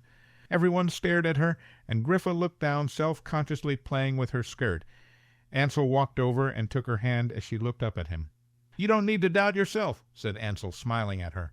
"You look every bit the magnificent queen you are today." She grinned slightly at him. "It's a big day. I am asking a lot of the people we will meet. I don't want to disappoint them or any of you." "Disappoint us?" asked Talon as he walked over closer to Griffa. "How in this kingdom would you ever disappoint any of us? You are our queen, Griffa. We serve you because we believe in you." "It's such a large task today. I am asking these leaders to put their village and their people at risk. I am asking them to follow me," said Griffa. "What if they don't find me worthy of being followed?" "You are asking them to save their villages and their people," reminded Max. "If they refuse to listen, that is how they will put their villages and people at risk. Only a very foolish or blind leader would think you aren't worthy of being followed, Griffa." "I have met many leaders in this kingdom," said Kedden. "When I was the lord of the kingdom, I dined with so many prominent leaders, they all ran together. None of them have ever given me the hope and inspiration that you have. I knew almost as soon as I met you that you were the only leader I would ever want to follow. Don't doubt you who are my queen." "We need to be going," said Griffa. "Whatever happens, know that I cherish every one of you. I would do anything to save this kingdom just for each of you." They all put on their cloaks and left Keen Manor. Griffa looked up at the gray sky, wondering if it would snow soon. It was only 2 weeks until winter, and soon snow would pile high in Ebscan and other areas of the kingdom. They walked until they reached the town center. Griffa stopped at the statue of the gods and bowed quickly in King Nathan's direction before staring up at the gods. She put her hand on the sister's foot and felt her magic react inside of her. It flowed through her, filling her with warmth, peace, and determination. She closed her eyes and prayed for the right words to say. She prayed for the ability to lead. She prayed she was somehow worthy to save Regventus. Griffa took her hand off the statue and looked up at the gods. She smiled slightly and knew she could do this. She remembered she was meant to do this. She turned and looked at Talon, who was staring at her. She gave him a smile that he returned before he and Ansel walked to stand by her side. She walked with them to the meeting hall as Kedden and Max fell in place behind her. They walked into the hallway meeting hall and through the double doors that lead to the meeting room of the Ring. The meeting room had been transformed as the back wall had been taken away. A large canvas tent and had been placed from the hall all over the yard. There were many tables set up, with people sitting at them from all over the kingdom. Everyone was talking to one another. When people realized that the queen and her party had entered the room, the talking stopped. Griffa walked to her usual place at the ring table and looked around the space. She saw her ring before here with the Council of the Valley at the main table. She grinned at Addie, who sat with her mother, before scanning the rest of the space. She saw many leaders she knew, including Bettina Devons. She also saw Daracha nearby, who gave her a slight nod. Griffa took a deep breath and raised her hand to charm the space so her voice would be heard. May the gods guide our discussion, and may we always remember the responsibility we have to one another, said Griffa, looking straight ahead. She looked around and continued on. I am very grateful you have all come to abscond today for this meeting. I do not take the responsibilities you have to your people and your villages lightly, just as I do not take my responsibility to this kingdom lightly. I do not wish for any of you to suffer. I do not want to bring violence to your villages or your people, but the time has come when we can no longer let the kingdom continue on as it has for the past 300 years. The powers in Aurumist have long gone against everything our gods stand for. They have corrupted our kingdom, causing sickness and death to cover our lands. I know the sickness has not affected many of you, but do not forget the responsibility we have to all the people of the kingdom, including the non-gifted. If we ignore them, we will perish with them. Besides that, we know they will not stop with the non-gifted. One of our own people, Philo Quick, is now in charge of the forces of Aurumist. His only goal is absolute power. He will come for every one of us, taking what we have for himself, until we are left with nothing but an empty kingdom. I have asked you here today to come together and to fight for what is right. I ask you to come and fight for your village, your people, and your kingdom. Some of you have already decided to join me in defeating the power that would destroy our kingdom, and some of you have not made a decision. The time where you can stall your decisions is over. You must choose today if you will fight with us or sit aside and wait for the kingdom to fall. I will take any discussions and questions now. An older man stood up. Griffa knew he was the leader of a village in the lowlands. I don't doubt that the sickness in the kingdom is bad. It must be stopped, but what good will taking the city of Aurumist do? You say one of our own is in power. What will you do that is better than him? People started muttering over one another, and Griffa held her hand up. Philo Quick is everything that is evil and wrong. He doesn't care about his people or this kingdom. He only wants power. He would be happy to let the sickness run rampart through our land. He wouldn't care if your village burnt to the ground if it meant he could have more power. I am not perfect. I will be the first to say that. I do not have all the answers to save the kingdom, but I will listen to my ring and all of you to find our way forward. If we can gain control of Aurumist, we will control Regventus. We can start healing the kingdom from the last 500 years, and we can do it together. A middle-aged woman stood up. Why are you the right one to lead us? I mean no disrespect, but why should we follow you as our queen? She is of the full blood of Adalwin, said Sidora, looking at the woman. She has been chosen by the gods. Can you really be in her presence and not feel it? She is powerful, and I can feel that power, said the woman. She is beautiful, and she is well-spoken, but so are many others. As far as being the blood of Adalwin, I believe there is another. The original news was that he was our king. That news was wrong. Everyone was mistaken. Max stood up. I was thought to be the king. I even claimed the title for a while, but I know the truth now. Our queen is my kin, and she is the true ruler of our kingdom. I could tell you of the many visions I have had of her. I can tell you she is our only chance to go forward as a kingdom, but I would rather tell you that she is the kindest, bravest, and most inspiring person you will ever meet. She would do anything for any one of you in this room. There is nothing she would not do to save any one of your villages. Whether you choose to serve her or abandon her, she will never abandon any of you. Talon stood up and looked at Griffa before he turned to the room. I am Talon Wendell. My family has led the valley since the founding of the village. Before that we were trusted friends to every king or queen that ruled since King Nathan. I can tell you there is no doubt Griffon Keen is the true queen of this kingdom. I would stake my village, my family name, my very life on it. In fact, I have given her my village and my life. Talon stopped for a moment and smiled. I have known our queen for almost her whole life. I have known her as a friend, as a fellow village leader, and now I know her as my queen. I can tell you without a doubt she is our queen, and she will be perhaps the greatest ruler we have had since King Nathan. Sidora is right. I don't know how you could be in her presence without realizing who she is. I have known my whole life she was special. My father knew it as well. Now that I know who she is, I cannot believe I didn't realize it earlier. The powers in Aurumist know who she is. Philo Quick knows she is the only obstacle to gaining what he truly wants. If you need further truth, look at her protector. What inspires a non-gifted person to give up his life and his son's life to someone except the true ruler of our kingdom? That brings up a question I have, said a man standing up in the back. If Griffon Keen is the true queen, why is she not protected by the line of Rhea? Griffa saw Talon look at Ansel, and Ansel stood up as Talon sat down. I am the only survivor of the line of Rhea, as most, if not all of you know. I was our queen's protector until recently. I willingly gave up the line of protectors from the line of Rhea. The protector's line was transferred to the Bells line. It was accepted by Kedden Bells, who you see here today. He is our queen's protector, and I have seen their conjoined power in person. There is no doubt. Why did you give up the line, Ansel? Asked the man.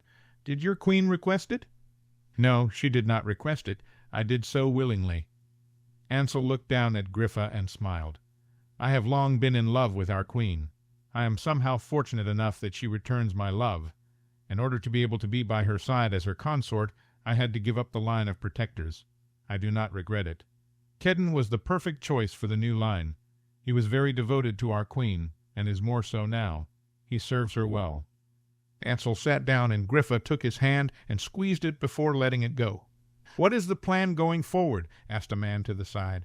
If we decide to follow our queen, what will happen? We will attack Aurumist soon. If you decide to join me today, we will soon take the city. We will send you instructions on where to meet, and what you and your village will do in the city. Once we take the city, I will set up my ring in Aurumist, and we will start slowly working to make Regventus into what it needs to be. It will not happen overnight. I probably won't be able to accomplish everything in my lifetime, but with the gods' guidance we will take steps to make the kingdom into what it was meant to be, answered Griffa. Griffa looked around, and everyone was silent. If there is no more discussion, I would like to say one more thing. If you choose to not support me in taking Aurumist, do not think there will be repercussion. I am not vengeful. If we are able to take the city and the throne, I will still be your queen. I will still see to your well-being. If you ever need aid from me or anything else, you can ask, and you will have it. When I rule over this kingdom, I will always try to do so with wisdom and kindness. Know that as a leader of a village, I understand the magnitude of this decision. I know what it is to be responsible for my people. I only ask that you do as you see fit for your village and your people. Griffa sat down, and Talon grabbed her hand under the table.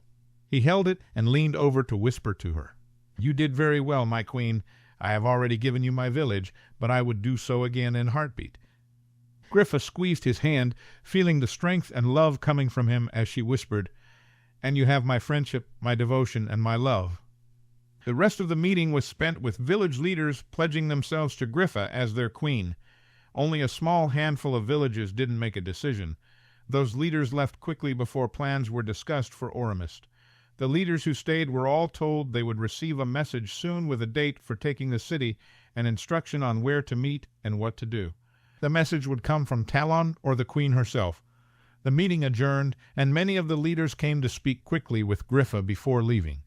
Addie came to speak with Griffa, saying she would stay a few days with her mother before coming back to Keen Manor. It was well into the afternoon before Griffa and the others walked home. I would call that a success, said Talon as he walked by Griffa's side. There were a few idiots who ran away, but you have most of the magical folk in the kingdom committed to you. It's a hard decision for some, said Griffa, especially for those who live on the edge of the kingdom. I do not blame them for not wanting to risk their people. They will still be a part of my kingdom when I rule. You are quite impressive, Griffa. Talon glanced at her with one of his smirks. If they weren't going to follow you, I don't know if there is a person alive to whom they would listen. Talon nudged her shoulder with his lightly as he walked. He gave her a smug smile. I rather enjoyed watching you. It makes me look even more forward to serving on your ring, if this is what it will be like. Griffa sighed and looked over at Ansel, who only smiled at her. Griffa rolled her eyes and walked ahead, ready to eat and relax while she still could. Chapter 17. Ansel blinked his eyes open. He looked at the dim light coming in through the windows and wondered if it was early, or if the day had dawned just a gray as the ones before it. He stretched and shivered. It was cold. It was only a week until winter. He sat up slightly and looked at the fire burning in the fireplace. It was low, so he raised his hand, and the fire burned higher. Ansel laid Pack down and looked to his side to see Griffa sleeping soundly. He smiled as he turned to her and put his arms around her, bringing her close. She had slept much better lately, and he was pleased. He hoped it meant she would be well rested and strong when they finally went to Aurumist. It would be soon, Ansel knew it. They had received a message from Devlin last week telling them Phalo had plans to try to expand his army by finding new soldiers in kingdom villages. Devlin suggested Phalo might take people unwillingly. He was trying to learn more, and they would get another letter soon. Hopefully it would detail what Phalo's plans actually were. If Philo was attacking villages and taking people, Griffa would want to intervene, and Ansel knew there would be no stopping her. It seemed to be leading to the time when they would have to stop waiting and go to the city to face Philo and his army. Ansel wished for a little more time to plan and find even more people for their forces, but it seemed it was not meant to be. He held Griffa close to him. He only wanted her to be safe. Whatever happened with the kingdom, he could not imagine living in Regventus without Griffa. Ansel moved her hair slightly to expose Griffa's neck, kissing it gently as he held her against him. He took a breath, treasuring holding her in his arms. He would somehow see her through the battle to come. He would do anything to make sure she lived and ruled the kingdom. She had suffered too much not to get to live a full life. He leaned forward and kissed her neck again. Griffa sighed and shifted. He kissed her again as he felt her hand on his arm. "Good morning," he whispered into her ear before kissing just below it. "It is a good morning when I am woken up in such a way," said Griffa as she leaned back. Ansel put his face close to hers and kissed her cheek. "Did you sleep well?" "I did. I've actually slept through the whole night each night this past week. It is a refreshing change. It must be nice for you as well to have a full night's sleep again." "I don't know. There are things I would rather do than sleep," said Ansel. Griffa grinned and turned over to face Ansel. "I am very awake now, if you had something in mind." Ansel smiled and kissed her. He pulled back and looked at Griffa. "Do you have any idea of how much I love you?" "I believe I do, but if you wanted to show me again, I would be very happy."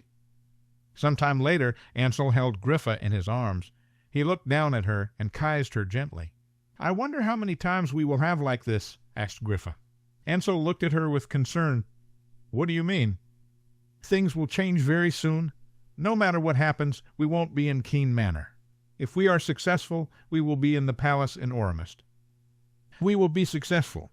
I don't care if it's a bed in the palace, here in Keen Manor, or some small village home. As long as I get to be with you like this, it doesn't matter." "I feel the same way," said Griffa, "but I will still miss Keen Manor and Abscon. We will come back and visit. It will be nice to get away from the palace sometimes. Maybelle will expect you to come see her regularly, I am sure." "It still won't be the same. This is my home.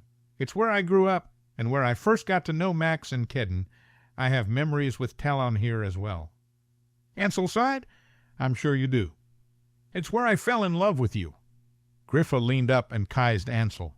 "We have no set plans today. Why don't we spend the day doing all the things you enjoy in the manor and Abscon?" "We certainly already did one of the things I enjoy the most," said Griffa with a sly smile.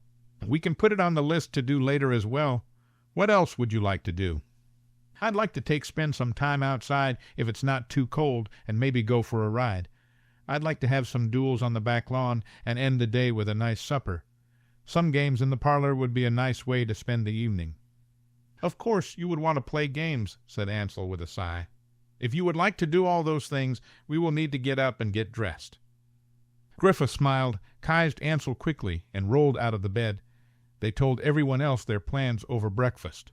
"I'm not much of a horsewoman," said Addie. "I may just wait at the house for you." Max smiled at Addie. "You will be fine, Addie. Griffa has a few very gentle horses. I will stay close by you." "I will not force you to come," said Griffa, "but Max is excellent with horses. He grew up working in a stable, you know." In the end, they all agreed to go. Max found a nice older mare for Addie and helped her mount her horse. He stayed by her as Griffa rode between Ansel and Talon with Kedden close by. As they entered the fields, Griffa nudged her horse and took off, her red hair flying in the breeze. Talon looked at Ansel before riding after her. "I wish she would take a little more care," said Kedden, watching Talon ride after Griffa. "She's been riding these fields since she could sit a horse, Kedden. She will be fine," assured Ansel. Kedden kept his eye on her for a moment before he turned to Ansel.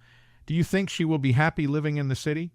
I am afraid she will feel rather caged in after spending all her life in Abscon and the forest." Ansel watched as Talon caught up with Griffa in the distance. She slowed down her horse and circled around Talon, laughing over something. Ansel turned to Kedden. I always felt like she belonged in the forest. She's always been a bit wild. As a child, she regularly snuck out to the fields or the forest. She would come back covered in dirt, talking about some adventure she had. Her father would laugh and send her off for a bath. I once asked him why he didn't take a firmer hand with her. He told me society and time would tame her soon enough. He would never tamper down her independence and fire. He said she would need it as she became the leader she needed to be. I thought he was talking about the ring, but I suppose he meant something much more. She has grown up and matured, but I would hate for her to lose all her wildness. I would hate to see her fire stamped out. It is a part of who she is. We will have to make sure she takes breaks as much as she can. The forest isn't far outside the city, and she can ride there regularly. Kedden nodded. She is feeling very well lately. I haven't seen her in such good moods in a while.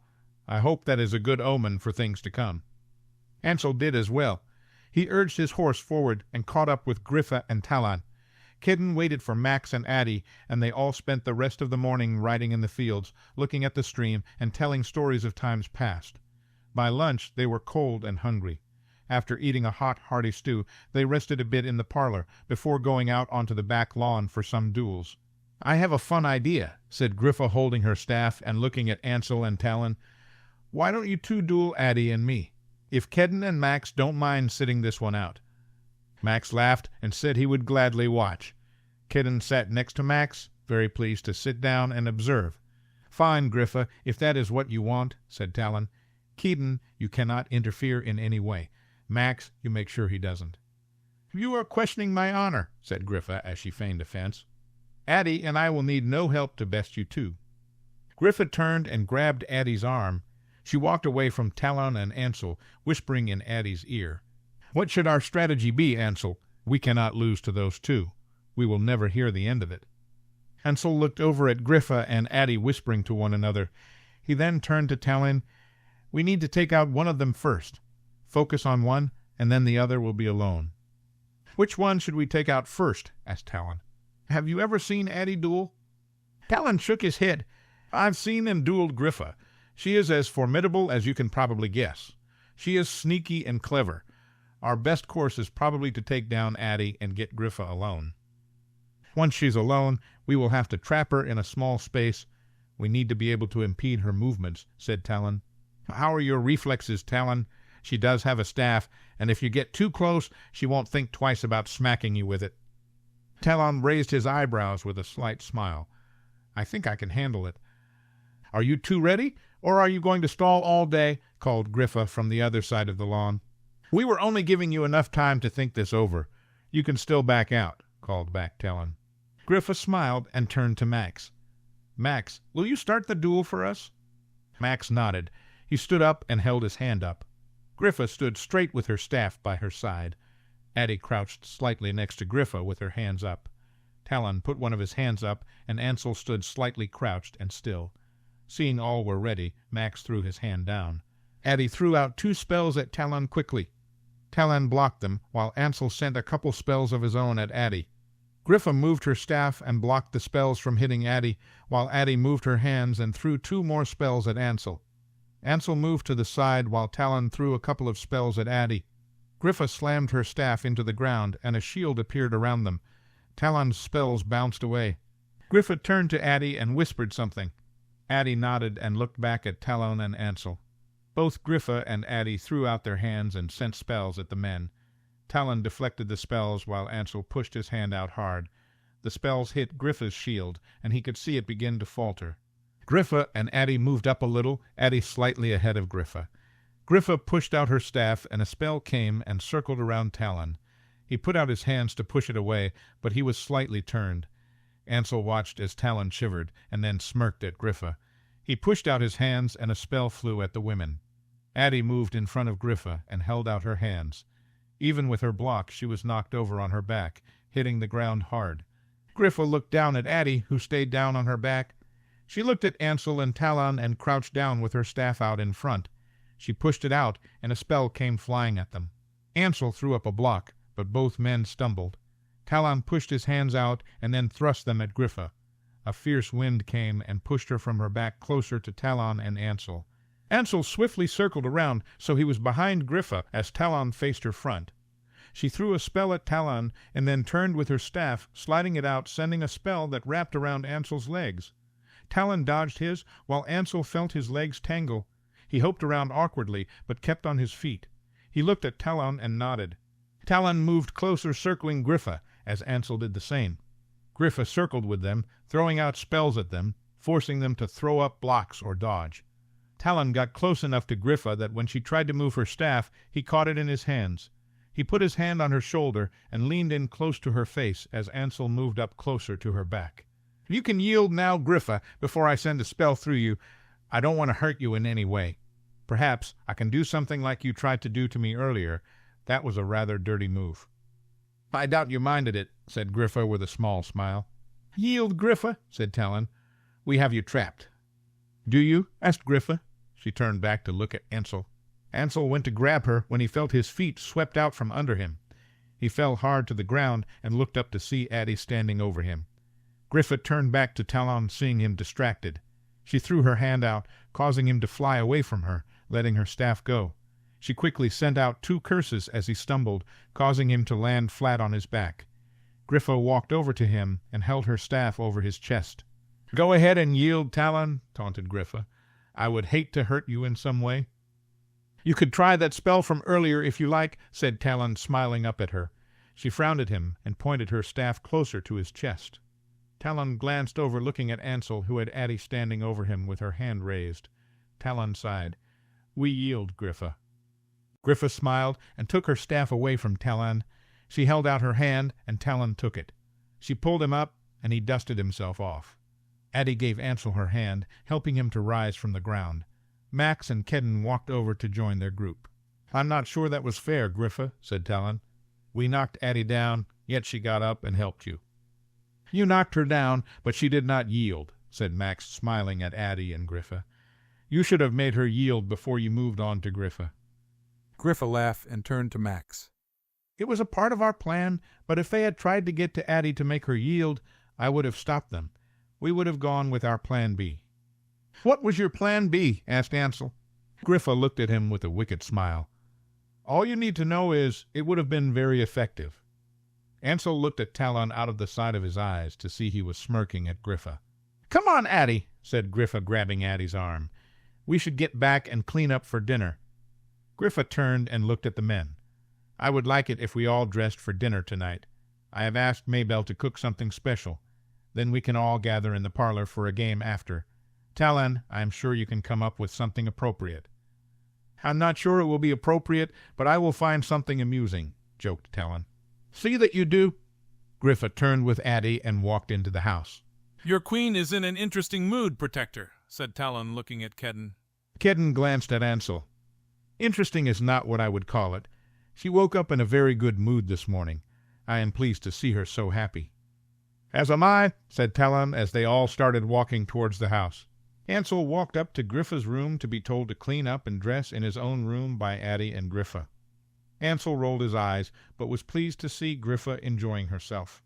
After cleaning up and dressing for dinner, he walked to the parlor to find Max, Kedden, and Talon sitting around. "It's strange seeing you without some sort of sigil on your tunic, Ansel," said Talon, wearing his own fox sigil stitched on his shirt. "You could have kept Rhea's sigil. Kedden could have come up with his own." "No, the tree was only taken up when the line of protectors was formed, and it is right it goes with Kedden. I will soon be wearing suns, so it is no matter." "Will you expect us to call you king?" asked Talon with a smile. "I haven't given it much thought," replied Ansel. "Perhaps I'll let the queen decide." Talon laughed. "I think that would be good advice for most situations. Griffa does like to have her way." "Is that what you do when I am not around?" asked Griffa, coming in the room with Addie by her side. "Do you complain about your queen when I am away?" Ansel turned and looked at Griffa. She looked very lovely in a dark red gown and her hair pulled to the side. She wore her crown on her brow and had an amused smile on her face. Talon walked over to Griffa. "Why does saying you like your own way sound like a complaint? You know your own mind, and you are a queen. You should expect to get your own way." "It still doesn't sound very flattering. I like to think I listen to all wise counsel before I make decisions." "Indeed you do," said Talon, "but in the end they are your decisions. You are our queen, and we follow your commands." "Then I will ask my protector to follow one now, and escort Addie to dinner," said Griffa. "To escort a lovely woman is a rather easy command." Kedden held his arm out to Addie. "Come on, Addie, we must do as our queen asks." Addie looked at Griffa with a smile before accepting Kedden's arm. Griffa looked at Ansel. "Soon, at events, you will have to let someone else escort me into dinner, Ansel." "True," said Ansel, holding out his arm to Griffa. "But we are not married yet, and I am sure you won't offend Max or Talon. Talon is probably of the highest rank of all us men, and he will have to let me have my way this once. I think the short walk on my arm to the dining room won't shock too many people." Griffa smiled and took Ansel's arm. "If you are trying to be charming and amusing, I think it might be working." "I've had to learn some new tricks, living with Talon for so long," replied Ansel as they entered the dining room. "I don't know if you will ever be as charming and amusing as Talon." Griffa walked to the head of the table with Ansel. "No?" asked Ansel, frowning slightly. Griffa leaned in close and whispered, "Talon is a man of many words. You are a man of action. You have many worthy attributes that I find much more enticing than any clever speeches Talon can give." "Would you like to list these attributes?" whispered Ansel teasingly. "No, I will take your lead and show you later," answered Griffa as she looked around the table. Ansel smiled at Griffa as she nodded her head and signaled the start of dinner by sitting down in her chair. Maybelle had made a very nice dinner, and they all ate well while having good conversation. After dinner they all gathered in the parlor. Griffa walked into her study. She came out soon holding a round bottle in her hand. She smiled at Talon and placed it on a side table where some wine and glasses sat. Talon stood in front of the fireplace as Griffa sat down on the sofa next to Addie. Talon looked at everyone in the room. "As you know, our queen has asked me to provide us with entertainment tonight. I cannot let her down, so I have chosen a game. It is quite simple. We will take turns asking each other questions. You have two choices when asked. You can answer the questions truthfully, or you can drink from this rather strong drink Griffa has provided." "It was my father's. He rarely drank it, but I have tried it once. You need to be careful with it, as it goes to your head rather quickly. You will need to make sure you really don't want to answer your question." "Griffa, you are our queen, so you should ask the first question." Talon walked over and sat in a chair next to Ansel. Griffa looked around the room and then turned to Addie. "Addie, who is the most handsome man in this room?" Addie smiled. "That's rather an easy question, Griffa." "Except for Kedden," said Griffa, smiling slightly. Addie frowned and sighed. She looked around the room. "You could always drink if you don't want to answer," said Griffa. "No, I will answer," said Addie solemnly. She shook her head. "I guess I would have to say Talon." Talon laughed. "Really, Addie, you don't have to act like it gives you pain to admit it. I am known to be rather handsome. I'm sure many women would agree with you."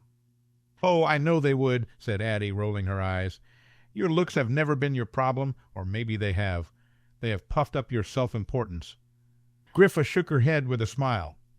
"You are right, Addie. Talon has long thought too much of his own looks. I wonder at you stoking the fire by declaring him the handsomest in the room." "She can't lie, Griffa," said Talon. "She had to admit the truth." "I can't very well say the queen's betrothed is the best looking here. I'm not sure that would be appropriate," said Addie fiercely. "Max is very young still. Give him a few years and ask me the question again." Griffa patted Addie's arm affectionately and laughed. "Calm down, dear. Don't let Talon get to you, not this early in the evening. He is very handsome. Let him have that. It's your turn, Addie." Addie huffed and looked at Talon. "You must be a man of at least a few regrets." She narrowed her eyes at Talon. "Everyone has regrets, Addie," said Talon carefully. "What is your biggest regret, Talon?" asked Addie. Talon looked at Addie and then stared at Griffa. Ansel wondered what he was going to say as Griffa looked up at Talon with a blush and a small frown. Talon got up and walked to the side table, pouring a small glass from the round bottle. He picked up the glass and took a deep breath before tossing the drink back. He shook his head after he swallowed and walked back to his seat. "I believe it is my turn now?" Talon turned to Ansel. "Ansel, I believe you might have an interesting history with someone in this room that not every knows about. I have heard it from a friend in the valley, and I want to know if it is true." "What is your question, Talon?" asked Ansel, already knowing what he was referring to. "What is your history with our own Miss Addie Vin?" asked Talon. Ansel smiled slightly. He looked at Addie, who had turned very red, and Griffa, who looked at him with interest. "I was in the valley for your father's sending off, Talon. I stayed in Griffa's home, but she spent most her time with you. I think you and she went off somewhere together before the start of the summer festival. I attended the festival in the valley for some reason. I was hoping perhaps that you and Griffa might make an appearance. I spent most of the time on the edge of the room, and I ran into Addie. We shared a dislike of crowds and company. We danced a few times, probably drank a little too much, and I saw her home. It was a lovely night, and she is a pretty woman, so I kissed her. It didn't lead to anything else." Ansel looked at Griffa, who smiled at him. "Addie said it was a rather sweet, chaste kiss. Thank goodness it wasn't her first. A girl should be kissed passionately the first time." "You knew about this?" asked Ansel. "What do you think us women talk of when we are alone? Addie has become one of my closest friends. Do you not think she would tell me she had kissed my betrothed?" "I am sorry, Griffa," said Addie quietly. "Why?" asked Griffa. "Was the kiss that bad?" Addie covered her face and shook her head as Griffa said to Ansel, "Go on, it's your turn." Ansel looked around, and his eyes landed on Max. "Max, when you first met our queen here, I think you might have had a small crush on her. What do you say to that?" "I'd say you are of course correct," said Max, smiling at Griffa. "She is a beautiful woman who shared a horse with me for 2 days. She is brilliant and fun. What young man of 16 wouldn't be a little infatuated?" "You were rather sweet, Max," said Griffa. "I did tease you too much. I know I am a shameless flirt." "I didn't mind, Griffa. You made me feel welcomed and comfortable coming to a strange new place." "You are a flirt, though, Griffa." Talon smiled at her. "You will have to watch that as queen." "You're one to talk, and I think I can use it as an advantage as queen," said Griffa. She turned to Max. "It is your turn, Max." Max smiled at Griffa. "What was your plan B today in the duels? What did you and Addie plan to do?" Griffa looked at Addie with a huge smile as Addie turned very red. Griffa leaned in and whispered something to Addie, and then stood up. She walked over to the side table and took a drink. She shivered and walked back to the sofa. Talon looked at Ansel out of the corner of his eyes. "I think I would have liked to have seen Plan B," he muttered out of the side of his mouth. Ansel silently agreed. They played a few more turns. Griffa had drunk once more when asked by Talon what her favorite memory of him was. At some point Talon passed out wine to all. He sat next to Griffa drinking his wine. Ansel noticed Griffa was looking very relaxed, leaning on Talon. "Talon," said Ansel when it was his turn, "before we left on our trip together, you told me that Griffa owed you a favor. What is that favor?" Talon looked at Griffa, who looked up at him with a half-smile. Talon sighed and stood up. He walked to the side table and poured a drink from the round bottle, drinking it quickly. He stumbled slightly as he walked back the sofa and sat down hard next to Griffa. Griffa took a sip of wine. "Go on, Talon. Ask someone a question." "Kedden, I remember some of my conversations after Ansel and I were rescued from that small village. I asked you a question, and you never answered. Do you remember?" Kedden nodded and looked at Talon. "So do you. Do you find our queen desirable? I want none of your protector talk. Answer truthfully." Kedden looked at Talon and then at Griffa. He slowly got up and went over to the side table, pouring himself a drink. He looked at the glass and then drank it. Griffa sat up slightly and looked at Kedden. "Kedden, do you mind if I take your turn?" "Not at all," said Kedden. "Thank you.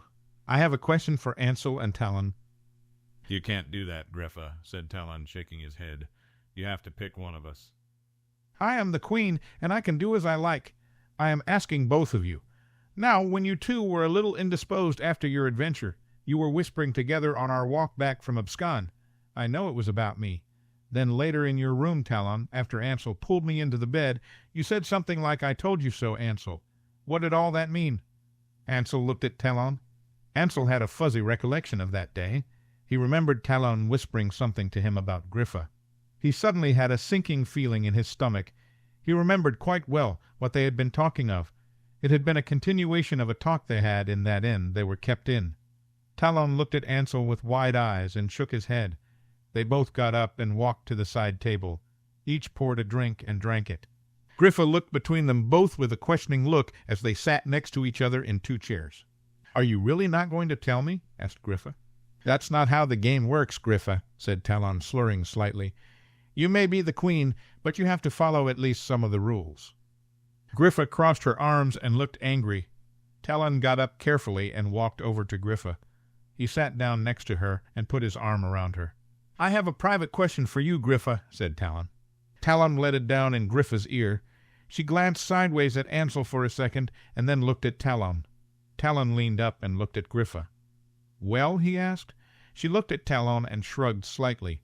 He smiled at her and leaned down to whisper something else. Ansel watched her blush as she smiled slightly. Griffa stood up quickly. "It is getting late, and I think I will go to bed." "Ansel, are you ready to join me?" asked Griffa. Ansel glanced at Talon, who had his familiar wicked smile turned on Griffa. He looked back at Griffa. "Yes, I am ready," replied Ansel. He walked over and took Griffa's hand as she said good night to everyone. Griffa leaned on Ansel as they made their way to the stairs. "What did Talon ask you just now?" asked Ansel as they slowly climbed the stairs. Griffa stumbled as she looked at Ansel. "I don't even want to say. Besides, I am pretty sure you already know." Ansel shook his head and walked with Griffa to their bedroom. Chapter 18. Kitten sat at the dining table eating breakfast with Max and Addie. Talon, Griffa, and Ansel had not come down yet, but after last night Kitten was not surprised. They had drunk a bit more than the others. The one drink Kitten took was enough. It made him slightly dizzy and his head feel foggy. Even with the one drink, he still woke up with a slight headache. He ate in silence while Addie and Max chatted politely to one another. Before long, Griffa came into the room with a vial in her hand. She sat down next to Kedden and handed it to him. "I know you only had one drink last night, but I figured you might still need this. That drink does have some nasty consequences sometimes.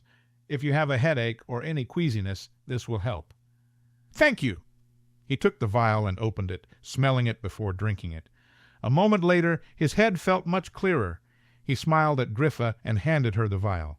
As Griffa poured some tea, Ansel and Talon walked in together. They sat across from Griffa and Kedden, putting food on their plate. "What are everyone's plans today?" asked Griffa, looking around the table. "Addie and I are starting on a new batch of the cure to send out," said Max. "Kedden and I should run into the village and see if the guards we sent out last made it back all right," replied Ansel, pouring some tea. "Hopefully we get a letter from Devlin today," said Talon. "Besides that, I am at your disposal, Griffa, if you need anything." "Just your company, Talon. I'm not sure what to do with myself after the business of the last few weeks. Now that we have all of our forces set, all I can do is wait." "And rest." Ansel looked at Griffa. "You should relax while you can." Griffa sighed and nodded, going back to her breakfast. After breakfast, Kedden and Ansel walked to the entry hall to prepare to go into town. As Kedden put on his cloak, the bell of the door was pulled. Ansel opened it to find a bird with a message. He took it and looked at Kedden. "It's from Devlin. Griffa will want to read this now. We might want to wait and see what Devlin has to say before we go into town," said Ansel. Kedden agreed and followed Ansel into the parlor where Griffa and Talon sat on the sofa together. "This message just came, Griffa," said Ansel, walking over to her. "I believe it's from Devlin." Griffa took the message and opened it. Kedden watched as she quickly read over it. She looked up at them all with a concerned look on her face before she stood up and handed Talon the letter. Talon read over it and looked up at Griffa as she walked to the fireplace. "You will want to go, won't you?" asked Talon. "I will have to go, you know I will," said Griffa as she paced. "Go where?" Ansel reached out for the letter. "To Clarton." Talon handed Ansel the letter. "Philo has started attacking villages throughout the kingdom. His soldiers are taking young dormant magic users and forcing them back to the city to take the elixir so they will join the city's army. They are telling the young people if they don't take it, the army will go back and destroy their village. After that, Devlin mentions mind control being used on them. He says they plan to attack Clarton today by lunch." Kedden looked at Griffa. She was pacing and breathing hard. He walked over and grabbed her hand, stopping her from pacing. She gripped his hand and looked up at him. "You will come with me, won't you, Kedden?" "I will go wherever you go, but are you sure this is wise, my queen?" "I have to see for myself what is happening. I need to help my people where I can. I cannot stay away knowing this is happening." Ansel looked at Talon. If we are going to go, we need to go soon. Kedden, you will stay with Griffa at all times as soon as we leave the manor. No matter what happens, you will not leave her side. "I will go into town directly and gather up some of the Protector's guards. I will meet you at the gates of Abscon after." Kedden nodded as Griffa walked over to Ansel. "Thank you." She put her hand up to his face. He grabbed her hand and kissed it, before bringing it to his side. "Promise me you will stay next to Kedden the whole time we are out of Abscon, Griffa. You will not send him away or run away from him." "I will not," said Griffa. "I have learned my lesson. What I will need to do will require Kedden's presence." "Go tell Addie and Max. They will want to come," said Ansel. "I will see you soon." Ansel bent down and quickly kissed Griffa before walking out of the parlor. Talon walked to the cellar to collect Addie and Max, while Griffa ran upstairs to get her crown and staff. Soon they were all in their cloaks walking through Abscon to the gates.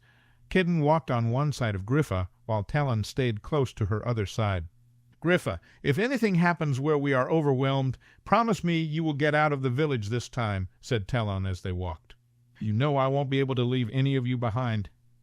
Talon grabbed her hand and held it as they walked. "You must realize how important you are to the kingdom. Our first priority is your safety. You must take care of yourself. If it becomes too much, you will need to get out of the village as quickly as possible and back to Abscon." Griffa shook her head and let go of Talon's hand. She walked quickly, moving ahead of Kedden and Talon as the gates came into view. Talon looked at Kedden. "You will have to do whatever you can to keep her safe. Do not worry about the rest of us. You only need to focus on her. If the worst happens, grab her and get her out of there. Do you understand me, Kedden?" "I will keep her safe. I staked my life on it, remember?" asked Kedden as they walked through the gates. Talon and Kedden stopped just before Griffa. "I do remember, Kedden, and I will hold you to it." Talon stared at Kedden, who nodded and walked to stand close to Griffa. They waited quietly until Ansel showed up with a group of Protector's guards. He looked around at everyone before walking over to Griffa. "I don't know what we will be facing when we arrive in Clarton," said Griffa. "We will travel just outside the third ring and make our way in. If our information is correct, we may face many Aurumist soldiers. Try not to hurt any of the villagers. Once we have cleared the village of soldiers, we will leave the village and travel back to Abscon. If you get separated from our group, go back in the forest and wait for me." "Our priority is our queen's safety," said Talon. "Her protector must not leave her side. If he is incapacitated in any way, all around will gather and protect our queen. We need to go." Griffa took Kedden's hand and looked at him. She closed her eyes, and Kedden felt himself travel. Kedden's feet hit the forest floor. He opened his eyes to see the village of Clarton ahead of him through the trees. Everyone else started appearing around them. Talon and Ansel moved close to Griffa as Max and Addie stood behind. The guards gathered around. "We need to get closer and see what is going on," said Griffa. She started walking towards the village, and Kedden hurried to keep up with her. He walked by Griffa's side when he suddenly felt lightheaded. He turned to Griffa to see her stumble. He grabbed Griffa before she fell over. He held her close and looked at her to see her eyes were closed and she was breathing rapidly. "What happened?" asked Talon, walking to Kedden, looking down at Griffa. "I don't know. She was fine, and then I felt like I was dizzy. I looked over, and she just looked as if she was going to fall." "Griffa," said Ansel at her other side. "What is it?" Griffa reached out and grabbed Talon's hand before she blinked open her eyes and looked up at them. "Can you not feel it? It's as if all the magic around is almost gone. It's as if the kingdom is dying." Griffa pushed herself away from Kedden and stood up. She swayed and shook her head, taking deep breaths. Kedden could feel her pain and sickness. He could feel something else as well. She was right. Something was wrong. In Abscon, he could still feel magic surrounding everything, but out here in the forest by Clarton, it seemed as if all the magic in the kingdom was being siphoned away. He could only feel a small spark in the air. "We should go back," said Talon. "No," said Griffa. "I can do this." It was just a shock at first. "Talon is right, Griffa. We can all feel it out here. Something is wrong. We need to retreat to Abscon," said Ansel. Griffa shook her head. "You can't travel back to Abscon by magic. It won't be possible. You know that." Kedden heard Ansel sigh. How can we defend the village, then? Will we be able to do much of anything? If you stay close to me and Kedden, you will be fine. Tell your guards to wait here, Protector. I cannot shield them all. Kedden nodded and told his guards to disperse outside the third ring and wait for them. There were screams coming from Clarton, and Griffa turned to everyone. Her eyes were bright. Stay close to me or wait here. I will take care of this quickly. She turned and walked towards Clarton at a fast pace. Kedden walked next to her. He could feel the power coming off of her. Her magic reached out for his, and his responded. He took in a breath, feeling his, and her magic swirled together inside of him. It gave him a confidence and peace despite not knowing what they were going to face. He looked down at his queen and smiled. Protector, stay with me. I believe you know what to do, said Griffa. Yes, my queen, I know exactly what to do, said Kedden as they entered the third ring. There was a group of Aurumist soldiers that were half circled around a group of young people. Griffa walked up to them with Kedden by her side. The soldiers looked at her for a moment before several threw curses in her direction. Kedden held up a hand shielding Griffa. The curses bounced away harmlessly. Griffa threw out her staff and hand, and the soldiers were flung in all directions. The young people looked at her fearfully. Run out into the forest until this is over, said Griffa to them. They all looked at her for a moment, and then did as she directed. Griffa, are you all right? Ansel came up to Griffa's side. Yes, I am very well, said Griffa as she walked around the ring. Kedden knew she was looking for the opening to the second ring. They would encounter a soldier or two here and there. Ansel or Talon throw out a curse to dispense with the soldier. They soon reached the opening to the second ring, and Griffa walked through with Kedden following her.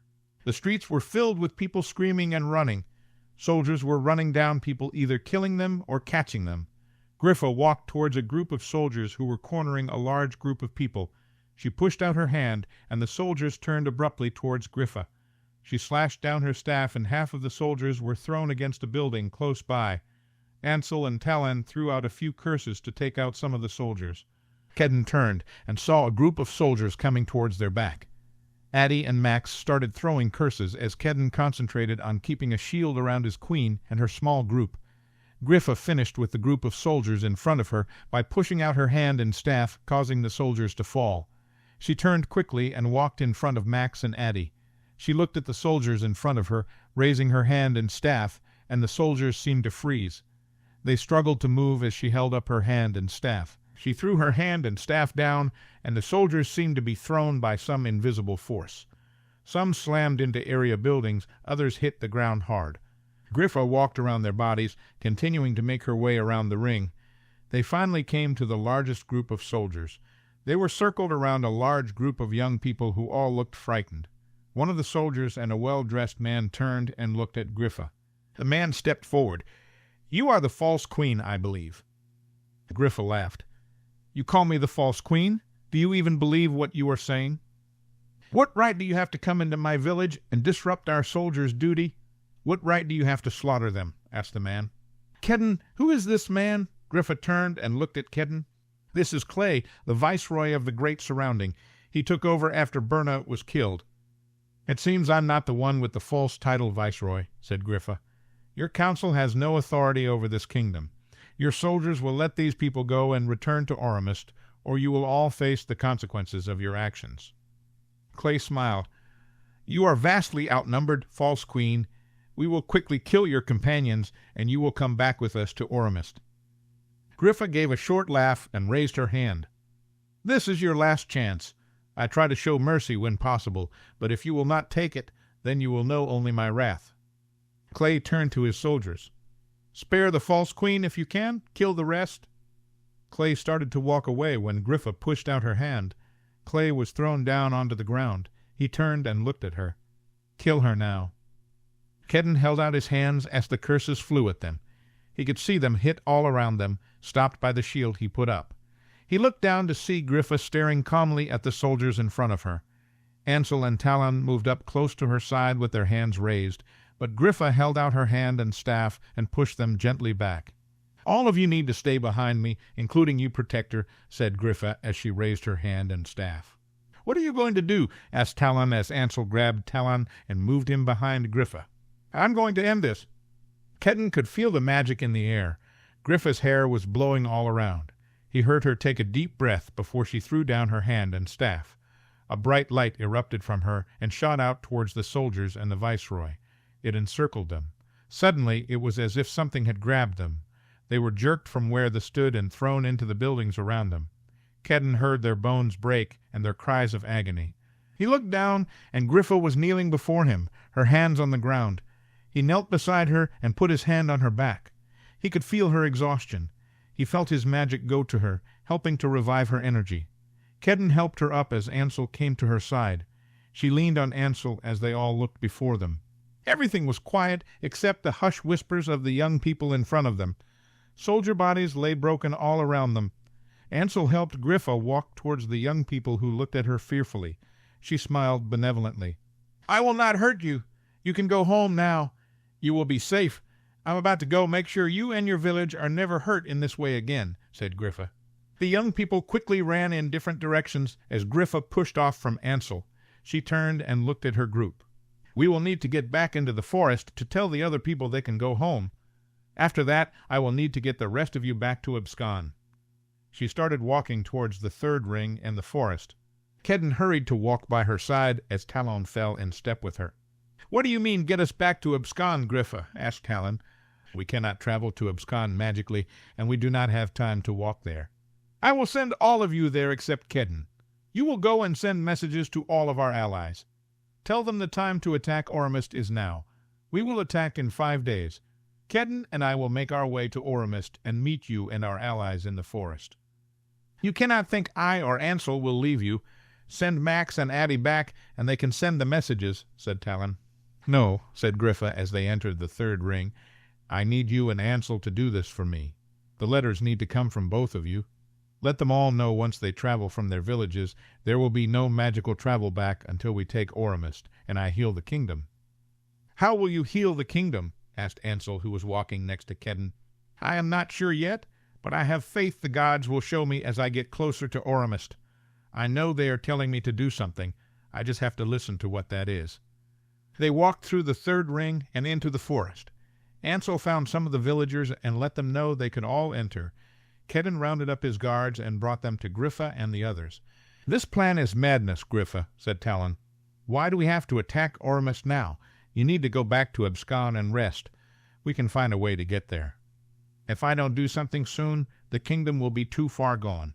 You will have to trust me. Go back to Abscon and do as I ask you. We will all meet in the forest outside the 5th ring of the city." "She is right, Talon," said Max. "The gods want her to act, and she must do as they bid, or Regventus will not survive. You can feel for yourself the state of the kingdom. If she doesn't do something soon, I don't know if Griffa can survive much longer." Talon and Ansel both looked at Griffa. "It's true," confirmed Griffa. "I am connected to this kingdom and its people. I prosper and suffer as the kingdom does. If the kingdom falls, so will I. I must do something while I still have the power to do it." Max walked up and took Griffa's hand. He stared at her as he gripped her hand. Griffa pulled him close and hugged him. "Thank you, Max," she whispered before kissing him on the forehead. Max let of Griffa's hand and turned to Kedden. "Remember what I said to you, Kedden. Only listen to what your magic is telling you. You will know the truth no matter what it looks like. Do not abandon your queen." "I won't," said Kedden. "I will see her through this." Addie walked up to Griffa and hugged her with tears in her eyes. "It will be all right, Addie," said Griffa, pulling back and holding on to Addie's arms. "I need you to pack me a change of clothes. I trust you to know what I will need. I will see you in a few days. Have faith that all will be well." Griffa leaned forward and kissed Addie's cheek as Addie nodded. Addie walked up and took Kedden's hand as she looked up at him. "Do not worry, Addie. I will take care of her," said Kedden with a small smile. "I hope you will take care of yourself as well, Kedden." Addie leaned up and kissed his cheek. She squeezed his hand before letting it go and walking over to stand next to Max. Talon came up to Griffa. "I don't want to leave you, Griffa. So much could happen in 5 days. You will be traveling in the forest vulnerable. Let me or Ansel stay with you." Griffa put her hand on Talon's arm and looked up at him. "No, I need to do this with just my protector. I need to listen to what the gods want from me. I need you to go and prepare to take the city. Contact all our allies and make sure they are ready. I know this is what needs to be done. Will you have some faith in me?" Talon closed his eyes and took a breath. He then opened his eyes and pulled her close, wrapping his arms around her. "I have complete faith in you, my queen.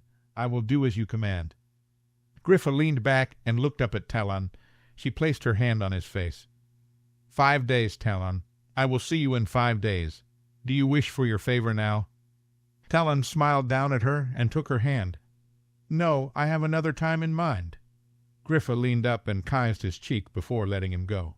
Talon walked up to Kedden. "Your life, Kedden. You swore your life. I will hold you to it." Kedden nodded. "I know. I will keep her safe." Griffa turned to Ansel and took his hand. She took him away from the group. He couldn't hear what she said, but he watched as Ansel took her into his arms and kissed her. He held her close before letting her go. They walked back together to the group, and Ansel stood by Talon. "I will send you all back to the front of Keen Manor. Make sure all of the magical leaders know when and where to meet. I will see you all in 5 days." Kedden stood close to Griffa. He watched as she looked at Ansel and Talon and gave them both a small smile before closing her eyes. Kedden put his hand on her shoulder, letting his magic flow to her. He could feel her magic build within her. A moment later she opened her eyes and put up her hands. A bright light erupted all around them. When it was gone, Kedden and Griffa were alone in the woods. Chapter 19. Griffa sat on the forest floor by a fire. They had just finished a small dinner of a loaf of bread and some cheese they had managed to gather from Clarton along with a skin of water before they left. She looked across the fire to see Kedden watching her. They had not made it far into the forest. After the magic she used in the village followed by sending everyone else to abscond, Griffa was exhausted. They had walked a few miles into the forest before Griffa collapsed into Kedden. He carried her to a group of trees that would provide them with some cover. He found some mostly dry wood, and Griffa had managed to magic a small fire to burn before them. She pulled her cloak around her tighter. It was cold. She looked up at the sky, and she could not see stars. She hoped it would not snow on them tonight. She did not have the strength to magic together a shelter. They would have to sleep under the night sky, their first night in the forest. She hoped after sleeping she would be able to walk further tomorrow and make them an adequate shelter in the evening. Griffa watched as Kedden shivered, holding on to his cloak. She felt guilty having him out in the forest with her. She wished she could have sent him back to abscond with the others, but it was not possible. He would probably refuse to go anyway. He would feel compelled by his protector's magic to stay by her side. She knew to send him away would cause him pain and worry. She also felt she needed him with her. She felt like the gods were trying to tell her something, and she needed his magic and power alongside her to be able to feel the dying magic in the kingdom. She wasn't sure she could hear the gods without him. Griffa could feel the pain in the kingdom. She could feel it dying, and it affected her. It made her feel tired and weak. Kedden's magic helped her to go on. She scooted over close to Kedden. She leaned slightly on him as she put her hand on his arm, closing her eyes as she cast a warming spell on him. He sighed and looked down at her. "You shouldn't have done that. You are tired and weak. You need to save your strength." "A simple warming spell does not take much magic. It is no bother. I know you are cold, and I feel guilty making you stay out here with me." "There is nowhere else I would want to be, Griffa." Kedden leaned towards her. "You may rethink that in the middle of the night when you are wishing for your soft, warm bed back in abscond," said Griffa as she held her hands out to the fire. "I would not be able to enjoy that warm bed if I knew you were out here alone in the forest." They were both quiet for a few minutes, the only sound being the crackling of the fire and a nearby owl. After warming her hands, Griffa turned to Kedden. "Do you ever regret taking on the Protector's line? You can be honest, Kedden. I know what a burden it is." "I have never regretted for 1 second becoming your protector. I don't think I ever will." "I wonder if your magic makes you feel that way. Perhaps the bond we share together makes it impossible for you to regret our relationship." "Perhaps," said Kedden, "but I don't think that is it. I believe it is because I want to be able to serve you. I think you might be the only person I have ever known that hasn't used me for some reason. You befriended me so quickly, and I never sensed any suspicion in you. You immediately wanted to protect me and help me learn how to defend myself. I remember thinking that I have never met anyone as selfless as you." Griffa laughed. "I had you fooled. I am afraid I am a very selfish creature, Kedden.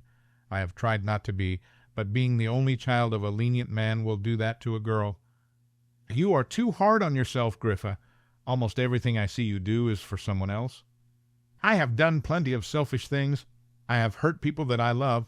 If I wasn't so selfish, I would send Talon away from me. I would tell him to leave me be and get on with his life.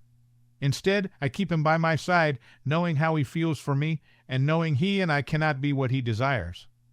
Talon makes his own decision. He knows where you stand with him and Ansel. He loves you, and neither you nor he can help it. If you sent him away now, you would cause him more hurt than keeping him by your side. It still feels wrong. Then there's you and Ansel. It was probably selfish of me to let Ansel give away the line of protectors. It was selfish of me to let you take it on. I got what I wanted, and Ansel gave away something his family held for over 1,300 years. You took on a burden that you cannot shake. I wonder how the gods could have let such a selfish woman be the queen of this kingdom.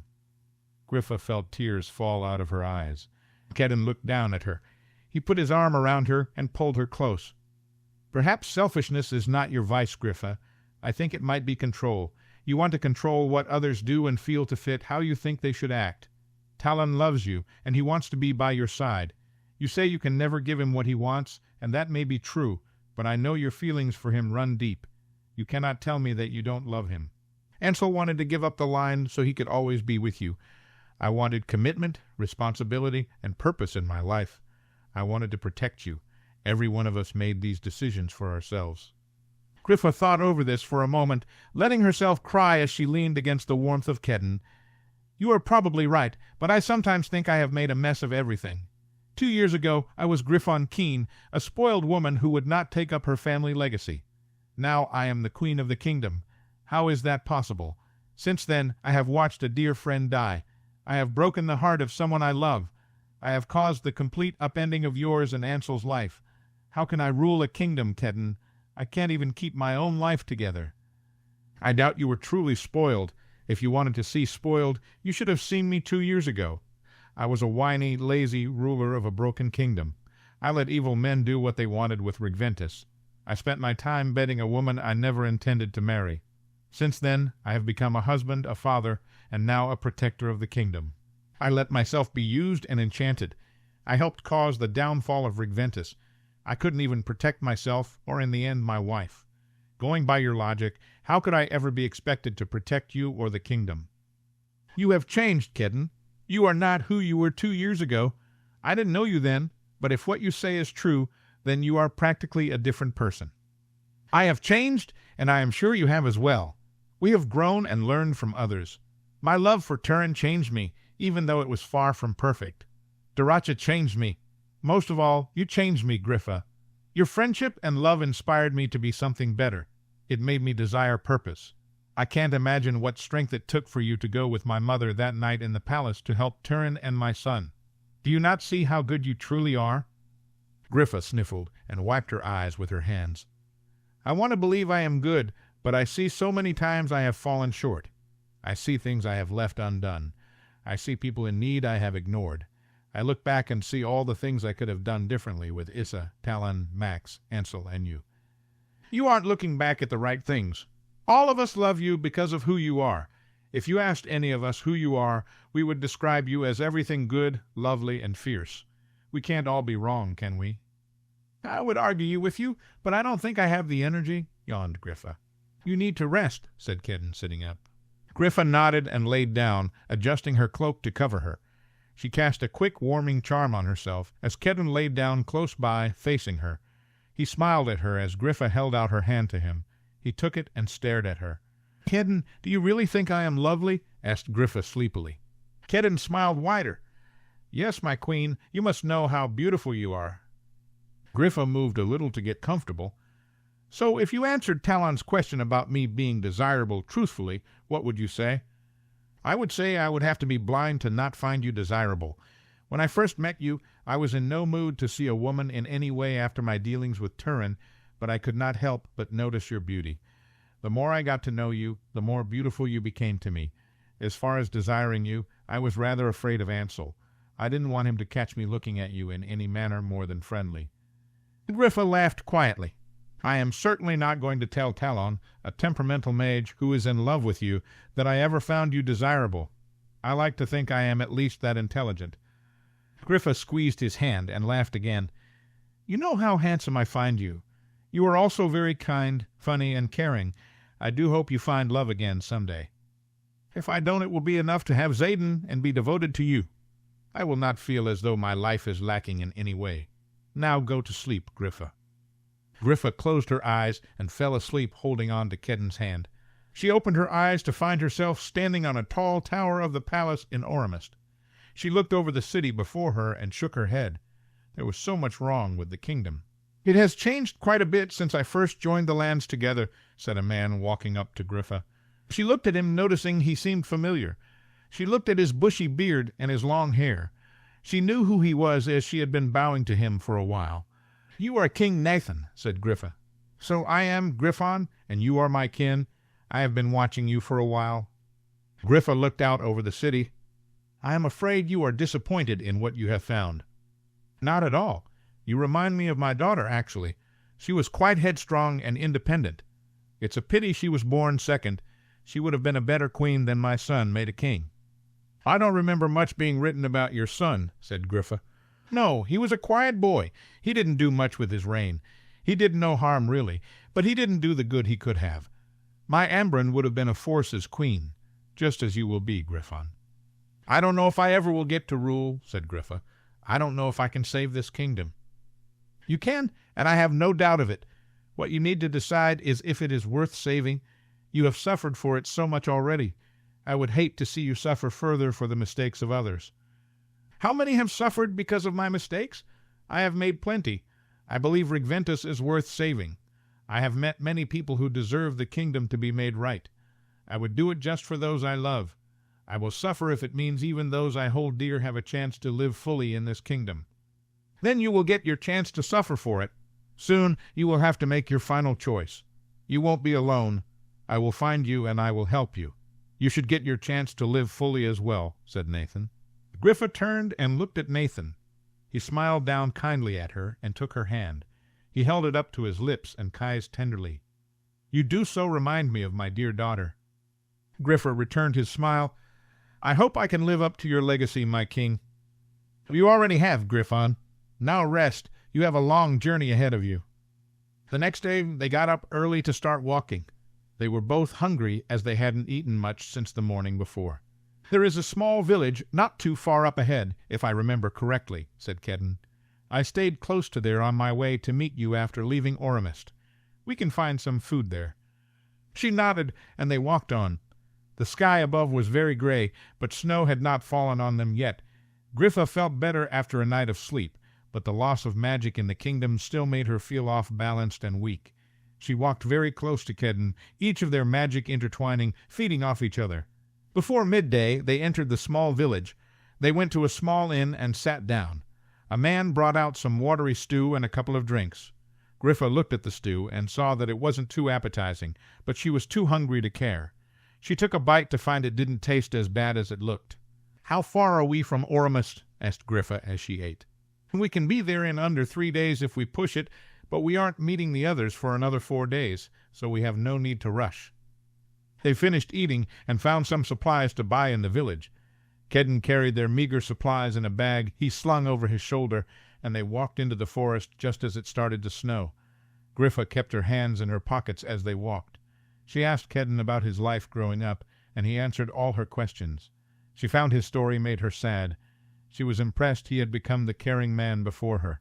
As the sun set, Griffa magicked together a simple shelter for them to sleep in to keep them out of the weather. Kedden found some sticks under a tree that weren't completely covered with snow. After a few tries, Griffa managed to light a magical fire.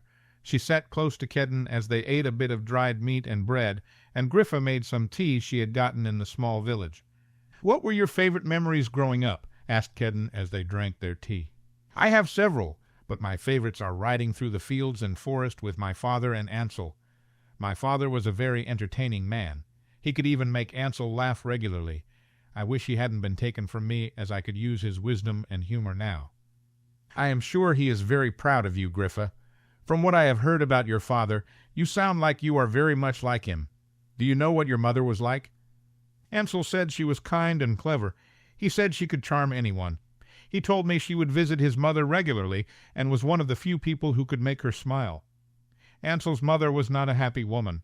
Her husband was very severe and cold. Sounds like you are a good mix of both your parents. I suppose I am like my mother, but I barely know my father. I wonder what will happen to him after you take the throne. He will have a chance as all the other people to live in the new kingdom we create. He might have to make some changes, but I will not be unkind. I understand change takes time. He will not want to lose any of the power or riches he has, said Kedden. No one likes to lose power or money, replied Griffa. It will be tricky setting the kingdom right, trying to find the balance of honoring what people feel they have earned and helping those in poverty. It will be a challenge, but one I am willing to take up. What will happen to the kingdom if we don't win? Asked Kedden. I don't see how it can go on in its present state. Perhaps something else will form. I don't think I will be around to see what happens if we don't win. Kedden reached out and grabbed Griffa's hand. He sent a wave of comforting magic to her. Kedden, I need you to understand I know the risk involved in what we are going to do. I also know I might have to do something drastic to save Regventus. If I don't make it, I don't want you to feel you have failed. If you don't make it, I will have failed. My only duty is to protect you. No, you are the protector to the kingdom and your queen. If we can somehow save the kingdom, even if it takes my life, you will have succeeded. Griffa, I don't know what I will do if we lose you, said Kedden, gripping her hand. You will serve your king. Max will need you if he is to take my place. He will not want to be king, but he must. You assume I will live if you don't, said Kedden. Even if I survive the battle, I doubt Talon will let me live long if I can't save you. I plan to have a chat with Talon before we go into Aurumist. He will have to come to grips with reality. It may be that no matter what you do, I can't be saved. I refuse to talk about this. Kedden let go of her hand and looked away. I cannot imagine living in this kingdom without you now. I chose to serve in this role for many reasons, but the main one was you, Griffa. I don't want to die, Kedden. I will do everything I can to survive, but I don't want you to be unprepared. I want you to know my wishes if I do not make it. Please promise me you will serve Max. He is wise, but he is also gentle and quiet. I need to know you will look out for him if he takes the throne. Please promise me you will do this for me. Griffa grabbed Kedden's hand tight and looked up at him. Kedden nodded. I will do anything you ask of me. You know it's true. It will be hard, but I will serve Max for you. She leaned up and kissed Kedden's cheek as he wrapped his arms around her and held her. They stayed like that, watching the fire until Griffa felt herself drift off. Griffa opened her eyes to find herself in a large, dark room. She walked deeper into the room towards 4 pillars that held torches. In the middle of the torches stood a large statue of the gods. She knew where she was. She was under the temple in Aurumist. She recognized it from the day Max, and she escaped from the city. Griffa walked closer to the statue and looked up at the faces of the gods. She stood still before them, staring at the statue. She turned when she heard footsteps behind her. A figure approached her from the darkness. Her eyes grew wide, and a smile broke out on her face when she realized who it was. "Father," she said, staring at Renward Keen as he walked towards her. "Yes, my darling, it is me," said her father. He held out his arms, and Griffa ran to him. He wrapped her in his arms and held her tightly as Griffa felt tears spill out of her eyes while she held on to her father. "My little queen, what is this I hear of you doubting yourself?" Renward let go of Griffa. He stood before her and took her hand. "The kingdom needs so much help. There is so much work that needs to be done, so many things that need to be healed. Who am I that I am worthy of such a task?" Renward smiled at her. "You are the only one who is worthy of this task. You are the true queen of Regventus. Besides that, you are everything that is right with the kingdom. Griffa, I may be biased as your father, but I have never known anyone who loves as freely and fiercely as you do. The gods knew it would take someone special to heal this kingdom, and they chose you." "I have made many mistakes," said Griffa, looking down. Renward lifted her chin with his hand. "That is called life, dearest. You make mistakes as you learn the way to go. Your path was made harder by mistakes made by me and others. Yet you still found your way. You are here, Griffa, in this time, to do the task set before you.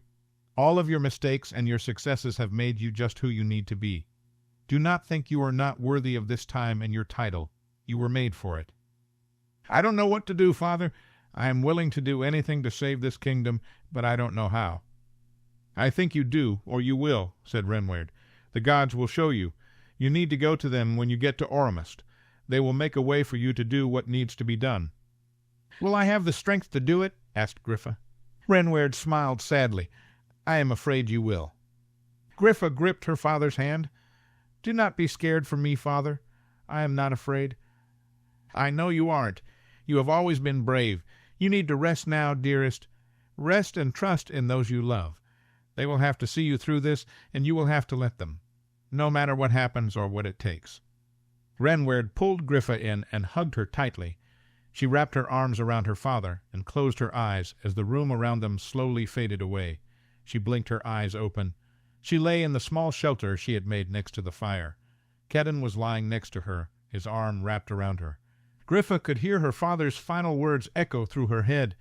Griffa smiled slightly and put her hand on Kedden's arm. She closed her eyes and rested easy, knowing she was well loved. Chapter 20. Ansel walked back from Deli's house towards Keen Manor. He had gone to use Hector's birds to deliver messages all over the kingdom.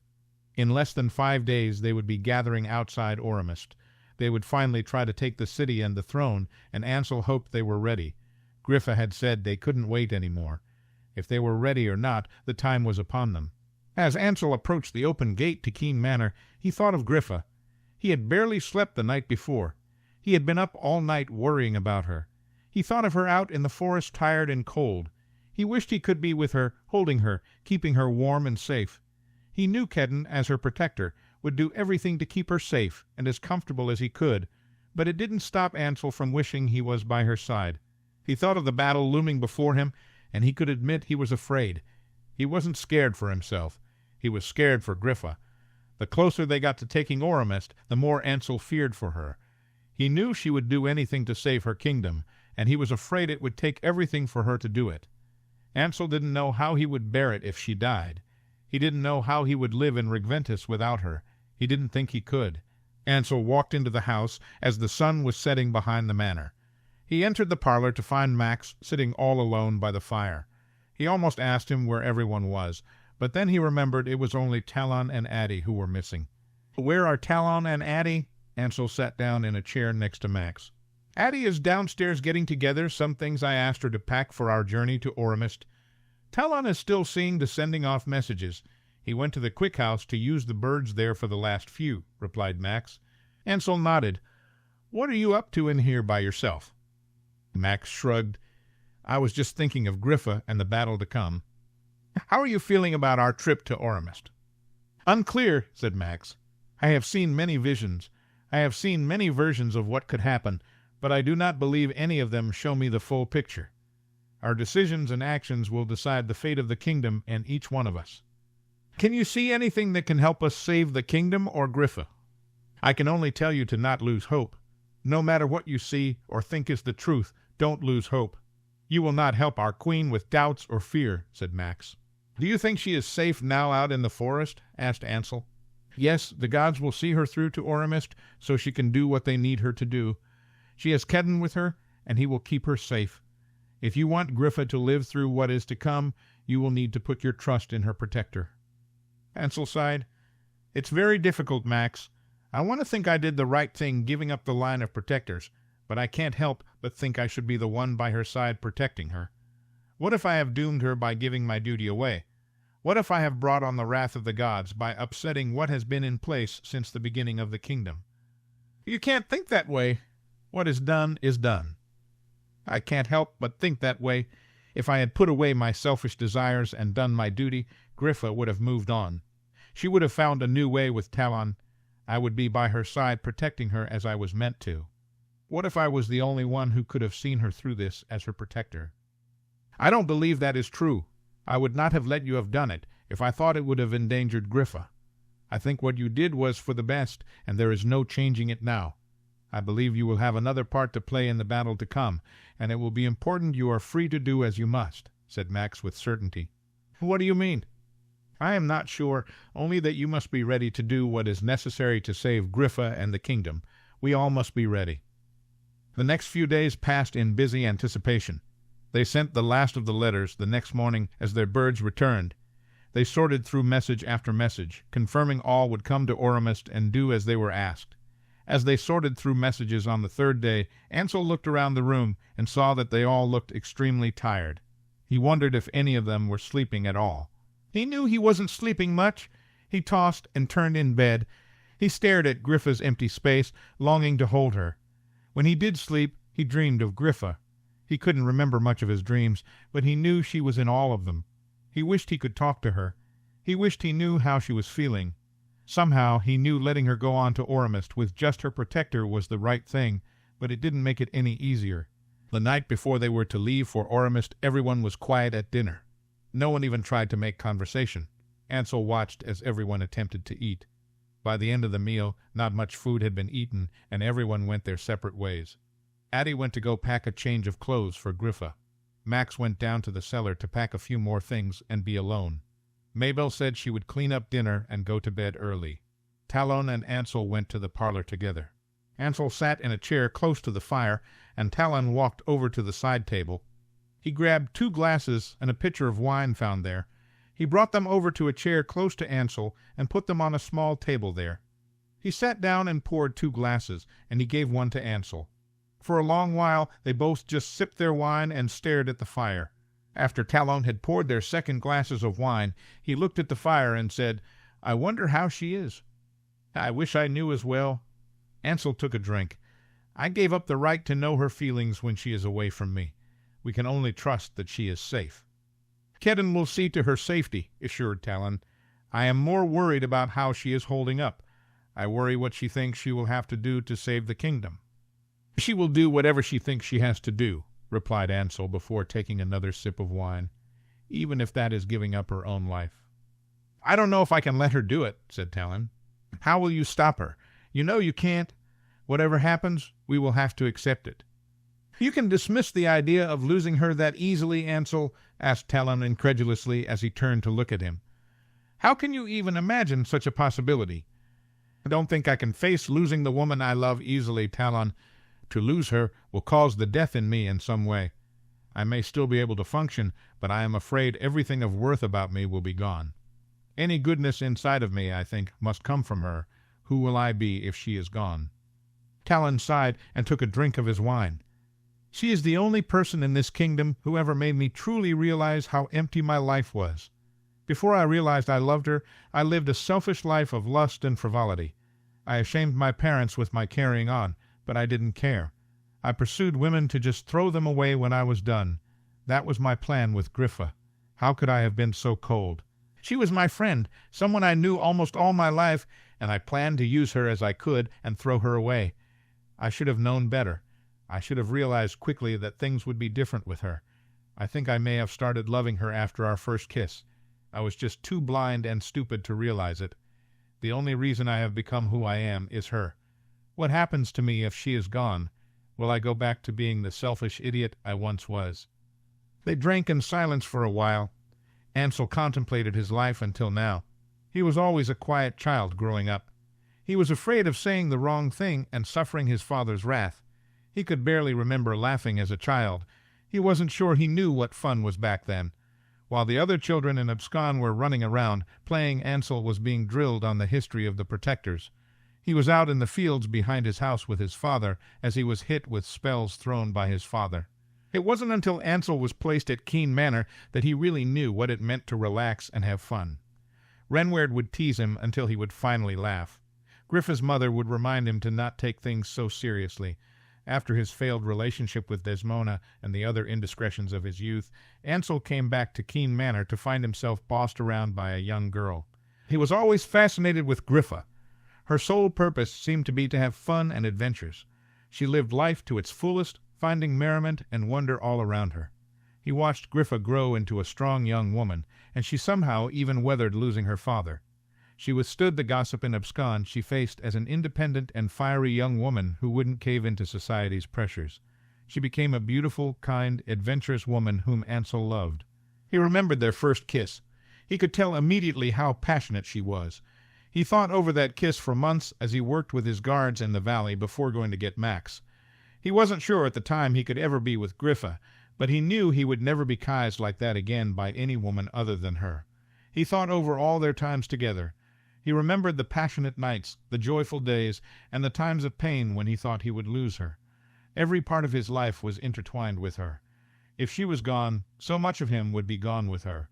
"What will you do, Ansel?" asked Talon quietly. "If Griffa does die for the kingdom, what will you do?" Ansel took a breath and turned to look at Talon. "I will help Max as he takes the throne. I will help him set up his ring. I will make sure Kedden is settled as his protector, and then I will leave the kingdom. I can't live in Regventus without Griffa. I couldn't take living anywhere in this kingdom, knowing she was truly gone." "Where will you go?" "I will go to the East Sealand, and I will get on a boat and see where it takes me. I will find somewhere I can do some good. I will find somewhere to serve, and I will try to be the man who deserves the love of Griffa." Talon drained his glass and looked at Ansel. "If it comes to it, I think I would like to go with you, if you will have my company." "You would leave the valley? You will leave your responsibility of leading your village?" "It has no attraction to me if Griffa is gone. I cannot be the leader the valley needs if I lose her. I will transfer leadership permanently to the Vins. Clara is a capable leader, and Addie is kind and intelligent. They will see to the prosperity of the village. I will leave this kingdom with you, and I will find a way to serve with you. We will both try to be the men who deserve Griffa's love." "If that is what you want, then if the worst comes, we will both see to setting up Max as king, and then leave together," said Ansel as he refilled his own glass. "I don't want it to come to that, Ansel," said Talon in a weak voice. "I want to live in this kingdom with Griffa as my queen. I want to watch her be happy with you and start a family. I want to see what this kingdom can be under her rule." "I know," said Ansel, "but what can we do but wait and see what happens?" Ansel watched as Talon leaned forward and stared at the fire. He had his hand over his face and seemed to be thinking. Ansel drank his wine and watched him. After a few minutes, Talon took his hand from his face. He stared at the fire, and Ansel watched Talon's eyes grow hard and cold. "There is one thing I know I will do for sure," said Talon fiercely. "What is that?" asked Ansel quietly. "When we are in Aurumist, I will find a way to kill Philo quick. I will do it for all the pain and suffering he has caused Griffa. I will do it so he can never hurt our queen's kingdom again." Ansel smiled slightly. "I would like to join you in that task." Talon nodded as he refilled his glass. He then poured the last of the wine into Ansel's glass before raising his own. "A toast to Philo Quick's quick end and our queen's long life." Ansel raised his glass. "May his death be full of suffering, and may Griffa rule be long and prosperous." They both drained their glasses. Chapter 21. Max sat in the cellar staring at the fire. He had packed up everything they needed for the journey to Aurumist. He had including all the vials of elixirs he thought they might use to help with the injured. He never had come up with any way to help those who were sick in Aurumist. He hoped he could figure out something once he was able to see the sick people for himself. He watched the fire, thinking he should probably go to bed, but he was not tired. He should be tired. He had not had a full night's sleep since they had returned from Clarton. He would lie awake in his bed thinking of Griffa and the battle to come. He wished there was someone he could talk to. Addie was sweet and was not unintelligent, but Max had not known her very long.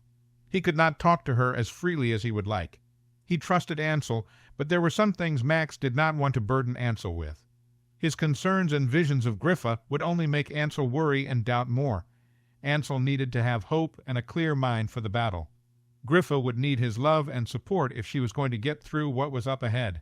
Max realized how much he missed Issa during these moments. He could talk to her of anything, and she would listen. She would give him sound advice when she could. She would commiserate with him when she could not. With her, he knew he did not have to hold back. He could tell her all his feelings, and she would love him through it. Sometimes in the quiet, Max would talk to her in his head. He would tell her all he felt and feared. He could almost hear her sweet voice tell him all would be well. It was not fair she was taken from him so young. They should have had a lifetime of conversations to share.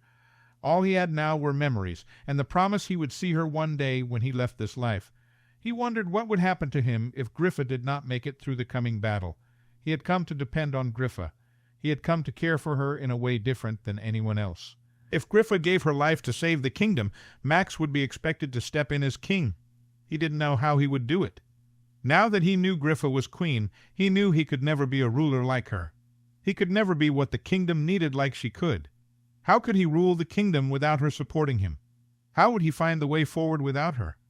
Even those who would support him would be deeply affected by her death. How could Max expect Ansel or Talon to help him when they would be dealing with their own grief and loss? Max was sure both men would be deeply changed if they lost Griffa.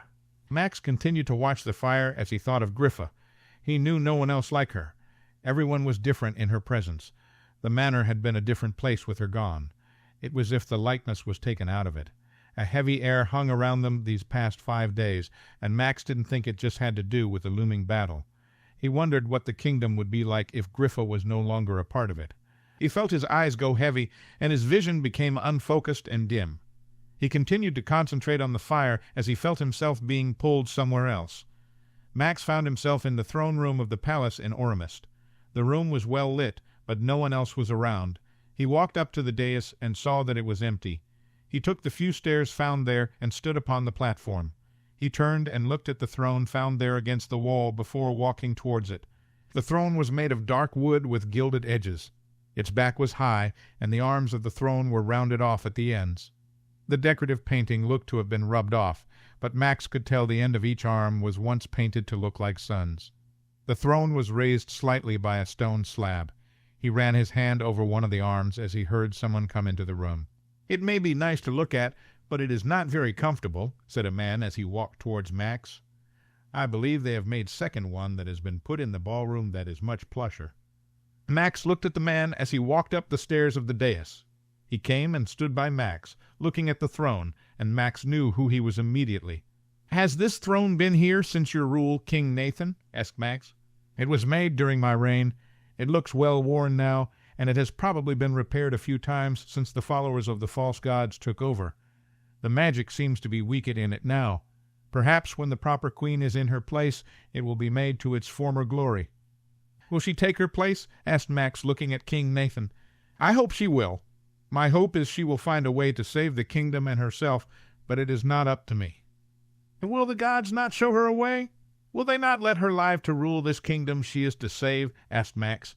"I plan to ask them that myself when I get the chance, Maxwell," said King Nathan, looking at Max kindly. Of course, Griffon could choose a different path for herself. She could choose to not give up herself to save the kingdom. She could choose not to suffer for the mistakes of others. "Griffa will not let the kingdom suffer. She will give up her life to save her people," said Max confidently. "I believe you are right, but it hardly seems fair. She has experienced enough pain for this kingdom. Why should she continue to suffer for it? She would tell you it's because she believes in the goodness of her people. If she found one person she thought was worthy of saving the kingdom, she would do it just for that one person." King Nathan nodded. "So how will we save her then? How will we make sure she gets to rule Regventus?" "I'm not sure. My visions aren't clear. I know her protector must be involved somehow. I know there is a way to save her, but I can't figure it out," replied Max. King Nathan looked at Max. "Walk with me, Maxwell. I think better when I am walking." King Nathan and Max walked off the dais. They walked out of the throne room into the entry hall and out of the castle. Max stayed by King Nathan's side as they made their way towards the temple. "Griffon will have to go to a dark place to save the kingdom. She will have to go somewhere no person has ever been, and I am afraid there may not be a way back for her. She will have a hard time finding the way back to the kingdom," said Nathan as they approached the temple. King Nathan opened the door of the temple and motioned for Max to enter. Max walked through the door and looked around the room. It was not as he remembered it. There was no fountain of 12 people. There was no empty circle of light in the middle. Instead, it was as if the room below them had been raised up. The statue of the gods stood in the middle of the room with 4 pillars around it. The ceiling above was blue with stars and suns. Max walked up to the statue of the gods and looked at it as King Nathan came and stood at his side. "Do you think you could show her the way back, Maxwell?" asked Nathan quietly. Max looked at the gods. He reached out and put his hand on the foot of the brother. He felt a bolt of energy flow through his arm, and Max could feel the blood of Adalwin flow through his veins. He closed his eyes and saw Griffa standing in the darkness. She was still and calm. He reached for her, and she lifted her hand towards Max, a small smile on her face. Max took his hand off the statue and turned to look at King Nathan. "I can show her the way back. I will not leave her to be alone." Good, said King Nathan. You will have to save her for all of us. She is too good to leave in that place. Promise me you won't leave her, Maxwell. I will not. I will do anything to bring her back to us, said Max. I will do whatever it takes. Find her in Aurumist. No matter what it looks like, you can bring her back. Find her and do everything you can to save her. Our kingdom and our bloodline depend on it. I know you are capable of many things, but you would not make a very good king.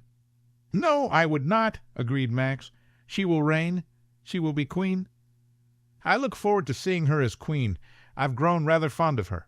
I think she could be a rather magnificent queen. She will have to endure many hardships and heartbreaking loss, Maxwell. She will need you to help. Don't let her ever give up hope. I won't. I will do everything I can to see she rules well and long. King Nathan nodded. You will have to guide her king a bit too, I believe. She will need a very strong king to help her, and you will have to see that he understands what he must do. It will not be easy for him. I can't imagine Ansel not doing everything he can to help Griffa, said Max with a frown. King Nathan only gave Max a small, sad smile before he turned and disappeared. The room grew dim around him, and Max felt himself being pulled away. He found himself on the floor of the cellar in keen manner by the fire. He got up and walked up the stairs to the entry hall. Everything was dark, and everyone had gone to bed. There was a knock at the door, and Max answered it to find Madame Sidora staring at him. You know how to save her? Asked Sidora as she walked into the entry hall. I do, said Max. I have to help her find her way back. Sidora took his hand. It could take too much magic from you. Where she will go will be far away. You could have to sacrifice a lot, Maxwell. I don't care. I would give up anything for her. I would give up anything for both of you, said Sidora. I will travel to Aurumist tomorrow, and I will help you. It's going to be too dangerous. You should stay safe here. Sidora shook her head. No, I will be in no danger, as I know my fate. I will not pass from this kingdom until I see Griffon crowned as the Queen of Regventus. I will welcome your help, then, said Max. We will leave tomorrow mid-morning from the gates of Abscon.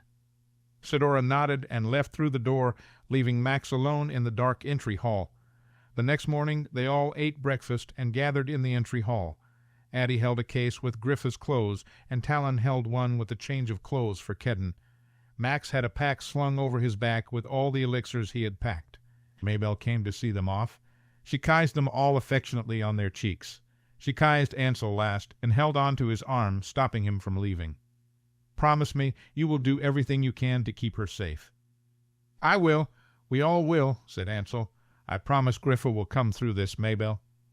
Tell her I will be there for her coronation and the wedding. I will come to her before that if she needs me, said Maybelle as tears formed in her eyes. I will tell her, Maybelle. I know she will look forward to seeing you. Ansel patted her arm. Maybelle nodded, and they all walked from the house to the gates of Abscon. They exited the gates to find a crowd waiting there. Many of Abscon's citizens, young and old, gathered, waiting to travel to Aurumist. They all turned to look at Ansel and Talon as they exited the gates. Talon turned to Ansel. You will be their king. You should speak to them before we go.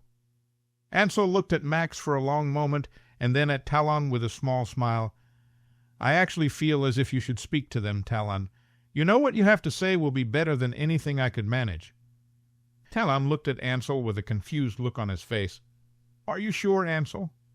I am, Talon. Please speak for our queen. Talon waved his hand to cast a charm and looked all around. I thank you for joining us today. Our queen should already be waiting for us outside of Aurumist. We will travel there today and prepare. Tomorrow we will take the city. I know sacrifices will be made, and if you are unsure of going, you should back out now. Once we leave the vicinity of Abscon, magical travel may not be possible. If you do decide to go with us, make sure you take care of each other. I believe we will take the city, and our queen will sit on the throne.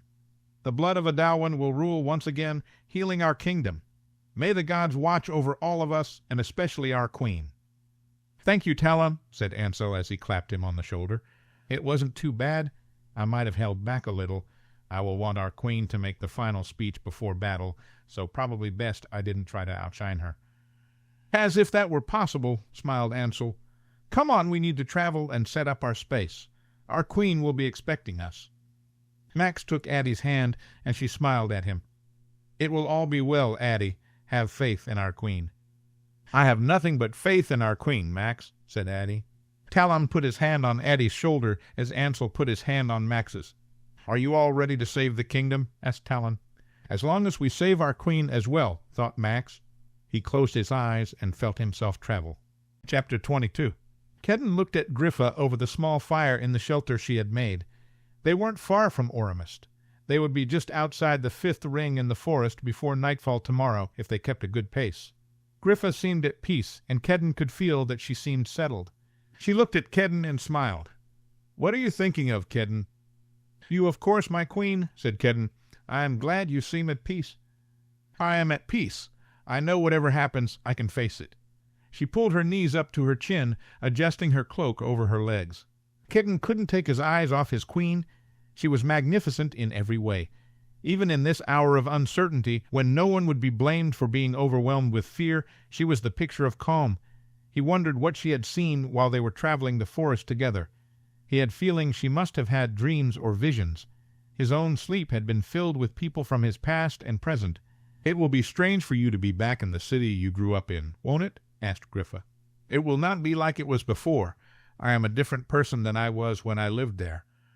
From what I understand from Diracha, many of the people will be happy to see you." "They may want you to lead them instead of me," said Griffa, smiling slightly.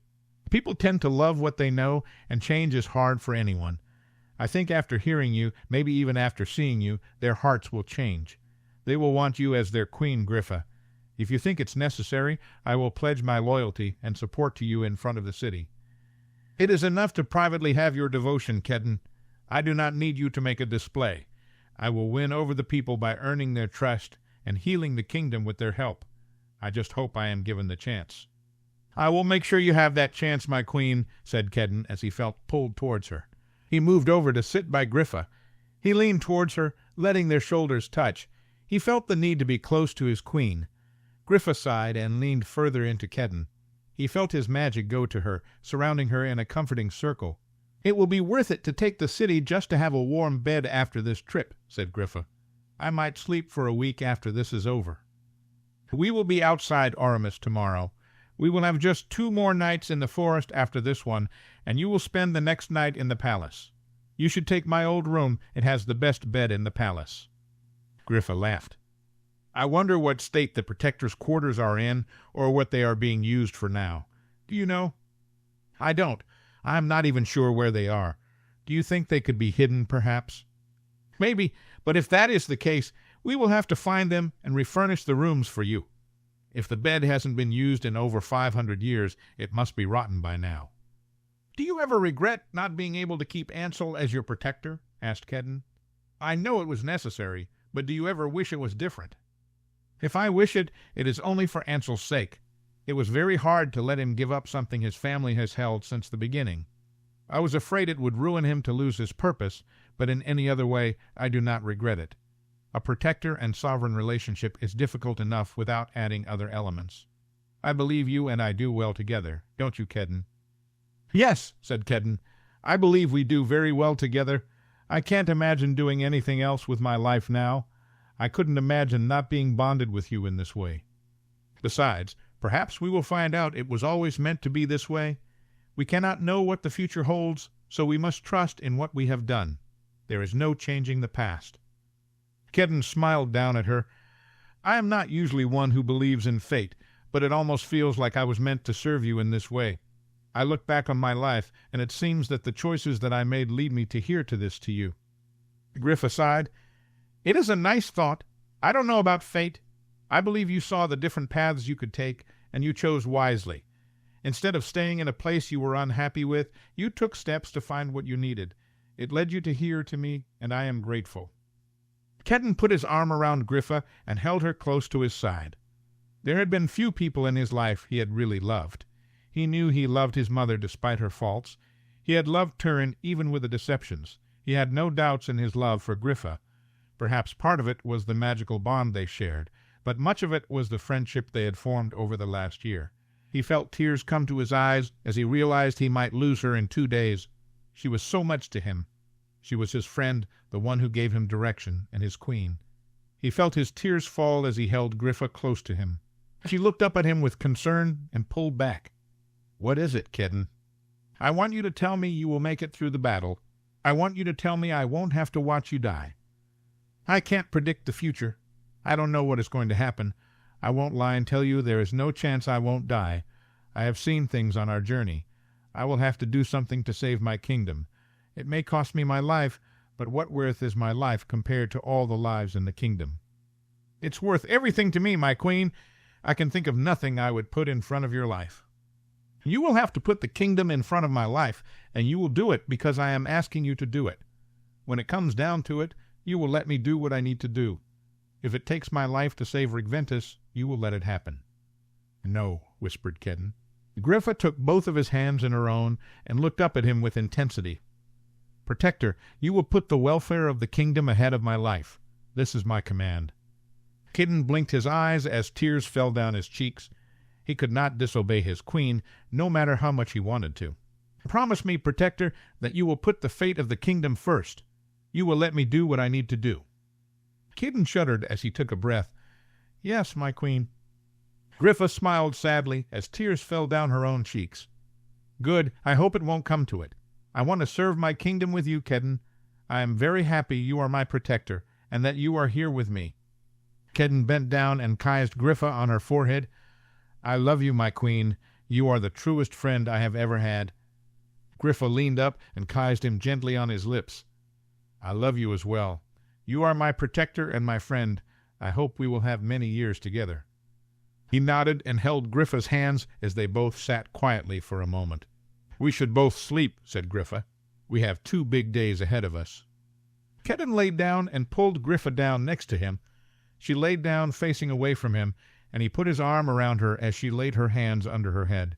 "Good night, Kedden," said Griffa quietly. "Good night, my queen," responded Kedden. He fell asleep quickly. He dreamed of the forest around Aurumist. He was walking by himself, wearing his protector's tunic and a dark green cloak. He walked quietly by himself, looking for someone, but he wasn't sure who. "Are you the protector of the queen?" asked a man who walked towards Kedden. Kedden stopped and looked at the man. He seemed strangely familiar.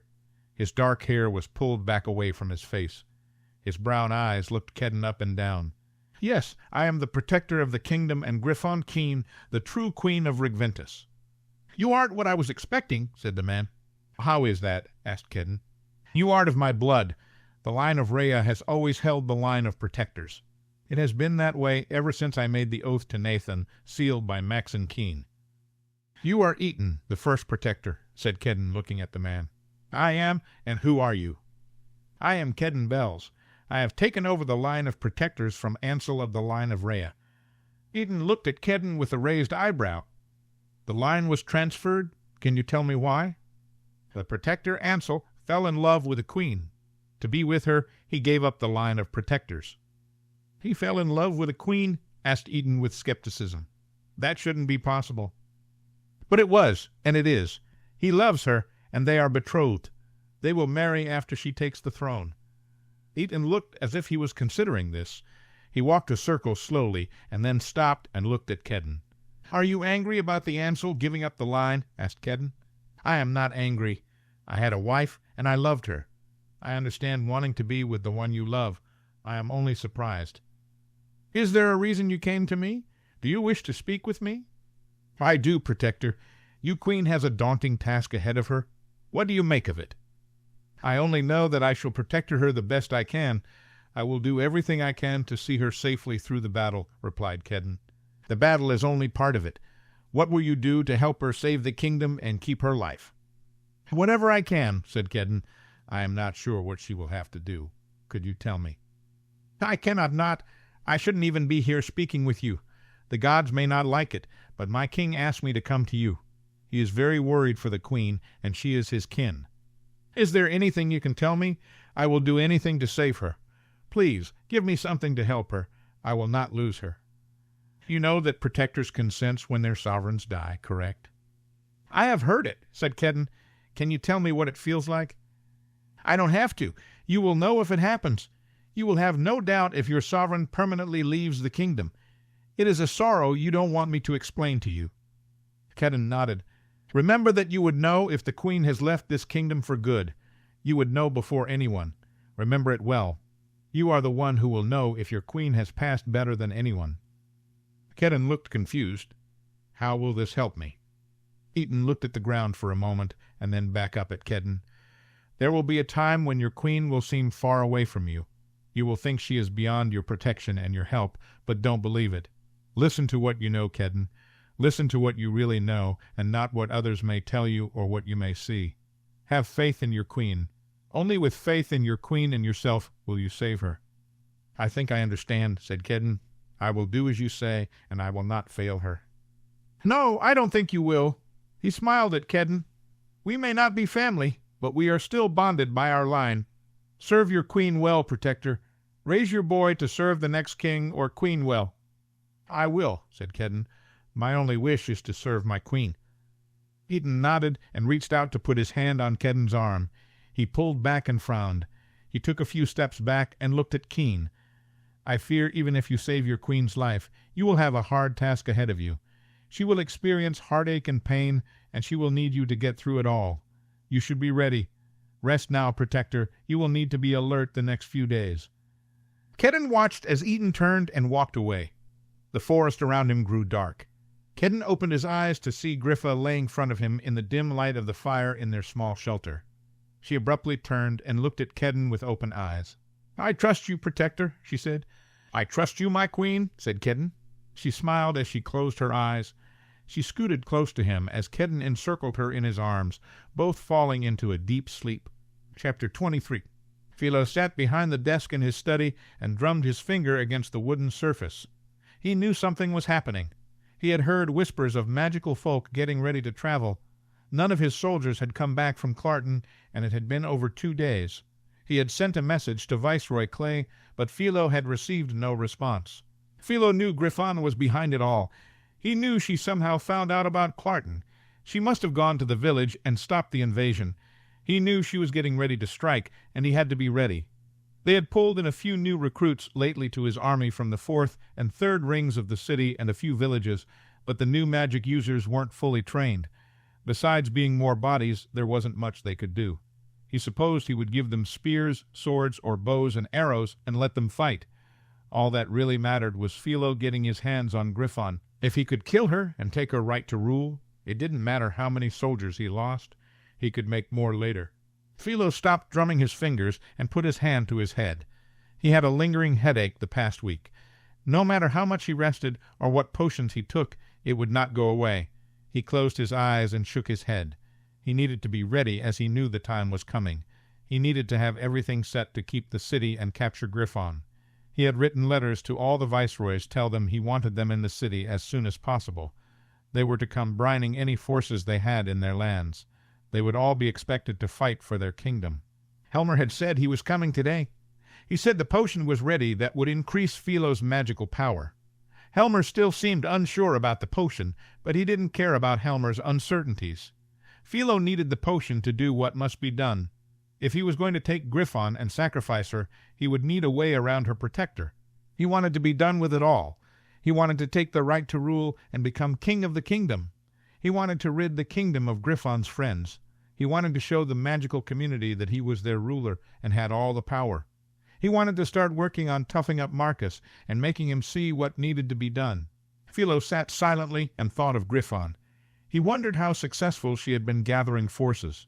He hadn't heard much, and he wasn't sure how many she had convinced she was worth fighting for. Philo wondered how anyone could look at her and think she was fit to be a queen. She was pretty enough, he supposed. She was intelligent and could be charming, but she was also known to be impulsive and hard-headed. Above all, she was weak. She could never make the hard choices it would take to really rule a kingdom. She was too prone to mercy. Her heart was too tender. Philo would stop that tender heart soon. He would plunge a knife into it and complete the sacrifice to take her right to rule. He smiled a little, thinking of the satisfaction he would get watching Griffon die. She was the last of the Keens. It could all be done so neatly. With one plunge of a knife, Philo could kill the queen, destroy the Keens, and become the rightful ruler of Regventus. The thought of doing it put him in a very good mood. There was a knock at the door. Philo hoped it was Helmer, so he raised his hand and the door opened. Instead of Helmer, Kasia walked into the room. She moved gracefully towards Philo, and he automatically stood up, walking forward to meet her. "Hello, Philo," said Kasha as Philo stopped to stand in front of her. "Good afternoon, Kasha. Can I help you with something?" "I wanted to let you know that my daughter will not respond to my messages. I'm not sure she is even getting them. Hector or Malcolm may be monitoring her letters." "Do not worry, Kasha. I believe it will not be long before you see your daughter again. From what I am hearing, Griffon will try to take Aurumist soon. It will not be long before I am able to take what I need. Once I am truly the king, your daughter will come willingly to the palace to be with Marcus." "You seem confident you can win." "I am very confident, Kasha. I have everything planned perfectly." "What are your plans, Philo?" asked Kasha, leaning in. Philo smiled. "You don't need to know. You should just trust that they will benefit you and your daughter." "Maybe if you told me what you had planned, I could help you," said Kasha. She reached up and picked a bit of lint from Philo's shirt. She let her hand linger on his chest. Philo smiled down at her. "You can help me by continuing to keep Marcus compliant. If his old friends are coming to Aurumist, he may feel compelled to join them somehow." "Will Marcus stay in the palace with Cecilia during the battle?" She looked up at Philo and flashed her eyes. "No, he will be at my side. I have a task I must do, and I want him to watch. I need him to see following the false queen was a mistake. I want him there when I take the right to rule," answered Philo. He put his hands on Kasha's arms, rubbing them lightly. "Then let me be with you as well. I can help with Marcus. I want to be there when you take your right to rule. It will affect my daughter after all." "You are not afraid of being in the battle?" asked Philo. "No, I rather look forward to it. There are so many emotions and tempers running high during a fight, and I feed off of them. Let me be with you when you are victorious, Philo. I think you will find you will be glad I am close after the euphoria of getting everything you want hits you." Philo leaned down. "I believe you are right, Kasha." He kissed Kasha as she pressed herself against Philo. Philo turned her around, still kissing her, and guided her over to his large desk. He laid her down against it and kissed her while running his hand under her skirt. She responded by grabbing Philo and pulling him on top of her. A knock at the door caused Philo to pull back. He straightened up and composed himself, while Kasha stood up and adjusted her skirt. "Would you like me to leave?" asked Kasha. "No, you wanted to know my plans, and Helmer is here to complete the first part. Stay and see what happens, then we can pick up where we left off," answered Philo. He grabbed Kasha and kissed her one last time before raising his hand and opening the door. Helmer walked in as Kasha sat down in one of the chairs in front as Philo walked over to stand behind the desk. Helmer looked down at Kasha and then up at Philo. He was holding a long vial of elixir. "Am I interrupted something? I could come back later," said Helmer. "No, have a seat, Helmer. Kasha is here to know more of my plan. She plans to join us when we take the right to rule form Griffon." Helmer nodded and sat down in the chair next to Kasha. "So you have done it. You have made the elixir?" asked Philo. "I have. It is right here in the vial. Before you take it, I want to again mention the risk. It can cause insanity. Your power will be increased by a large amount, but it can also mess with your mind. You will need to be aware of your mental state at all times." Philo smiled. "I am not afraid. I believe my mind is very strong. I know what I want, and I know how to do it. The potion is necessary to complete my plans. If I am to take Griffon from her protector, I will need to be very powerful." "Just be careful, Philo," said Helmer. "You will need to watch your temper and think about each decision you make. This could also make you impulsive." "I don't want to stall any longer. Give me the vial, Helmer, and I will drink it now," said Philo. "If you are sure, I will give it to you," said Helmer. "I am sure, Helmer. Now hand me the vial," said Philo with irritation. Helmer handed Philo the long vial. Philo took off the top carefully and smelled the elixir. It smelled of dirt and bitter herbs. He looked at Helmer, who looked somewhat fearful.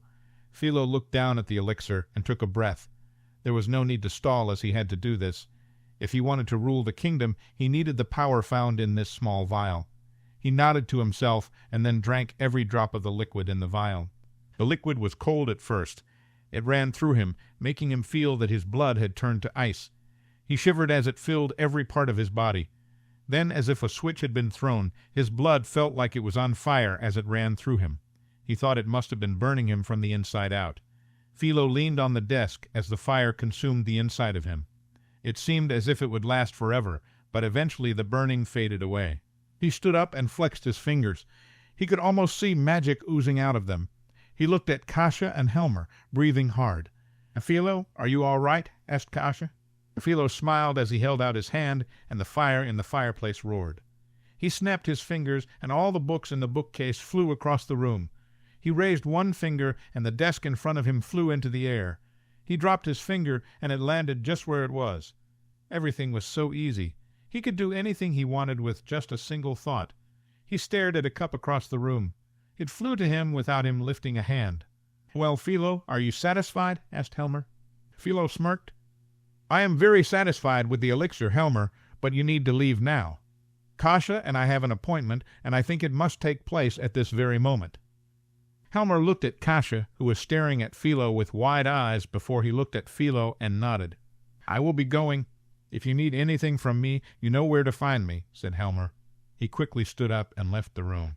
Philo walked from around the desk and raised a finger. Kasia hopped up out of her chair. Philo curled his finger, and she flew into his arms as he smiled at her. "Are you satisfied with the first part of my plan, Kasia?" asked Philo. "It is promising," said Kasia, putting her arms around Philo. "But I think I will have to see a bit more to tell you how satisfied I really am." Philo smiled slightly before kissing her. Chapter 24. Griffa stood by a tree with Kedden by her side.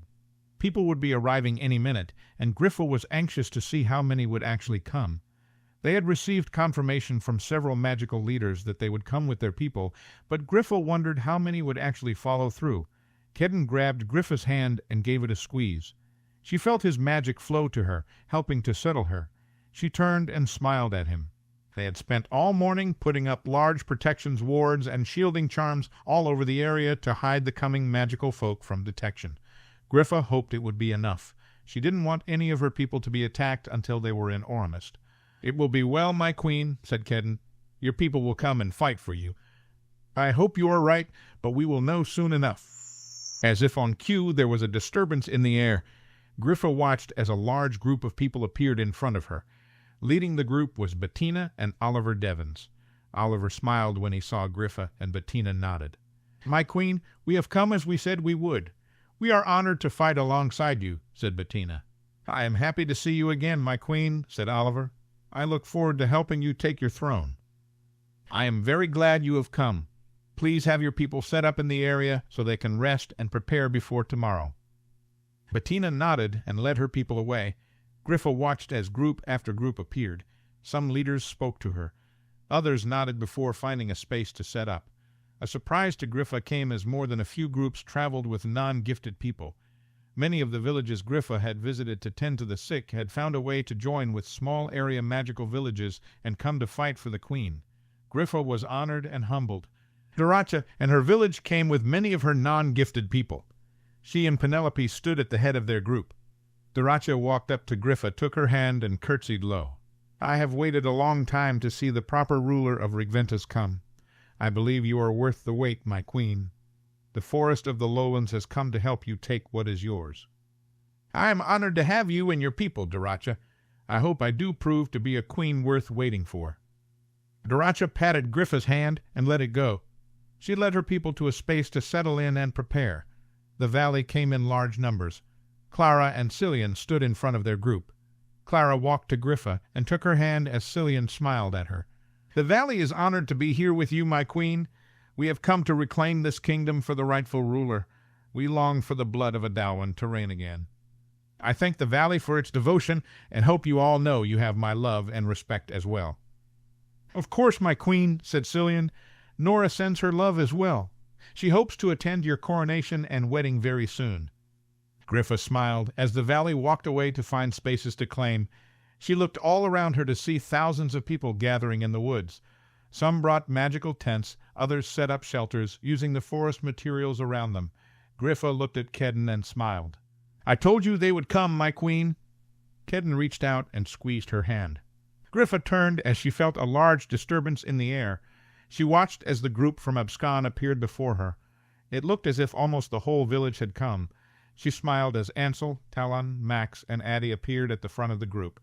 Ansel walked up to her and took her hand. The people of Abscon have come to fight for their queen and their kingdom. We will see you on the throne, my queen. We will save this kingdom, said Ansel. He brought Griffa's hand to his lips and kissed it tenderly. Technically, Addie and I are from the valley, said Talon, but it looks like they have already made it. I'm sure Clara said something proper for the occasion. I can only submit myself to you and tell you I am ready to fight for you, my queen. I am very glad to see you, Talon, laughed Griffa. She held out her hand to Talon. He grabbed it and pulled her in and held her. This isn't very proper, said Griffa as she smiled up at Talon. I find that I don't really care, my dear, said Talon before kissing her cheek and letting her go. Addie came and quickly hugged Griffa before handing her the case with Griffa's change of clothes. Griffa thanked her and saw that Talon handed Kedden a case as well. Max came up and took Griffa's hand, and she felt their magic swirl together. She felt his love, devotion, and a strong sense of hope. She looked at him questionably. I have seen something, Griffa, said Max quietly. I believe you can do this and live to rule Regventus. Griffa smiled. I hope you are right, Max. You usually are, so you have given me fresh hope. Max let go of her hand and stood back as Malcolm and Hector Delis came forward. Your village is here, my queen, declared Malcolm. We will not leave until you are safe on the throne. Griffon, I have made many mistakes in my life, but I know I will never regret coming to fight for you, said Hector. I will do anything I can to see you take your proper place as I always should have. I thank you both. You are all very welcomed and appreciated. Please help everyone find a place to set up. Malcolm and Hector both bowed before directing the people to a large space to set up their tents and shelters. As the people walked away, Griffa was surprised to see Madame Sidora come up and take her hand. Madame Sidora, said Griffa with surprise, I didn't expect to see you here. I thought you would wait in Abscon until this battle was over. Sidora shook her head. The only purpose I have left on this earth is to see you on the throne of Aurumist. I will be here when you save our kingdom. I will do my part for you, my queen. Griffa squeezed Sidora's hand. You are much appreciated. I hope I do not disappoint you. You never have, Griffon. She smiled and let go of Griffa's hand, following the rest of the village to find a place to settle in. Griffa turned to Ansel, who was smiling at her. Not too bad of a turnout, I'd say, said Griffa with a smile. I believe you and Talon did a good job contacting everyone. Everyone was ready to fight for you, Griffa. I hope you don't have any doubts of your ability to lead this kingdom after today, said Ansel. I actually feel quite powerful right now, said Griffa with a small laugh. I hope it doesn't go to my head. Ansel grabbed her hand and brought her in close. I have missed you, Griffa. He leaned down towards her. We are out in the open, Ansel. Are you really going to kiss me in front of all the people of the kingdom? I am to be your king, and they will have to get used to it, said Ansel. He leaned down and kissed Griffa soundly. She felt a little dizzy when he finally let her go. If that is how it's going to be, I find that I look very forward to you being my king, said Griffa with a small smile. Griffa and Kedden walked with Ansel and Talon as Max and Addie found a place to set up before the battle. Griffa, Kedden, Ansel, and Talon walked amongst the people, greeting many as they passed. They checked in with some principal leaders to make sure everyone knew their part to play tomorrow. Different groups would stay in different rings of the city. Larger groups would make their way to the first ring and the palace. After all was settled, Griffa with Kedden at her side led Talon and Ansel off to spot by themselves. I have to tell you something that may change our plans, said Griffa looking at Ansel and Talon. What is that? Asked Talon. I need to get to the temple tomorrow. There is something I need to do there if I am going to save the kingdom. What do you mean? Asked Ansel. How do you know this? I have seen it in visions I know are correct. I believe the gods are calling me to restore the temple, and I feel I must do it to save the kingdom. I was hoping you two would help Kedden and me make it there tomorrow. Talon raised his hand to his head and messaged it a bit. What will you do once you reach the temple? I'm not sure, but I believe I will know once I am there. I know this sounds crazy and nothing like my usual self, but I need you both to trust me. I must get to the temple. If you will not go with me, I will go alone. You will go nowhere alone, my queen, said Kedden. I will get you to the temple by myself if I have to. Talon sighed and looked at Ansel. We trust you, Griffa. If you say you need to go to the temple, we will get you there safely. Griffa smiled. Thank you. Now, let's go find some lunch. I am starving. They ate lunch with Max and Addie. Griffa spent the rest of the day talking with people she knew from the valley and Abscon. Kedden shadowed her the whole time. She watched as Ansel and Talon mingled amongst the crowd, but kept close to Griffa. She would often look up to see one or both of them looking at her. Soon it was getting dark. Fires started springing up all over the area, and Griffa found a group to eat dinner with. She had a decent meal of meat, bread, cheese, and some dried fruit. As she walked amongst the people, some offered her wine or mead, but she politely refused. As the night wore on, she lost track of Ansel and Talon. She looked amongst the crowd, but it was hard to see in the dark. She knew it was getting late. She took Kedden and led him by the hand to a shelter that had been set up for him on the outside of the main group. She took him into the shelter and lit a fire for him. She sat next to him for a few minutes. "Are you ready for tomorrow, Kedden?" asked Griffa. "I believe so," said Kedden. "Tomorrow will come, so I will have to be ready. I will keep you safe, Griffa." "You will enable me to do what I need to do, Kedden? Remember my command." "I will, my queen, even if I don't want to follow it." "You need to sleep, Protector. Come lie down," said Griffa quietly. Kedden lay down next to her as Griffa looked down at him. She placed her hand on his forehead and smoothed back the blonde curls that hung there. She smiled slightly and left her hand on his forehead. "You will sleep well, Protector. I will need you tomorrow." "Yes, my queen," said Kedden as his eyes started to close. Griffa smiled and lightly rubbed his forehead as Kedden's eyes opened slightly. "Griffa, I mean it when I say I will keep you safe. I think I know how to help you save the kingdom and help you survive. I won't lose you tomorrow." "I believe you, Kedden. Now sleep. I will keep you safe as well. I will save you for your son. You will see him soon." Griffa bent down and kissed Kedden's forehead. She watched as his breathing became even. She quietly left his shelter, wondering where to find the others she wished to see. She walked towards where the people from Abscon had set up when she saw a small fire burning amongst a few trees to the side. She found Max sitting by himself in front of the fire. Griffa sat down next to Max and took his hand. He looked up and smiled at her. "I know you are hopeful that I will survive, Max. I am hopeful as well, but we must prepare in case I don't make it. If I do not survive the battle, you will have to take your place as king." "It won't come to that, Griffa. You will sit on the throne, and I will make sure of it," said Max. "Please, Max, at least consider that I may not make it. You will have to be king. You will have to rule this kingdom for me and make it as it should be. I know you can do it." Max shook his head. "I was never meant to be the king, Griffa. You know this." "What have I told you about prophecy and fate? We choose our fate. If I die, you will be a good king because you choose to be. You will work hard and listen to your people. I will make sure you have those around you who will help you. I can face anything tomorrow if I know I am leaving the kingdom in good hands.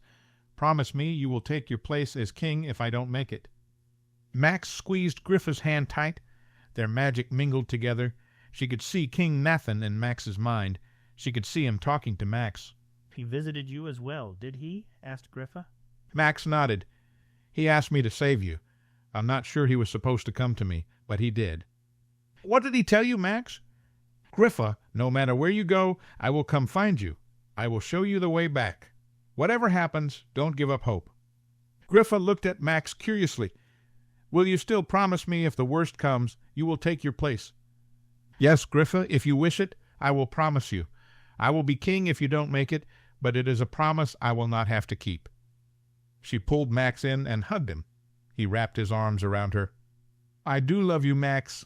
I am sorry for all that has happened to you, but I am so glad you came into my life. You are so dear to me." "I love you too, Griffa. I miss Issa. I wish she was here with us, but I do not regret coming to Abscon. I could not imagine my life without you." "No matter what happens, we will win tomorrow. We will fix this kingdom. We will do it for Issa. She was so brave and so good. We will find a way to make a kingdom worthy of someone like her," said Griffa as she held Max. Max pulled back and kissed Griffa's cheek. "I will help you make a kingdom worthy of her and you. You are so good, Griffa." Griffa sat back and wiped her eyes. "Get some sleep tonight, Max. It will be a long day tomorrow." Max nodded as Griffa stood. She looked at him one more time before walking away from his fire. She ran into Addie, who quickly took Griffa's hands. She pulled her to the side away from others. "Griffa, I have been looking for you," said Addie. "I know you are busy, but I had to tell you how much I love you. I know I haven't really known you long, but you have always been so kind to me. When the battle is over and you are crowned, I want to find a way to serve you. I will stay on the council of the valley, but I want to spend most of my time in Aurumist close to you. I hope you will let me." Griffa hugged Addie. "If you wish it, I would love you to stay close to me. I love you as well, Addie. You are the kindest person I have ever met. We will figure out a way together for you to serve." Addie nodded. "We will win tomorrow. I know we will, and you will be crowned our true queen." "I believe it, Griffa." "Then let it be as you have said," said Griffa. "Will you do me a favor now? Max is all alone by that fire over there. Will you go to him and keep him company? Make sure he sleeps at some point." "Yes, my queen," said Addie. "Have you seen Talon, Addie?" asked Griffa. "Not recently," answered Addie as Griffa gave her half-smile. Addie walked towards Max as Griffa looked around the people all around. She looked everywhere, hoping to catch a glimpse of Talon. She needed to find him. She did not want to face what tomorrow would bring without him understanding what he meant to her. She looked well into the night, growing agitated that she could not find him. Finally, she had to admit to defeat. It seemed he did not want to be found, so she would have to let it go. Perhaps she would have time tomorrow before the battle, or she could hope for good things and be able to tell him all after they had won. Now she had one more thing she wanted to do if this might be her last night in the kingdom. Griffa took a deep breath and walked to the simple shelter she had set up earlier. She hoped she would find him there. She needed to see him. She needed to be with him. He had to know what he meant to her. After not being able to see Talon, she could not find any rest unless she was able to see Ansel. She walked into the shelter and let out a breath of relief. Ansel was sitting by a fire looking up at her. Griffa smiled down at him. She saw a small pitcher of wine and a couple of cups in their shelter to the side. She bent down and poured herself a cup. "Would you like one?" asked Griffa, looking at Ansel. He shook his head. Griffa quickly drank her cup and walked over to sit next to Ansel. She turned to look at him, and he grabbed her and kissed her. Griffa put her arms around him, scooting as close as she could to him. "I looked for you," said Ansel as he leaned back slightly from her. "I couldn't find you, but I thought you would come here eventually." He kissed her again. Ansel held her face in his hands as they broke apart. "I had others I needed to talk to tonight. I was hoping you would be here waiting for me," said Griffa. She moved her hands to his wrist. "I have things I want to say to you." Ansel shook his head and kissed her again. "I know what you want to say. You don't need to. I already know it all," he said as he leaned back from her. He pulled her into his lap, kissing her over and over. Griffa sighed against his lips as he held her close. She could feel tears coming to her eyes as she pulled back from him. "You may know it, but you will still hear it. I need to say it. I love you, Ansel. I have always loved you. Not as I love you now, but I have always loved you in some way. Even when we were apart, or when I was frustrated by you, I wanted you. You have done so much for me. I don't deserve the way you have loved me, but I will never regret it, no matter what happens." Ansel kissed her quickly. "You are wrong, Griffa. It is I who doesn't deserve you. You are too good for me, you are, but it doesn't matter. I love you. I don't intend to ever let you go. I will not lose you tomorrow." Griffa rested against Ansel, her head under his chin. "I don't want to die, Ansel," Griffa said quietly. "I want to stay here with you. I want to stay here with Max, Talon, and Kedden, and all that I love. I don't want to leave any of you." "Then don't," said Ansel fiercely. "No matter what happens tomorrow, find a way to save yourself." "You know I can't do it. I have to fight for my people. Any of us could die tomorrow. I could lose you or someone else I love." Griffa took a breath and snuggled closer into Ansel. "You know, if I have to die to make sure the kingdom lives on, I will have to do it. I don't want to do it, but I know I will." "It won't come to that. It can't," said Ansel. "I will do all I can to keep you safe tomorrow. We all will. None of us want to lose you, Griffa. I don't think any of us can bear it." "You might have to," said Griffa. She leaned away slightly from Ansel and looked at him. "If I don't make it, I need you to promise me you will help Max. I need you to stay here in the kingdom and help Max be king. He will have Talon, Kedden, and even Addie, but he needs you. He trusts you. You brought him to us. You helped show him his way in this kingdom. You will have to help him rule it." "I will help him set up his ring."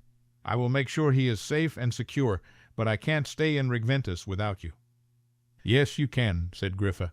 "You will stay here for Max. You will stay here for Kedden and Talon, because you all need each other. You will stay here for me. If I can't be here to make this kingdom right, then you and the others will have to do it for me. You will promise me this, Ansel." Ansel smiled slightly. "I'm not your protector anymore. You can't order me to do something." "No, but you will do as I ask because you love me and you know it is right," said Griffa. "I don't know if I am strong enough. I am not sure I am strong enough to stay here and do what is necessary without you. I don't even know if I can go on without your love. You will never lose my love no matter where I go. Our love can't be separated by anything. Haven't you learned that by now? We weren't even supposed to love each other, but we do. The kingdom tried to keep us apart, but you made a way for us. Do you really think even death could keep us from loving one another?" Ansel looked at Griffa and smiled slightly. Tears were on the surface of his eyes. He sighed and nodded. "I will stay here and help heal the kingdom. I plan to do it by your side, but I will stay here no matter what happens." Griffa kissed him. "I wish we had married. I should have married you back in Abscon instead of this stupid notion of waiting until we were in Aurumist." "We are as good as married," said Ansel. "I have already committed my life to you. I will never love another, but it is no matter. We will still marry in Aurumist. We will do it as soon as we are able. No matter what happens tomorrow, I will love you forever." He paused and looked at her. "You have my promise to stay and fight for our kingdom, and now I need yours, Griffa. If something happens to me, you must go on." "I don't want to think of it, Ansel. It is too much," said Griffa, feeling a tear fall from her eye. "But you must think of it, just as I had to," said Ansel. "Promise me if something happens to me tomorrow, you will go on for the kingdom. You will rule Regventus, and you will find a way to be happy. I need you to tell me you will, Griffa," said Ansel as he put his hand on her face and tilted it towards him. Griffa looked into his eyes, finding them almost pleading with her. She could not refuse him, so she nodded her head and whispered, "Yes, I promise, Ansel." He smiled and kissed her gently on her forehead before brushing her lips with his own. Griffa smiled against his lips. "I am done talking. I want to spend the rest of this night with you, showing you what you mean to me." Ansel kissed her and gently laid her down. He hovered over her for a moment, looking at her. "What is it?" asked Griffa, looking up at him. "You are so beautiful," answered Ansel. "I just want to remember you like this, my sweet, beautiful Griffa." Griffa pulled him down and kissed him. She wanted to remember this night as well. She hoped she would get to for many years to come. She awoke at the first light of day, detangling herself carefully from Ansel. She dressed in silence, preparing herself for the day as best she could without waking him from his deep sleep. She wanted just a few moments this morning to collect herself. She emerged from her shelter into the cold, still air. Snow was very lightly falling, and only a few people were stirring in the area before her. She walked past the few who were awake, moving towards an area of trees that she knew held a half-frozen stream. She found the stream and sat down beside it against a large tree. Laying her head back against the trunk, she sat in silence and listened to the water flow past against the rocks, concentrating on just being there in the quiet of the forest. She sensed he was near before he sat down beside her. She didn't know how she knew it was him, but she had no doubt that when she opened her eyes, she would see his deep brown ones looking back at her. "I looked for you last night," said Griffa without opening her eyes. "I was disappointed not to find you." "I am sorry," Talon said quietly as he put his hand over hers as it lay on the ground. "I couldn't face it. I couldn't hear you say what I knew you would say." She opened her eyes and turned to look at him. His was very close to her, his eyes tear-filled and intense as they stared straight into hers. Without another word, she fell into his arms as he pulled her against him. She didn't move for several minutes, laying against him, feeling whole and safe in his arms. "I wish we could just run away," he said quietly before he kissed the top of her head. "I wish I could just take you to the East Sealand and find a boat, to sail you far away from Regventus." "You know that isn't possible for many reasons," said Griffa as she stayed in his arms. "I can't leave the kingdom, Talon. I have to try to save it." "But I can't lose you." "I can't, Griffa," said Talon as he leaned down and rested his forehead against hers. "You won't lose me. Even if I pass from this kingdom, I will still be out there. I will still love you wherever I am." "But you won't be here? Do you have any idea how you have saved me, Griffa?" I know who I was before I realized I loved you. I don't want to be that person again. You weren't horrible then, Talon. You were young, you made mistakes, and you learned from them as you grew up. You are wonderful. I don't think I know anyone as wonderful as you. Even if I do not make it tomorrow, that will not change. Talon kissed Griffa's forehead and then took her face in his hands. Promise me you will try everything you can to survive today. Of course I will. I don't want to die. I want to rule this kingdom with you as my second. I want to see what we can make of Regventus together. I will do everything I can to remain in this kingdom. Talon nodded slightly. He looked down at her as Griffa smiled up at him. Will you promise me something, Talon? Asked Griffa.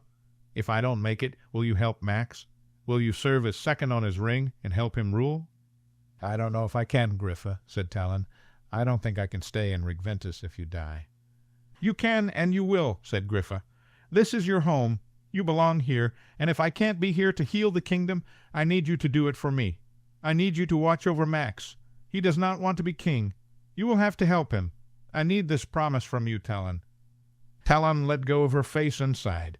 He leaned back from her and shook his head. Please, I have to know this kingdom will go on without me. I have to know someone will put it to rights. I know you can do it. You can do it better than anyone. Max will need you. Do this for me, please. Talon looked up. He nodded slightly. I will, Griffa. I don't plan on having to do it, but if it comes to it, I will help Max rule. I will stay and serve him. And you will not hold Kedden responsible, no matter what happens to me. You will support him as he becomes the protector to the king. Griffa, started Talon. Say it, Talon. Tell me you will support Kedden. Tell me you will not let your anger and pain cause you to do something you will regret. Talon sighed and then nodded. I will do all I can to support Max and Kedden. Griffa let go of Talon and stood up. She held out a hand to him, and he took it, getting up to stand close to her, looking down at her. Thank you, said Griffa as she took both of his hands. I want you to know what you mean to me. I want you to know how much I love you. You have done so much for me. I wouldn't be here now without you. You are one of the dearest people in this kingdom to me. If I have to die to save this kingdom, I will, but you are one of the reasons I will regret it. I don't want to leave you, Talon. I want to stay here because of you. Talon raised her hands to his lips. He kissed both her hands, and Griffa could see tears in his eyes. Then do everything you can to stay. I will do all I can to help you. Griffa smiled. She leaned up and kissed him gently on his lips. We probably need to get back, as others will be waking up soon. Griffa let go of his hands and turned to go, but Talon grabbed one of her hands and brought her back close to him. He ran his fingers through her hair and looked down at her. I want to ask for my favor, but I am scared to do it. Why? Asked Griffa. If you want it, I will gladly give it to you. I don't want to think this will be the last time I have to kiss you. I would rather keep my kiss knowing you will live, and I will have years to claim it from you. Kiss me now, Talon. I plan to have a long life, and who's to say you might be able to bargain another kiss out of me at some point? Talon smiled down at her as he put his hand on her cheek. She felt her breathing increase as he slowly bent down and kissed her gently on her lips. Griffa raised her hand to Talon's face as he kissed her. She heard him groan as she pulled him down towards her to deepen their kiss. It might have been wrong, but if she was going to kiss him, she was going to do it properly. He pulled back for a moment and looked at her, breathing heavily. Griffa closed the small gap between them and kissed him again. His arms encircled her as he pulled her against him. Griffa savored their kiss, thinking only of how much she loved him and how right it felt. They separated several times, only to find themselves drawn back to each other again and again. They eventually separated one last time as Talon left a string of small kisses down her neck. He held her as she laid her head against his chest. He rested his chin against her head as she stayed in his arms, feeling his chest rise up and down rapidly, trying to calm her own breath. I love you, Griffa, he said softly. You know I love you as well. She stayed in his arms for a long while, not wanting to let go and face what lay ahead. Eventually Griffa pulled back. We have to get back, Talon. Talon raised her hand and kissed it. You will live through this, Griffa. I know you will. Griffa smiled at him, praying he was right. Chapter 25. Max stood next to Ansel and looked at the sea of people in front of him. So many had come to fight for Griffa and the kingdom, and Max hoped it would be enough. Philo Quick and his army must have figured out by now that something was happening in the forest. Even with their concealment charms, a group this size must have been noticed at some point in the night or early morning. Max looked over at Griffa. She stood between Talon and Ansel in front of a large old stump. She was dressed in a black dress with long sleeves, and Max could see the son of Adalwin stitched on her bodice as it peeked out from under her cloak. She turned to look at Ansel, and he nodded. She then looked at Talon, who smiled at her, taking her hand as she stepped up onto the stump. She stood and looked out over the sea of people in front of her. A strong wind blew, moving Griffa's skirt around and blowing her dark red curls. The sun peeked out from behind the clouds, causing the golden crown on her forehead to sparkle. Her eyes were bright and dark blue as she raised her hand to cast a charm to amplify her voice. Everyone in the crowd quieted down, looking at their queen. This day has been a long time coming.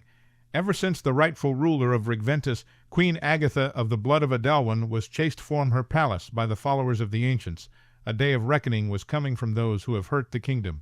I don't believe I am special, and I won't tell you I am worth fighting for. I just happen to be born with the right bloodline at the right time. The time of the followers of the ancients is over. I don't ask you to fight for me. I ask you to fight for this kingdom. I ask you to fight for our gods and everything they stand for. I ask you to fight for mercy, for goodness, and what is right. I ask you to fight for yourselves, your villages, and your families. All of you deserve to live in a kingdom where you can be safe. If we do not win today, none of us will be safe. Those in charge of Aurumist and the kingdom will continue to ruin it. Our kingdom will fall if we don't take it back. I know it will not be easy, and there will be sacrifices. If I could do this another way, I would do it. I do not want to lose a single one of you. I can only tell you that all sacrifices made here today will not be in vain.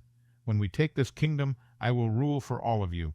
I will listen to all my people, and together we will remake Regventus into something that is worth fighting for. I ask the gods now to watch over us, and I ask them to keep all of you safe. I ask them to help us fight for what is right. May we always remember the responsibility we have to one another, gifted and non-gifted. After today, the kingdom will never be divided again. We will all remember we are one people regardless of magical ability. We will care for one another as we always should. Watch over one another today. When we win, I will find a way to see to the goodwill of all of my people. May the gods guide you today and forevermore. Griffa was about to take Talon's hand to step down when Max saw Daracha step forward from the front of the crowd. You might not think you are special, my queen, but we all do. The forest of the lowlands will fight for all you said, but we will also fight for you. You are our queen, said Daracha. She bowed down, and her folk followed her lead. Abscon is yours, our queen. You know this. I have no authority to speak for my village, so I speak for myself. You are my queen, and I fight for you today, said Hector Delis.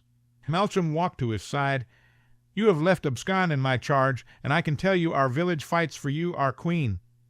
Malchum and Hector bowed down, and all the folk of Abscon did the same. Talon looked up at Griffa. You know the valley is yours, my queen. I have no doubt my people fight for you. They have come to see you on the throne, and no other.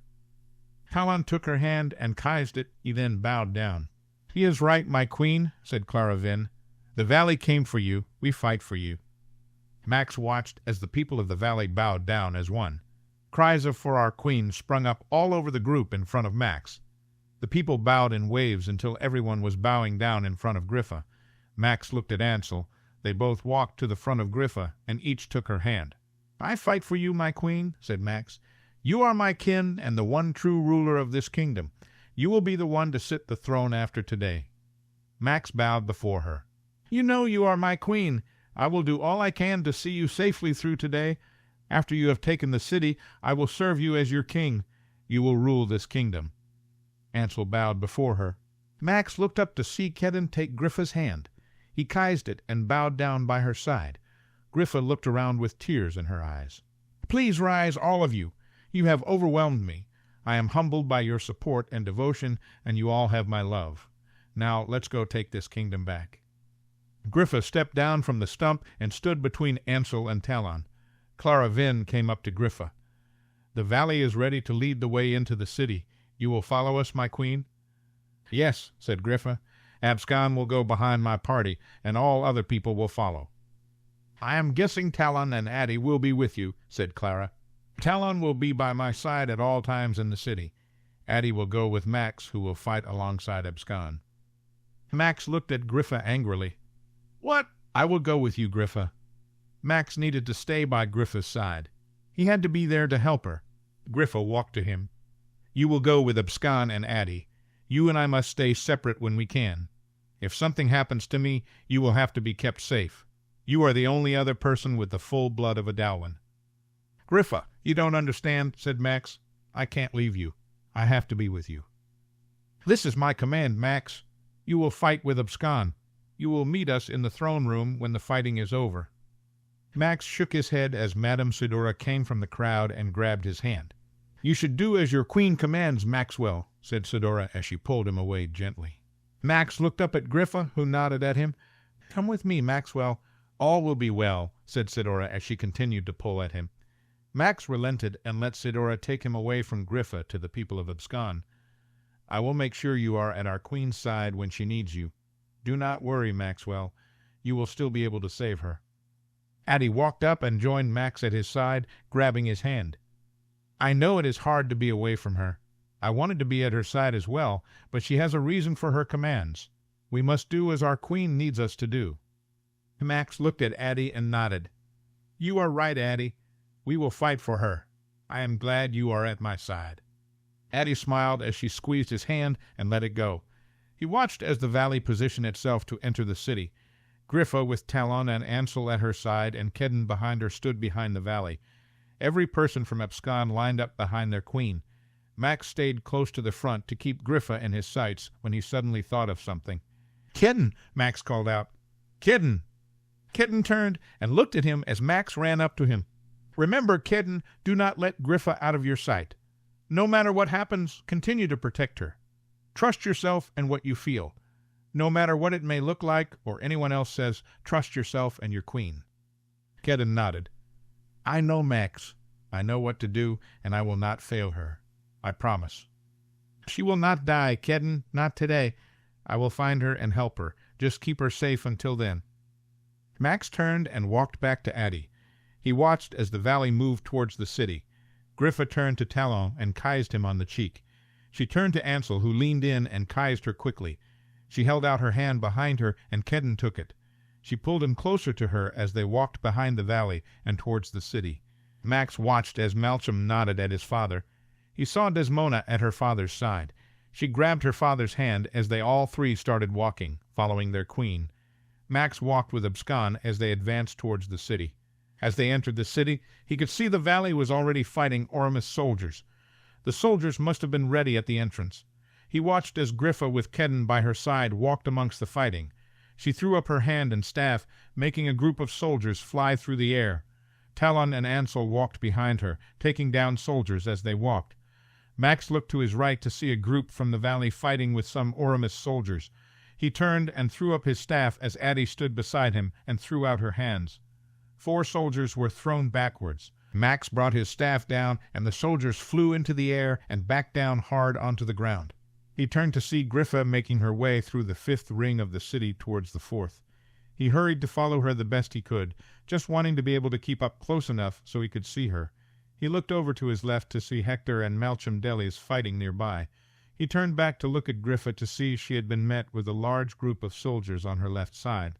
She was turned with Kedden dispatching the soldiers when Max saw another large group come to her right. Ansel and Talon had already advanced towards the group to her left. The group to her right didn't fire curses at her. Instead, they all turned to a large building and fired spells at the large stone wall. Max realized what they were doing. He called to Kedden to watch their back, but his voice was lost in the chaos around them. The wall started to fall quickly. He threw out his staff to try to stop it, but his spell would arrive too late. Hector Delis was close by Griffa, and he saw the wall start to crumble. He looked towards Griffa, and Max watched as Hector ran and launched himself at her. He shoved her just as the stone wall came crashing down. Griffa fell into Kedden, who turned and caught her as they both hit the ground.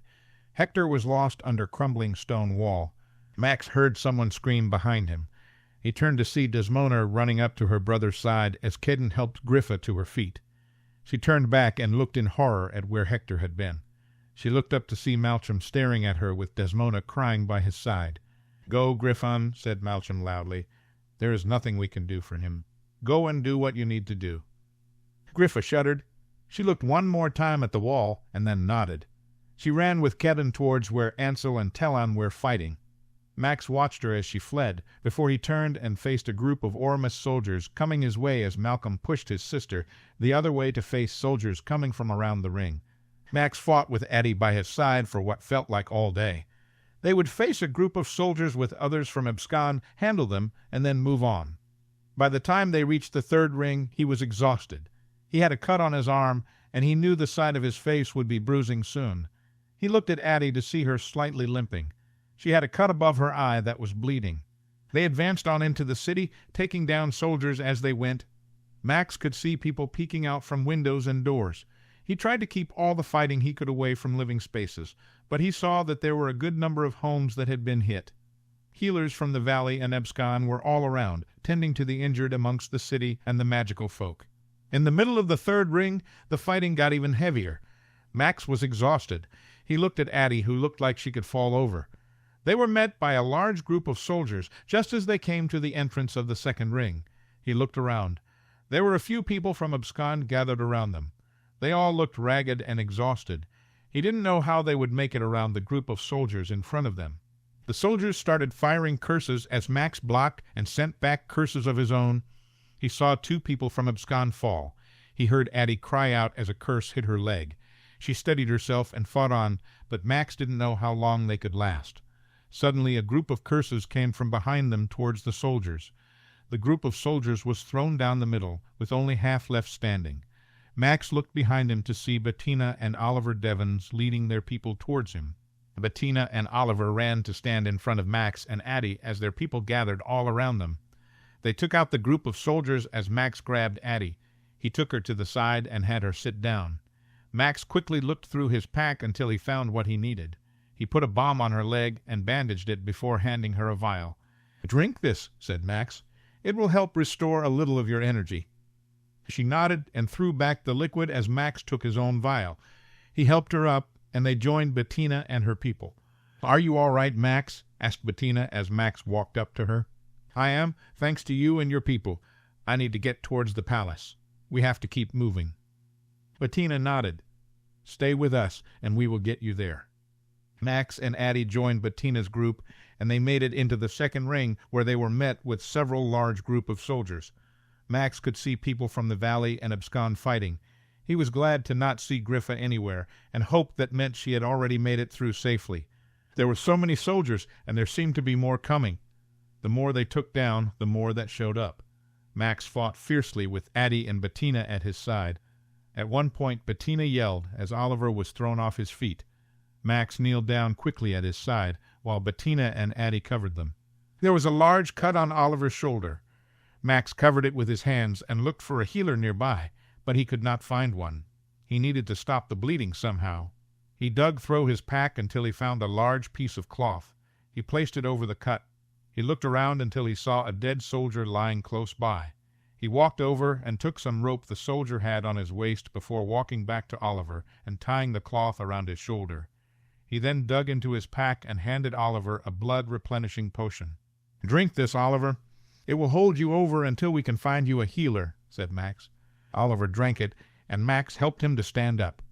They both looked to see they were surrounded by a large group of soldiers. Max looked at Bettina and Addie, who both looked ready to fight, but he knew it would do no good. How would they make it through this? People around them were still fighting, but they were all outnumbered. Max grabbed Addie's hand and looked at her. She smiled sadly at him and nodded.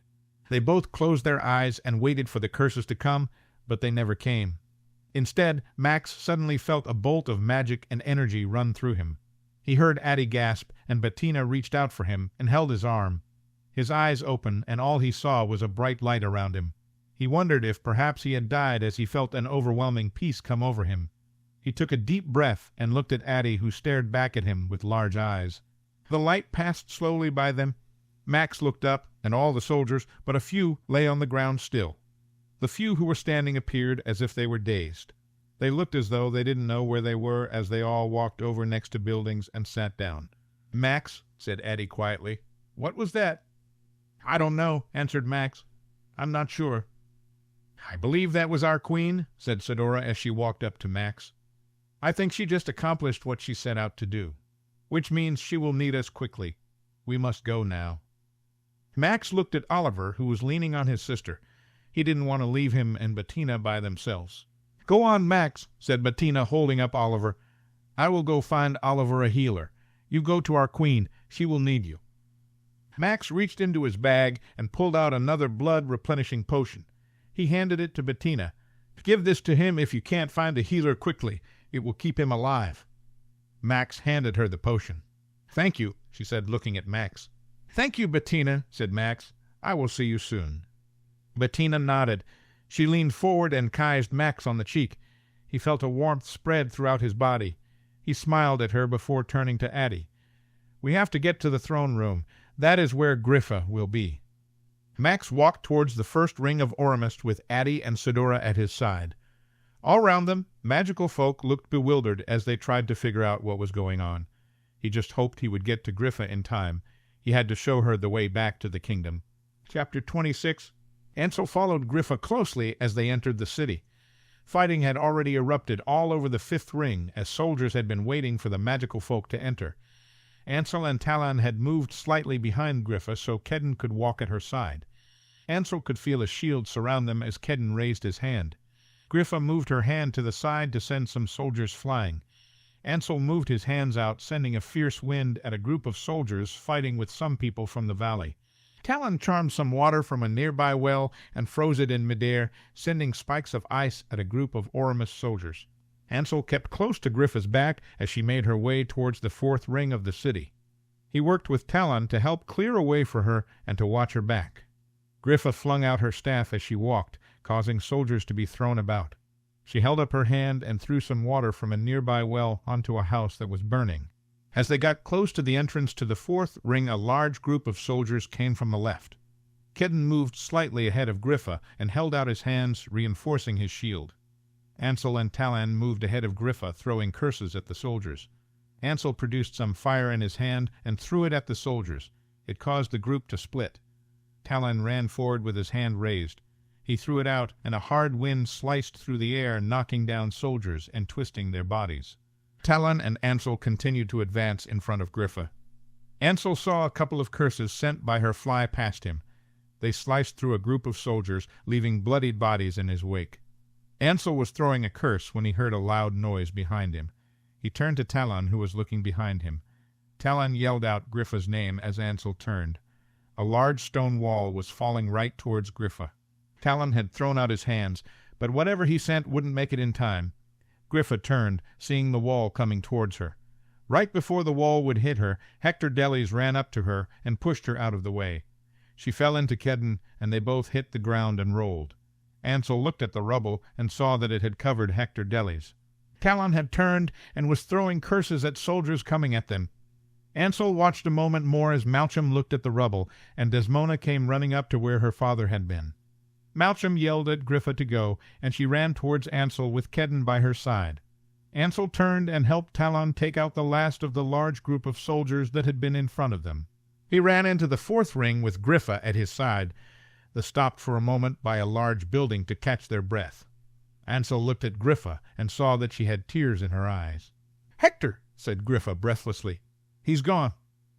"I know," said Ansel. "I saw it. He died because of me. It doesn't seem fair." "He died doing what he wanted to do, Griffa." Ansel looked around to make sure they were safe for a moment. "He wanted to make it up to you for what he had done to your father and you." Griffa nodded. "We have to get to the temple so I can stop all of this." "Do you know what you will do when you get there?" asked Ansel. "No, but I know I have to go there. The gods are drawing me there now. Let's go." Griffa looked at Kedden and then ran from the building and through the fourth ring as Talon and Ansel ran behind them. Griffa threw up her hands to clear the way as Ansel and Talon stayed close enough to keep within Kedden's shield. Soldiers threw curses at them, trying to stop them, but it did them no good. Their curses would deflect away from all of them. When they entered the third ring, the people from the valley were all engaged with Aurumist soldiers. There were soldiers everywhere. Griffa stopped and raised her hand and staff, and one of the groups of soldiers was thrown into the air. She brought her staff down, and the soldiers hit the ground hard. Their bodies were broken and bleeding. She turned to another group and swept out her hand and staff. Soldiers all doubled over and fell to the ground dead. She turned to another group, and Talon grabbed her and pulled her close. "We have to keep going, Griffa. Let your people fight for you.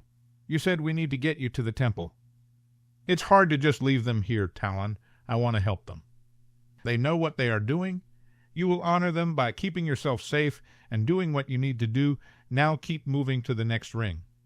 Griffa nodded as Talon let go of her arm, and she moved forward towards the entrance to the second ring.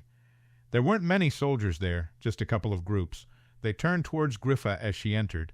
Kedden threw out his hands, and one of the groups was blown back on their backs. She raised her staff, and they flew up in the air and far away into the large field behind the library. They moved on to the first ring to find it was eerily quiet. There were no soldiers anywhere, and no one walking about. The pathways were deserted, and the homes seemed to be shut up.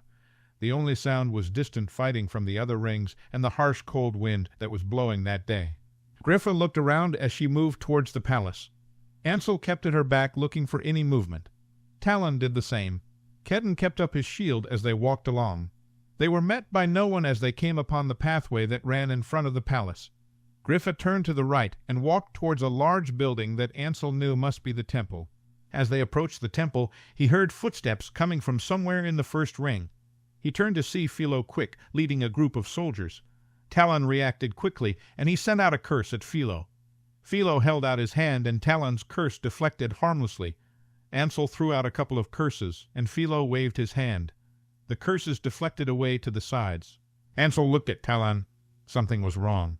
Philo should not have been able to deflect any of those curses so easily. Ansel glanced behind him to see Griffa staring at Philo. Kedden was by her side with a shield in place around them. Philo smiled and threw up his hands, sending a hard spell hurtling towards them. The spell broke through Kedden's shield and threw all of them different ways. Ansel fell to his side. He looked over to see Talon rolling over and standing up. He looked behind him to see Kedden running over to Griffa. He stood up and ran towards Griffa. Talon got there at the same time. They both covered Griffa and Kedden as Kedden helped her up. "What was that?" asked Griffa. "Philo has done something to himself," said Talon.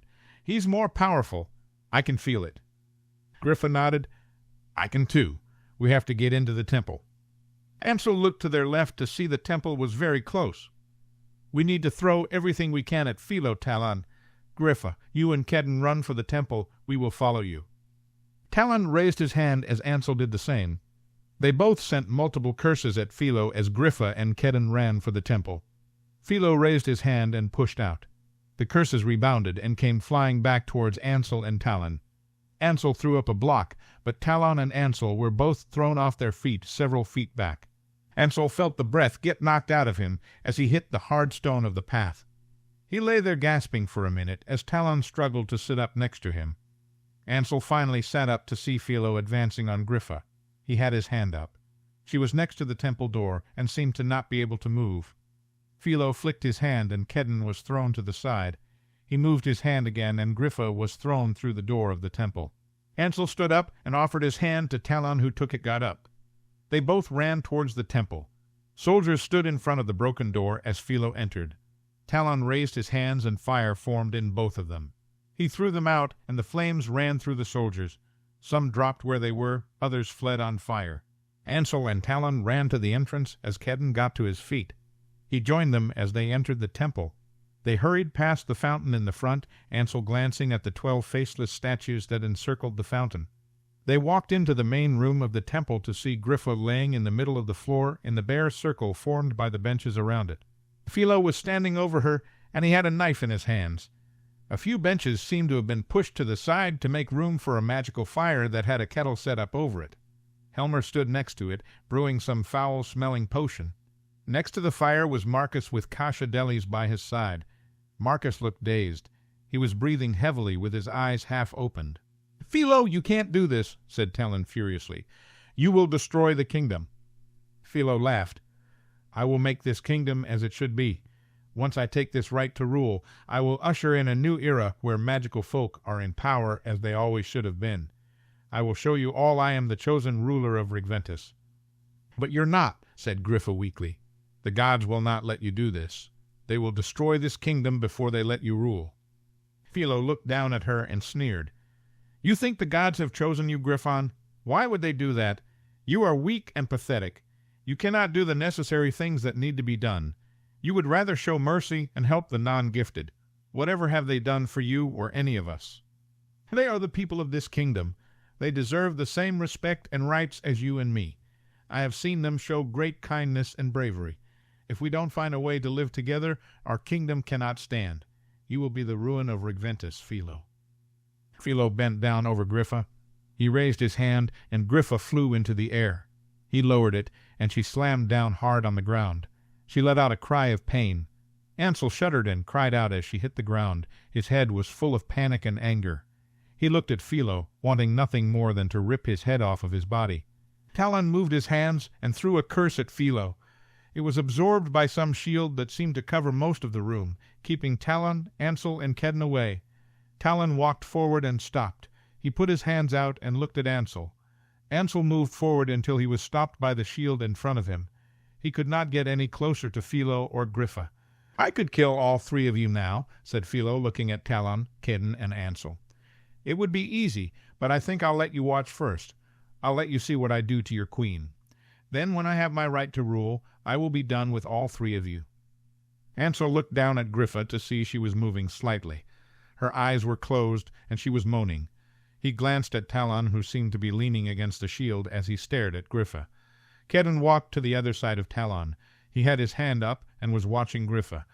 Talon straightened himself and threw a spell at the shield in front of him. He tried again and again, but nothing would break through. He stopped and turned to Ansel. "What can we do?" asked Talon desperately. Ansel didn't know.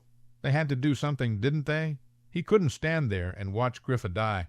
He moved closer to Talon and stared at Griffa. She opened her tear-filled eyes and stared at them. She reached out for them as Philo turned to Helmer. "Griffa," Talon whispered as tears fell down his cheeks. Ansel spread out his hand on the shield. He wanted to something to get to her, but there was nothing to be done. He could feel the power coming off the shield. Nothing he could throw at it would work. Ansel looked at Kedden, who was intensely staring at Griffa with his hand up. Their only hope was Kedden and his protector's magic. "The potion is ready, Philo. It is time," said Helmer. Philo smiled and raised his knife as he walked slowly over to Griffa. Ansel couldn't breathe as he stared at Griffa, knowing there was no way he could help her. Chapter 27. The night before the battle. Philo stood in front of his desk in his study after dinner. He would usually be in his room, but Kasha was supposed to come to him soon. He leaned back on the desk and wondered if he could convince Kasha to come back to his room with him. He was sure Cecilia wouldn't mind. She seemed to be drawn to Kasha herself. Philo wouldn't mind having both of them tonight, as he had plenty of energy to spare now. He barely slept. He didn't need to. He was filled with power. Anything he wanted to do, he could do with ease. Everything was in his grasp. Why should he not have his wife and Kasha? He wanted both of them, and he could take whatever he wanted. There was a knock at the door. Philo smiled and looked at the door. It opened not to let in Kasha, but two of the leaders of his army. Philo stood up and saw they looked agitated. "What seems to be the problem?" "We have detected a large source of magic just outside the city. We can't see anything, but something is there," said one of the soldiers. So Griffon had already come. She must have a decent-sized force if it could be detected with shielding and concealment charms. Philo smiled. He could get to her tomorrow and become the rightful ruler. The thought made him a little lightheaded. "What should we do, sir?" asked one of the soldiers. "The false queen will attack tomorrow, it seems. Gather our forces and make sure every ring is covered except the first ring. I will take only a small force with me and cover the first ring. Tell your forces to let the false queen come to me if they can. I have plans for her." "Are you sure you wouldn't like more soldiers with you in the first ring?" asked one of his leaders. "No," answered Philo. "I will not need them. Do as I say and go prepare. Tomorrow we will stamp out the false queen and all of her followers." The soldiers both bowed and left Q as Philo leaned back on his desk. It was perfect. He wouldn't have to wait any longer. Soon he would kill Griffon. It would be easy, but he would need to contact Helmer. That might put a damper on his other plans tonight. He did so want Kasia and Cecilia, so Philo decided he could send a message. He found some paper and wrote Helmer a short letter. He told him to go set up tonight. If he needed help, he could contact Devlin. Philo finished his letter and sent for a servant to deliver it straight away. As soon as the servant left, Kasia walked into his study looking very alluring in a low-cut dress. He smiled at her and met her in the middle of the room, grabbing her and kissing her. "You seem in a good mood," she purred as he pulled back. "I am in a very good mood, as it seems Griffon will try to attack tomorrow. This time tomorrow night I will be the true king of this kingdom." Kasia smiled and leaned into him. "I shall have to come to you tomorrow night as well. I've always wanted to be with a king. You might want your queen tomorrow, though." "I don't see why I can't have you both. In fact, what do you say to going to my room now? I'm in the mood for a little something special, and I think you will find Cecilia will have no objections." "No, I don't think she will," said Kasia. "I think she will be rather enthusiastic about the idea." The next morning Philo waked outside the palace and met his army, who were gathered all around the first ring. He talked to his leaders to make sure they knew what to do, and they dispersed to all rings of the city. One small force stayed with Philo. Philo walked to the temple to meet Devlin on the way out. "Devlin, where are you going?" "Home. I am very tired. I have been up all night helping Helmer, but all is ready." "You do not want to stay and watch the show? You could be there at the dawn of a new era." "No, I will only be in the way. Helmer has his son to help him. I will stay at home until it is all over," said Devlin. "If you change your mind, feel free to come watch. I am sure it will prove entertaining." He walked into the temple and found Helmer standing next to a kettle with his son, Darren, close by. Many of the benches had been moved to set up a place for a large fire. Helmer had brought in a stand to hang the kettle over the fire. He was pouring things in the pot. "Are we ready?" asked Philo. "We are. I cannot start brewing the potion until Griffon is in the room, but it will not take long once she is here." Philo nodded. "We will not fail this time. There will be no way for anyone to save her." "How will you get her into the temple?" asked Helmer. "I will see where she is headed in the first ring, and I will cut her off. I will push her to the temple or knock her out and carry her myself. It will not be hard either way," said Philo. Helmer nodded. "She will have her protector with her. He could cause problems." "Kedden?" asked Philo dismissively. "What could he do?" "He has protector's magic now. It is powerful and old. It can do things we can't even imagine. You will want to watch him." Philo rolled his eyes. "I can do things now that you can't imagine. Kedden will be no trouble. I will have what I want today." Helmer looked at Philo, and Philo could detect a hint of fear in his eyes. This pleased him. He wanted people to be afraid of him. They should be afraid of him. He could kill anybody he wanted with a slash of his hand. Philo walked from the temple and met with his small group of soldiers. He had them stay with him just inside the gate to the palace, and they all stood there and waited. The day passed slowly. Philo wondered what was taking so long. He hoped his soldiers had not managed to kill Griffon. He needed her to make it to the first ring alive. After what seemed an age, he was alerted by one of the guards hiding in the tower. Philo looked out a small hole in the gate to see Griffon with Ansel, Talon, and Kedden walking towards the palace. They turned to the right, and Philo smiled as they seemed to be walking towards the temple. This would be even easier than he thought. Philo signaled to his soldiers, and the gate opened. They walked from the gate towards the temple. Griffa and her group turned as Philo approached, and Talon and Ansel both tried to throw curses at him. Philo deflected them easily. When he was bored of their antics, he threw up his hands and knocked them all over, and they flew in different directions. Philo watched them all try to recover and figure out what was going on. He could have killed them all right then, but he was having fun. He needed Griffon alive, and why not have her friends watch as he killed her? He laughed quietly as Ansel and Talon stood in front of Griffon and Kedden. They sent many curses at Philo, but Philo sent them right back at the men. They fell hard on their backs. Philo looked at them and laughed loudly before walking towards Griffon. She was trying to make it to the temple door. He held up his hand, and she froze in front of the door. He flicked his other hand and sent Kedden flying. He moved his hand to the front, and Griffon was blasted through the door. Philo followed her in and found her laying on the ground next to the fountain, struggling to get up. He walked to her and looked down at her. He moved his hand, and she was dragged alongside him on the floor. He took her to the large room and laid her in the middle of the circle found there.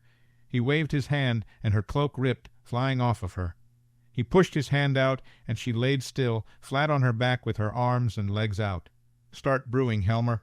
"She is here," said Philo, looking at Helmer. Philo looked over at Marcus, who was standing with Kasia. His son didn't seem to register what was going on. His eyes were half closed, and he was leaning on Kasia. It was no matter. Marcus would do what he was told soon enough. Philo heard Griffon's friend's footsteps coming into the temple. He raised his hand, and a powerful shield was placed around him. Griffa, Helmer, Marcus, and Kasia. Ansel, Talon, and Kedden hurried into the room. Talon gave some nonsense of why Philo couldn't kill Griffon, and Philo laughed it off. Griffon had some inane comment. Philo was growing tired of her. He wished he could kill her this second. Being in her presence was giving him a headache. She was so weak. She could never rule the kingdom as it should be ruled. "They are the people of this kingdom. They deserve the same respect and rights as you and me. I have seen them shown great kindness and bravery. If we don't find a way to live together, our kingdom cannot stand. You will be the ruin of Regventus, Philo." Philo had enough of her. He was tired of her fake goodness. He was tired of her having the nerve to think Philo could never rule the kingdom. He kneeled down next to her, wanting to kill her so badly. He wanted to slash his hand down and silence her forever. He wanted to wrap his hands around her pale throat and choke the life out of her. He took a deep breath to calm himself. He couldn't kill her, not yet. Instead, he threw her into the air and slammed her down on the hard floor. He probably damaged her in some way, but she was still breathing. Her friends had just figured out they couldn't get to Griffon. Talon wasted his energy throwing spells at the shield. Ansel only stood there pathetically staring at Griffon. Kedden seemed to be trying to do something, but Philo knew it would never work. "I could kill all three of you now," said Philo, looking at Talon, Kedden, and Ansel. "It would be easy, but I think I'll let you watch first. I'll let you see what I do to your queen. Then, when I have my right to rule, I will be done with all three of you." Yes, he could kill them all now, but how delicious it would be to have them watch as he killed Griffon. They could watch as he plunged the knife into their precious queen's heart. Then, once Philo had the line, he could kill all three of them with a flick of his hands. "The potion is ready, Philo." "It is time," said Helmer. Philo smiled. He held his knife up and walked to Griffon. She was staring at Ansel and Talon with her hand towards them. Philo bent down and looked at her. She turned her head towards him and looked up at him calmly. "Are you ready to die, Griffon?" asked Philo. Griffon smiled slightly. "You can't kill me, Philo. You don't have the right. I will kill you. Watch me." Philo grabbed Griffa's chin roughly before throwing her head to the side and letting go. He grabbed Griffon's arm and tore her sleeve so her bare arm showed. He moved his knife towards it. His hand on the knife started feeling hot. He looked to see smoke was coming from his hand. Philo dropped the knife and looked at his palm. There were large boils forming all over it. "What did you do, Griffon?" asked Philo angrily. "Nothing," said Griffon. "It is the gods. They will not let you do this." Philo drew back his hand and hit her hard. Her head turned, and she cried out. He picked up his knife and grabbed her other arm. Again his hand started burning. He could not hang on to the knife. He turned and looked at Helmer. "Can I kill her another way?" asked Philo. "No," said Helmer. "You must spill her blood in just the way it says." Philo picked up the knife again. He would do this. He would force himself. He could fight through the pain. He picked up the knife and moved it towards her arm. He fought through the burning pain in his hand. He went to move the knife down to her arm, but he could not do it. "Give up, Philo. You cannot do this." "You will only hurt yourself," said Griffon weakly. Philo looked down at her angrily. He would just kill her and hope it would be enough. He raised the knife and was ready to plunge it into her chest when he felt the shield around him falter. He looked over to see Devlin standing next to Kedden. He had a sword in his hands that was plunging through the shield. Devlin shook as the shield around them vanished. He fell to the floor as Philo yelled in rage. Talon raised his hand, and Philo felt absolute anger fill his body, taking over. He would not lose. He could not. He would kill Griffon. He looked down at her. Her eyes were closed, and she was still. The sight of her disgusted him. Who was she to have the protection of the gods? Who was she to rule this kingdom? He couldn't take it any more. Philo raised his hand and slashed it down. Her body arched in the air, and she fell down lifeless at a strange angle. He smiled and raised his hand, just as Talon's spell reached him. He heard Talon yell out and Ansel say his queen's name. Philo stood and smiled. It was too late to save their queen, and soon he would be done with all of them as well. Chapter 28. Griffa lay on the hard stone floor of the temple. She was in so much pain. She was sure something had broken within her when Philo had slammed her to the floor. She tried to move, but her body wouldn't respond. She wanted to turn and look at Ansel and Talon again. She wanted to see them one last time before she died, but she could not muster the strength. Instead, she lay still and stared at Philo. He stood over her with a knife. He grabbed her arm. She braced herself for the pain, but it never came. She looked to see Philo had dropped the knife. He was grabbing his hand. She could see the large boils that were forming in his palm. He looked down at her angrily. "What did you do, Griffon?" She had done nothing. She couldn't if she tried. She was in so much pain, and whatever he had done to her made it where she couldn't move. He couldn't stab her with that knife because the gods would not let him. "Nothing," said Griffon. "It is the gods. They will not let you do this." He hit her hard. It was harder than a normal man should have been able to hit. She felt her vision go dim. She could not concentrate. She might have passed out if the pain had not forced her to stay in the present. She watched again as he tried to cut her with the knife. He could not do so. She could tell he was getting angry. She could feel the fury coming off of him. His magic was rising to the surface of his skin. She doubted he could control it much longer. He turned to Helmer. "Can I kill her another way?" "No," said Helmer. "You must spill her blood in just the way it says." He would not be able to spill her blood. She knew this somehow. He could not take the line of rulers from the blood of Adalwin. The gods would not let him. He may kill her, but he could not take what he wanted. "Give up, Philo. You cannot do this. You will only hurt yourself." Everything was going dim. Griffa wondered if she was dying. At least the pain would be gone. Her eyes felt heavy. She wanted to fight to keep them open, but she could not. She was aware something was happening around her. She could feel the shield Philo had put up start to crumble. She wanted to stay. She wanted to see Ansel and Talon. She wanted to stay with them, but something would not let her. She felt herself being pulled away, and she gave in. She closed her eyes, and it felt like she was traveling. Griffa landed on a stone floor. She looked up and saw she was still in the temple, but it looked completely different.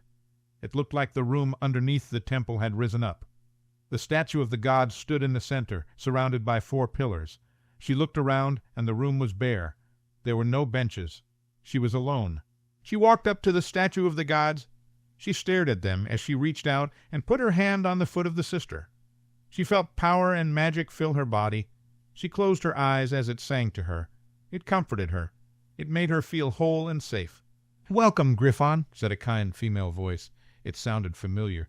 Griffa opened her eyes and turned. Before her stood a woman in a simple shift dress. She had deep brown hair and bright blue eyes. She smiled serenely at Griffa. Griffa felt like her breath was taken away. She immediately fell to the floor on her face. "I am not worthy to be in your presence," said Griffa softly. She knew who the woman was. She had been bowing to her and praying to her all her life. "Come, Griffon, how can you not be worthy?" "I made you," said the sister softly. Griffa looked up, and the sister had her hand held out to her. She took it, and the sister helped her to stand. She stared at the sister, who smiled at her. "Come out, brother. You know you want to meet the queen," said the sister. Griffa watched as a man materialized into the room. He walked over to the sister and stood next to her. The smirk on his face reminded Griffa a little of Talon. "Griffon," said the brother, nodding, "I am pleased to see you. Don't feel you have to bow for me." She didn't know what to say. She just stared at the brother and sister. "Would you like to ask us any questions, dear?" asked the sister. "I am sure you must have plenty." "She is scared to death. Can't you tell?" asked King Nathan as he walked into the room. "Is it any wonder after what she just went through? Then you bring her here to face you. How did you expect her to act?" "Oh, look, sister, it's a family reunion," said the brother sarcastically. "Nathan, why are you here? I don't remember summoning you." "I summoned him," said the sister. "You didn't think to tell me?" asked the brother. "I didn't feel like arguing with you." She smiled at Nathan. "Come closer, Nathan. Come and greet our Griffon." Nathan walked over to Griffon. He took her hand and bowed over it. "Hello, Griffon." It is a pleasure to see you again." "Again?" asked the brother, looking at the sister. "Shush, brother, let them talk." Griffa nodded at King Nathan, and then looked at the brother and sister. "Is this real? Am I having a dream, or some disillusions before I die?" The sister laughed a little. "No, Griffon, this is quite real. We have brought you here to talk of the kingdom." "What of it?" asked Griffa. "It's a mess," said the brother. "I'm not sure it's really worth saving. My sister disagrees, but I'm having a hard time finding a reason to save it." "I know of plenty," said Griffa. "Oh, would you like to list them for us?" asked the brother. "Look at the people you have created. Most of them are wonderful. They are brave and good. I have seen them do amazing things. I have watched them take care of one another. You can't tell me they aren't worth saving." "And I have watched as you have been passed over as queen," said the brother. "I have watched you be ridiculed, ignored, poisoned, stabbed, and tortured. We sent you into the kingdom to save it, and look what the kingdom has done to you." "Everyone goes through hard times, but the good ones make it all worth it," said Griffa. "Of course you won't listen to me," said the brother. "You never do." Now, brother, that is not true." "Isn't it, though? I sent her the perfect man to be her king, and she completely rejects him for her protector," said the brother. "Do you want to talk about what mess that made?" The sister scoffed. "He is far from perfect, and she did not completely reject him. She loves him. She just loves the other a little more, or maybe in a different way," said the sister, looking at Griffa. "You never did understand the subtleties of love or the people you created, brother. The protector thing turned out just fine. The line was transferred. The new protector is worthy. You can't argue with that." "I could," said the brother. "I could argue long and hard that Kedden Bells did not deserve the protector's line, but I doubt it would do any good." King Nathan looked at Griffa and rolled his eyes slightly while shaking his head. "Kedden is worthy to carry the protector's line," said Griffa defiantly. "He has not been perfect in his life, but whom amongst your people has? I certainly have not. Kedden learned from his mistakes. He found the correct path, and he took it. That shows he is worthy." "Indeed, Griffon," said the sister. "I do want to save the kingdom, but I think I would enjoy having you around. I could use an ally against my brother." Griffon looked at the sister. "What do you mean?" "You will have to decide if you want to save the kingdom or not," said the brother. "Of course I want to save the kingdom. There is no question. I will do whatever it takes," answered Griffa. "Wait, Griffon," said Nathan. "You don't know what it will entail, saving Regventus. You need to understand what you must do."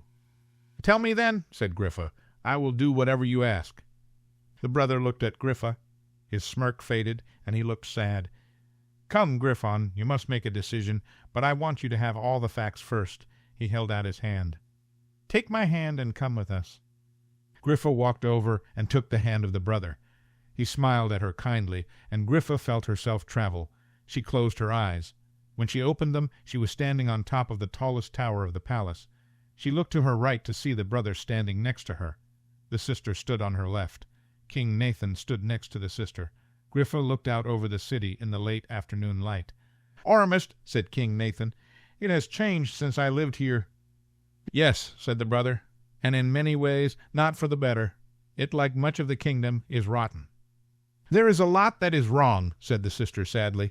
"Sickness, poverty, suffering, and so much violence. It is not meant to be this way." "It might be best to let it die," said the brother. "I don't want it to be so. I really don't, but it will take so much to save it.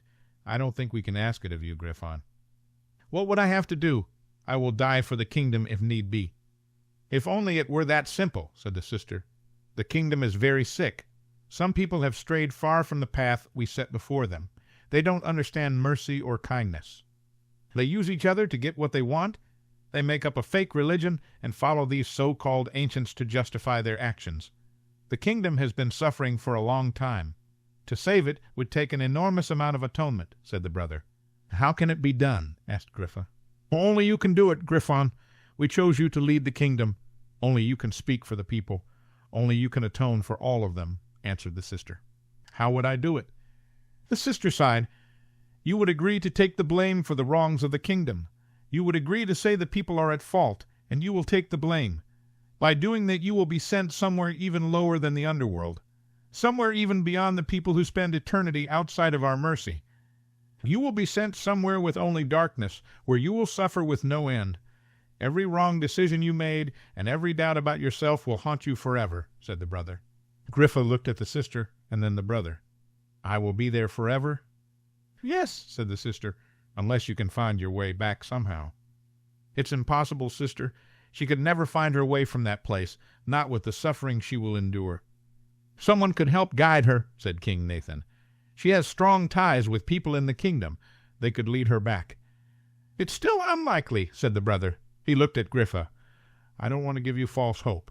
If you choose to save the kingdom, the likely outcome is you will spend eternity alone with every doubt, fear, and mistake you have ever made." Griffa felt tears come to her eyes. She looked out over Aurumist and let her tears fall down her face. Could she really do this? "You don't have to do this, Griffon," said the sister quietly. "You could choose to stay here with us. You could be safe with us forever. You could see your father and mother and other friends who have crossed over." "What of those who are in the kingdom now?" asked Griffa. "They would be outside our mercy forever. Once we turn our backs on the kingdom, we cannot save any of the people in the kingdom," said the sister. Griffa thought of the people she had met in the kingdom. She thought of all those she healed. She remembered their pain and their gratitude. She remembered the young twin girls she read to after she healed them. She thought of all the magical villages she had visited. They had come to fight for her. She could not abandon them. She thought of all those she loved. She imagined kind and wise Max being gone forever. She imagined sweet Addie living without hope. She thought of Kedden and his son being sent to a place of suffering. She thought of Ansel and Talon and how much she loved them. Clever, wonderful, passionate Talon who loved her. Ansel, Griffa could not even begin to describe who Ansel was to her. He was everything. She could not let him perish. She could not let either of the men she loved suffer forever. She had hurt them enough. She could do this for them. She could give them a future. She had to save them. "The kingdom is worth it," said Griffa. "It is full of people who are kind and good. I am just one woman. If I can save them all, I will. I would do it just for those I love, but I will do it for all my people. I choose to save Regventus. What happens to me does not matter." The sister looked at Griffa with tears in her eyes. She walked over to her brother. They moved to the side and whispered to one another. King Nathan came and stood next to Griffa. He took her hand. "Griffon, I want you to remember how good you are. I want you not to listen to the lies you will hear where you are going. You cannot get lost in the void you will be sent to. People here in the kingdom will call for you. They will try to lead you back, but you must listen." Griffa looked up at him. He held so much kindness and concern in his eyes. She reached up and touched his cheek. He leaned into her hand. "You are goodness itself, Griffon," said King Nathan. "You have to remember who you really are." She nodded as she took her hand away from King Nathan's face. He raised the hand he held to his lips and kissed it. "You will not be lost forever, my dear. Listen for those you love." King Nathan dropped her hand as the sister and brother came over to her. The sister looked at Griffon with tears running down her cheeks. She seemed to take a steadying breath. "You have made a choice, Griffon Keen. We have decided to let you do what needs to be done to save the kingdom." "Now that you have made this choice, there is no going back," said the brother. "I will give you the ability to save Regventus. Once your task is completed, you will be immediately sent to the place of darkness." "I understand," said Griffa. "I am ready." The sister pulled Griffa's staff from behind her back. "Travel well, dear one," she said sadly as she kissed Griffa's forehead. She handed Griffa her staff. The brother came up to her and took her free hand. "You are our chosen queen, Griffon, and you have chosen to accept the responsibility of your people. I give you the gift to save them." The brother leaned forward and kissed her forehead. He hovered close to her for a moment. "May you find your way back, Griffon. I know you can." Griffa felt a warmth envelop her as the brother backed away. She felt a power surge through her. She knew what she needed to do. She walked to the edge of the tower. She looked over Aurumist with a benevolent smile. She thought of all those she loved. She asked for strength for Max. She hoped Kedden would understand. She thought of Talon and sent him her love. She thought of Ansel, and she whispered, "Nothing can separate us forever, my love." Griffa took a deep breath and threw out her hand and her staff. She felt a wave of energy release from her. A bright light erupted all around her. She watched as it moved through the city going to every land of the kingdom. For a moment she felt complete peace, and then everything started fading. "Find your way back, Griffon," said King Nathan as everything went dark. "Don't listen to the lies." She watched as the darkness surrounded her. She looked around and could find no light. "Wild Griffon Keen, who will always embarrass her family," said a voice tauntingly. "Max should have been king. He would have been a better ruler than you." "Anybody would be better than you," said a voice. Griffa felt something slap her face. "You gave yourself to that lowly protector, and now look at you. He has abandoned you. He never loved you," said a voice that sounded like Philo Quick. She tried to walk away. She covered her ears and moved forward. "You toyed with me, Griffa," said a voice that sounded like Talon. "You made me love you, and then you walked away from me." "No," said Griffa, shaking her head. "No, I didn't want to hurt you." "You made me give up the duty of my family for you. You know you aren't worth it," said Ansel's voice. Griffa felt someone grab her legs. She was thrown to her side. "You are weak and pathetic. Where is mercy now, girl?" "You are where you belong, Griffon, a place where unwanted people go. Nobody ever wanted you. Your father hid who you were to save the kingdom. He knew you would be a disaster." Griffa lay down and cried. She could not do it. She would stay there forever. "Don't listen, dear one, please," said a soft female voice. "Find your way, Griffon. You are stronger than this," said a loud male voice. "The ones you love will look for you. Find them," said a faraway voice that sounded like King Nathan. Griffa concentrated. All around her voices taunted her. Something burned her skin, but she tried not to listen or feel the pain. She tried to think of those she loved, but it was so hard. She was awful. She always knew she was. The kingdom was better off without her. If only she could just lay there and die. She curled up and cried. She lay on the cold, dark ground for what felt like hours. She was all alone. It felt hopeless. Suddenly she felt warmth around her middle. She looked down and could see a faint light wrapped around her. She sat up and looked at it. It felt familiar, and it gave her hope. It made her feel as if she were not alone. "Kitten," she whispered. A light wrapped around her extended past her in the darkness. It whispered very quietly to her. "My queen," it said, "do not leave me." The line of light went on and on. Griffa stood up. She started following the cord of light that tied her to her protector. She walked quickly as voices threw insults at her. She was pushed down time and time again, but she kept getting up and following the thin cord of light. It felt like it would go on forever, but she would not give up. The darkness seemed to stretch on and on. Griffa continued to follow the line of light. She walked until she abruptly hit something hard. She put her hands out and could feel something like glass in front of her. She could see the light going on, but she could not continue to follow it. She hit her fists against the barrier in front of her, but it would not break or move. She hit the barrier hard over and over until she had no strength left. Griffa finally fell to the floor. She pulled her knees to her chin and cried. All around her she could hear the taunting voices. Something scratched at her arms. There was nothing left to do. She would be trapped there forever. She heard a loud tapping noise in front of her. She ignored it, thinking it was more torture coming for her. It tapped again, this time louder. She looked up to see Ansel staring at her from behind the barrier. All around was dark, but Ansel seemed to glow in the darkness. He smiled at her. Griffa stood up and stared at him. How was he there? Was it some cruel way to taunt her? "Stand back, Griffa," said Ansel. Griffa took 2 big steps back. She watched as Ansel put out his hands. She raised her hands to shield herself as the barrier in front of her shattered. Ansel walked forward and took her into his arms as she wrapped hers around him. All doubts of it really being him faded away. "How are you here?" asked Griffa against his chest.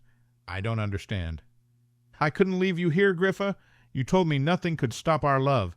Nothing could stop me from coming to get you." Ansel leaned down and kissed her. "Come on, let's get you out of here." He let her go of her and took her hand. He led her through the shattered barrier. They followed the glowing line, hurrying along. Eventually, Griffa could see a light in the distance. It was warm and comforting. She smiled as the light got closer and closer. They eventually arrived in a pure white room that had a single door. Ansel stopped in the middle of the room and turned to Griffa. "You need to go through that door to get back to the kingdom," said Ansel. "You will come with me, won't you?" asked Griffa, looking at the door over Ansel's shoulder. He smiled slightly. "I can't go through that door, Griffa. This is where I belong now." "What?" asked Griffa with confusion. "What do you mean you belong here?" "I'm going on, Griffa. I don't want to go without you, but I knew this was the only way. I had to save you." "You're going on to where?" "You know where." Ansel took her hands and held them. "This is my send-off." "No," said Griffa, looking up at Ansel. "It can't be. You shouldn't have done this." "I am at peace, Griffa. This is what I wanted. You think I could live in the kingdom without you, knowing where you were? I did this freely." She shook her head. She felt a hand on her shoulder. She turned to see her father smiling at her. "Griffa, my darling, it will be all right. We will take care of him." She looked behind her father to see her mother and Ansel's mother smiling at her. Griffa turned back to Ansel. "I will come with you as well. I will go with you, Ansel. I cannot go back to the kingdom without you." "You can, and you must, Griffa. The kingdom needs you. There are so many people there who need you. You have to go back." "No, I won't," exclaimed Griffa. "I can't leave you." Ansel bent down and kissed her. "You are not leaving me. You told me nothing could separate our love. I believe it, don't you? There are no barriers to our love, even if I am here, and you are in the kingdom where you belong." Griffa shook her head. "You know you have to go back. You can feel it. Listen, Griffa, you can hear them calling for you. You can't leave Max to be king. It will kill him. Kedden is calling for you. He has pledged his life to you, and you can't abandon him." Ansel stopped for a moment and gripped her hand. "Talon needs you, Griffa. He loves you." She closed her eyes. She could feel Kedden's magic surround her. She could hear Max calling for her. She could feel the memory of Talon's kiss from earlier that morning. "But Ansel, I have never loved anyone as I love you. I want to be with you. You gave up everything to be with me, and it was for nothing." "Nothing? It was not nothing. It was everything. I got to experience love like no other with you. I can only do this for you because I gave up the line to Kedden. I think you might have saved Kedden's life by allowing him to become your protector. Please, Griffa, don't waste this. Go back to the kingdom and be the ruler Regventus needs. I will be here waiting for you." She knew she had to go back to the kingdom, but it was so hard to leave Ansel. "I don't know if I am strong enough to leave you." Tears ran down her face. Ansel chuckled. "You are the strongest person I have ever met. You can do this. I will be fine. You have to go back for me." "He's right, Griffa," said her father. "He is offering you a gift. You cannot set it aside. Don't make his sacrifice meaningless. Go back to Regventus and serve the kingdom well." Griffa's mother and Ansel's mother came to each side of Griffa. "You were meant to be queen, my love," said her mother. "Go live your life well for Ansel and yourself." "Yes, my dear. You don't know me, but I have watched you love my son," said Ansel's mother. "He has experienced more love with you in his short life than most have done in lives twice as long. He will be well loved and taken care of here. Go without guilt." Ansel offered his hand to Griffa. She took it, and he led her to the door. She looked at the door and then back to Ansel. He smiled at her and took her other hand. "I do love you, Ansel. I will always love you. I would always choose you if I could." "I know you would, but you have no choice in this, Griffa. You have to go back to Regventus. It can only be made right by you." Ansel took her into his arms and kissed her. He pulled back and held her to him. "There is one more thing you have to do." Griffa looked up at Ansel. "What is it?" "You have to let him love you. I know you love him. You cannot feel guilty when you are ready to move on with him." "I don't know, Ansel," said Griffa. "Yes, you do. It will take time, but you will move on. It was meant to be this way. You know it was. He will be a good king, but more importantly, he will love you completely. Do not close your heart off to him. Just promise me you will try." "I will try, Ansel," said Griffa. "I can't promise I will be able to move on, but I will try." "I want you to be happy. You will be happy, Griffa. I will see you again one day, Ansel. I know I will." "Of course. You can never get rid of me forever. Now go, live your life," said Ansel, smiling. She threw her arms around him and hugged him. "I love you, Ansel, and I always will." "I love you, Griffa," said Ansel. He kissed her one more time and walked back to stand with her father. Griffa smiled at them as tears fell from her eyes. She turned and walked through the door. Chapter 29. Kedden watched as Griffa lay on the stone floor of the temple. Philo walked towards her with a knife in his hand as Kedden kept his hand up, trying to shield his queen. He didn't know if it was helping, but he would not stop. He was told to keep trying to protect his queen, and he would keep trying until he knew she was no more. Philo tried to cut Griffa's arm, but he could not do it. He dropped the knife and grabbed his hand. Kedden tried to see what was wrong when he felt someone walk to stand beside him. "Protector," said Devlin urgently, "is that sword what I think it is?" "What?" asked Kedden, turning from Griffa and looking at Devlin. "Is that sword you carry the keen sword?" Kedden nodded, feeling confused. "It is." "Give it to me now," said Devlin. "Why?" asked Kedden. "Trust me. I need that sword to help our queen. Give me the sword, Protector, now," said Devlin, holding out his hand. Kedden hesitated for one moment. He looked at Griffa as Philo hit her, and Kedden felt a wave of pain go through him as she cried out. He looked at Helmer and reached behind his back, pulling out his sword and handing it to Devlin. "Stand back, Protector. You must not touch me," said Devlin. Kedden took 2 big steps back. He watched as Devlin held the sword and looked at the shield in front of him. Devlin hesitated for just a moment and then plunged the sword into the shield. Kedden stood in shock as the shield shimmered before him. The shield faded in and out, and then it vanished. Kedden moved forward as Devlin fell to the floor. He lay there still with his eyes open. Kedden realized he was dead. He looked up and saw Philo looked angry as he stood over Griffa. He raised his hand and slashed it down. Kedden tried to put a shield up around her, but it was too late. He gasped as Griffa's body was pulled upward and then slammed down. He heard Talon scream Griffa's name. He heard Ansel cry out, and Kedden waited. He expected to feel the pain she felt.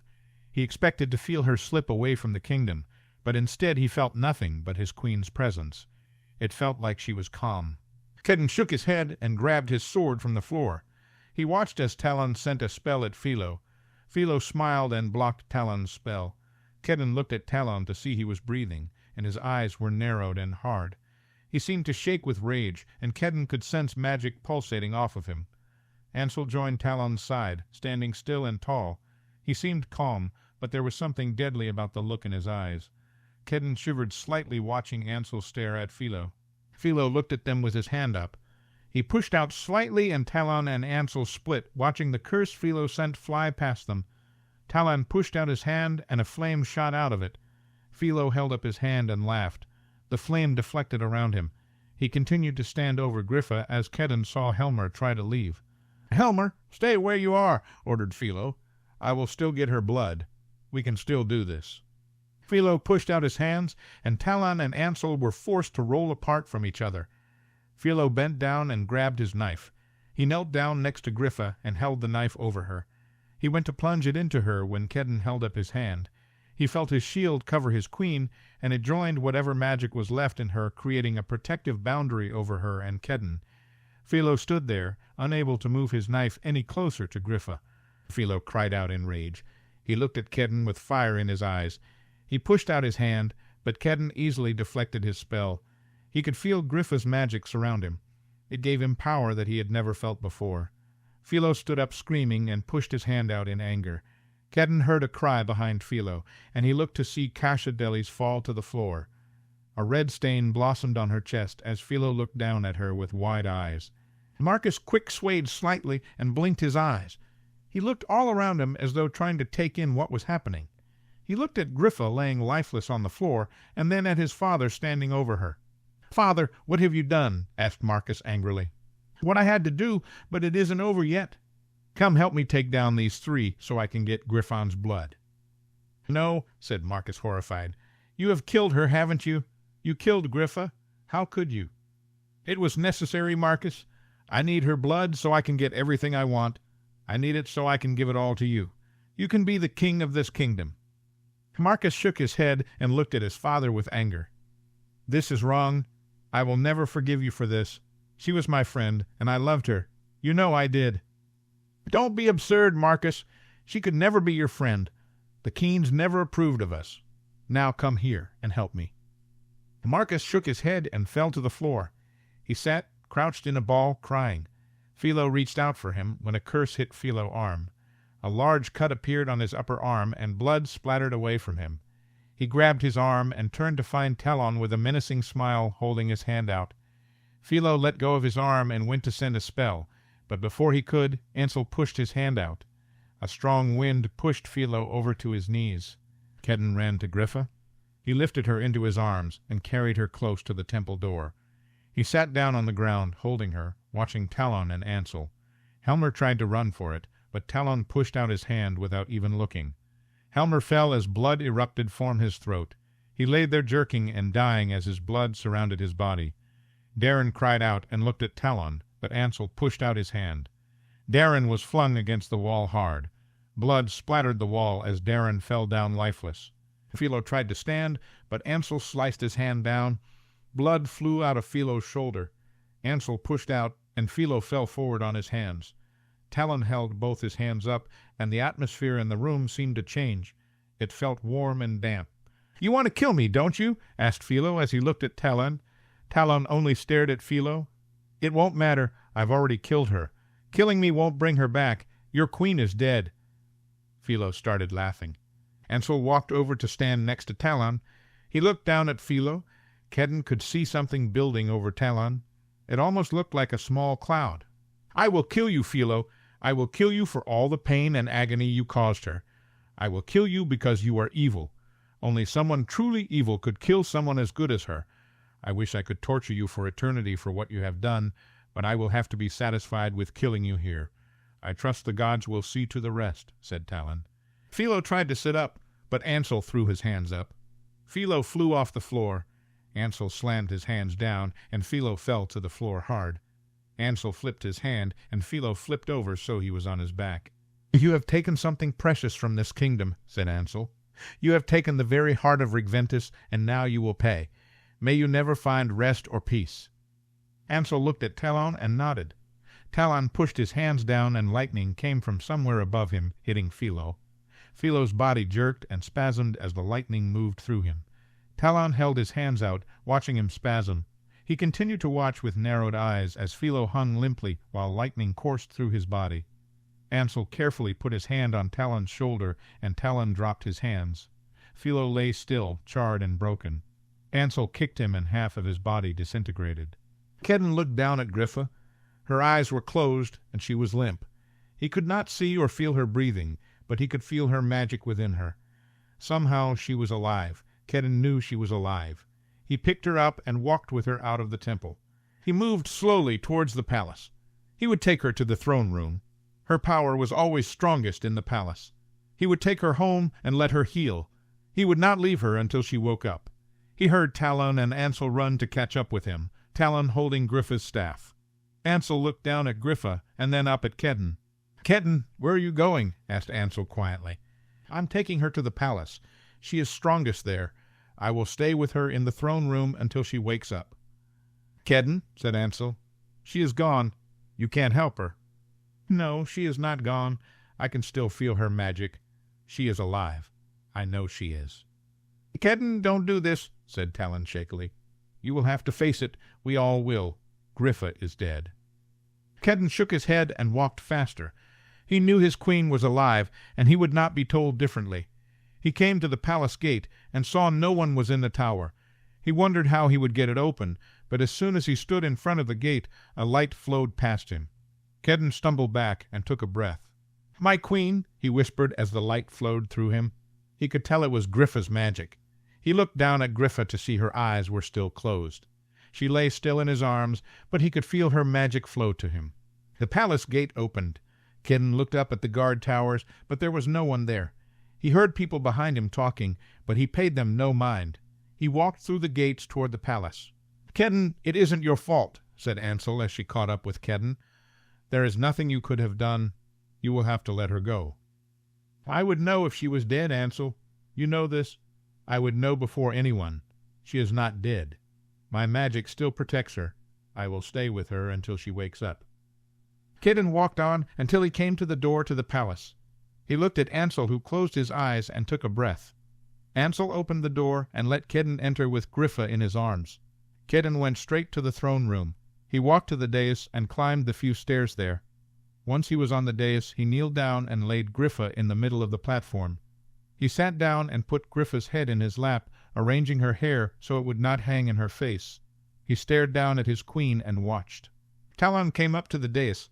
He kneeled down next to Griffa and took her hand as he looked at her. Ansel walked to her other side and kneeled down. "She was so beautiful," said Talon quietly. "I think every time I saw her, she grew in beauty. Maybe it was her goodness, or as she aged, but she always just seemed to be lovelier every time I saw her. She will always be the most beautiful woman I will ever see. She was so young. Sometimes I forgot how young she was. She wasn't even 24. She should have lived many more years." Ansel gently touched her face. "She will live many more years," said Kedden vehemently. "I am telling you, she is not dead. You both need to have some faith in her. You say you love our queen, but you give up on her so easily." Talon shook his head as tears fell from her eyes. "Kedden, you have to accept this. I do not hold you responsible, but she is gone." Talon's breath hitched. "She is gone." Talon leaned over Griffa and wept. Ansel put his hand to his mouth, and Kedden saw tears fall from his eyes. Talon kissed Griffa's forehead and then her cheek as he cried. "What will we do, Ansel?" asked Talon, gasping for air as he sat up. "We will do as she asked," said Ansel quietly as he looked at Griffa. He picked up her hand and kissed it gently. "We will serve our king." "No, you will serve our queen," said Kedden. "You both don't understand." Kedden sat there with Griffa's head in his lap. He watched for any signs of life from his queen. He would not give up. He felt his magic continue to cover her, and it mixed with hers. She was still there with them, somewhere. He knew she just needed to find her way back. He would keep a hold of her with his magic. He would help her find her way. Ansel and Talon both sat next to her. Ansel stroked her hair and bent down. He kissed her lightly on her lips. "I am sorry I failed you, my love. I will find you in the next life." Talon put his hand on her forehead. He leaned down and kissed her. "Travel well, dear one," he whispered. Kedden made an angry noise. "You are both wrong. She is alive." Talon shook his head and moved to sit on the edge of the dais. Ansel took one more look at Griffa and joined Talon. Ansel sat looking straight ahead, rocking slightly. Talon held Griffa's staff as he quietly cried. Every now and then they would look back at Kedden and Griffa, and Kedden would hear them whispering. "We will have to take her from him, eventually," whispered Talon. "She would want a proper send-off." "Give him time," said Ansel. "He is in shock. He will come to terms with reality soon enough." Kedden shook his head and looked down at his queen. He stroked her cheek lovingly. She was beautiful and young. She would grow even more in beauty as she aged. She would get the chance. Kedden knew she would. He sat there gazing at his queen, continuing to gently stroke her cheek. He would not lose faith. "I know you are still here, Griffa. I won't give up on you," Kedden whispered. He bent down and kissed her forehead. After a while, the doors to the throne room opened. Kedden looked up to see Max, Addie, and Sidora walk into the room. Max walked ahead and looked at Talon and Ansel. "Max," said Ansel sadly. "I'm so sorry, Max." Kedden heard Addie gasp. She leaned forward on the dais and started to cry. "You are our king now," said Talon quietly through his tears as he looked at Max. "No," said Max. "I am not. Our queen is still alive." Max walked up quickly to the dais, walking up the stairs. Ansel jumped up and met him. "Max, she is gone," said Ansel, taking Max by the arms. "I am sorry, but she was killed by Philo. I saw it happen." Max looked over Ansel at Griffa. "No, she is not dead, Ansel. Let me pass. I have to get to her." Ansel held on to Max. "I have to see her, Ansel. Let me pass." Ansel sighed and let him go. Max walked and knelt by Griffa as Ansel kneeled on her other side. Kedden glanced at Max. "She isn't dead, Max. I know she isn't. I can still feel her magic. My magic still protects her. She is alive." "I know. She is just lost, and we need to help her find her way." "Wait, Maxwell," said Sidora. She hurriedly climbed the stairs of the dais. Addie, who had stood back up with tears streaming down her face, held Sidora's hand as she made it up the stairs. She walked to Griffa and knelt down slowly by Max. "Let me help you, Maxwell. It is dangerous for you to do this alone." Max nodded. He grabbed Sidora's hand and then took Griffa's hand, bending down close to Griffa. "I am here, Griffa. I have not left you. I'm going to bring you back to us. I'm going to bring you home." Max gripped Griffa's hand and closed his eyes. After a few moments, Kedden felt his magic surge. It cried out in him, calling for his queen. He put his hand on Griffa's upper chest. He felt his magic flow through her body. He could feel it heal her, fixing whatever was broken from Philo hurting her. Kedden could feel Max's magic as well. It searched through Griffa, looking for something. He looked at Max and could see Max was sweating. His eyes were closed, and he looked to be in deep concentration. Kedden turned his gaze to Sidora. She held Max's hand and stared at him as she muttered something. Griffa's body seemed to rise up slightly. Max made a noise. "Come back to us, Griffa. Come back, please." Kedden could feel Griffa's magic become stronger. It met Kedden's magic and flowed through him. He shuddered, feeling the power that was contained there. He kept his hand on Griffa as Max opened his eyes. "I can't get to her. There is something blocking the way," said Max, shaking his head. "I sense it, Maxwell," said Sidora. "I don't know if we can break through. She might be too far gone for you and I to reach her." "No, there has to be a way," said Max adamantly. "You know where she is, Sidora. We cannot leave her there." "Where is she, Max?" asked Ansel. "I don't know if I should tell you, Ansel," replied Max as Talon walked over and kneeled by Ansel. "Are you believing this, Ansel?" asked Talon. "You saw her killed the same as me." "If Kedden says she is still alive, it must be true," said Ansel. "He would know. Max would as well. Now, Max, where is she?" "She is in a dark place with no light. She had to go somewhere beyond the gods to repent for Regventus. She is being tortured in darkness. If we don't find a way to bring her back, she will be stuck there forever." "What can we do?" asked Ansel. "There must be something." "There is," said Sidora as she stared at Ansel. "Someone could go get her. They could find her and break the barrier." "I will go," said Ansel. "How do I get to her?" "You don't understand, Ansel," said Max. "For this to be done, I think a sacrifice has to be made. If you go to her, you won't be able to get back here. You will die." "But if we leave her there, she will be tortured forever," said Ansel. "I can't leave her there. How do I get to her?" Max shook his head. "I can't let you do this. Griffa wouldn't want you to do this." "You will tell me how to do this, Max. I can't leave her there. The kingdom needs her." Max hesitated. He looked at Griffa and then back to Ansel. "You know this is right, Max. You know we have to bring her back. Let me do this for her, for all of you." "Listen to him, Maxwell," said Sidora. "He may have given up his duty, but he is still from a long line of protectors. I believe he was meant to do this. The line of Rhea was always meant to be bonded to the line of Adalwin, right to the end." Max looked at Sidora for a long moment before he turned back to Ansel. "Fine, but when we start this, there is no going back. Ansel, this is final. You will die." "I understand, but I can't leave her. You know I can't. If she can live, I will go." Max held out his hand to him. Ansel took Max's hand and nodded. "No," said Talon. "Let me go, Ansel. You can't leave Griffa. She needs you. She loves you. I don't think she can go on without you. Let me do this for both of you." Ansel shook his head as he let go of Max's hand for a moment. He turned to Talon. "I have to be the one to do this, Talon. Sidora is right. My destiny was always to keep our queen safe so the line of Adalwin can rule and go on. I think I may be the only one who can save her. Besides, I think Griffa needs you more than me. I know the kingdom does. She cannot lead this kingdom without you. I would have gladly been her king, but you are much more suited for the position." "She loves you, Ansel. I don't know if she could get over losing you," said Talon. "Please, Ansel, you cannot leave her. It will kill her." "No," said Ansel as he looked down at Griffa. "She is strong. She will go on. She has so much love here to support her. I know you will all take care of her." Ansel paused and looked at Talon with a small smile. "I know she loves you, Talon. It may take some time, but she will turn to you eventually, and you will love her well. You will promise me that. You will do everything in your power to keep her safe and happy." Tears fell from Talon's eyes. "I don't want you to die, Ansel. I'm not sure I can let you do this." "You will, and you will get Griffa through this." Kedden looked at Ansel and Talon. He could feel Griffa slipping away. "We have to do something quickly, or it will be too late. I'm sorry, but we don't have much time." "I am ready," said Ansel. "I will go fetch our queen, and I will send her back to you." Max held out his hand again to Ansel. "I need you to know how much you have meant to me, Ansel. I will miss you."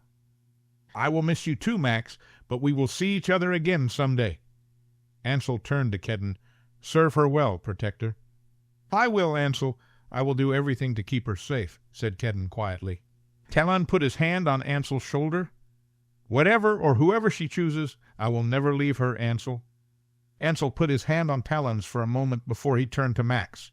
He nodded at Max and closed his eyes as Talon's moved his hand off of Ansel's shoulder. Everything was quiet as Ansel, Max, and Sidora sat silently with their eyes closed. Kedden turned his eyes to his queen. He could feel her magic getting stronger. She was coming closer to the kingdom. Tears came to his eyes, and it felt as though the wind was knocked out of him. His queen was grieving.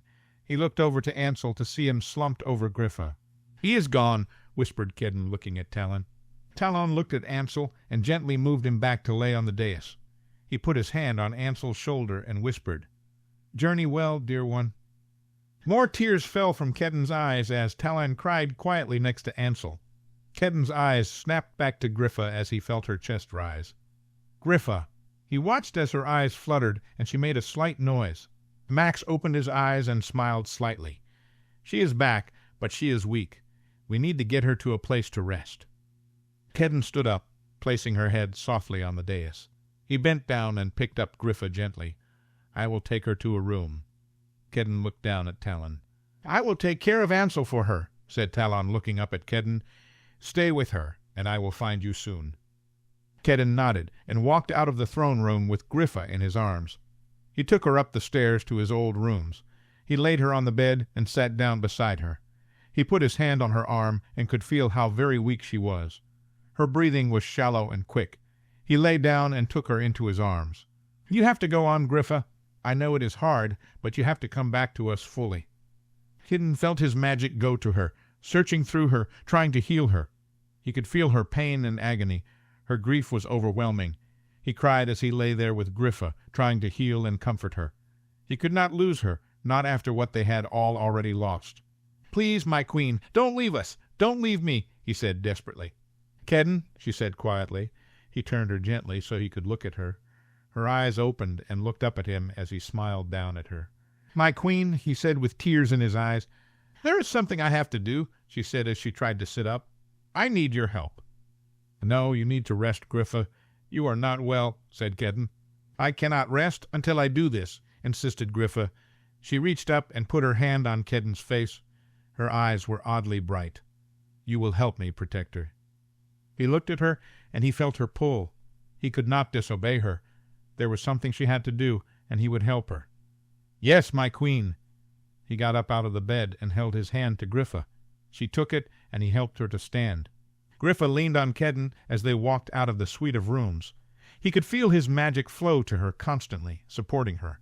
He felt tied to her as never before. He felt like if he let her go, she would be lost again. They made their way down the stairs to the entry hall. Griffa paused by the door and held out her hand. Her staff flew to her from the throne room where it had been left. She nodded to Kedden, and they made their way out the doors. As they approached the palace gate, they were met by Max and Talon, who must have been coming back from having seen to Ansel's body. Talon stopped and looked in shock for a moment before turning to walk beside Griffa. Max joined next to Talon. "What are you doing, Griffa?" he asked as they walked. "You should be in bed. You are not well." She turned and looked at him. "I have something to do. I will rest after." "Kedden," said Talon harshly, "how can you let her be out like this? You must see this is not good for her. She has been through too much and lost too much. Does she even know?" Kedden closed his eyes for a moment before he opened them and looked at Talon. His queen did know what she had lost. He could feel her grief that rested deep within her, but she had a task she had to do, and she had pushed her grief aside so she could complete it. "I must obey my queen," said Kedden, holding on to Griffa's arm. "She will do what she needs to do." "Griffa, please," said Talon, grabbing Griffa's arm that held her staff. Griffa stopped and looked at Talon. She shakily took her hand off of Kedden's arm and turned to Talon. She reached up and touched Talon's face. "I have to do this. I will rest and deal with everything after. Please have faith in me." "She needs to do this," said Max quietly. "You must let her, or she will have no rest."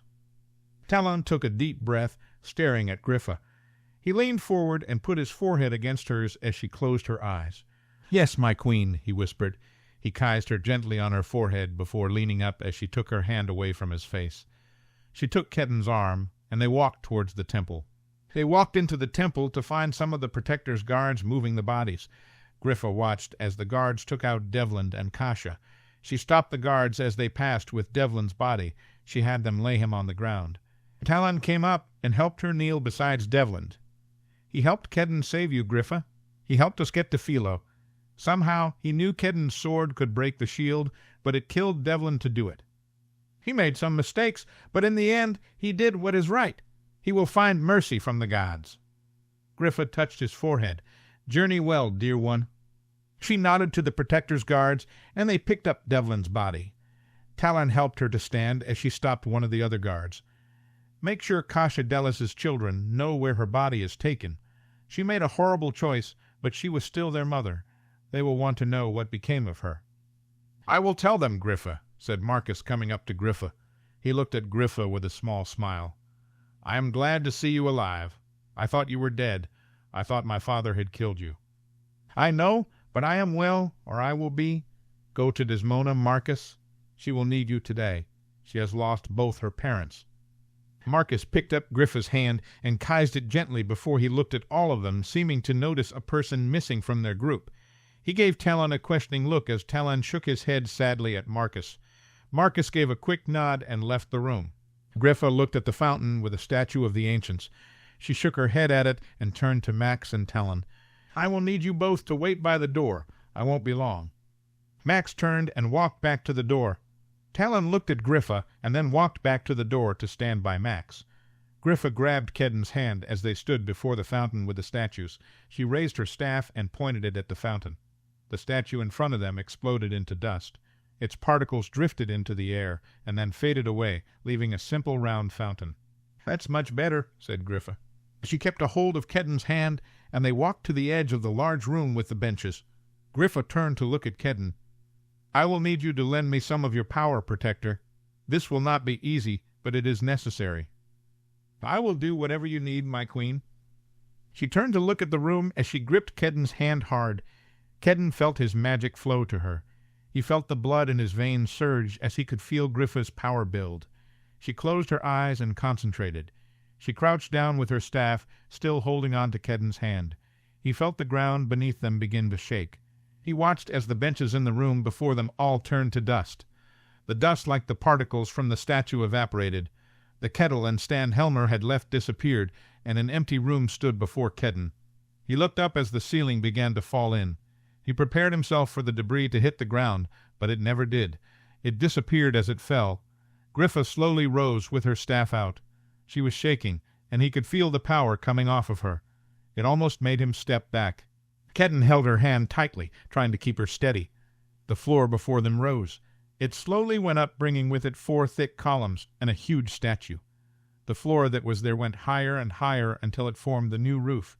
He blinked, and the room before him now held 4 columns with a large statue of the gods in the center. The ceiling above was blue with suns and stars. Kedden looked over at Griffa, and she opened her eyes and smiled. She slowly and shakily walked into the room before them and up to the statue of the gods, touching the foot of the sister and looking up. "Thank you," she said quietly. "I will rule with the same mercy and love you have shown me." She took a shaky breath before he barely heard her whisper, "I will see you again, my love." She swayed, and Kedden caught her before she could fall. Talon and Max walked into the room, looking around in wonder. Talon moved close to Kedden and looked down at Griffa. "Our queen is tired," said Kedden. "She needs to rest. We need to get her to the palace." Talon took Griffa from Kedden's arms and picked her up into his own. He bent down and kissed her forehead. She looked at him with half-opened eyes and smiled before laying her head against his chest and quickly falling asleep. Talon looked at Kedden. "Lead the way, Protector." Chapter 30. Griffa woke up in a large bed. She looked up to see a ceiling painted with suns and stars. She shook her head, trying to remember where she was. She had a few hazy memories of waking up and seeing some of the people she loved around her. She remembered Max holding her hand and giving her a drink of water. She thought at one point she said something to Talon that made him laugh. She remembered Addie kissing her cheek and walking away. At one point Kedden sat next to her and watched her. She noticed there was light coming from a window in the room. It seemed to her it must be way past morning. She felt something on her arm and looked down to see a hand. She looked over in the large bed and realized she wasn't alone. Over the covers lay Talon, smiling sadly at her. "Are you awake for real this time?" asked Talon. Griffa blinked rapidly. "What do you mean? How long have I been in this bed?" 3 days for the most part. You have woken up a few times to eat and drink a little and do other things, but you have mostly slept. I've been worried about you, but Kedden and Max said you just needed time to heal. How do you feel?" Griffa stretched and groaned. She noticed she was in a nightgown that was too big for her. "I feel like I fell off the palace and got run over by a horse, but other than that I feel fine. Max left some elixir here for you in case you are in pain. Would you like some? I can try to go find you Protector if you wish, but I'd rather not leave you." "Where is Kedden and everyone else?" asked Griffa. "Kedden went with Max to go talk to the magical folk. They have been preparing the dead for a send-off. We are hoping to have a memorial in the next few days," said Talon. Griffa could see tears forming in Talon's eyes as his hand gripped her arm. She looked down and away from Talon. She knew what he was going to say next. "Griffa, I have to tell you. Ansel—" His voice faded away as if he couldn't bear to say the rest. Griffa looked up at Talon, and she felt tears come to her eyes. "I already know, Talon. I know he is gone. He is gone, and it's my fault." Tears fell freely down her cheeks. Talon moved closer to her and put his arm around her. "I am so sorry, Griffa. I am, but it's not your fault. He knew what he was choosing. It's more my fault than yours. I wanted to do it for him, but he wouldn't let me. I wish I could have saved him for you." Griffa put her face into Talon's chest and sobbed as she shook her head. "No, it's not your fault. I didn't want to lose either of you." "What can I do, Griffa?" asked Talon. "Tell me what I can do to help you." "Just be here and promise me you won't leave me." "I will never leave you, Griffa. Whatever you need from me, I will do it," said Talon before he kissed the top of her head. She lay in Talon's arm and cried. She felt like she had already grieved for days for Ansel. She could still feel his arms around her as she prepared to leave him. She could still see him smiling at her as she walked through the door. Her dreams had been all of him while she had slept. He was gone, and it was hard to believe. She cried until there was nothing left in her. She looked up and saw tears on Talon's cheeks. She moved slightly away from him and wiped her face. "What about everyone else in the battle? Did we lose many people?" Talon smiled sadly. "It wasn't too bad, Griffa. You must not feel guilty about this." "I suppose one is too many, but I am sure it was a number I'd rather not hear at the moment," said Griffa. "I don't know if I could take it. Why aren't you with Kedden and Max?" "Somebody had to stay with you. I told Max he was the blood of Adalwyn, and the people would want to hear from him. Kedden hasn't left this room since you got here. He needed to get out, so I convinced him to go. He didn't want to leave, but I can be rather persuasive." Griffa smiled and laughed a little before she grimaced. Her body was very sore. She felt like she had been torn apart and put back together. "What about Addie?" "She is sitting with Sidora in the room she was put in," said Talon. "Is Sidora all right?" asked Griffa with concern. "She says she is fine and only tired." Talon shrugged. "She says she will not pass from this kingdom until she sees you crowned." Griffa looked down as she thought of this. She knew Sidora had helped Max bring her back from the dark place she was in. She had felt Sidora's magic with Max's as Griffa found her way back. She hoped it hadn't been too much for Sidora. Griffa looked back to Talon as she felt his hand go from her arm to her waist. He smiled at her slightly and stared at her with a serious look on his face. His thumb lightly rubbed against her side. "What is it?" asked Griffa softly as she scooted closer to him. Talon shook his head. "There is so much loss, Griffa. I don't know where we go from here. I can't imagine what you are going, though, losing Ansel.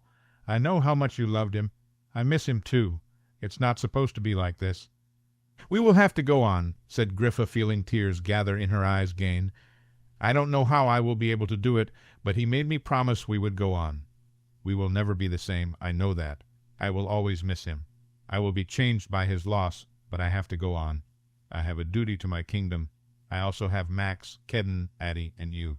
I will go on for all of you." Talon nodded. "I want you to know that I will be here with you however you need me." He paused and swallowed. "I don't expect anything from you." "I know, Talon," said Griffa, feeling a few more tears fall from her eyes. "You never have. You have loved me for so long with no expectations. I don't know what our future holds, but I will always want you in my life. Griffa laid there close to Talon, looking at him. She had been afraid she would never see him again. She loved him. She didn't know what would happen in the future. Her grief for Ansel was so raw. She knew she would never get over losing him. She didn't know if she could truly be with anyone ever again as she was with Ansel. She knew she would be expected to have children one day, but she could not begin to think of it now. Talon held her quietly, and Griffa felt herself drift off again. She knew she should fight sleep, but she didn't have the strength due to her grief. She snuggled against him and fell asleep. When she woke up again, she was alone in the bed. She opened her eyes and looked over to find Max sitting next to her in a chair. He smiled sadly at her as she looked at him. "How are you feeling, Griffa?" asked Max. "I'm not sure," said Griffa. "Where did Talon go?" "He went to talk with Kedden and Camellia Bells to check on the magical folk in the city." Griffa sat up quickly. Her head swam and her body cried out in pain. She took a deep breath and steadied herself. "I need to get dressed and go to my people in the city. I have things I need to do," said Griffa. "Wait, Griffa," said Max, putting a hand on her arm. "The people aren't sick anymore. Whatever you did healed those in the city. They are all doing well. Talon and Kedden went to start talking of your reign in Regventus. They want to get the people of the city on your side. There are still things I need to do, Max. I want to go to the memorial service as well," said Griffa, tears coming to her eyes. "I need to go." Max grabbed Griffa's hand and held it tight. "I know, Griffa. I don't know what to say. I am so sorry. I can't believe he is gone. I miss him so much already. I can't imagine how you must feel." "I imagine you know exactly how I feel, Max. If anyone knows how I feel, it is you." Max nodded his head. "I will help get you through this, just like you helped me. He loved you so much, Griffa. He didn't even hesitate to give his life for yours. I wish I could have stopped him or found a different way, but there was no other way." "I know how much he loved me, Max. I saw him on my way back here, or at least I think I did. Maybe it was some strange dream, but it felt real. He told me I had to go on. I will never get over losing him, but I will have to find a way to go on. We all will. I should have foreseen it. I should have known when I knew we needed to change the line of protectors before Aurumist. I should have stopped this somehow," said Max, shaking his head. "I don't know if there was a way to stop it, unless you left me where I was." "He wouldn't allow it. I shouldn't have told him where you were, but I couldn't leave you there, Griffa. I just couldn't. I'm sorry." "Don't be sorry, Max. None of this is what any of us wanted, but it happened. All we can do is try to live. I told you you had to go on after Issa left us. I have to do the same now." Max nodded as he wiped his tears away. "Talon took care of him for you. He had the clerics come for him quickly. The memorial service will be in 5 days. If you aren't able to come, I will handle his send-off." "I will make it to the service. I will honor Ansel and all of the fallen." Griffa swiped at her eyes with her finger. "How many did we lose, Max?" "There has been loss in every village. It was more than enough. That is all I will say." "One would be more than enough, Max." "I need to know." "I'm not sure of an exact number, but I would say it is less than 1,000. Abscon and the valley were the hardest hit since they led the attack." Griffa felt more tears come to her eyes. She wasn't sure how she had any left, but somehow they kept coming. So much death. It can't possibly be worth it. "It has to be worth it, Griffa, because you cannot bring any of them back. You saved the kingdom with their help. Everyone knew the risk they were taking. They gave their lives for you and this kingdom. We will honor them all, including Ansel, by living well and making the kingdom a place worth living." Griffa and Max sat in silence, holding hands. She could feel his love through their conjoined magic. They sat together and grieved silently, both finding consolation in each other's broken heart. Eventually the door opened as Kedden and Talon walked into the room. Kedden walked over as Max stood up and let go of Griffa's hand. Kedden took his vacated seat and grabbed Griffa's hand. He kissed her on the forehead. "I am glad to see you awake, my queen." She could feel his magic flow through her, offering comfort. Griffa brought his hand to her lips and kissed it. "I'm so sorry, Griffa," Kedden said quietly. The room was very quiet for several moments as Griffa closed her eyes and held Kedden's hand. "How are you feeling, Griffa?" asked Talon, finally breaking through the quiet. "Like I very much need a bath. It has been a week since I have had a proper bath." I can't imagine how bad I look." "I have never seen anything as beautiful as you right now, Griffa," said Kedden quietly. Griffa smiled. "I imagine I smell quite awful, though. I can find you a servant in the palace. The servants have been helpful since we came, but I would not like to leave you alone with them," said Talon. "Addie is with Sidora," offered Max. "I will go sit with Sidora and tell Addie to come help you, Griffa. She will be glad to see you awake." Soon Max came back with Addie and a couple of palace servants. Before long, Griffa was cleaned up and in a fresh nightgown and robe with her hair braided. She sat in front of the fireplace with Addie, Talon, and Kedden as they all ate from a platter of food in front of them. Eventually Max joined them, and Griffa spent the rest of the day quietly with those she loved. At night she sent everyone to their own rooms, but Talon refused to leave her until she fell asleep. He sat next to her, holding her hand as she lay in bed. He stared at her as she looked at him. "You look tired, Talon. You should go to bed." "I'll be fine," said Griffa. "No, I don't want to leave you." Talon gripped her hand. "I know it sounds silly, but I'm afraid if I take my eyes off of you, you will disappear. I was so scared we had lost you. I thought you were dead, Griffa. I couldn't take losing you." "I'm here, Talon. I'm not going anywhere. I just hate you had to go through so much, and that you still have to go through so much. It's not right. You shouldn't have lost him. It's not fair. It's not right that I am still here with you, and he is gone. It should have been me, and I should have made it so. I hate that he is gone. It is still hard to believe, but my grief for Ansel will not make me regret that you are here with me, Talon. You don't understand, Griffa. I don't deserve to be alive, I don't. You don't know how I really am. I have done so many awful things. I have hurt you and disappointed you so many times. Griffa, when I thought Philo had killed you, I couldn't handle it.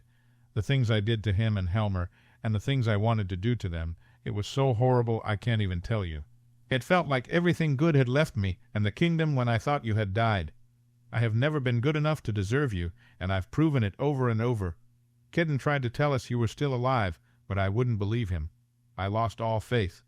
Then when I could have done one thing to make sure you are always happy, I couldn't make it happen. I should have stunned Ansel or thrown him off the dais. I shouldn't have let him go get you. I disappointed you again. All I have ever done is disappoint you, said Talon as he wiped at his eyes. Griffa scooted over in the bed. Come here, Talon. She held out her arms to him. He hesitated for a moment and then joined her in the bed. She held him as he cried. No, you do not disappoint me, Talon. You say you felt everything good left the kingdom when you thought I had died. But even if I had, there would still be so much good left here, because you are here. You are so good. You always have been. You made mistakes like all of us, but you have always been a good man. Talon held on to her as he cried. She bent down and kissed his forehead. Believe me, Talon, I had to do something rather drastic to save this kingdom, and your strength and love helped me do it. I wanted to do it for you. I don't blame you for thinking I was dead. There was a good chance I wouldn't ever make it back here, but I did. I hate that it took losing him so I could be here, but there is no changing it. I am here now with you. Together we are going to make it through all of this. It will not be easy, but we will find a way forward. We will rule and make Regventus as it should be. Talon's cries lessened, but he continued to hold on to Griffa. She held him as he calmed himself, taking deep breaths. He pulled back slightly and lay next to her, his face very close to her, staring at her. He whispered her name over and over, as though he couldn't believe she was there in front of him. He reached up and touched her face, seeming to look over her every feature. You are so beautiful and good, Griffa, he whispered. You deserve so much that I can't give you. I will never be who he was for you. He should be here with you now. I am so sorry. No, you can never be who he was to me, just as he could never be who you are to me. My love for him does not diminish what I feel for you. If I had lost you, it would have been just as hard. He can't be here with me now. He can't be here with any of us, so we will cherish those who are. She snuggled down into Talon as he wrapped his arms around her. They lay like that for several minutes. Every now and then Talon would kiss Griffa's forehead gently. She felt herself start to drift off, but before she fell asleep she heard Talon whisper very quietly, I love you, Griffa. The next day Griffa dressed with Addie's help. She walked the halls with Addie at her side and Kedden at her back. She had sent Talon to work in the city on her behalf. There were many things that needed to be repaired, and there were injured people that need to be checked on. She hoped she could go out into the city soon. She had Addie show her to Sidora's room. Addie left her at the door as Griffa walked into the room, with Kedden to find Max sitting by the bed Sidora sat in. Sidora smiled as Griffa walked into the room. Max stood to allow Griffa to sit next to Sidora, and he pulled up a chair to sit close to Griffa. Kedden sat at the foot of the bed in a chair. "Good morning, my queen," said Sidora. "I am glad to see you are able to leave your rooms. I hope you are feeling well." "I am feeling better. I am sure I will have to take it easy for a few days. Other feelings will take longer to mend if they ever truly will. Luckily, I have many people who are willing to help me." "Luck has nothing to do with it, Griffon," said Sidora. "You have many people who love and care for you because of who you are. Your heart will mend in time. It might be changed, but it will allow you to go on. I still consider myself lucky to have all my loved ones. I will see in time if what you say of my heart is true." Griffa gave her a small smile. "How are you?" "I am fine. I am dying, but it is my time." Dying? Griffa wasn't sure she could take any more death. "Is there not something that can be done?" Griffa looked at Max, who smiled at her sadly. "There is nothing that can be done, and I would not want anything to be done if it could be. I am ready, Griffon. I am just grateful I will be able to live until your coronation. I am glad I could do my part to help you." Griffa took Sidora's hand. Her hand felt cold and still. She looked up at Sidora with surprise. "Your magic. What has happened?" "It took a lot of magic to bring you back, Griffa," said Max. "You know it took a vast amount of sacrifice to bring you back here." "It's why I knew I needed to help Maxwell," explained Sidora.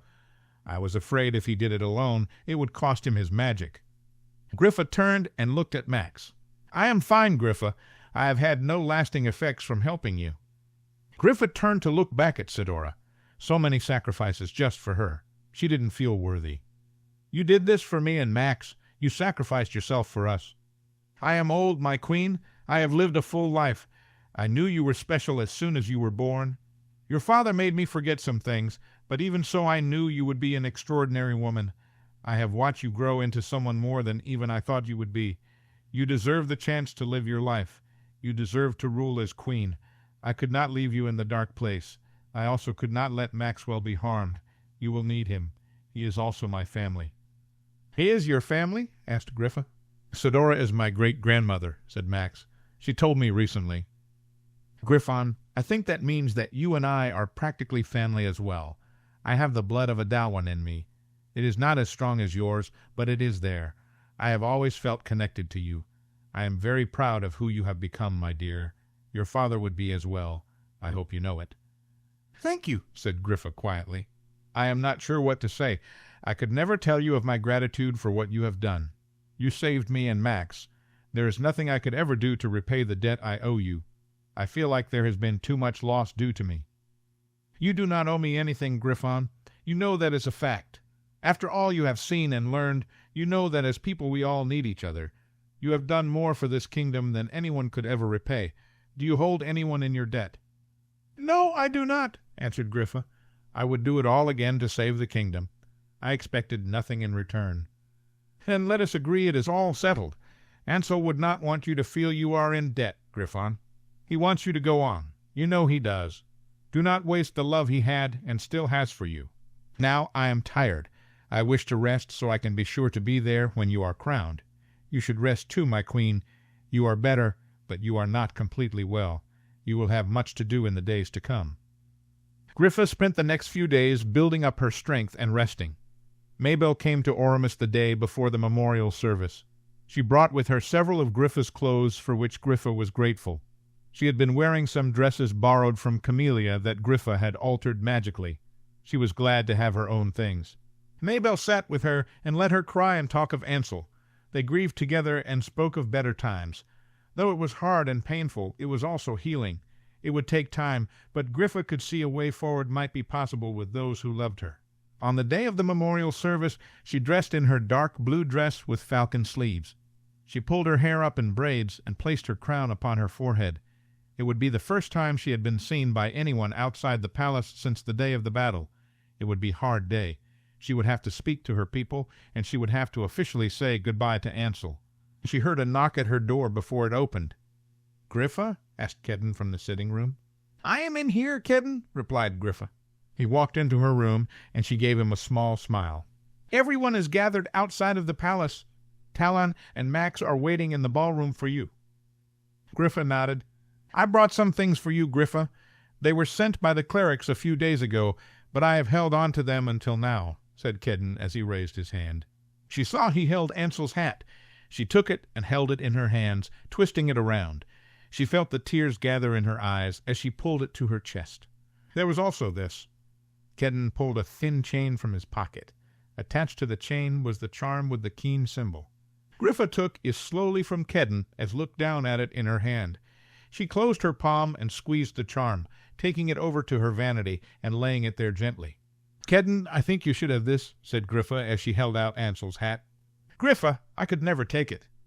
Kedden backed up slowly. "You will want it." "No, I want you to have it for Xaden.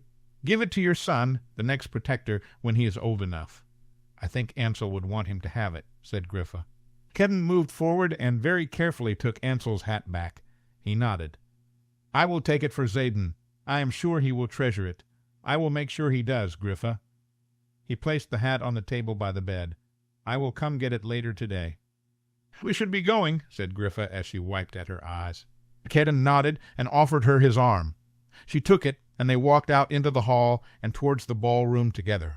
"How are you feeling, Kedden?" asked Griffa as they walked. "I haven't had much chance to talk to you alone. Maybelle brought your son with her, didn't she?" "She did.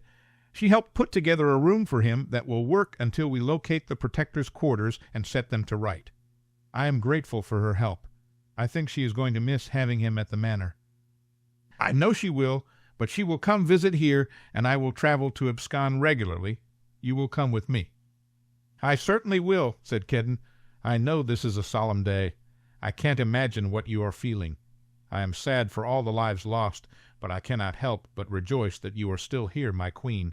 I was afraid we would lose you." "I am here, Kedden, and I owe much of that to you. When I was lost, I thought I would never find my way back. I sensed you and your magic hanging on to me. It gave me hope and something to cling to. It helped me find my way home. You saved me because you would not give up on me. What I did was nothing. I knew you were still alive. I only stayed with you." "It was not nothing," said Griffa as they came to the door of the ballroom. "Let me give you my gratitude and my love, Kedden." "I will take you love, Griffa, and you have mine as well. I do not need your gratitude. You have done so much for me, I could never do enough for you." Griffa took a deep breath as they stood in front of the door of the ballroom. Kedden took her hand and squeezed it.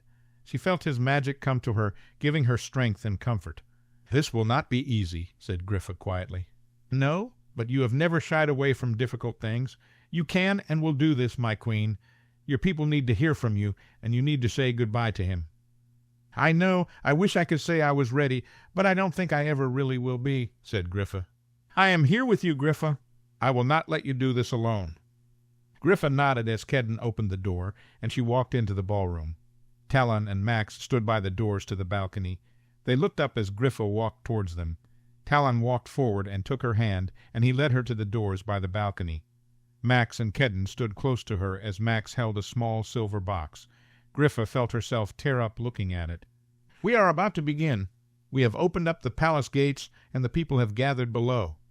The clerics will speak from down below in front of the palace door. You will speak after the send-off song," said Talon. Griffa nodded as tears fell down her face.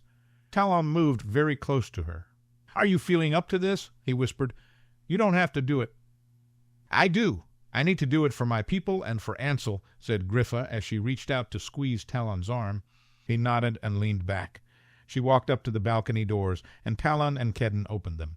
Griffa walked out onto the balcony, and she saw that the sky was cloudy and gray. Winter had come, and a thin layer of snow covered the ground below. She walked over the edge and looked out as Talon and Max came and stood at her side. Kedden stood slightly behind her. There were people as far as she could see. She looked down and could pick out Malcolm and Desmona Delis. Desmona held a small silver box with Marcus Quick at her side. Griffa listened as the clerics prayed. She closed her eyes as the song was sung by the clerics and the crowd. As the song ended, Talon grabbed her hand, looked at her, and nodded. She wiped her face quickly and took a steadying breath. She walked forward a little and cast a charm to magnify her voice. She looked over the crowd.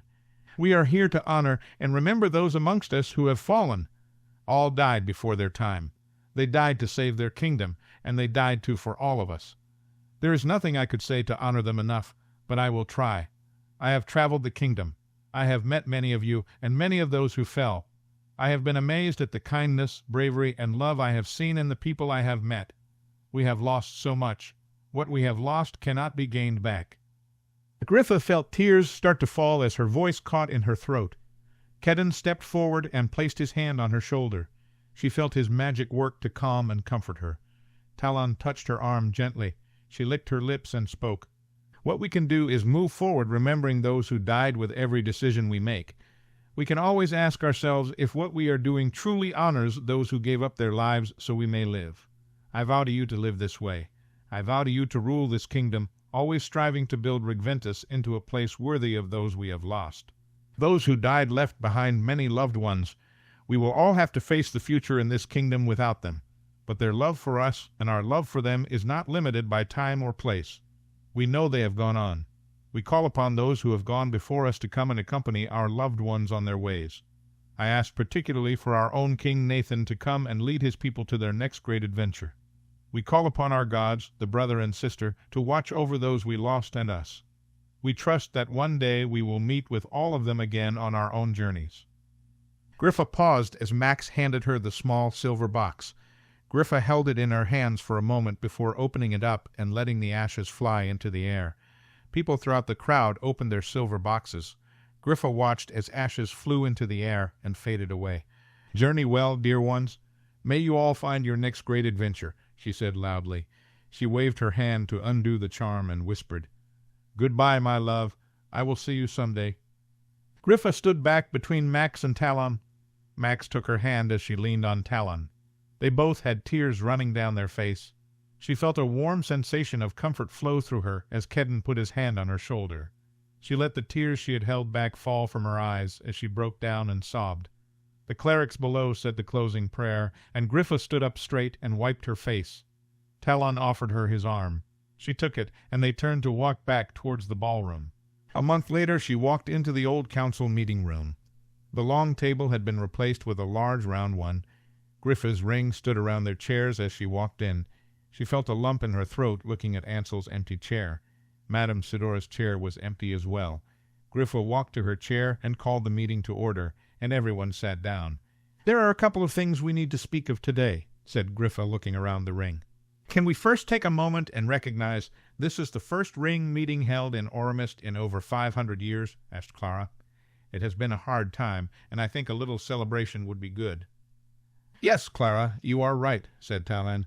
"Let us recognize that this is a historic day. The rightful ruler is in control of Aurumist, and soon she will be crowned." "We will talk of that in a moment," said Griffa. "I thank you, Clara, for recognizing this momentous occasion. It is important to celebrate. I wish I had something profound to say in this moment. I will only say that I am grateful for each of you. You have helped bring us to this place and time. Without each of you, we could not have retaken the city or saved the kingdom. As we go forward, I will need all of you. I will need your wisdom and counsel. I need you to tell me when I am wrong, and support me when you know I am right. May we move forward following the will of our gods and looking to the well-being of our people." "Maybe not profound, but still well-spoken and appropriate, my queen," said Talon, looking out the side of his eyes at Griffa. "I'll let you handle the profound moments from now on, Talon," shot back Griffa with a grin. Talon winked at her, and Griffa slightly rolled her eyes. "Now, before the coronation, I would like to have a full ring. I have some ideas of whom to ask to join us, and I would like your opinion. We were one short before the battle. I am afraid we will have to fill 3 spots, as Sidora will not be joining us going forward. Max will now be considered the ring's diviner.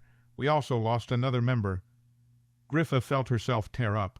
"Who have you thought to join us?" asked Talon, squeezing her hand. "I would like to ask Daracha of the Forest of the Lowlands to join the ring. She is of old magical folk. She served many years on the Council of the Ancients, secretly working against the powers of Aurumist. She gave us vital information to help us in our fight to take back the kingdom.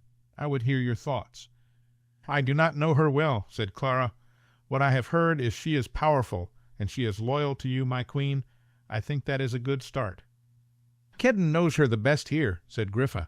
"What do you think of this decision, Protector?" "Daracha is wise. She will speak the truth to you. If you think she is a good choice, my queen, then I support it." "Talon, Max," said Griffa, "you have met her. What is your opinion?" "I think she would be a good ally to keep close," answered Max. "As you said, she worked to help us when she sat on the Council of Ancients. She risked much to give us needed information." "I think it is a good decision," agreed Talon. "I believe she will serve well if she will say yes." "If no one is opposed, I will send her a message to come speak with me as soon as she can," said Griffa. "Who else do you have in mind to add to the ring?" asked Talon. "I would like to add someone who is non-gifted. If we are going to rule all the people of the kingdom, we should make sure all have some kind of representation," replied Griffa. "Do you have a non-gifted person selected, my queen?" asked Malcham Delis. "Yes, I would like to ask kind Prace from the village of Anpleasant. I met him and his daughters when we visited the village. We have exchanged a message or two. He impresses me with the knowledge of the history of the kingdom and his wisdom. I believe he would be a good fit. I will not ask for your approval until you meet him." "You do not need our approval. This is your ring," observed Max. "That is true, but I would still like you all to approve. We all will work together. I want to make sure we are all comfortable with one another," said Griffa. "I will ask him if he will come to Aurumist soon. We can all meet him and see if he and we are interested." Everyone seemed to agree on this idea, so Griffa continued. "For the last spot of my ring, I would like to ask Bettina Devons. She is young, but she has led her people for many years. I believe she is wise and will speak the truth. I hope you will all agree with this decision, but if you have any concerns, I ask that you state them now." "She is young, but I agree that she is all you say," said Talon. "I doubt she will want to leave her village, but if she believes she can lead her village and serve on the ring, I see no problems with her joining us." Everyone else seemed satisfied, so Griffa moved on. "I understand Talon and Kedden have a report about the status of the city." "Yes, Talon and I have worked in the city since a few days after the battle. My Protector's guards have been patrolling the city as well. We, with the help of other magical folk, have repaired most of the rings. The fourth ring took the brunt of the damage, so work still continues there. The Protector's guards have found several small cells of those who still would follow the ancients," said Talon. "They call our queen the False Queen. They have fought against the guards." "What have you done with these people that you find?" asked Griffa. "Some have been killed in battles with the Protector's guards. Others are being held under guard until you pass judgment on them, my queen," answered Talon. "What would you do with them, Talon?" asked Griffa. "They talk of killing you, my queen. They want to find others who will join them to take the city back from you. I don't think there can be any punishment but one, as much as you may not want to hear it." "I'm not sure we can have every person in the kingdom who opposes me killed, Talon," said Griffa. "From this point on, we will give people a choice. They can choose to live in this kingdom under my rule, or they can leave. If they choose to stay and work to hurt the kingdom or me, then they will suffer punishment based on severity of crime. The lands all have laws now, and we had them in the time of Queen Agatha. We will work to look over them and see that they are just." "What of those we have imprisoned already in the city?" asked Kedden. "Give them a choice. They have shown they do not want to live in this kingdom as it is now. They can choose to leave, and we will make sure they do, or they can choose death," said Griffa. "What about Cecilia Quick?" asked Kedden. "She is being held as well." "Give her the same choice," said Griffa. "She knew what her husband had planned, so she is culpable. Does anyone disagree with these decisions, Talon?" Talon sighed. "No, you show more mercy than I would have, but I will support your decision. I suppose you want to give the same options to the few viceroys who survived the battle." "Have you spoken to the viceroys, Talon?" "I have," answered Talon. "What did they have to say?" "They said they only followed Philo because of fear. They wish to serve you in any way you see fit. They swear loyalty to you." "Max, what would you do with them?" asked Griffa. "I would make them swear loyalty to you publicly after you are crowned. It will be good for those in the lands to see there is a new way," answered Max. "You should strip them of their titles and homes," said Clara. "If they want to live in this kingdom, they will have to find a new way to do it." "Very well, after I am crowned, I will meet with these viceroys. They will swear loyalty to me or face deportation or death. They will be stripped of any titles and holdings. We will provide a way for them to start again. Is there any discussion on these decisions?" There was silence. "Thank you," said Griffa. "Is there anything else you have to report, Talon?" "Only that while most of the city is safe, you will not travel anywhere outside the palace without your protector," said Talon. "He should remain close to you, even when you are in the palace, especially when you are out of your rooms." "I will take that as advisement that you surely meant, and not the command it sounded like." "Griffa," said Talon quietly. "It is a wise advisement, and I will follow it," said Griffa. "What else do we need to speak of today?" "Your coronation," replied Talon. "When would you like to hold it?" "We must honor the fallen with a mourning period, and take care of the issues in the city first." "I would also like some time before I take the crown," said Griffa, bowing her head. "I understand.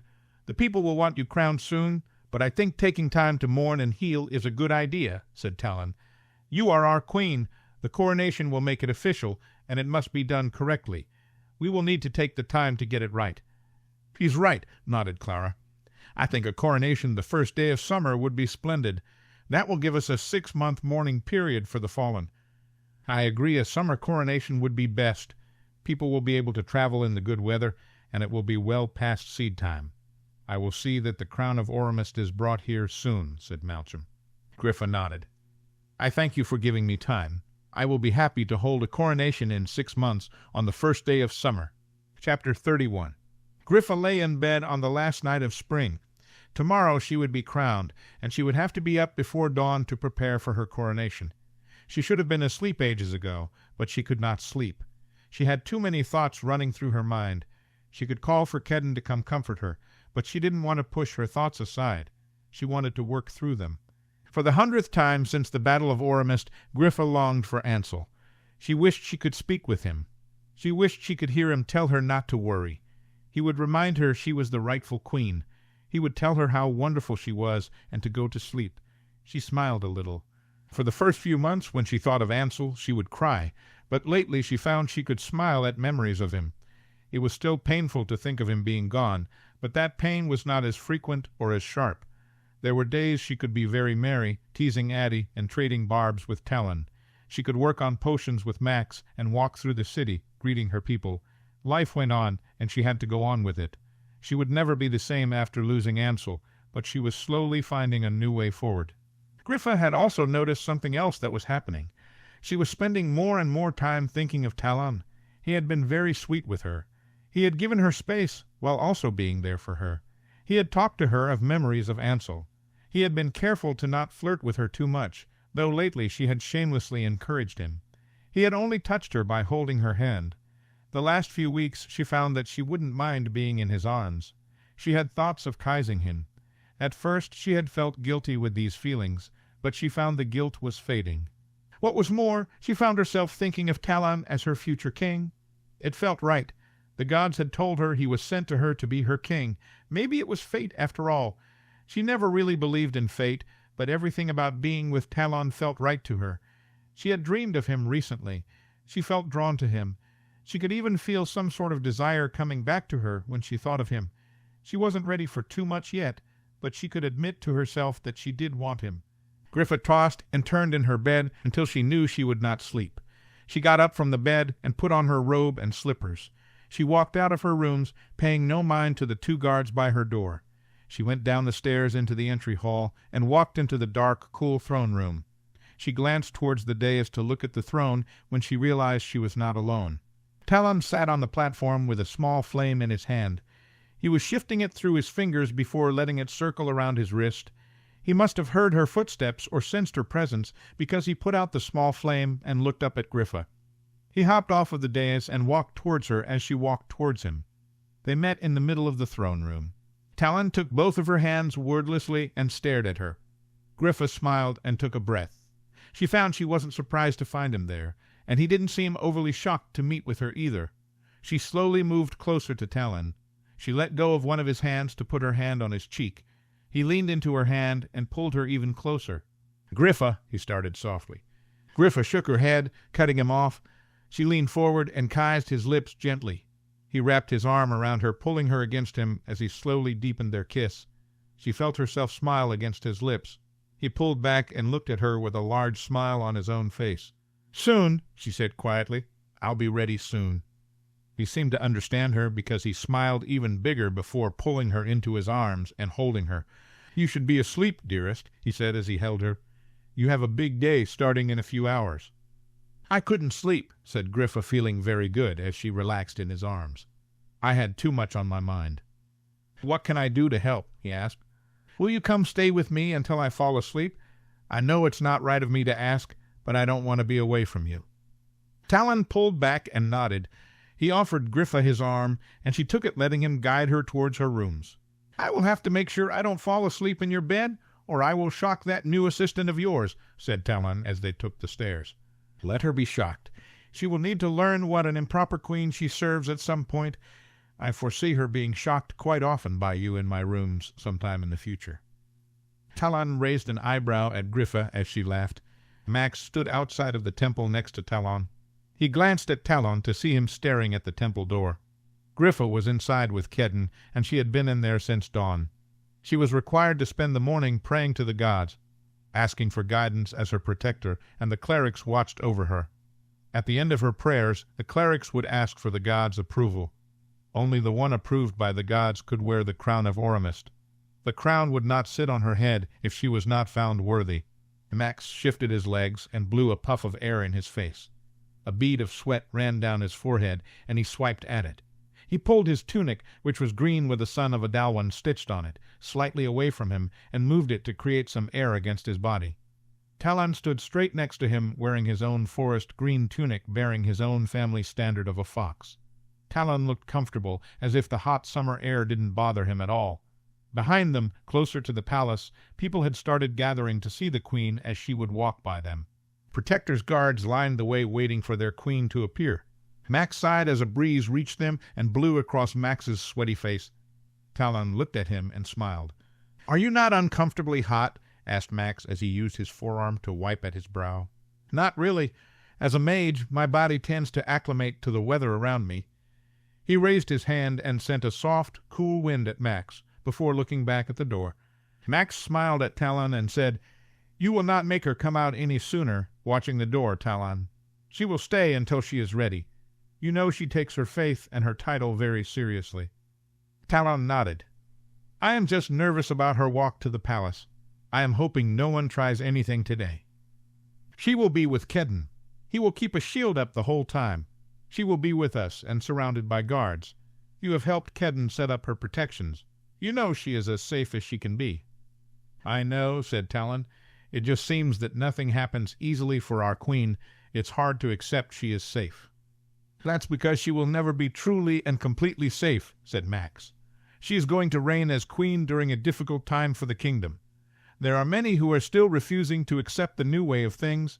She will have to make difficult decisions that will make people angry no matter what she decides." "You aren't making me feel any better, Max," grumbled Talon. "I'm not trying to make you feel better. I'm being honest. Still, there are many things we can do to keep her safe. We are doing them now. We will continue to seek out those who would hurt her. You know I want to keep her safe as much as you, Talon." Talon nodded and turned back to the temple door. "She will be loved by most of the kingdom." Max had seen visions staying in the palace. They weren't very specific, but he had feelings and glimpses of things. He knew there would still be struggles.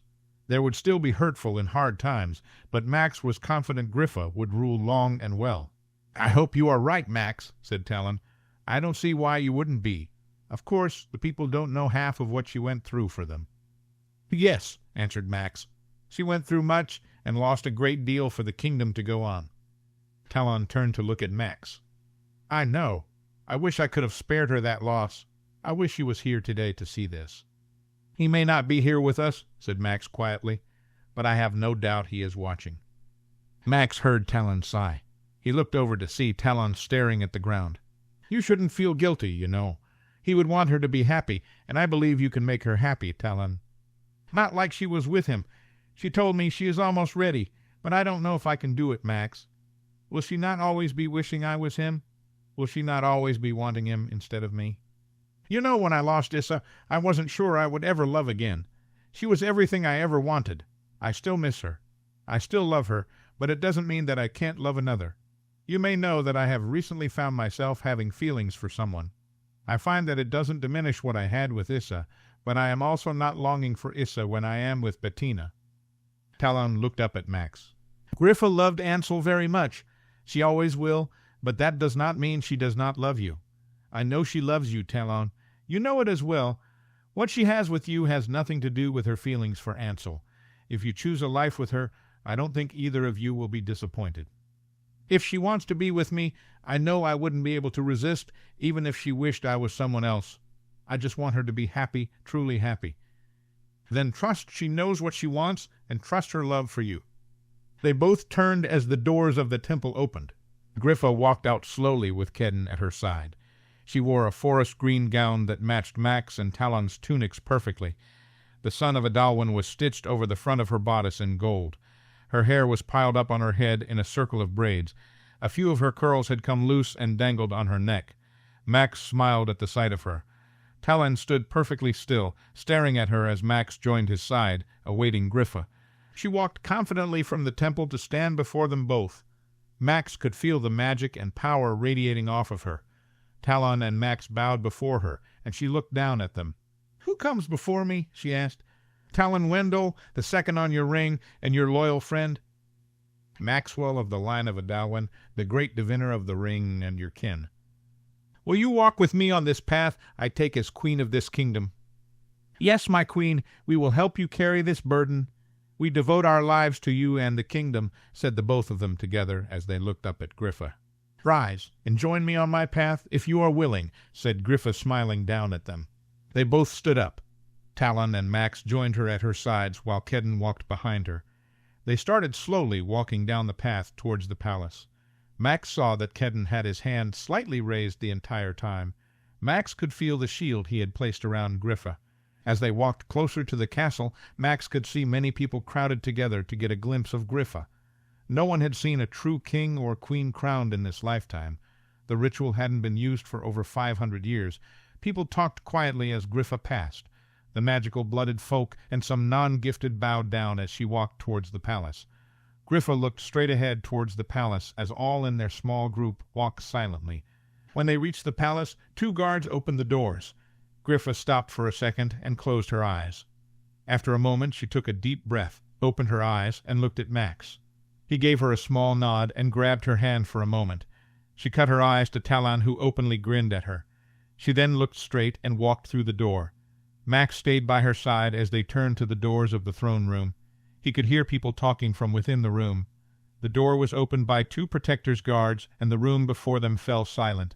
The throne room was filled with people, but they had left a path for Griffa to walk. She stepped into the room and slowly walked the path.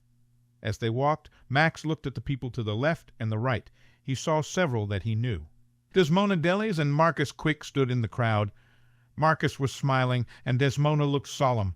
Max looked at Oliver Devons as they passed. Oliver seemed to be watching Griffa, but he turned and winked at Max.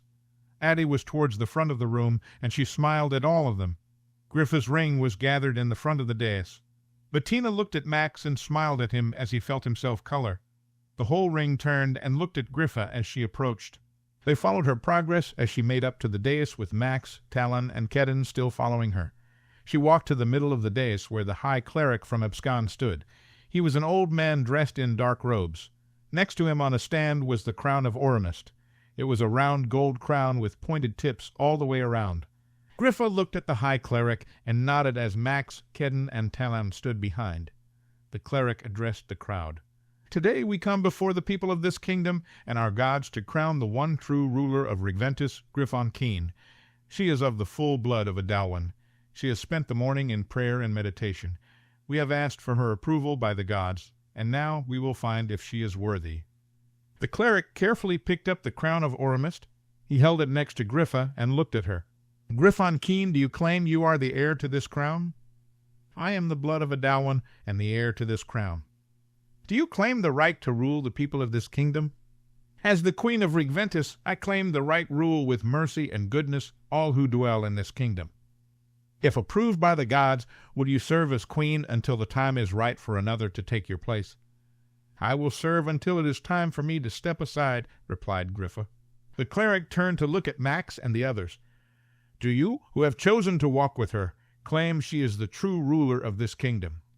"Griffon Keen is the one true ruler of Regventus, there is no doubt," said Max in unison with the others.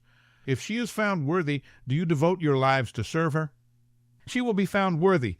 We devote our lives in service to our queen." The cleric turned back to Griffa. "Griffon Keen, kneel before your people and the gods. If you are found worthy by the gods, this crown shall sit upon your head. Once it is there, you agree to rule as the gods see fit." Griffa kneeled down, and the cleric held the crown over her head. He bowed his head and closed his eyes. After a moment he opened them and slowly put the crown on Griffa's head. It sat perfectly there. The cleric took Griffa's hand and helped her up. "The gods have approved. They have found Griffon Keen worthy. She is your queen and the untrue ruler of Regventus. She is named today Queen Griffon of the blood of Adalwin. May she rule long and well." The crowd said together, "Our queen has been chosen. May she rule long and well." The crowd then kneeled before her. Max and the others on the dais did the same. Max glanced to see Griffa looking out over her people. She then turned to those on the platform with her. "You who have been with me on this journey, rise and continue on with me as we rule Regventus fairly." They all stood. Griffa turned and looked down at the rest of the ring. "My ring, you have chosen to give me counsel and support. Rise and vow to serve me and the kingdom." The members of the ring rose as Griffa looked out at the crowd. "You are my people. I vow to remember my responsibility to you. May the gods watch over us and guide us all. Please rise and know that as I rule, I also serve you." The crowd rose as Max and Talon walked to Griffa's side. The crowd applauded enthusiastically as Max took Griffa's hand and kissed it. She grinned at him as he let her hand go. Talon pulled her close. He took her hand, but before he could bring it up to his lips, Griffa reached up and kissed him quickly on his lips. He smiled at her before she then turned and walked before the throne. She took a deep breath and turned around and sat down. Talon and Max stood by each side with Kedden standing by Max. "A long life to our queen," said the cleric loudly. "May she reign many years with mercy and goodness," replied the crowd. The people started to leave to head to the ballroom. While there would be no ball, as the ring had decided the kingdom was not ready for such an event, many of the people would gather to celebrate and greet the queen. The cleric wished Griffa well, and walked down to join the rest of the people as they left the room. Griffa was left on the dais with Max, Kedden, and Talon. "This hardly seems real," she said, touching her crown gently. "It's very real, my queen," said Max, smiling at Griffa. "It is real, and it is right." "I'm not sure I feel any different," said Griffa. "I hope we have not made some horrible mistake." "You have already been our chosen queen for a long time," said Talon. "Even so, there is no doubt in my eyes looking at you, wearing that crown. I don't think anyone in this kingdom could have any doubts. Can you not sense your power and magic? Griffa." "It's true," said Max, coming to her side. He could feel the magic coming off of her. He could feel the intense draw she held as his queen. He was almost afraid to touch her, but he carefully took her hand and let their magic mix together. He tried to convey to her how his blood and magic sung in her presence. It called out to her, recognizing its queen. "Thank you." She reached up and kissed Max on his cheek, letting go of his hand. Talon walked up to her and took her hand gently. Griffa drew her hand back as though something had shocked her. She looked up at Talon with confusion on her face. He looked down at her and smiled. Max watched them as they stared at each other, and he knew. The bond between them he could never quite figure out was very obvious. This is the way it was intended. Talon would be Griffa's king. He was always meant to be Griffa's king. Max had already figured it would happen, but now he could sense the true bond between them, what had always drawn them to one another. Talon should have no doubts about Griffa's love for him now. Griffa slowly took Talon's hand and smiled at him. He leaned forward and kissed her gently before pulling back. She whispered something to him that made him smile before turning to Kedden. "Kedden, go to the ballroom with me as I meet with the people. I believe you are quite good at this part of ruling." "Is this how it's going to be, Griffa?" asked Talon, laughing. "You will pass me over for your handsome protector for public appearances." "My protector should always be by my side. You will have to get used to working the crowds in favor of your queen. You might as well start today." Griffa took Kedden's arm and walked off the dais.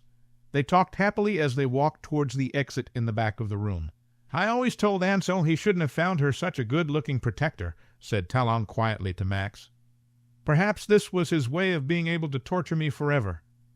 Max only chucked as he and Talon followed Griffa and Kedden to the ballroom. Talon stood in the Protector's quarters with Kedden, Griffa, and Addie.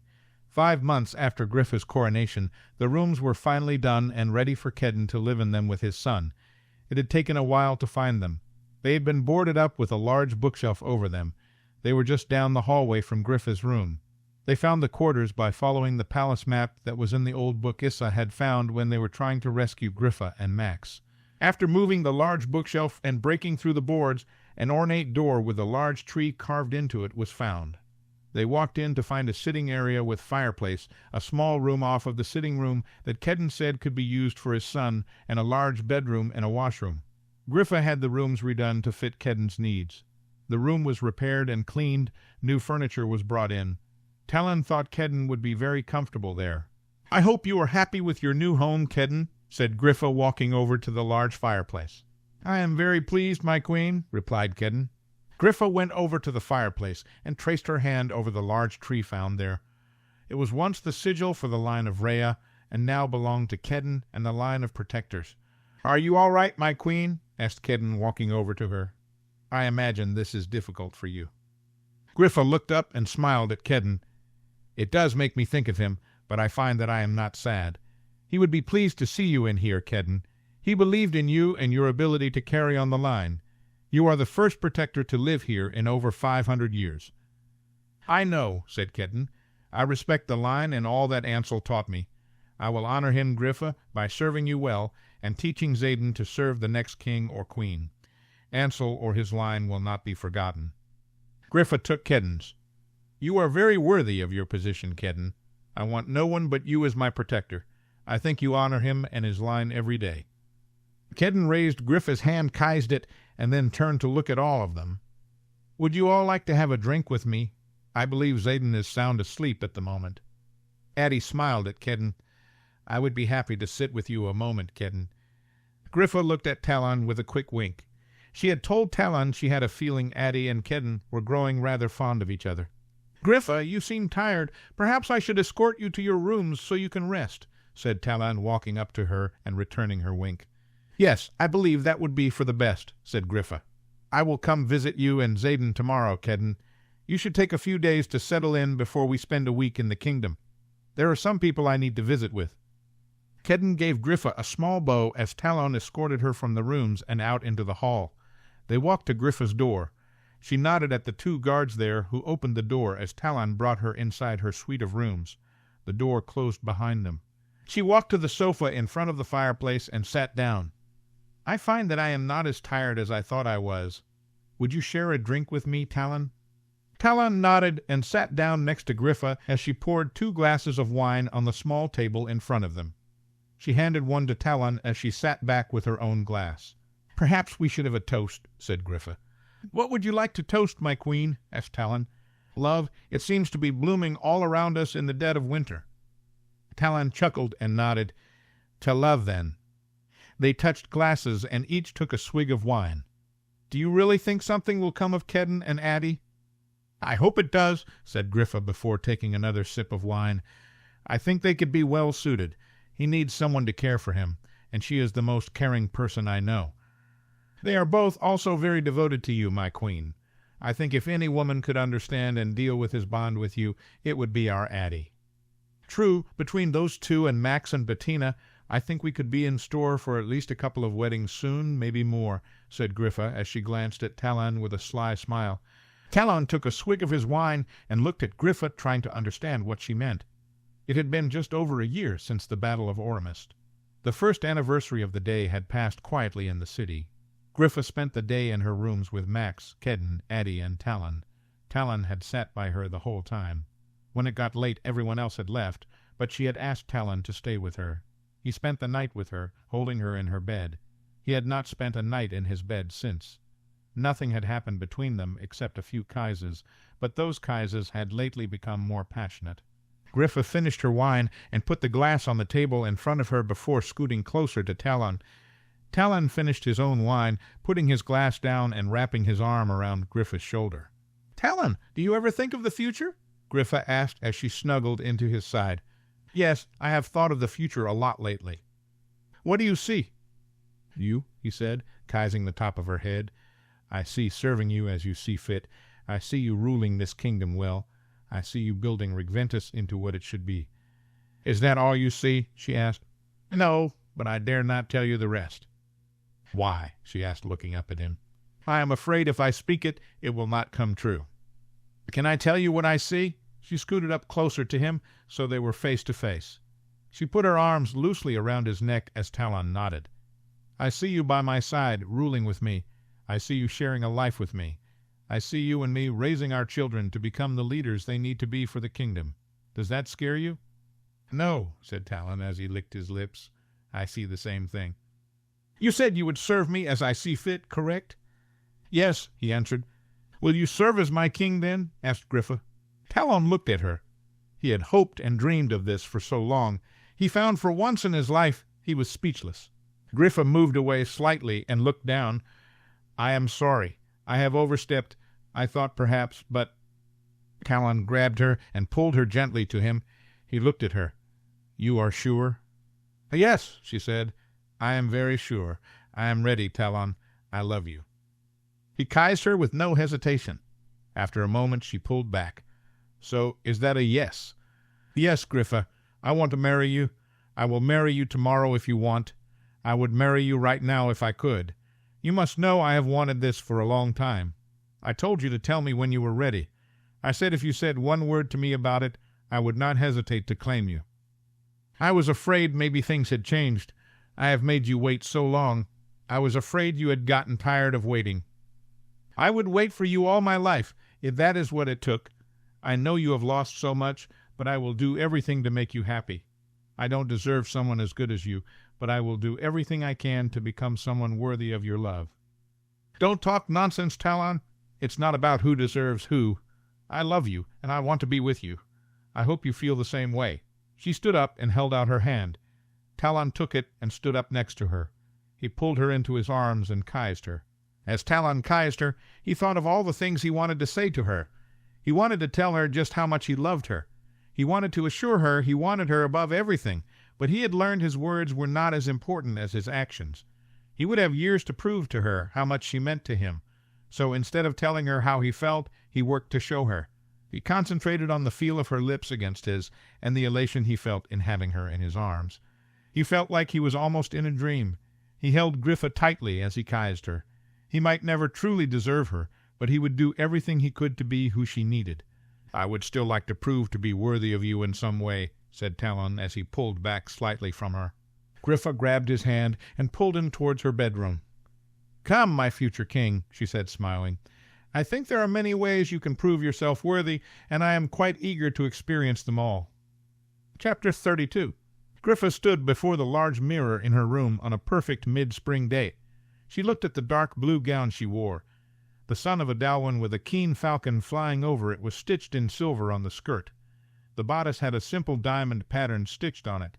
She slightly moved some of her curls on each on her shoulders. Her hair was half up with her crown sitting on her head. You look lovely, dear, said Maybelle, who stood behind her.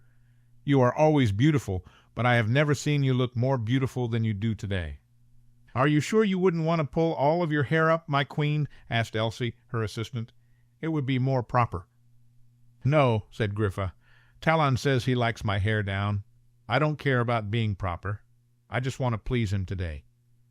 You would be beautiful no matter what you wore or how you did your hair, said Maybelle. I hope this young man realizes what a jewel he is really getting. Griffa smiled. She turned to Maybelle and took her hand. He is wonderful, Maybelle. You know how much he loves me. I know. I have seen the way he looks at you. I just want him to treat you well. He does, and he will. I am very happy, said Griffa. Thank you for being here today. I do miss seeing you. I will come visit you often. I know, my dear, and I will visit you as well. I am very happy, Griffa. I will never think anyone truly deserves you, but I know Talon does love you very much.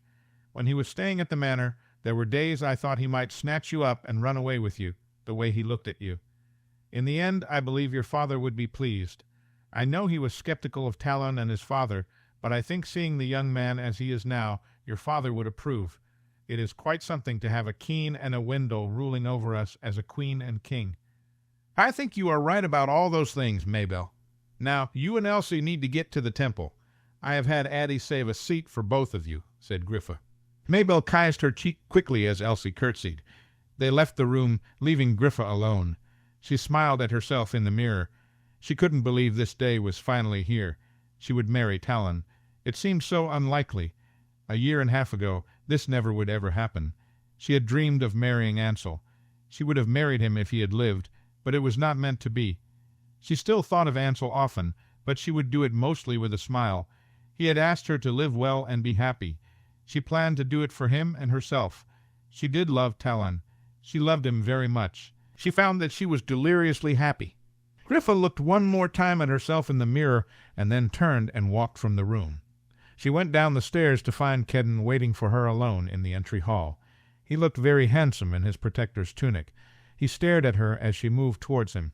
He walked to meet her as she reached the bottom of the stairs, taking her hand and kissing it. "You look beautiful, Griffa," he said softly.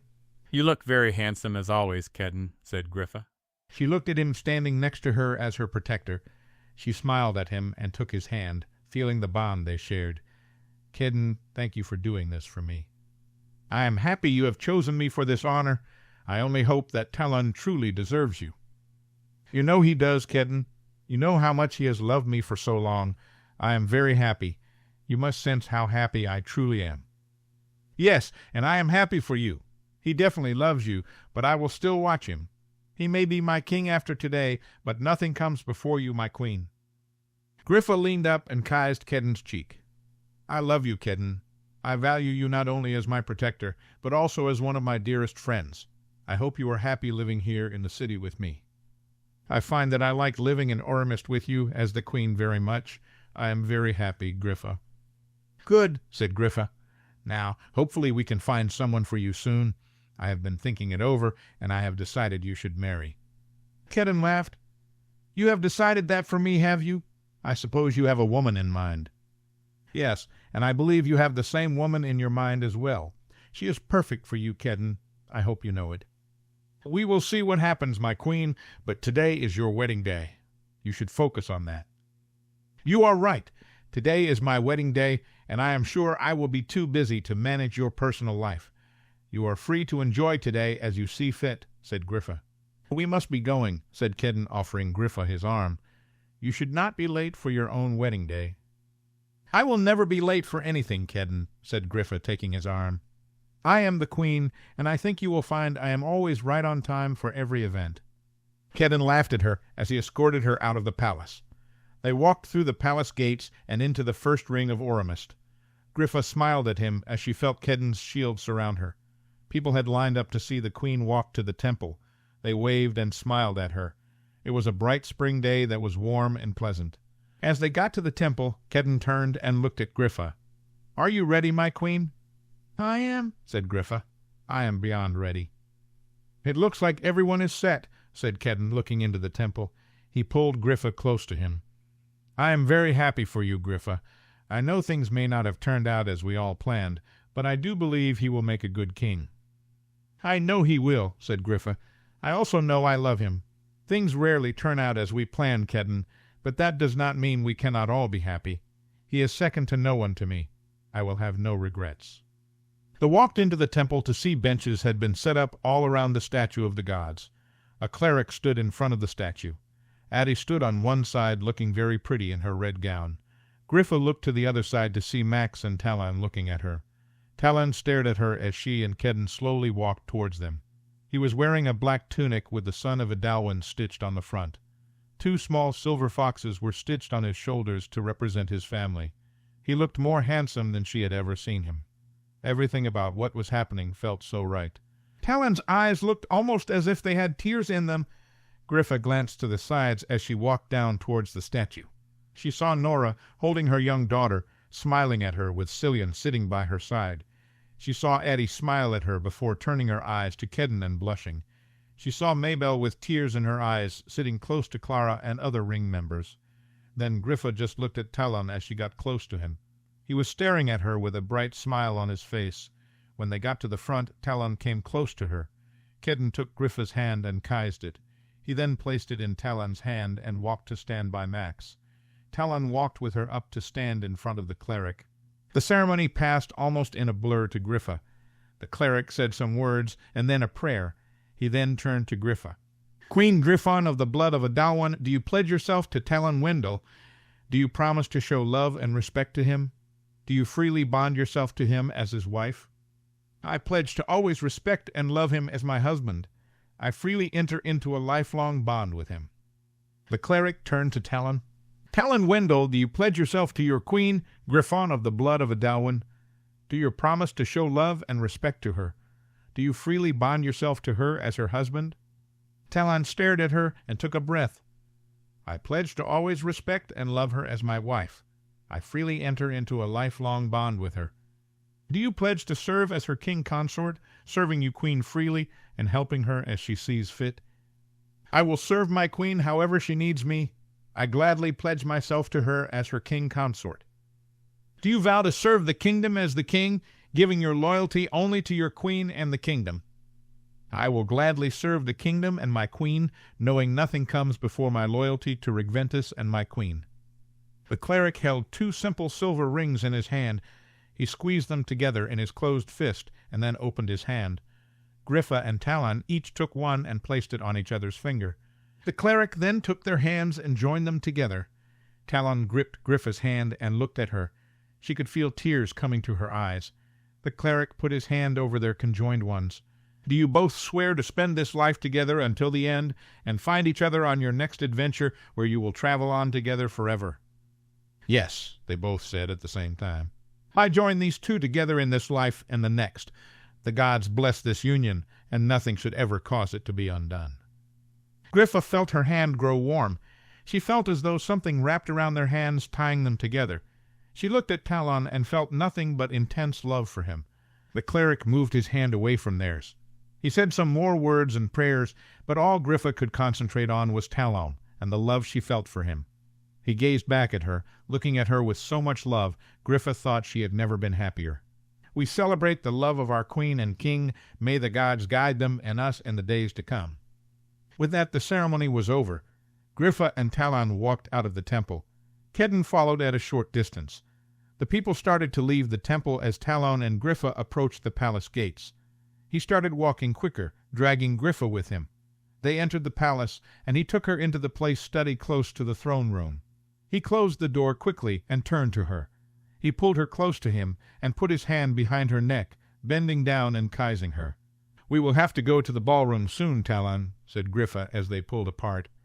"Everyone will be waiting for us, and we will have to make our appearance on the balcony." "They can wait for a little longer.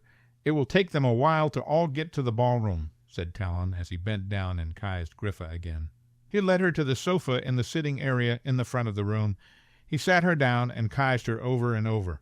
"I am afraid I will hardly be presentable after this," said Griffa breathlessly as Talon raised her skirt with his hand. "I will help you set things to right, but above all you will look like a wife who is very loved by her husband."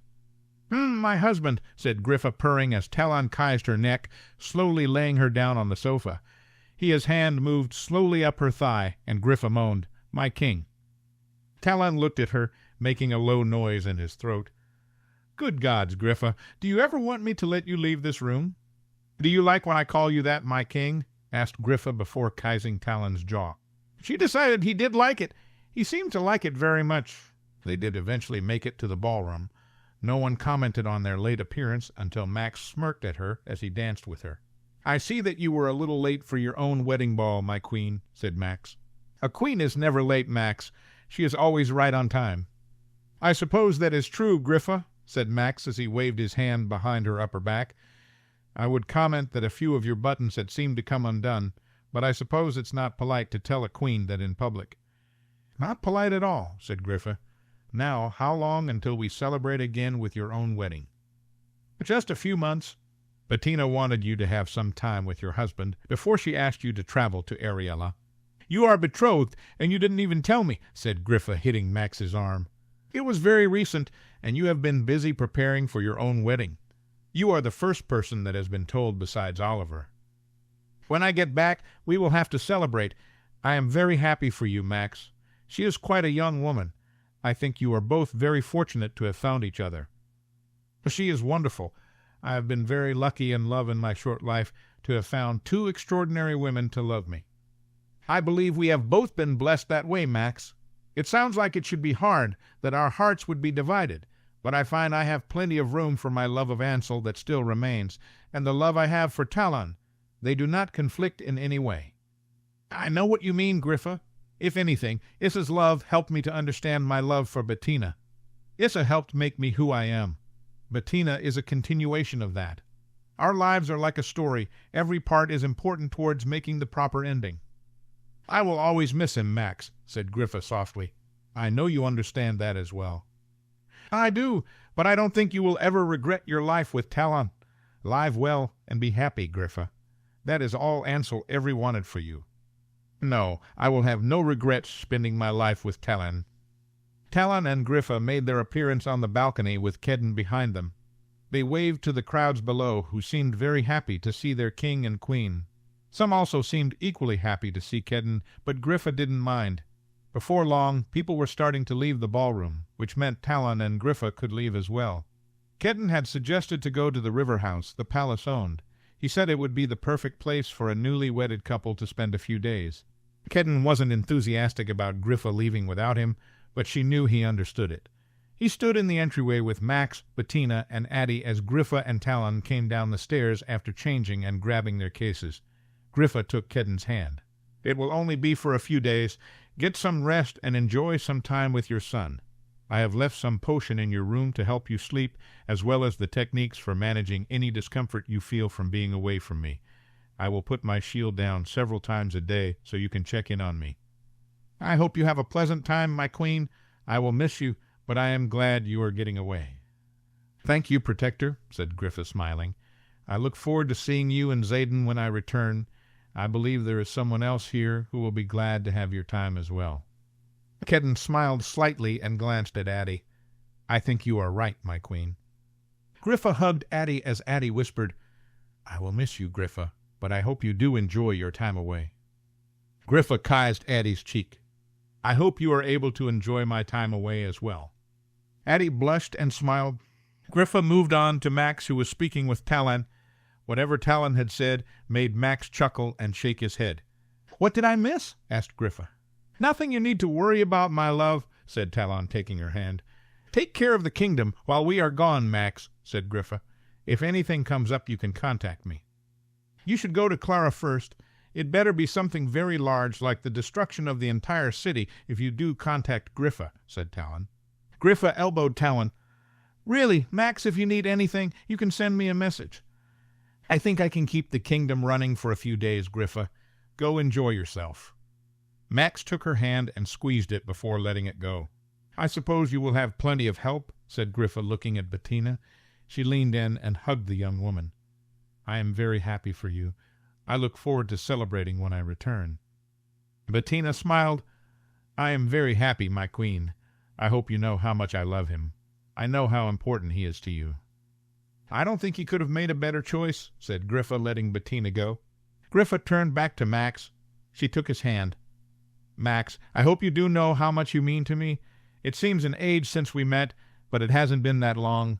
It's hard to believe where we started to see how it all ended. It hasn't ended, Griffa. It's actually just begun, and everything is as it should be, said Max, smiling. Go enjoy yourself for a while. You have earned some relaxation and merriment. As have you, Max. I am so very happy for you, said Griffa, gripping his hand. I am happy for you as well, said Max. Griffa bent down and kissed Max's cheek. Go on. I will see you in a few days. Max looked at Talon and said, There are no doubts, Talon. You have nothing to fear. Griffa let go of Max's hand and looked curiously at Talon. He took her hand with a small grin and led her to the middle of the entrance hall. I'll tell you later, Talon whispered, and Griffa nodded. Griffa looked at Talon and concentrated on Kedden's description of the river house. She soon felt herself travel. Griffa leaned on the rail of the bedroom balcony overlooking the river. Talon stood behind her with his arms around her. He had moved her hair and was kissing her neck.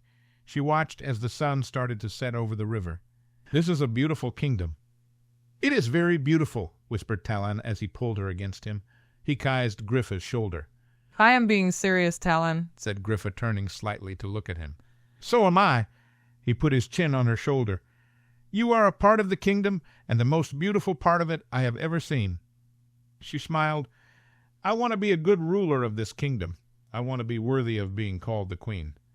Talon leaned up and pulled Griffa around to look at him. "You are a very good ruler of this kingdom. It has already been proven time and time again that you are worthy of your title. You should never doubt yourself." "I don't doubt myself. I just want to make sure I remind myself from time to time how fortunate I am to be able to lead such a beautiful, wonderful kingdom. And we as your people should remind ourselves how we are fortunate to have such a loving, powerful, beautiful queen," said Talon. He bent down and kissed her. "What did Max mean with what he said to your back in the palace?" Talon smiled sadly and looked down. "I had feared you might wish I was someone else at times. I thought perhaps you might always yearn for Ansel as your husband." Griffa looked down to catch his eye. "Look at me, please, Talon. He was and is very important to me. I do love Ansel still, but it has nothing to do with what I feel for you. I can tell you for certain I am wishing for no one but you to be by my side today. In the study I can guarantee I was only thinking of you." "I know, my love. I do not want you to forget him. I don't want to forget him. I hope you know how much I cared about him as well. I trust in your love, and I know we will be happy. We will because we have decided it is so. I know hard times will come, but I also know I will always be happy you are by my side." Talon pulled her close and kissed her again. After pulling back, he said, "Take a few moments and just enjoy where you are, Griffa. After all you have been through, you are here with me in this beautiful place." "You are right," said Griffa as she wrapped her arms around Talon. "And after all that has happened, there is no place I would rather be." Epilogue. 2 years later. Talon yawned and opened his eyes. He rolled over and reached out for Griffa, but his arm only touched the empty side of the bed. He quickly sat up concerned. He was afraid she was sick again. He was about to go get up and check on her, when she walked out from her dressing room fully dressed and smiling. "You need to get up, Talon, if you want to eat breakfast. We need to travel soon," said Griffa, smiling at him. Talon looked at her carefully. "You are feeling well this morning?" "Yes, I feel very well. I have felt much better this past week."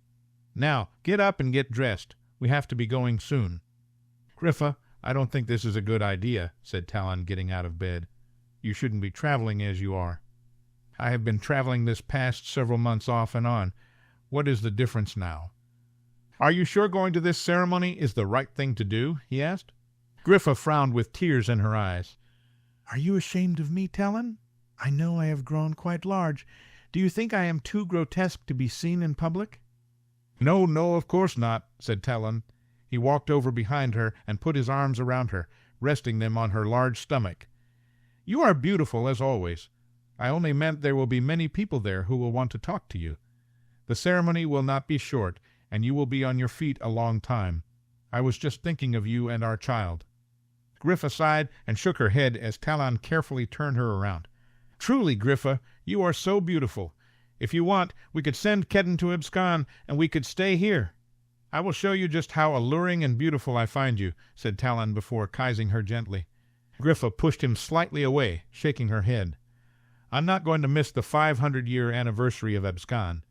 As the only keen in the world, I can't miss it. Malcolm asked me to come." "You will understand if you can't make it. He is a husband and a father. Let me go. I will meet Max there.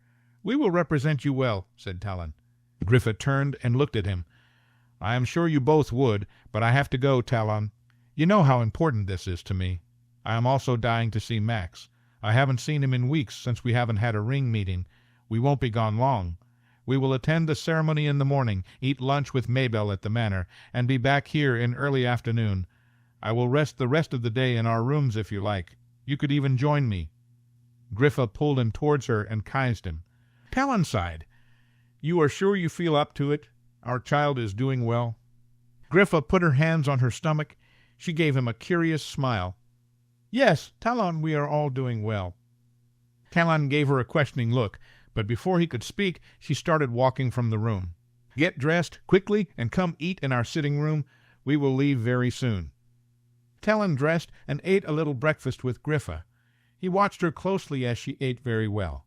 It pleased him. There had been too many meals these past months where she had hardly eaten anything. Her stomach had grown large, but the rest of her had grown thin.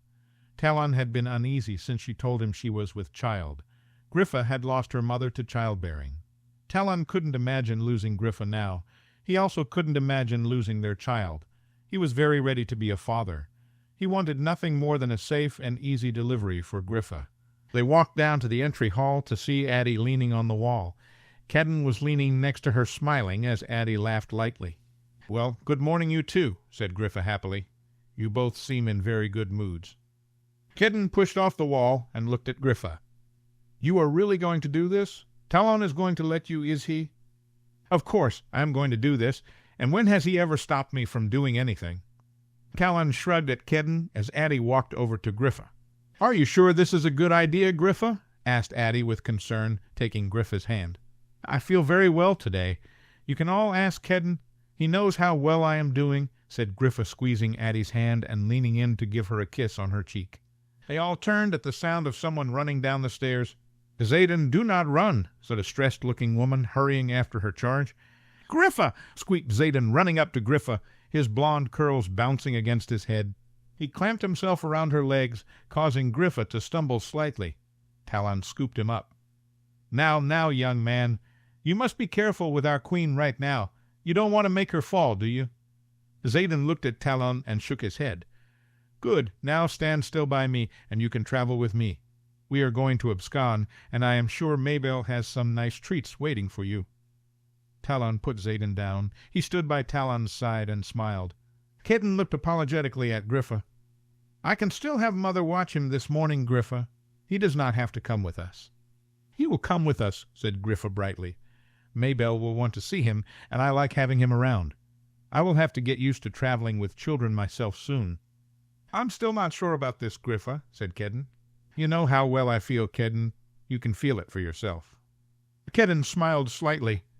"You do seem to feel well this morning, but I still don't think it's a good idea. I don't know why Talon can't go for you." "I've already made that argument, Kedden," said Talon, crossing his arms. "She will not hear it?"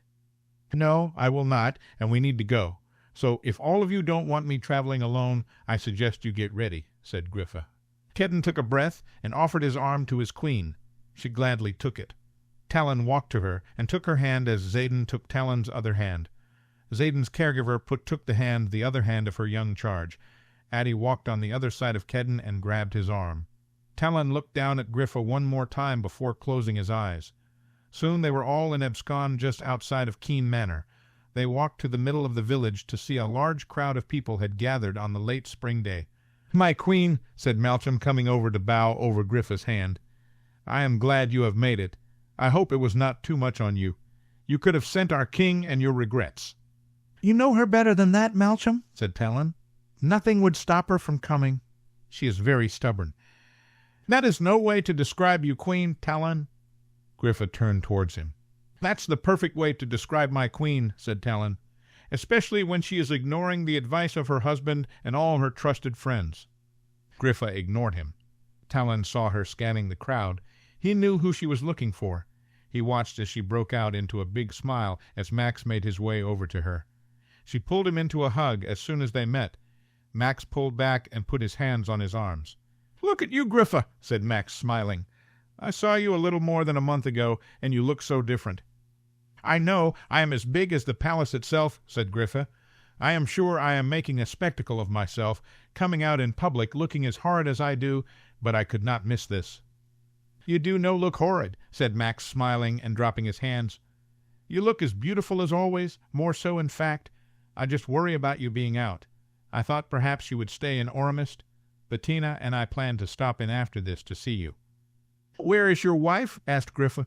"I would like to give her my greetings." "She is over by the statue of Nathan, keeping an eye on Oliver as he chats with some young ladies. You know how he is," said Max with a smile. "I will just walk over and say hello." She walked off with Kedden following her. "Talon, it is good to see you," said Max, taking Talon's hand. "How are you holding up during all of this?" "I will be glad when it is over. Let me just say that," said Talon. She has not had an easy time." "No, I would imagine not," said Max, watching Griffa walk away. "All will be well, Talon. You do not need to worry." "I do worry constantly, and I will until I know she and our child are both safe. I tried to keep her at the palace today, but it would do no good." "She is the only Keen in the kingdom for now," said Max. "She could not miss this. It wouldn't be right to celebrate Abscon without a Keen present." Max said his hello to Addie. He ruffled Zayden's hair as Zayden hugged Max around his legs. Talon noticed that all the people started to gather in front of King Nathan's statue. He went to find Griffa towards the statue with Max and Addie, who held Zayden's hand. Griffa was standing in front of the statue on a small platform that had been set up. Malcolm had joined her. Kedden stood next to the platform. Talon stood to the side of the stage with Max by his side. Malcolm raised his hand to perform a voice-amplifying charm, and the people in the crowd fell silent. "I am very pleased to gather with you today to celebrate the village of Abscon. We have been in existence for 500 years. We were formed as a refuge for magical folk during a dark time of our kingdom. I am happy to say that dark time is over. Our queen has shown us that there are brighter days ahead. She is with us today to celebrate this village that her family built and has overseen since the beginning. Our queen, Griffon Keen of the blood of Adalwin." The crowd bowed as Griffa walked slightly forward. "Please rise, my folk of Abscon," said Griffa. "I am happy to be here today to celebrate our village. I have always been proud to live in Abscon and with all of you. The Keens have always strived to lead Abscon with kindness, mercy, and wisdom. I hope we have not failed you in any way." Griffa paused for a moment and took a few deep breaths. Talon looked at Max to see him staring back at him. They both turned and looked at Kedden, who seemed concerned. "The most important part of Abscon is you, the people," continued Griffa. "You are what makes this village so wonderful. As your queen, I promise to continue to see to Abscon's peace and prosperity." Griffa again paused, and one of her hands went to her back. "Talon, you might need to get her off the platform," said Max quietly.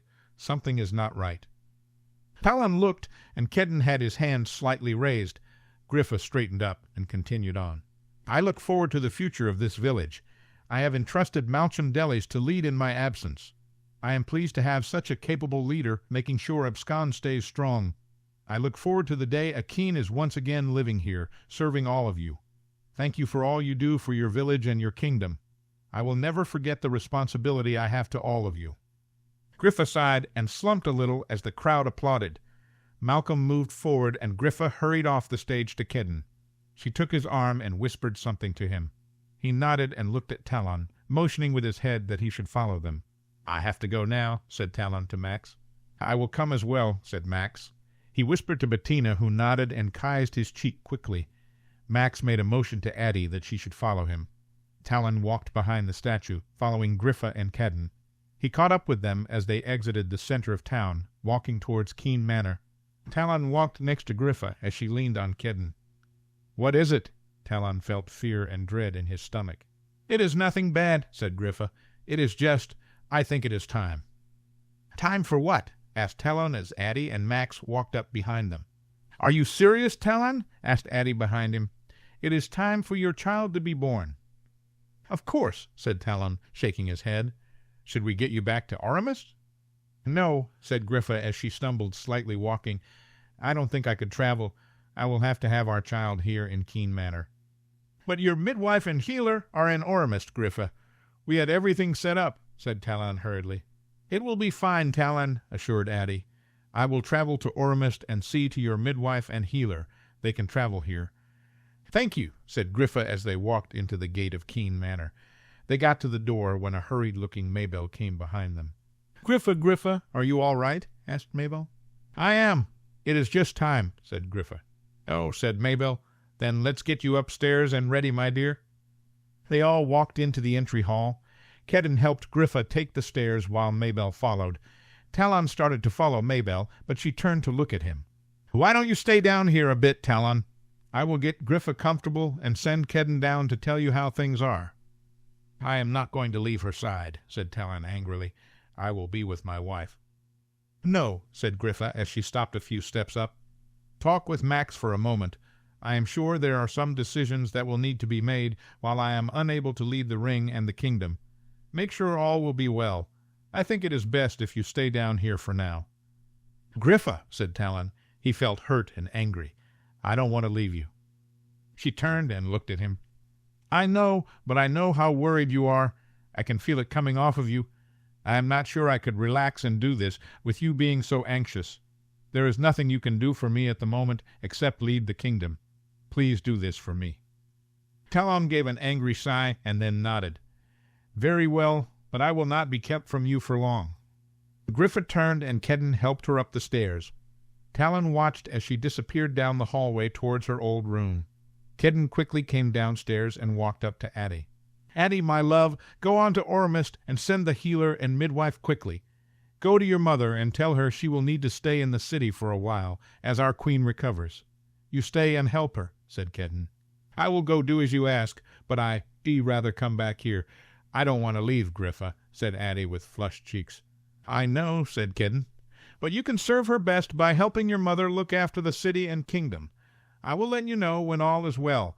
You can come visit tomorrow after the child is born." Addie looked like she would argue, but Kedden took her hand, bent down, and kissed her quickly. "Please, Addie, do this for me and for our queen." She sighed and nodded slightly with a small smile before she turned and disappeared. "Come on, Max," said Talon, walking towards the parlor. "Let's go see about some drinks. I have a feeling we will be here a while. You will need to entertain your king." Max walked with Talon to the parlor as Kedden walked back up the stairs. They stayed in the parlor all day. The healer and midwife arrived soon and hurried up the stairs to serve their queen. Max went and found food in the kitchen for both himself and Talon. They ate quietly in the parlor. Kedden came down at one point to tell them that Griffa was fine, but things could be a while. "I would like to see her," said Talon as Kedden turned to get back to his queen. "Our queen requests you stay down here. She told me to tell you she is fine, and she loves you, but she would rather you stay put." Talon looked at Kedden to argue, but Max put his hand on Talon's arm. "If you were ever going to give our queen her way without arguing, today would be it," said Max. "I know you are concerned for her, but she will be the one who has to do this. Let her have her way." Talon looked at Max and nodded slightly. He turned to Kedden. "Tell her I love her as well, and I will come to her the minute she needs me. I will keep you updated. I am sure I will be down here with all of you once things progress further," said Kedden. He turned and left. Talon fell back in a close chair. Max filled a glass of wine and handed it to Talon as he sat next to him. Max looked at him, sitting in a chair facing him. "Talk to me of something, Max," said Talon, taking a drink of his wine. "What would you like me to speak of?" asked Max. "I don't know. Tell me of your life with your young wife. How do you find life in Aurelia?" Max spent some time talking to Talon of how things were in the village. He told him some amusing stories of Oliver's exploits and how he frustrated Bettina. "Of course, I am hoping Oliver will try to cease from aggravating her too much for the next few months." "Why is that?" asked Talon, smiling slightly. "It seems we might have to figure out this father thing together, Talon." "I am very happy for you, Max. Have you told Griffa?" "Not yet. Bettina was just sure about it herself last week. I will tell Griffa soon." "You will tell Griffa what?" asked Kedden as he walked into the parlor. "It seems you will have to not only help me as a young father, Kedden, but you will have to include Max as well in your lessons." "Is that so?" asked Kedden with a smile. "I will be happy to let you borrow Zayden for a few days to get you used to your new life. He is quite a handful these days." "How is Griffa?" asked Talon. "She is doing well," said Kedden. "It will be time soon. She said not to worry." Talon threw his head back and groaned. "She really is very well, Talon," said Kedden. "I can tell you exactly how she is feeling. It is of course not an easy process, but she is very safe. The healer and midwife are both pleased. It will all be over soon." Talon nodded. He knew that news should make him feel better, but it did not.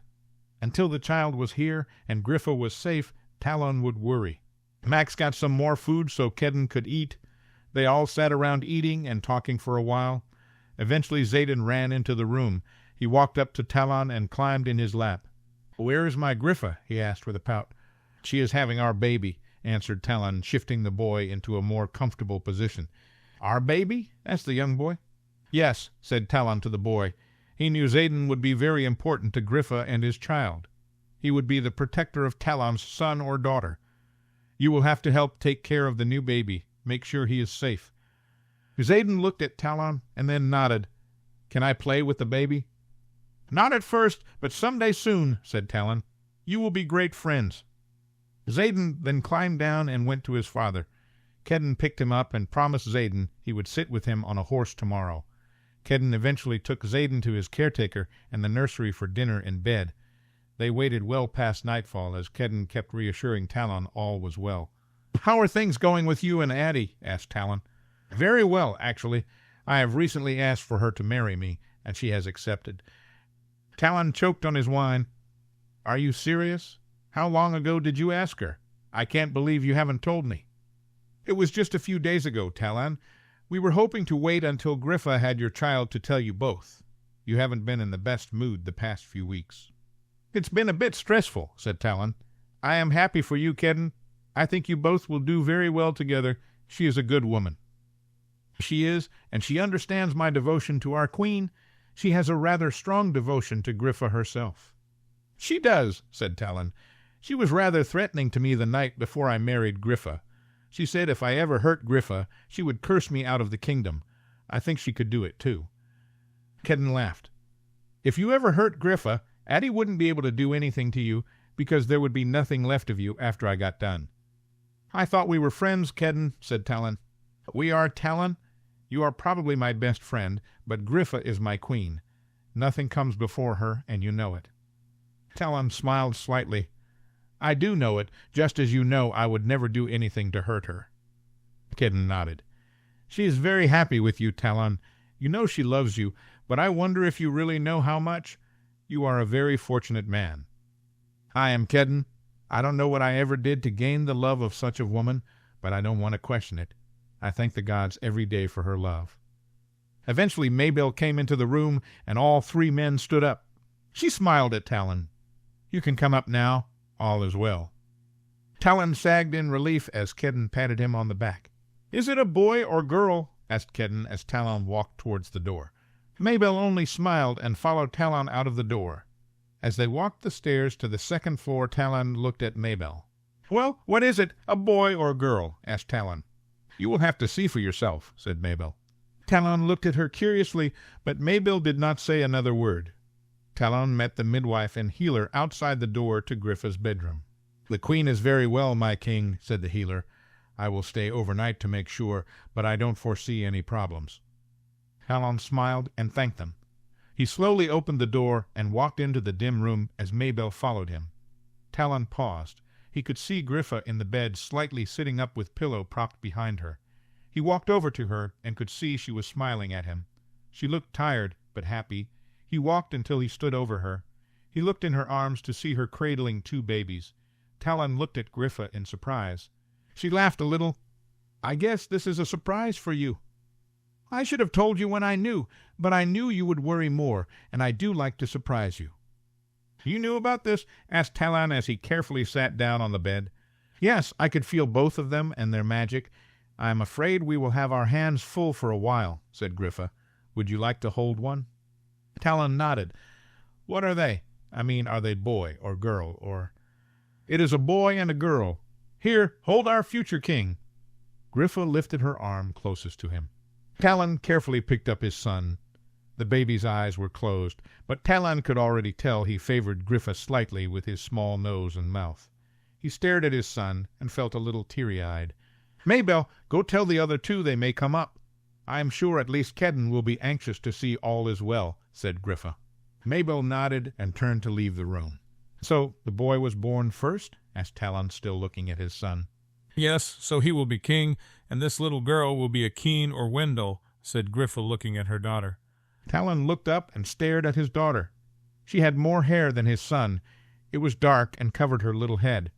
Her features were very delicate, and she seemed very small to Talon. "She is very beautiful, like her mother. I think she better be a Keen since she was born in Keen Manor," said Talon. "Are you sure, Talon? Your family line is just as important as mine." "She is clearly meant to be a Keen, Griffa." "I suppose we will just have to have another one day soon," said Griffa, looking at her daughter. "Maybe," said Talon. "I don't know if I could live, though, another time like this, or watch you suffer so." "It has been worth it, Talon. I am very well now. We will see how the future goes." Talon stared at Griffa and smiled. "Thank you." "For what?" asked Griffa. For loving me, for giving me a family. I feel very overwhelmed with love for you and our children, Griffa." Griffa gave him a tired smile as the door opened. Kedden walked in, followed by Max. "So what's the big secret?" asked Max, walking over. Maybelle seemed to be hiding something. "Come meet my son and daughter," said Talon. He stood up with his son in his arms. He handed his son to Max, who took him gently. Max laughed slightly, looking down at the baby in his arms. Kedden took Talon's place by Griffa's side. "This is our next king, isn't it?" asked Max as he looked down at the baby in his arms. "Yes," answered Griffa. "This is Prince Renwerd of the blood of Adalwin, the next in line for the throne of Aurumist." That's a mouthful for such a small thing. "And who is this?" asked Kedden, looking at the baby in Griffa's arms. Griffa handed her to Kedden. "This is Princess Rhea Isolde Keen. She will be the next leader of Abscon." Max looked at Talon and then Griffa as he heard the name. He walked over and looked at Rhea laying in Kedden's arms. He lightly put his hand on the little girl and smiled. Talon watched as Max's smile faded. He looked at Kedden and then at Talon before taking his hand off the baby and stepping back. "What is it?" asked Talon, looking at Max. He didn't like the fact the great diviner of the ring had just had such a reaction touching his daughter. Talon carefully took his son back from Max. "It is nothing to be concerned about," said Max. "I just think you may have named your daughter very appropriately." "Why is that?" asked Griffa. "The line of protectors once belonged to the line of Rhea," said Max. "A woman named Rhea would be very appropriate to help carry on the line." Talon looked sharply at Kedden as Kedden looked at him. Talon would have to tell Kedden to watch his boy. Griffa laughed along with Max. "Who knows, maybe this young prince will be the one to join my line," said Kedden. "I hope Addie will want to have a child soon after we marry." "What?" asked Griffa excitedly as Rhea fussed a little in Kedden's arms at the noise. "Yes," said Kedden as he handed Rhea back to Griffa. "Addie and I will be married soon. When you are well and able, we will wed in the valley. Addie wishes to be wed from her village." Griffa smiled smugly and looked at Kedden. "I am very happy. I know you will both do well together." "I have no doubt we will," said Kedden. "I think you knew it before the either of us. You are usually right, my queen." "Don't say that to her, Kedden. She already says I told you so enough as it is." Talon shook his head. "Because I am usually right, my love," said Griffa, smiling at Talon. She looked at Kedden. "I am very happy for both of you. I love you, Kedden, and I will be relieved to see you settled with such a good woman." Kedden leaned over and kissed Griffa's forehead. "Get some rest, my queen. I am very happy for you as well. They are fine children. I vow to keep you and them safe. If you need me for anything tonight, please have Talon come and get me. I don't care what time it is." He took Griffa's hand and held it. "I feel very well, just tired and a little sore. I will send for you if I need you. Bring Xaden in here tomorrow so he can meet his future king," said Griffa. "I will. He's been asking about you all day," said Kedden. "Sleep as well as you can, my queen." As Kedden left, Max came over to Griffa. "I am glad all is well. I knew it would be, but I am still happy to see such joyous results. You will be a good mother, Griffa." "Thank you, Max," said Griffa, taking his hand. "I will have to go back to Ariella tomorrow, but as soon as you are back in Aurumist, Bettina will want to come see you and the children. I hope you don't mind a visit." "Of course not," said Griffa. "I look forward to it." Max left the room, leaving Talon and Griffa alone. "You need to sleep, Griffa," said Talon, looking down at her. "I know. Mabel has found us a bassinet and had it brought in. It is in the corner there. Will you bring it closer and put both of our children in for a while?" Talon did as she asked. He carefully laid the babies side by side. They made soft noises as they laid next to each other. Talon thought his face might start hurting from how much he had smiled in the last 30 minutes. "Will you come lay with me for a bit?" asked Griffa. "I am sure I will have to get up plenty tonight, but I would like to sleep while I can." Talon looked over at her and walked to the other side of the bed. He lay on top of the covers and put his arm around Griffa gently. He stared at her and felt tears come to his eyes. "I love you," said Talon quietly. Griffa looked at him with concern. "Are you all right? You aren't worried about what is ahead, are you?" "No, I am just overwhelmed with happiness. I don't want to worry about tomorrow or any other day. I just want to lay with you and be happy for one moment. I can't believe this is all real, Griffa. You and our children are all I have ever wanted." Griffa leaned forward and kissed him lightly. "You are all that I want and need. I think we will have many happy moments, Talon. I have decided that we shall, so that will be it. We will be happy forever." Talon smiled as he watched Griffa fall asleep, knowing that she was right as always. The end.